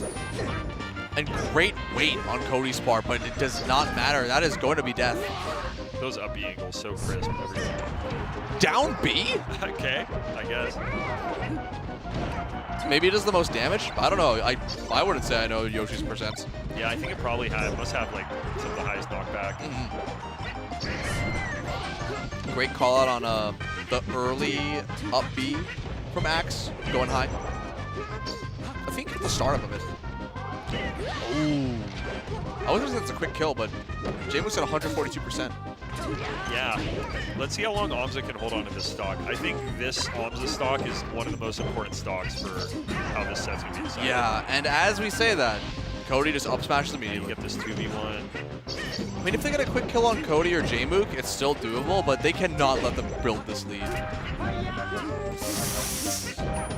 I respect it. Yeah, you got to go for something like that. And Cody and Jmook looking like they're running away with it just a little bit. Yeah. Jmook bullying Axe, building up 58%. Great dash attack to send Amza away from the ledge and let Cody recover safely as well. It's so scary. All this percent being built up on Amza. And Axe cannot help. Jmook's out for blood. Just killed his teammate and Pikachu.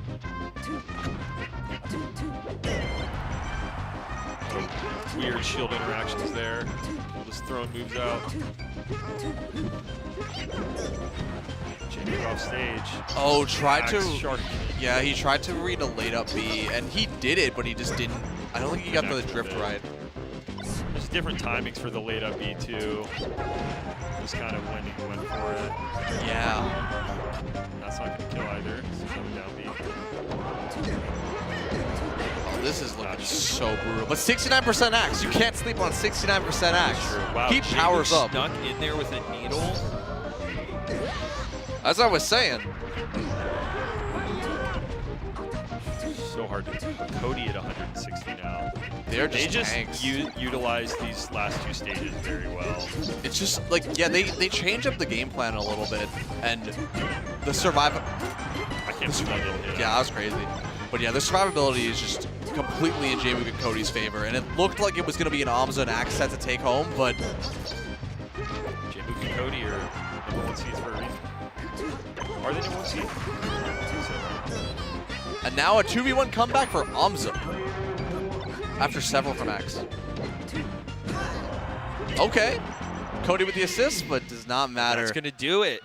Our grand finals is going to include Cody and J-Mook. As the first of the tournament, I don't think most people are surprised, but That was a close set. it was very well fought Game 5 set. Axe and Amza guaranteed top 3. We'll see how this pans out in a little bit. Yeah. But, So losers bracket is Preeminent and Slow King versus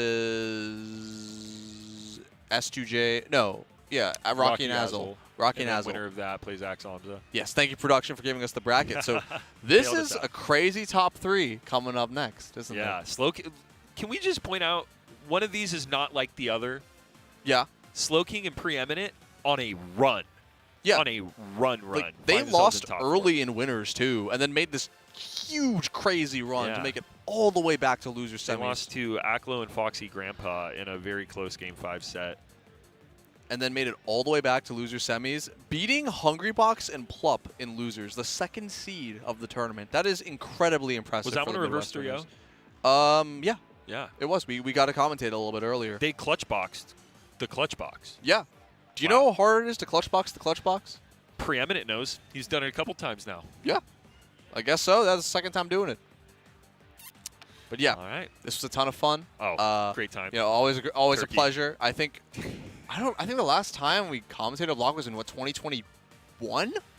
I think we did Pound 2022? together, didn't we? Yeah, that was 3 years ago. Oh my gosh. That's crazy, but That is it was a wild. pleasure. Oh my gosh, you're right. Yeah, Ew. time flies, Ew. but it was a pleasure. Oh, it was Had a great fantastic time. Great sets. You'll see both of us more tomorrow. Yes. I'll be at the High Roller Arcadian bracket. I know Stude is getting on. I think it's Stude and Jackzilla. Yes. He's pointing at us. He's got a lovely little rose. I think someone gave him a rose. Looks so good. But, yeah. So tall. Incredible. I mean, it's Valentine's Day, so It show him is. some love. Stay tuned for more Genesis action coming your way. We got Genesis now, D-Genesis tonight, That's true. and a lot of Melee, Smash, Rivals, FGC. Shout out Rivals. I'm a big trading Rivals head. cards. So a lot of action coming your way soon. So make sure to stay tuned for top 3 of doubles. Peace out.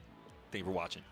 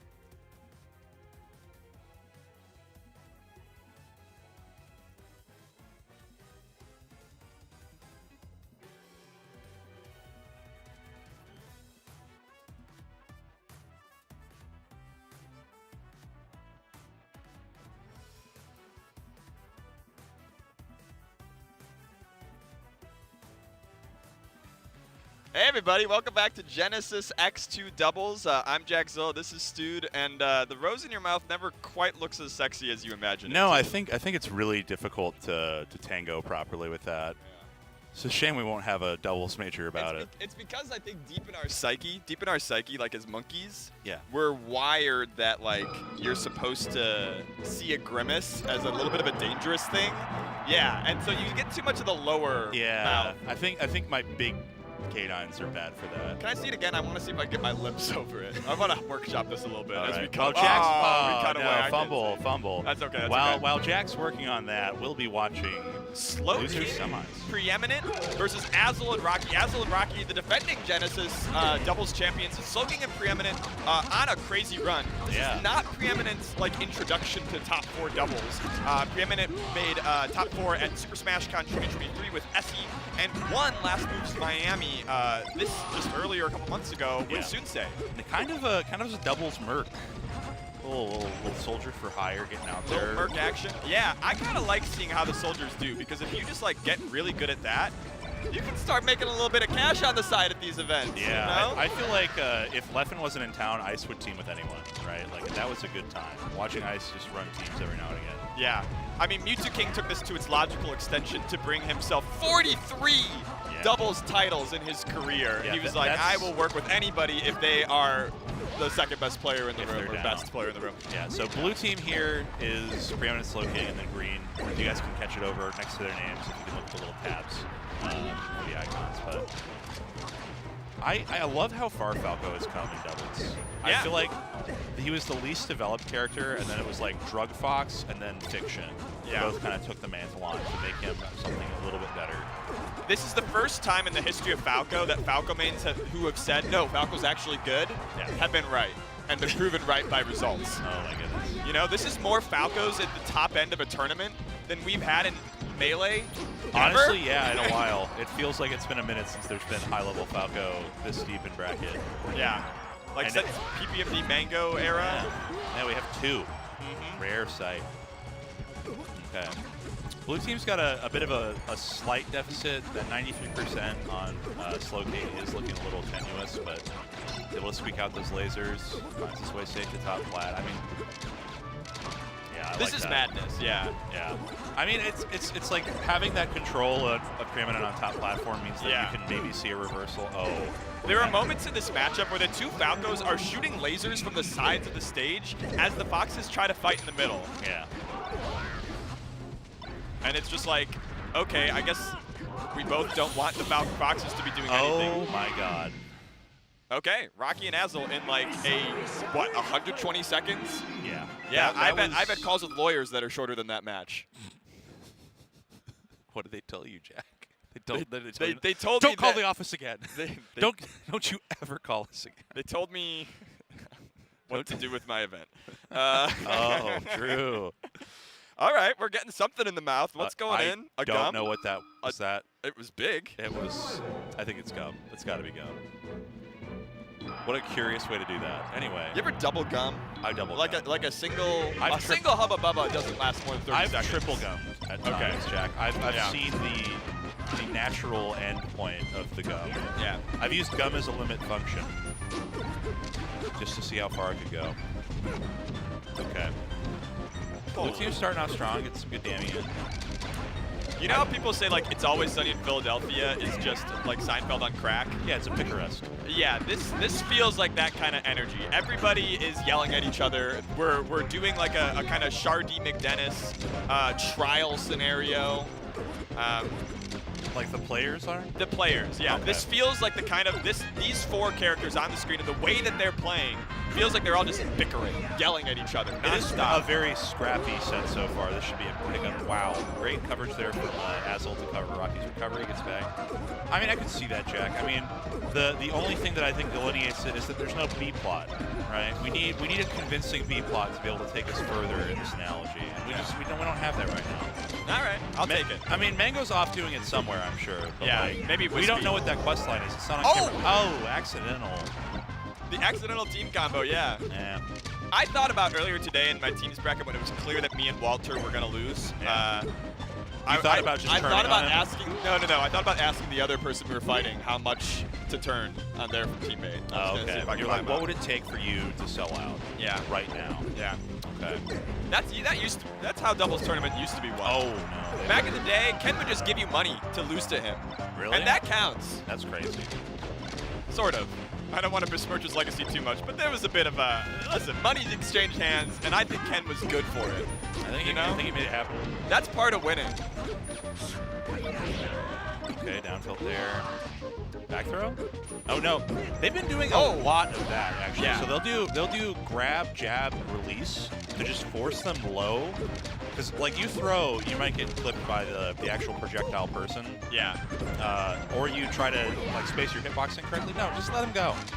You can just grab ledge and cover. I am fascinated by this prisoner's dilemma of when the Falcos decide to start shooting lasers. Because if they both start shooting lasers, right, we have a double defection and nothing gets done on the That's stage. true, that's true. But if one of them is shooting lasers, they get this advantage where their Fox can like kind of navigate around them and they're trying to work Yeah, together. but if neither of them is, then they're not getting any benefit either, Jack. That's right. So we have to ensure that at least one Falco is shooting lasers by having one Fox in the front line getting comboed and the other one's trying desperately to save.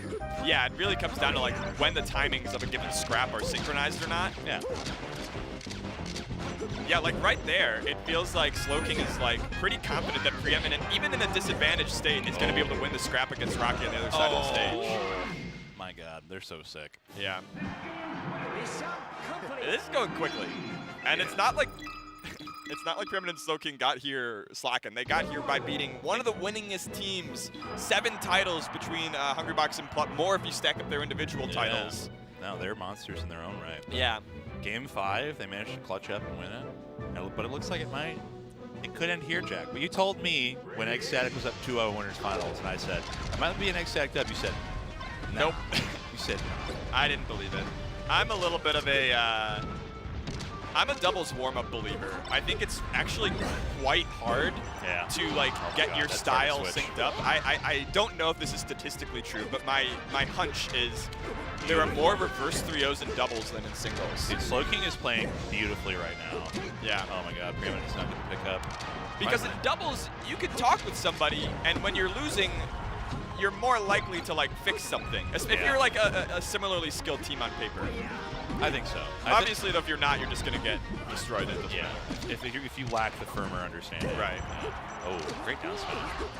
I really like Falco down smash in doubles. Obviously, lots of characters in doubles are going to be relying on what's my fastest move that's not super punishing if I miss, that can clear the board. That was the deepest super backer I think I've ever seen. Counter downer there from Slowking.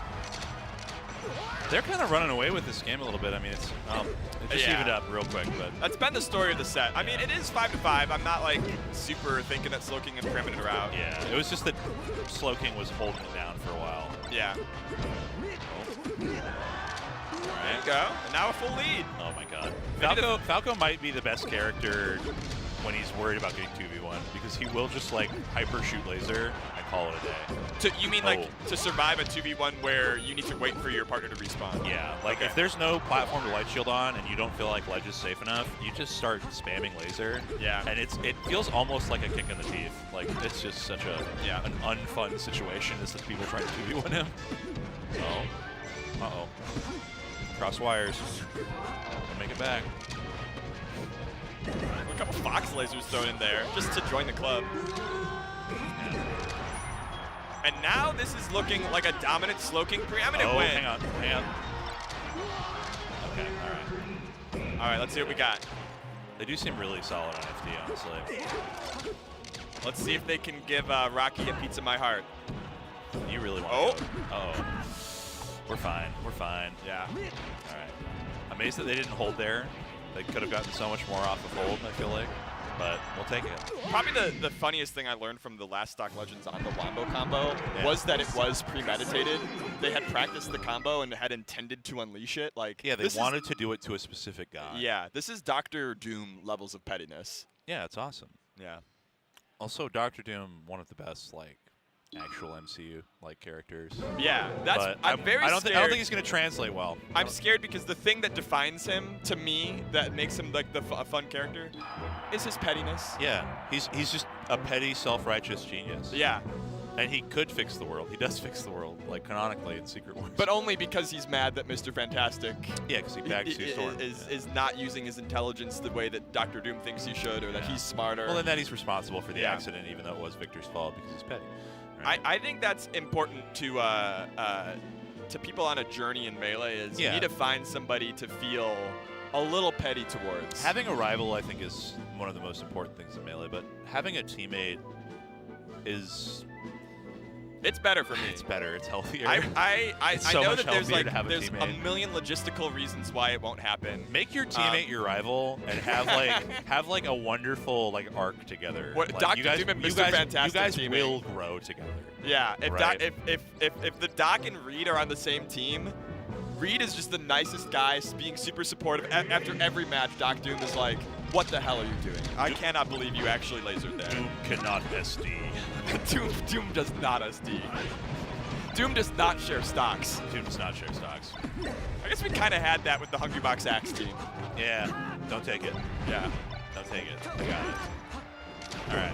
Let's see if this translates into a comeback or we end up. Oh, golly. What a banger start here. Yeah, why not? Wait a second. Save, wait save. for the gun. Wait for the gun. Oh. Yeah. Maybe down tilt there, but it's still scary. Yeah, there's a Falco in the way. Yeah. They are picking apart at Slowking right now. And I feel like it's paying dividends because like we kind of saw it. We were talking about our prisoner's dilemma, you know, where it's like which bird is shooting. If you pick on the bird, they don't get an opportunity to shoot. Yeah. They are actually like beginning to move away from trying to 2v1 Slowking and instead are just knocking him away sufficiently and then trying to kill him. Rough spot on Slowking. The question is, can Rocky Nazler get a quick kill here and kind of solidify the lead? But if you're 103 in Falco, yeah, why not run away and laser? Like, I agree. It's so good. It's just so safe. This is a tough spot, though, and Fox doesn't really have an angle to save. Okay. Oh. What do you do here? Slowking opting for aggression.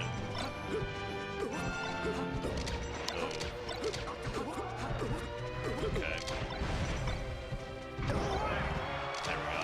No, still living. 154 up tilt didn't kill. No way. There's Back air at 160. That almost killed off the top, and then that was the perfect DI, man. That was like just a thing of beauty, really. Oh my god. Okay. Does he get this kill here?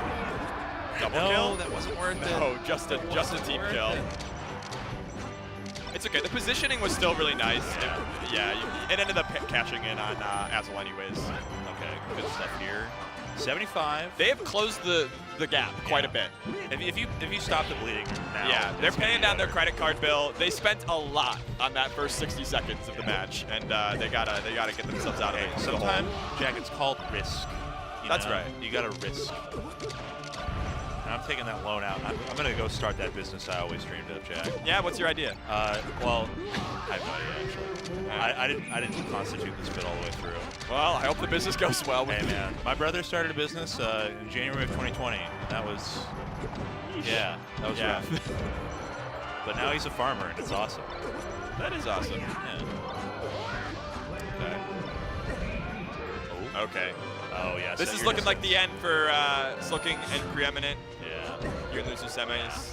Just getting caught out there on the jump, and both of them send to the blast zone. Yeah. Rocky Azel keeping the dream alive. Hoping to win Genesis X2, just like they won Genesis X. They're gonna be facing AMSA and Axe now in losers final. The winner of which has the honor, the prestige of fighting Cody, Schwab, and J-Mook. It's true. I mean, they're on their way to tie for the 4th most winningest team of all time.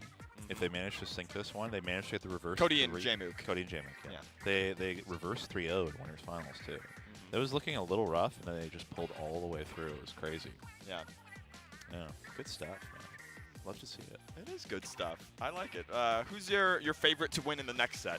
Let's set some expectations so that when it doesn't happen that way, we could be really surprised. When it hurts. Wow.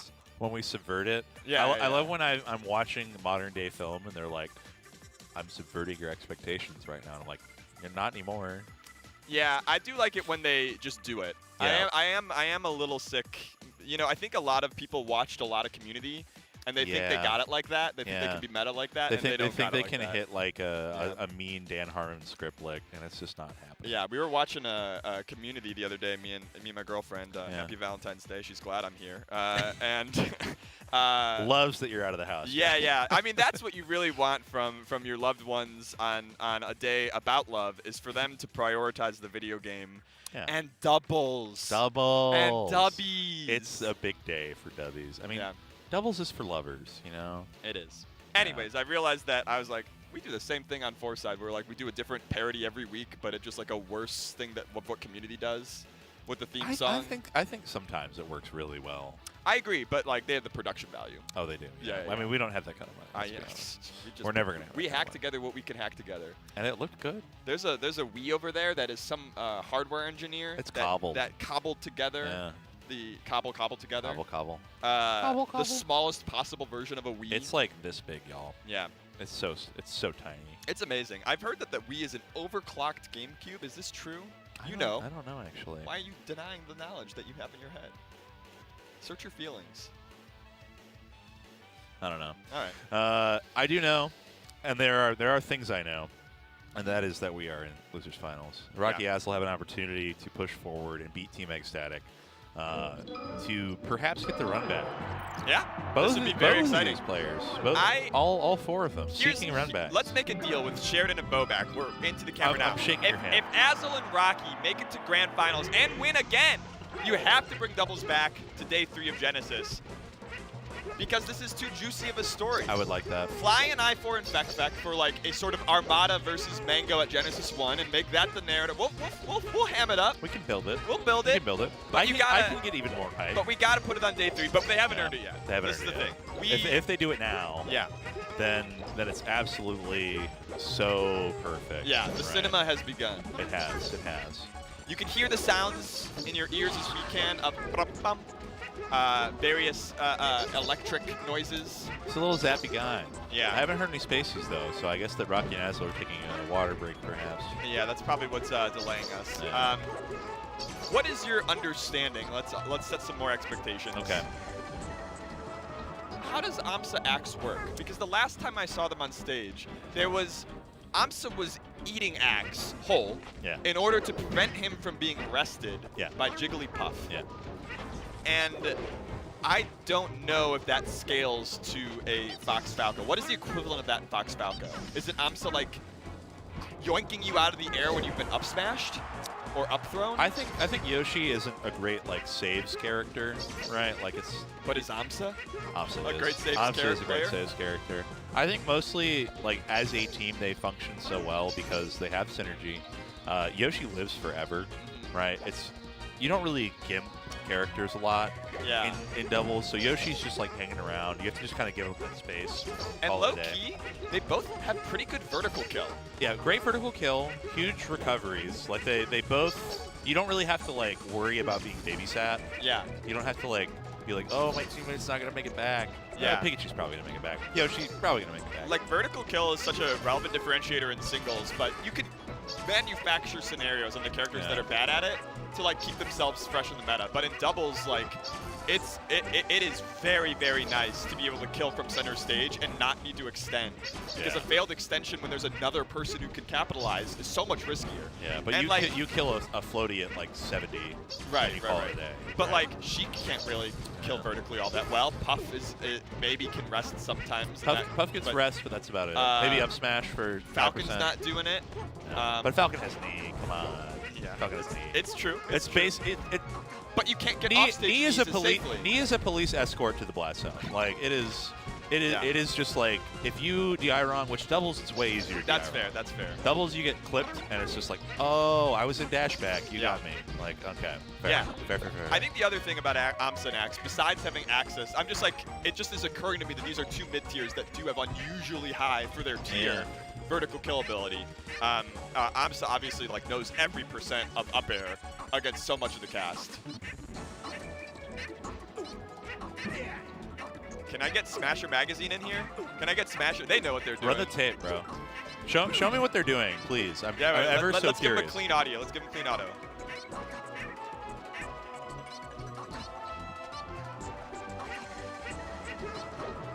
They're kind of Okay, I getting think it. that's I enough. think Yeah. they dropped the beat in the wrong way. And now we're gonna need wait.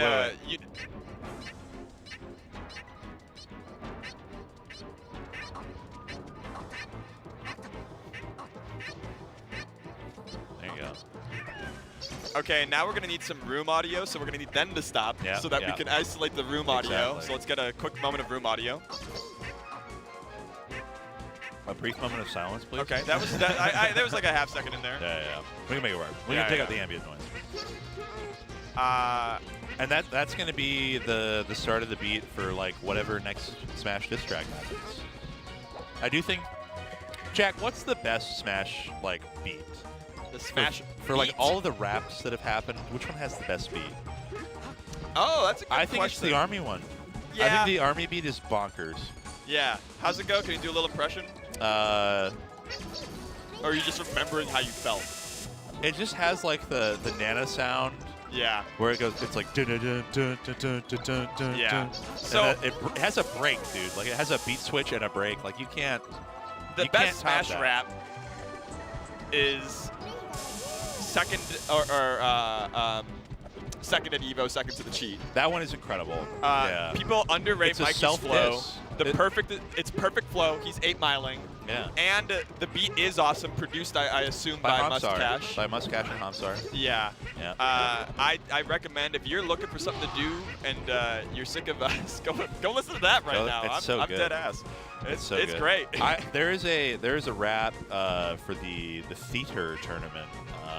The that- feat? Yeah, a Rob player Okay. did a rap for a tournament, and I think it's unlisted now. But my boy Comb has a pretty killer one.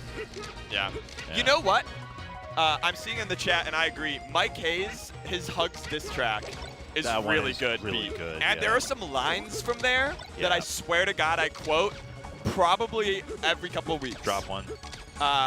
Never getting gold because it's too far out your element. That one is hard. Yeah, that is hard. Dude, I miss Mike. I miss Mike. 10 years still irrelevant. Never 10 getting years gold because still it's too far out your element. Oh, God, it's so good, dude.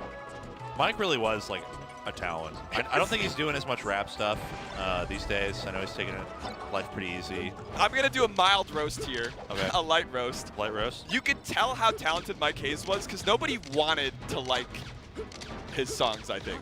They were like, why is Mike Hayes making... But they were good enough. Why is my head bobbing right now? Right. They were good enough that they could convert the haters. And to convert a hater is the greatest joy of all. It really is. Yeah. Welcome to But Four Side Fights. When I say you know what the plan is, what comes to mind? Bust on bananas. That's a bar. I wasn't SoCal at the time. I was That's solid fair. in Midwest. Dude, I was Texas, so I knew. Yeah. You know, the line came up, I knew I had to. Yeah, SoCal, they hype themselves up. I get it. Yeah. The greatest rap of all time, it just happens to be from right here in my region. There it is. All right. Let's make it happen, folks. Dreamland start. I also think that like these two characters have pretty incredible passbacks. Like Nair is really solid, back air is really solid for like setting up off of like Yoshi back air specifically. Yeah. But Pikachu up air, oh my god. Like down smash is really good. Breaks up for scrambles. You set up knockdowns fairly easily. I do feel like a team with a Fox on it though is pretty difficult to deal with.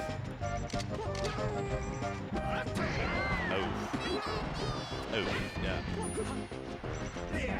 Jack, are you observing a moment of silence? I'm for listen. our fallen axe.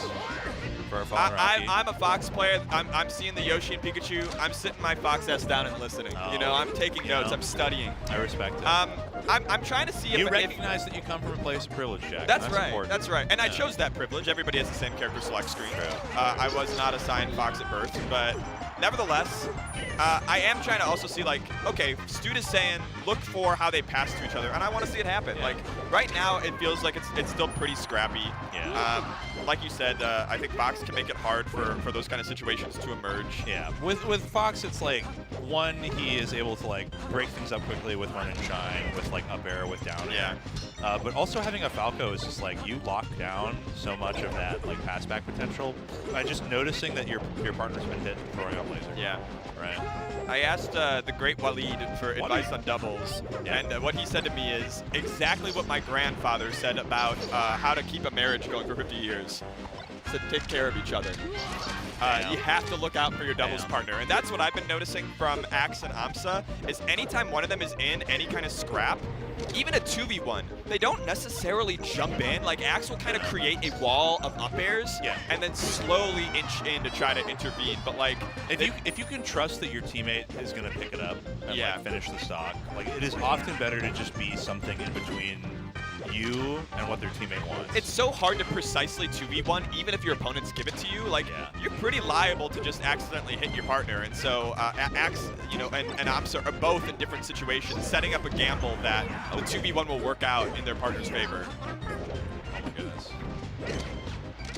Yeah, I feel like so much of doubles is knowing when to reset and also just knowing when to, like, just let go and just, like look at how Amsa is just, like, finishing this. Just able to get that because Rocky just imposed on that space. Yeah. It's crazy.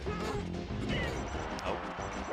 I think the thing that makes a good Falco player thrive in this is, like, knowing when to shoot and when to just, like, hold space. Yeah. Because Falco, with his low airspeed, he's kind of locked into wherever he is near us, right? He's kind of a stage hazard at times.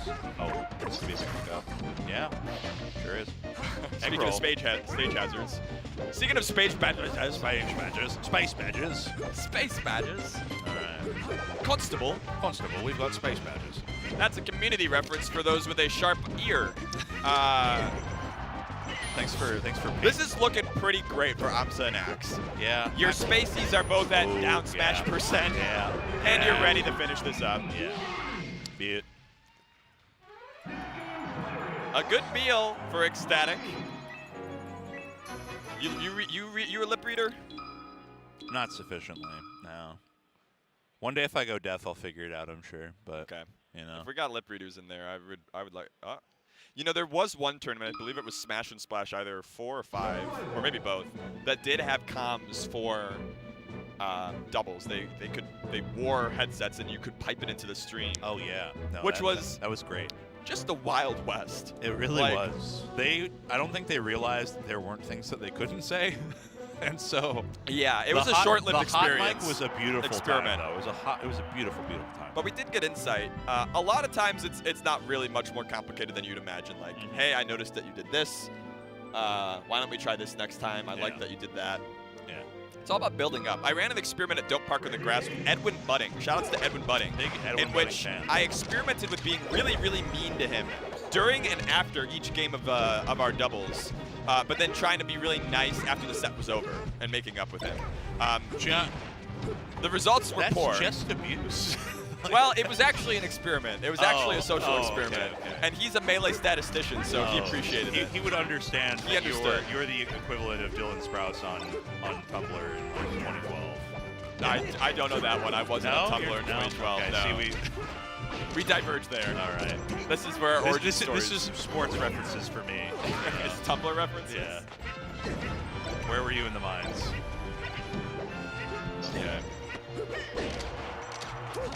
Should be able to save space here. Yeah, okay. Back here to back here. Oh, wow. I feel like Pokemon is extremely good for this, like, for green team, actually. Like, I don't know how... I like that they can kill off top. We talked about their vertical kill power.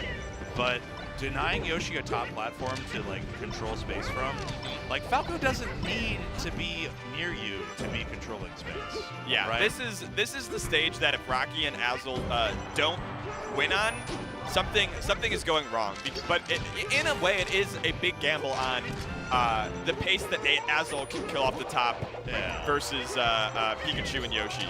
And so far, it's going decently well. But like, they seem to be content to let Amsa be.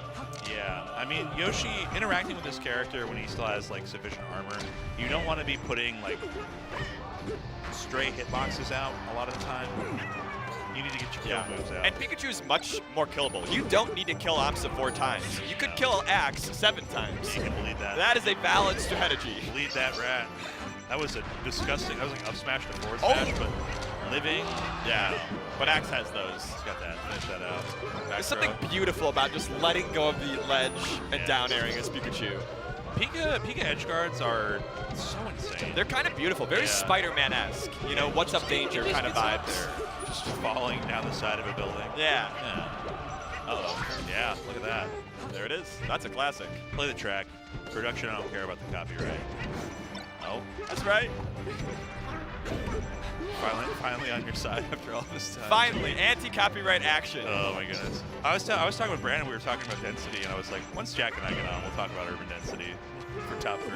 Brandon's become Wava's become quite the urbanist. I think leaving Oakland has made him realize just how good he had it in some ways. Well, in some ways, yeah.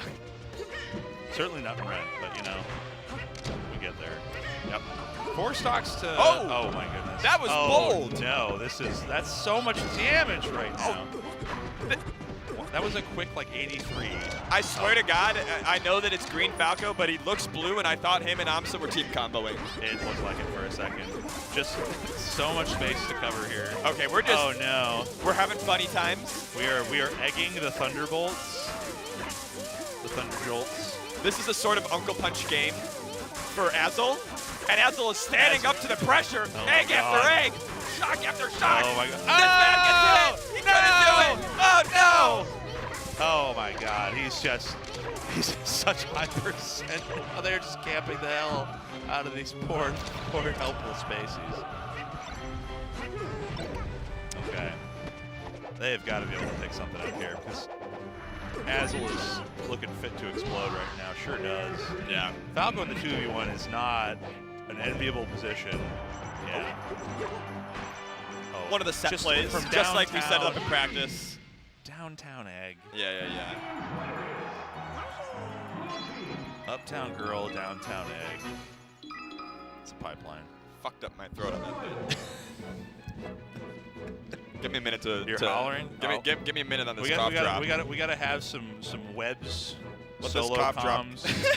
we gotta do. I'll I whisper. I can do it for webs. This cough drop won't take that long to cook. I'll do it for webs. All right, so we've lost our good stage. If you're Azel and Rocky, do you try to go even harder and go on Yoshi's, or do you bring it back and say that has to be our stage? I feel like that wasn't bad per se, right? Team Ecstatic managed to make it work in the end for them. I feel like mostly it was just transformations are just such a game changer, literally, physically changing my game. I love how he knows somehow innately every time he's on camera. He looks up. I didn't see his eyes move. I think it was peripherals. I think he's just locked in. That might be true. There are people in the Melee scene that have like a magical ability to know when the camera's on them. Frenchical Mar, Vish, Axe, Hungrybox. Bet he loves the camera. Some people know. And you know what? Hell yeah. We're putting on a show for you. All right. Make it entertaining. 2-0.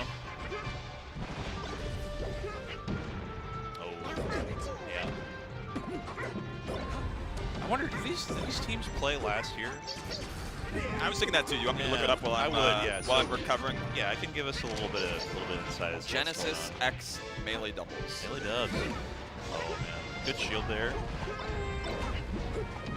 I think FT's solid. I'm just a little scared of like what it means for pass back potential. Yeah. Up air. Yeah, pick that up. Kill that Yosh. It's going to be maybe both of these players. Oh, off the other side. Managed to get away from it all. Yeah, Rocky Azel 3-2'd Amsa and Axe on winner's side. Really? Okay, so that would be last year. Yeah. This year, though, it's looking tough. I mean, they have a working deficit right now. I mean, this could just be a 30. Yeah.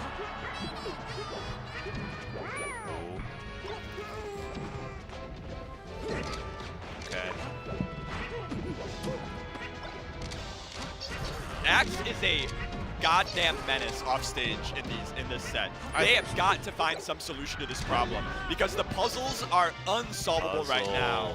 I think honestly that we talked a little bit about the strengths of this game.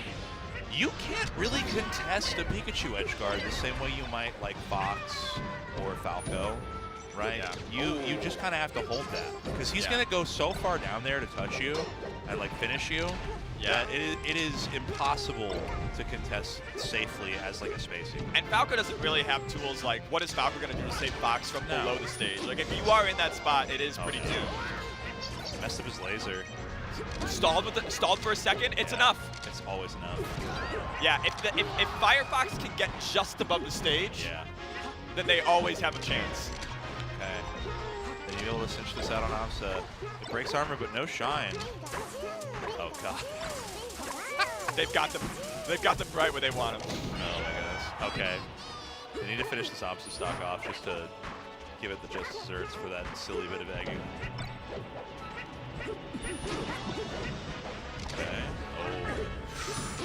Amsa is at 129. Like, I want to see Azel like lock in right here. If you could take this Amsa stock real quick, do another sequence where, yep. Oh, I was hoping that Falco throw came out, but it's actually a save from Amsa. Oh. Okay, big pickup. You got to stall. The jump and a miss from Axe. Okay, some good damage up. Yeah. I mean, they could maybe bleed this stock from Axe as well. Azel bravely running across the stage and naring it. Is he dead? Not yet. Oh, Amsa just barely not enough to kill the up air.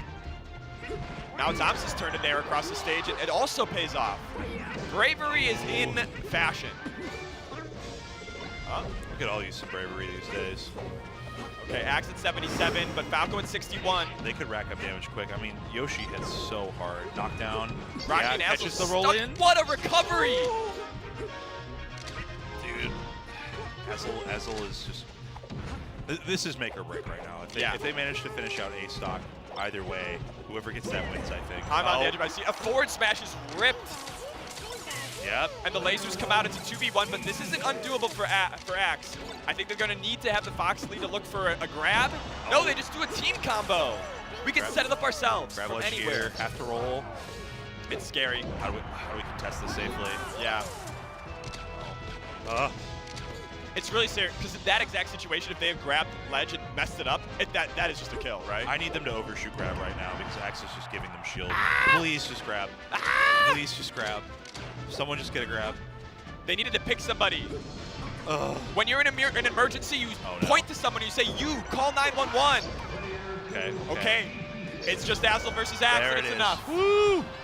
They keep the dream alive. Oh my god. I love when they do the different stances and they sound like they're echoing each other. Where like Fox is like, we did it, and Falco's like, yeah, we did. Yeah, mission is complete. We did it. Rashawn? That's insane. They made the bird Italian. All right. You think about that? It is. So here's the question. Now, Axe and Amsa have lost their first game in the series. Yeah. So far in the set. In this set, I'm watching too much League. What did they talk about? That was a last stock situation. What are the adjustments they need to make? I mean, I think honestly, Axe missed like 2 edge guards. Yeah. And if he just taps it in, you're killing Spaceys way earlier, man. But also Axe was on fire. Perhaps at an was the miss a regression to the mean, or is hitting the edge guards like a crazy person a regression to the mean? You know what I'm saying? Regression to the mean. I think what's normal? I think that's normal. I think. You think hitting 90% is normal? 90% might be normal. It might be normal. He's so good at edge guarding, man. Yeah. Like every Fox, like after a hit, when they have to fire Fox, like he just knows, right? You have to STI something crazy to get away from him. We're going to Battlefield. Okay. Where did we start, Jim? Did we start Dreamland? We did, I want to say. That was a million years ago. It was so long ago. My eyes, unclouded, unscaled by time. Know only the present. Eyes unclouded by hate. Trying to see what's true and what's not. Okay.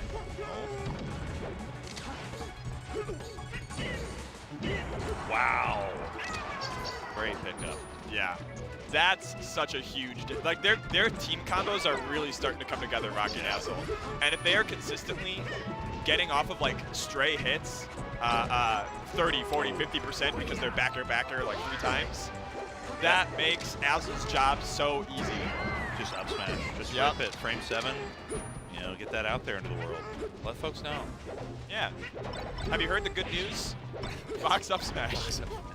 It's still good. Dude, so in Seattle, there are like folks that stand at the station to see if you've been saved, right? At the light rails. Yeah. And just imagining one of them with like a little like melee pamphlet, like, have you heard? Fox is the wave. Oh, doesn't get the double shine out. That might have been able to kill, actually. I don't know. Double shine with the knockback stack, I feel like that might be able to break armor. Oh! Man, Zoo's going to be here tomorrow, right? I saw that back here. Yeah? Yeah, he's going to be around. Do you think Pikachu carries the plague? As a rat? Yeah. You know, Melee Pika is the only one where we don't call Pika the rat. And I think that's because Axe is just too nice of a guy. I see. I think that if Pikachu had like the level of dominance or like game plan, like a brawl or a 64 game plan, he'd be the rat. Yeah. But like, Axe is just too nice of a guy. I'm not saying that the rats are evil for carrying the plague. They're, Oh, they're no, not no. moral actors. Yeah, no, they're. But, we can't make a value judgment on a poor little guy being you sick. think you've defeated the plague, and then God damn. it lingers Yeah. until one day the rats are sent forth to some happy city, you know? Yeah. I watched Nosferatu recently. It was great. Anyways, been thinking about Camus the Plague lately. Sorry. You That- haven't. that's We've my talked digression about of it. the We've match. talked about it. No? Okay. I like that stall. Falco full hop? Yeah. So cash money for escapes. Just like the one get me out of here that you'd ever need. How do we translate? Yeah, just rip it again. I am so impressed by Rocky and Azel's like mental fortitude. I mean, we briefly mentioned in the last stuff that my hunch is that in doubles there are more comebacks Yeah. because it's easier to like put your brains together Yeah. and hype each other up and recover from like mental breaks. Yeah, I mean, I think the biggest thing about like think of VOD review, Jack. Yeah. Right. VOD review is the impartial examination of self from your own perspective. At least the attempted impartial attempted, examination. It's difficult, right? Having someone else do VOD review for you, Yeah. huge. Someone else is watching tape and helping you think. Yep. You need that outcome perspective. Doubles is just that in real time. Yeah. In a lot of ways. Like it's like, are we messing up? What can we do better? Yeah. Let's talk about it. Yeah. Let's have our Jimmy Neutron brain blast. It's beautiful. It's beautiful. Brings it to my You're Carl, I'm Sheen. Oh yeah. We can make this work. Good trade. Back throw. Clear the path. Yeah, this is now a completely shifted set. The momentum utterly in Rocky and Azel's favor, the defending champions. They have now expanded their lead from a last stock win in last game to another 2v1. I guess it did start off similar to this, but they now have the extra stock to play with. So they've improved on their ability by one. Oh, just forward smash. Yeah, Something. yeah. Just anything. Just hit the rat. Okay. From a 1 stock to a 3 stock. And they're nodding. We're in the They are groove nodding. now. I like we got that. the lighting. I was gonna say we have like a almost like Hitchcock style. I was gonna say silent movie. Adam's Family. What's the true. mom in Adam's Family? Morticia. Morticia. Speaking of Yeah. Valentine's Day, we got Morticia lighting. I was gonna say the only person I've seen you have a rose in their mouth and make it work is it's Raul Julia. Yeah. It's Raul Julia. That's because you know that man would die. He a would die for thousand her, bro. deaths. Yeah, He would die and for would her. murder and would kill others. That's And my has. that's my favorite thing about the Addams Family is that they have all of these like elements of like subversive, like anti, like for the times like anti-American sentiment. Like they're very morbid, grotesque people, but they all love each other so much. Yeah. Like none of them. Their job is to undermine the idea that the pageantry of our gender, the pageantry of our social norms is at all correlated with these underlying facts of love that we know to be true and that we can also see in Melee doubles, dude. Happy Valentine's Day, everybody. Happy Valentine's Day. We're back to FD. Yeah, we are. I mean, they did almost win here, but I love that. I love shine down air knockback stack, where they like barely go anywhere. They just get caught in the middle. Forward throw. I'm still charging the forward smash. Has now forward smashed a couple times in this game. Yeah. Is that the setup? Is that the play? Is that how they drew it up? With just like you have someone Use forward throwing. noggin. Use your brain. I mean, Yoshi has some incredible pullback on that move. Right? Yes, exactly. Some of the best pullback in the game. Oh no, hang on. Down air, yeah, that's gonna clip it.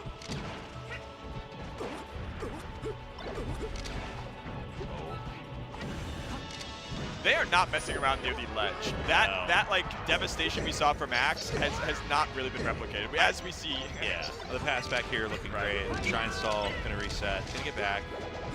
But like the early Gimps are locked down. Yeah. We're fighting in the center stage.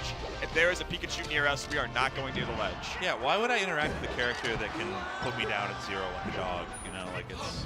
Uh-oh. Speaking of, yeah, look at that. I really like the downer from Amsa. That's a clever idea in that spot. Yoshi, that's a good move. Yoshi downer. Yeah. It's so niche, but like, man, it's tough to deal with sometimes. And we see again. Oh, no tech. I thought that might be enough to get close to the wall, but it looks like it wasn't. Pick it up. Maybe there's an SDI angle there. I don't know. Yeah, look at these boys hanging out in the center. This is Ecstatic back in the lead. Yeah, they're pushing it. I mean, 98% on Amsa. That laser accidentally saving Axe too a little bit. Oh, damn. Yeah. Amsa going home to the ledge, recovering, finding himself. Wow. Oh, yeah. It was a trap. Really good timing for Max there to be able to cover all that. And Yeah. Rocky gets caught out, dude. They fell for the bait. That was the biggest doubles bait I've seen. Axe is like, I will trade this every day of the week, and now it is 4 stocks to 2. Yeah. Rocky and Azel's run in dire danger. They've come back from dire straits before, dire, but I am very scared. Oh, hang on. Okay, holding shield. They need to finish this Amsa stock and then bleed out Axe to at least get it to a last stock situation. But oh no, they could. I think it might be better to leave Amsa and just try to. Yeah, true. High percent Yoshi. Yeah. So scary to deal with. Oh, this is it. Yeah. There's the forward smash. He said, "Remember this from the beginning of the game." Still here, and that is Ecstatic getting their revenge in a 3-2 over Azel and Rocky, the defending Genesis champions. The belt is passed. They stopped the reverse 3-0. That's what put them down here in the first place was Jmook Cody. Look at him, he's all jazzed up. Yep. And now they get to fight the very team that put them in losers. Yep. Cody Schwab, Jmook. Yep. No, it's the New York diaspora boys going forth. I don't think we. Can we just say expats? New York Expats? Okay. I feel like diaspora has some connotations, Jack. There's like 50 diasporas. If you look up Wikipedia diaspora, it's just like anybody. Isn't it? You have to be like forced out of your There's home. an Irish diaspora. Yeah, they were forced out of their homes Yeah. by high rent. The city of New York and the state of New York have failed, and that's why Jmook and Cody living elsewhere now. Let's play Merrick Adams for this. I'm down. That guy's a clown. Dude. That guy's a clown. The open corruption That guy's a clown. on display right now. Quid pro quo in this country. I can't crazy, stand man. it. That's our. That was good enough for me. Yeah, I think we nailed it down. I think we've solved it. Politics, we did it. We fixed Okay. it. We fixed politics, Jack. So anyways, Yeah. Cody and Jmook, I still favor them. I think that a lot of the things that Rocky and Azel had going for them, they have an equal amount and sometimes higher, especially with Cody's experience against Amsa, with Jmook's experience against Amsa. Jmook, who previously wasn't like the best Amsa defeater in 1v1. He's having a tough time. Now he's dialed in real nice. Now he's dialed in. I feel like he had a period where it was like 2022. Yeah. Losing to H-Box all the time. Losing to Amsa all the time. He hasn't lost to H-Box in a minute. Yeah. He hasn't lost to Amsa in a minute. And Sheik just has so many situations where Yeah. if Fox is trying to 1v1 the Yoshi, which is, I think, a decent strategy, Yeah. Sheik is really good at preventing Pikachu from coming in and helping. She's such a box-out character. She's so good for that. Her zone of control is so huge. I remember seeing some GIF years ago of like, why is Pika Sheik so hard? And it was just 2 hitbox pictures. It was forward tilt and forward air. And obviously, it's a little more complicated There's a little than grab that, there. but There's a little grab there. it's not a bad, in doubles, that's a pretty good reason why Pikachu might struggle to get in. Yeah, Pika does his best, right? Yeah.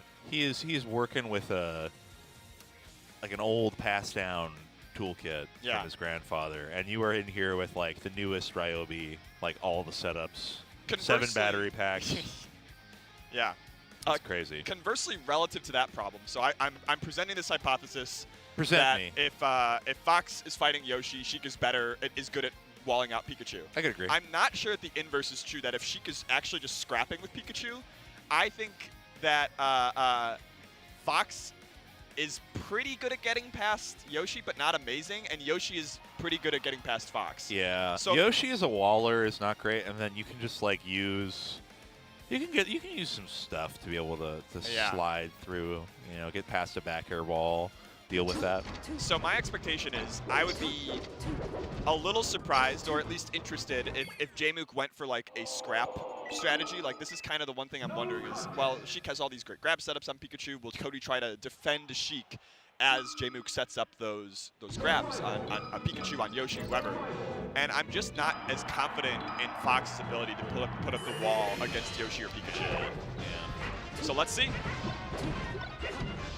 Yeah, starts off with pushing one character into the blender. Yep. Fox definitely is like putting someone in the infinite pain vortex sometimes, especially the way Cody plays. I played a double Peach team in my doubles bracket today, so I know exactly what the infinite blender looks like, Yeah. and it was that. Yeah, I think that we need to keep enabling the infinite vortex. Yeah. I've only ever known life with it.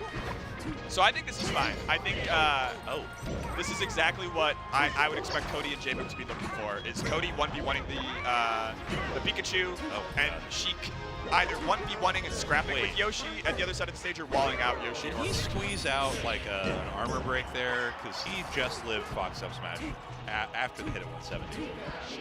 CC, armor, something had to happen there, because that was unrealistic. There you go. Okay, we're just slapping. That is the slap hand. It's called the hatchet in the Premium Official Strategy Guide. But Really? Yeah. I like that. It's good.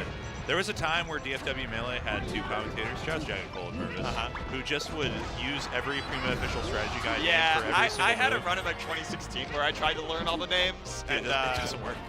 Falling yeah, leaves. I was like, I'm gonna bring league style commentary to Melee.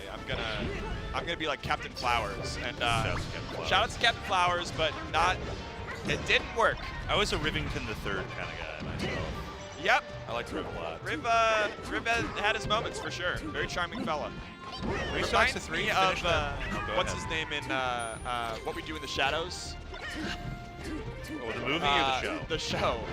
Matt Berry? Matt Berry. Yeah. Yeah, he reminds me of American Matt Berry. Laszlo, yeah. Yeah, Laszlo. Got the finest in all of New York. In New York New York City. And Manhattan. Oh my God. Yes. These are the finest doubles teams in all of New York City.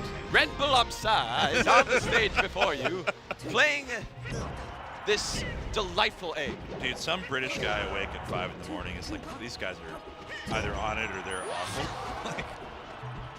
That line, hey, It's a a bear. boom, Oh, I bam. love it. Her back here is so good for setup. Her back throw is so good for setup.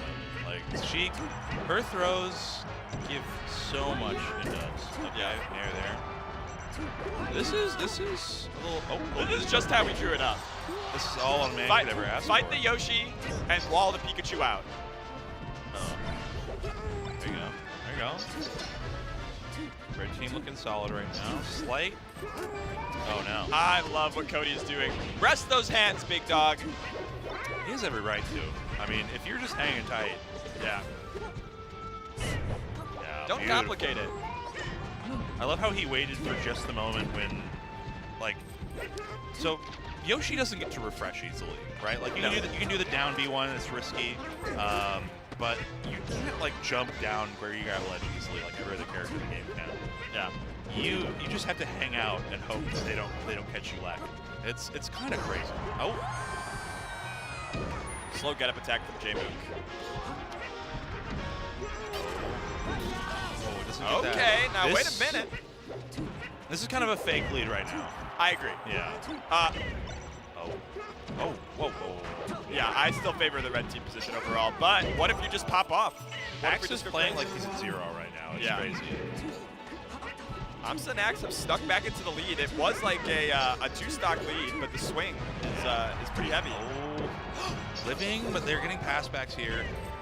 So much damage. Oh, Racking up. Cody's gone crazy. Yeah. Just beats the Nair outright. And now we got a 2v1 against 159% Pikachu. It's one of those tap it in scenarios. 2 feet from the They hole. do so, man. I mean, this is, yeah. Oh, no, you biffed it. It's fine. Oh, my goodness. It's time to do it twice. I mean, we're at high percent. I'm trying to remember what the differential is like, but it's like you start with like a 90 value, and it. What are you talking about? I'm talking about grab release stuff. Oh, okay, okay. Yeah. So like when you mash, you have to do a certain amount of inputs, and every input like lowers the threshold for the time frame. And so there's definitely time to rip 2 frame 7 moves, frame 7 startups anyway. Yeah. All right, they're thinking about it. Where do we go? Do we go Yash?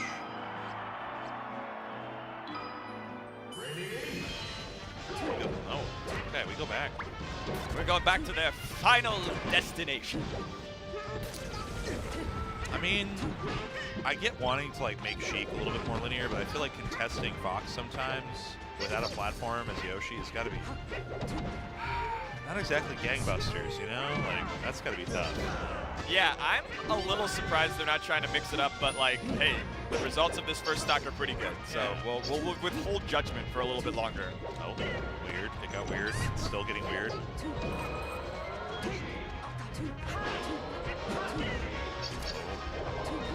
Fighting for that right to ledge. Good fade back. Gets those eggs out. All right. Yeah, Cody tried playing with him and it didn't pan out. Yeah. I don't remember any of those buttons working. I can't believe that Axe got out of the egg downer and managed to secure it. Yeah. Oh.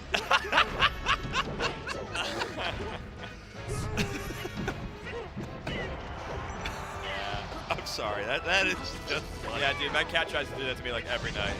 Huh? My cat tries to do that to me like every night. Oh my gosh. Just put you in an egg and light shield to Eat me, yeah. Yeah. Cat would eat your face. Something's off this game. They have gone. This is a goofy one.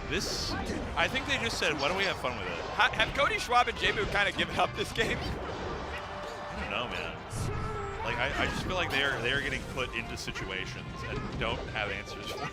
Like, not to besmirch them, but this happens to me sometimes where you just, like, get so smacked at the beginning of the game that you feel the wind just leave your sails. Yeah. Yeah, like, they aren't setting up shop for, oh no. They're killing themselves. Wires are getting crossed. You know, like. Go next. Women are gnashing their teeth and beating their breasts. This is we're in FFF15. disarray. Cattle have fallen ill. Yeah. What is going on? Okay. Make it look respectable. We see a little for the bookies at home. Yeah.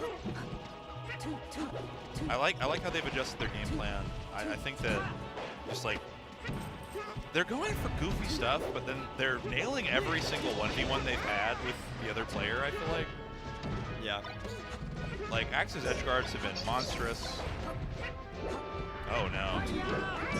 Paging Mr. Schwab. I feel like they've been doing that thing we talked about earlier. They've been looking out for each other. They're trying to get the scraps together rather than separately. And do that thing you do. Good pick up there. Yeah. Do the. Yes. I cannot believe it. They're now they will try. Now they will try. It's 1986. Cody Schwab and J-Mook have gone from down, I think, 5 stocks to 2? Yeah, maybe. They narrowed it to 3. They were on last stock, and somebody had 3 stocks, and somebody had. I think they might have both had 3 stocks. I don't know. But at high percent. Yeah, they definitely closed the gap quite nicely. Yeah, it was 6 in high stock and high percent versus 2 fresh. Oh, that was almost so scary. And he's gonna die. This is nuts. This is insanity. Oh, good God, he's not dead yet, but this. Yeah. They just decided to win. Okay, we'll see. Back air, hugs the floor, refresh, good ledge dash. Armor's through. Oh my God, Amsa can do this. Okay, Amsa moment. We'll see. High arc, come down. Oh, he didn't beautiful. get beat out. Oh, absolutely ingenious use of the downer there, but Firefox is still so strong.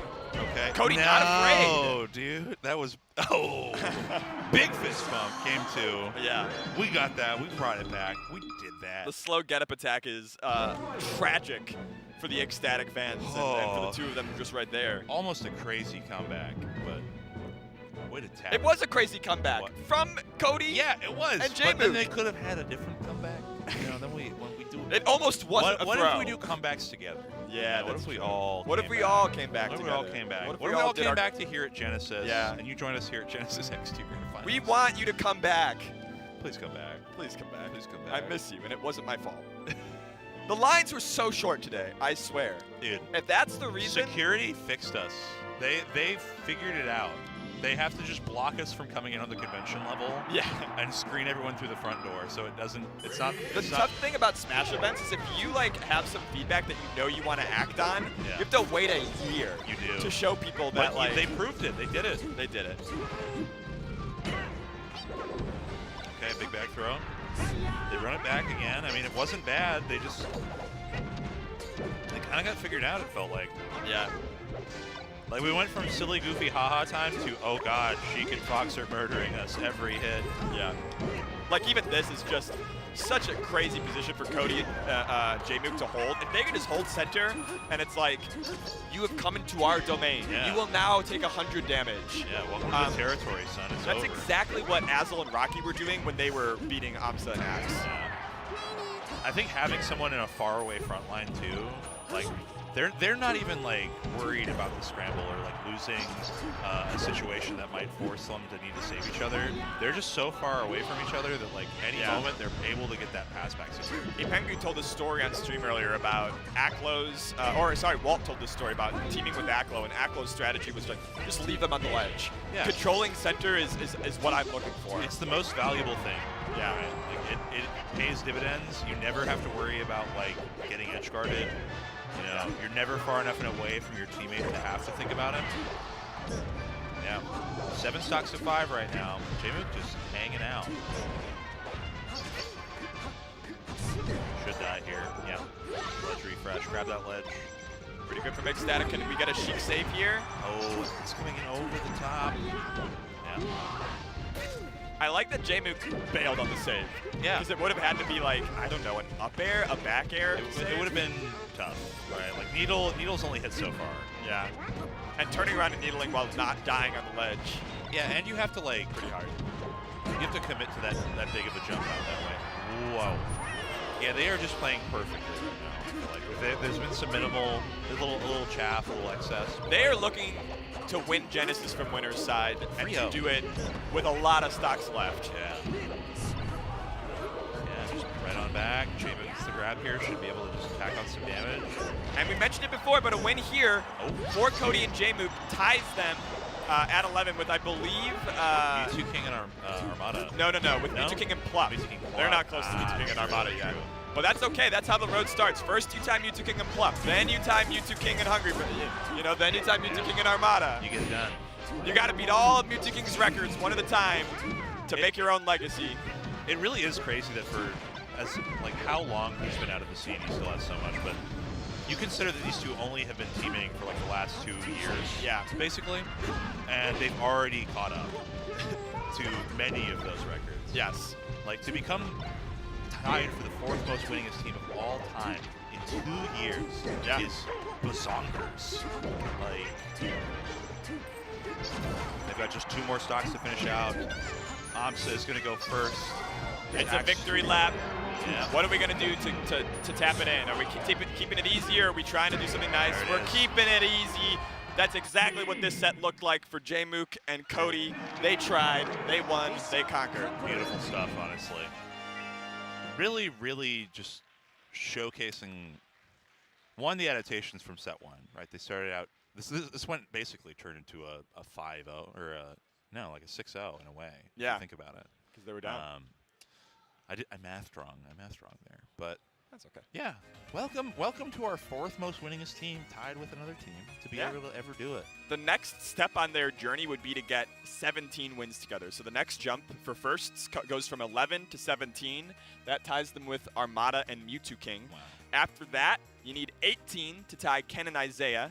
And then you need 22 to catch up with SFAT and PPU, just purely on first places. Dude, it's crazy that Armada and Mewtwo King just like stopped digging before they hit gold, right? Like before they hit diamond. Yeah. They were like 17's fine. Yeah, I think though that they were pretty happy with their win rate. They technically have a 0.5% lower win rate than Ken and Isaiah, but you know, what are you gonna do? Yeah, second place, Egg Static, still looking good, getting those medals put on him. Yeah. There you go, beautiful. Looking good. Our boy Avian Blue gonna go ahead and give that big old beautiful Genesis trophy on over to these two. Medals on. Congratulations to our winners. Yep. J-Mook, Cody Schwab. Ah, man. Amsun X themselves have 5 wins. This is their 9th second at a big doubles tournament.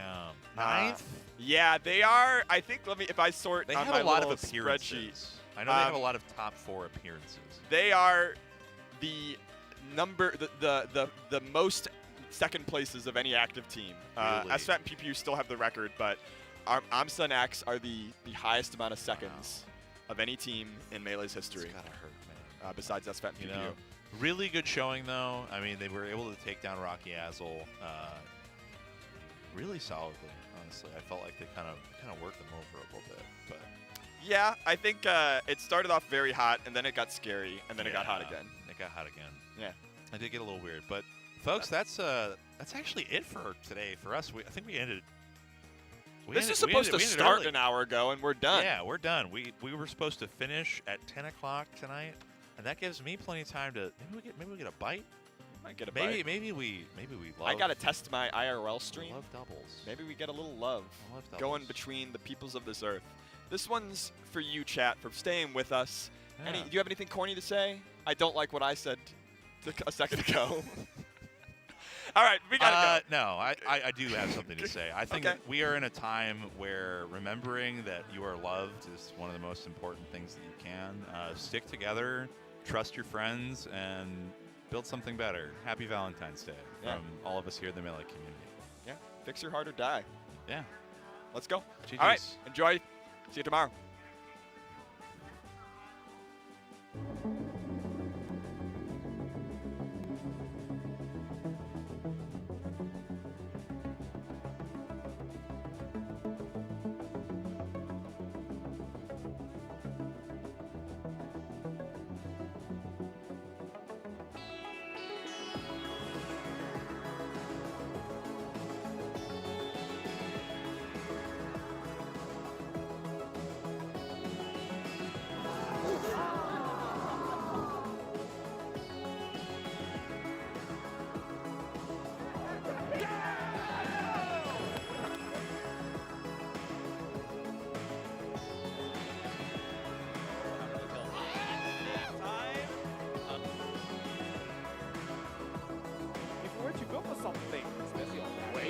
Wait, he does something to others, and it will be enough! It will be enough for Temporary Plan!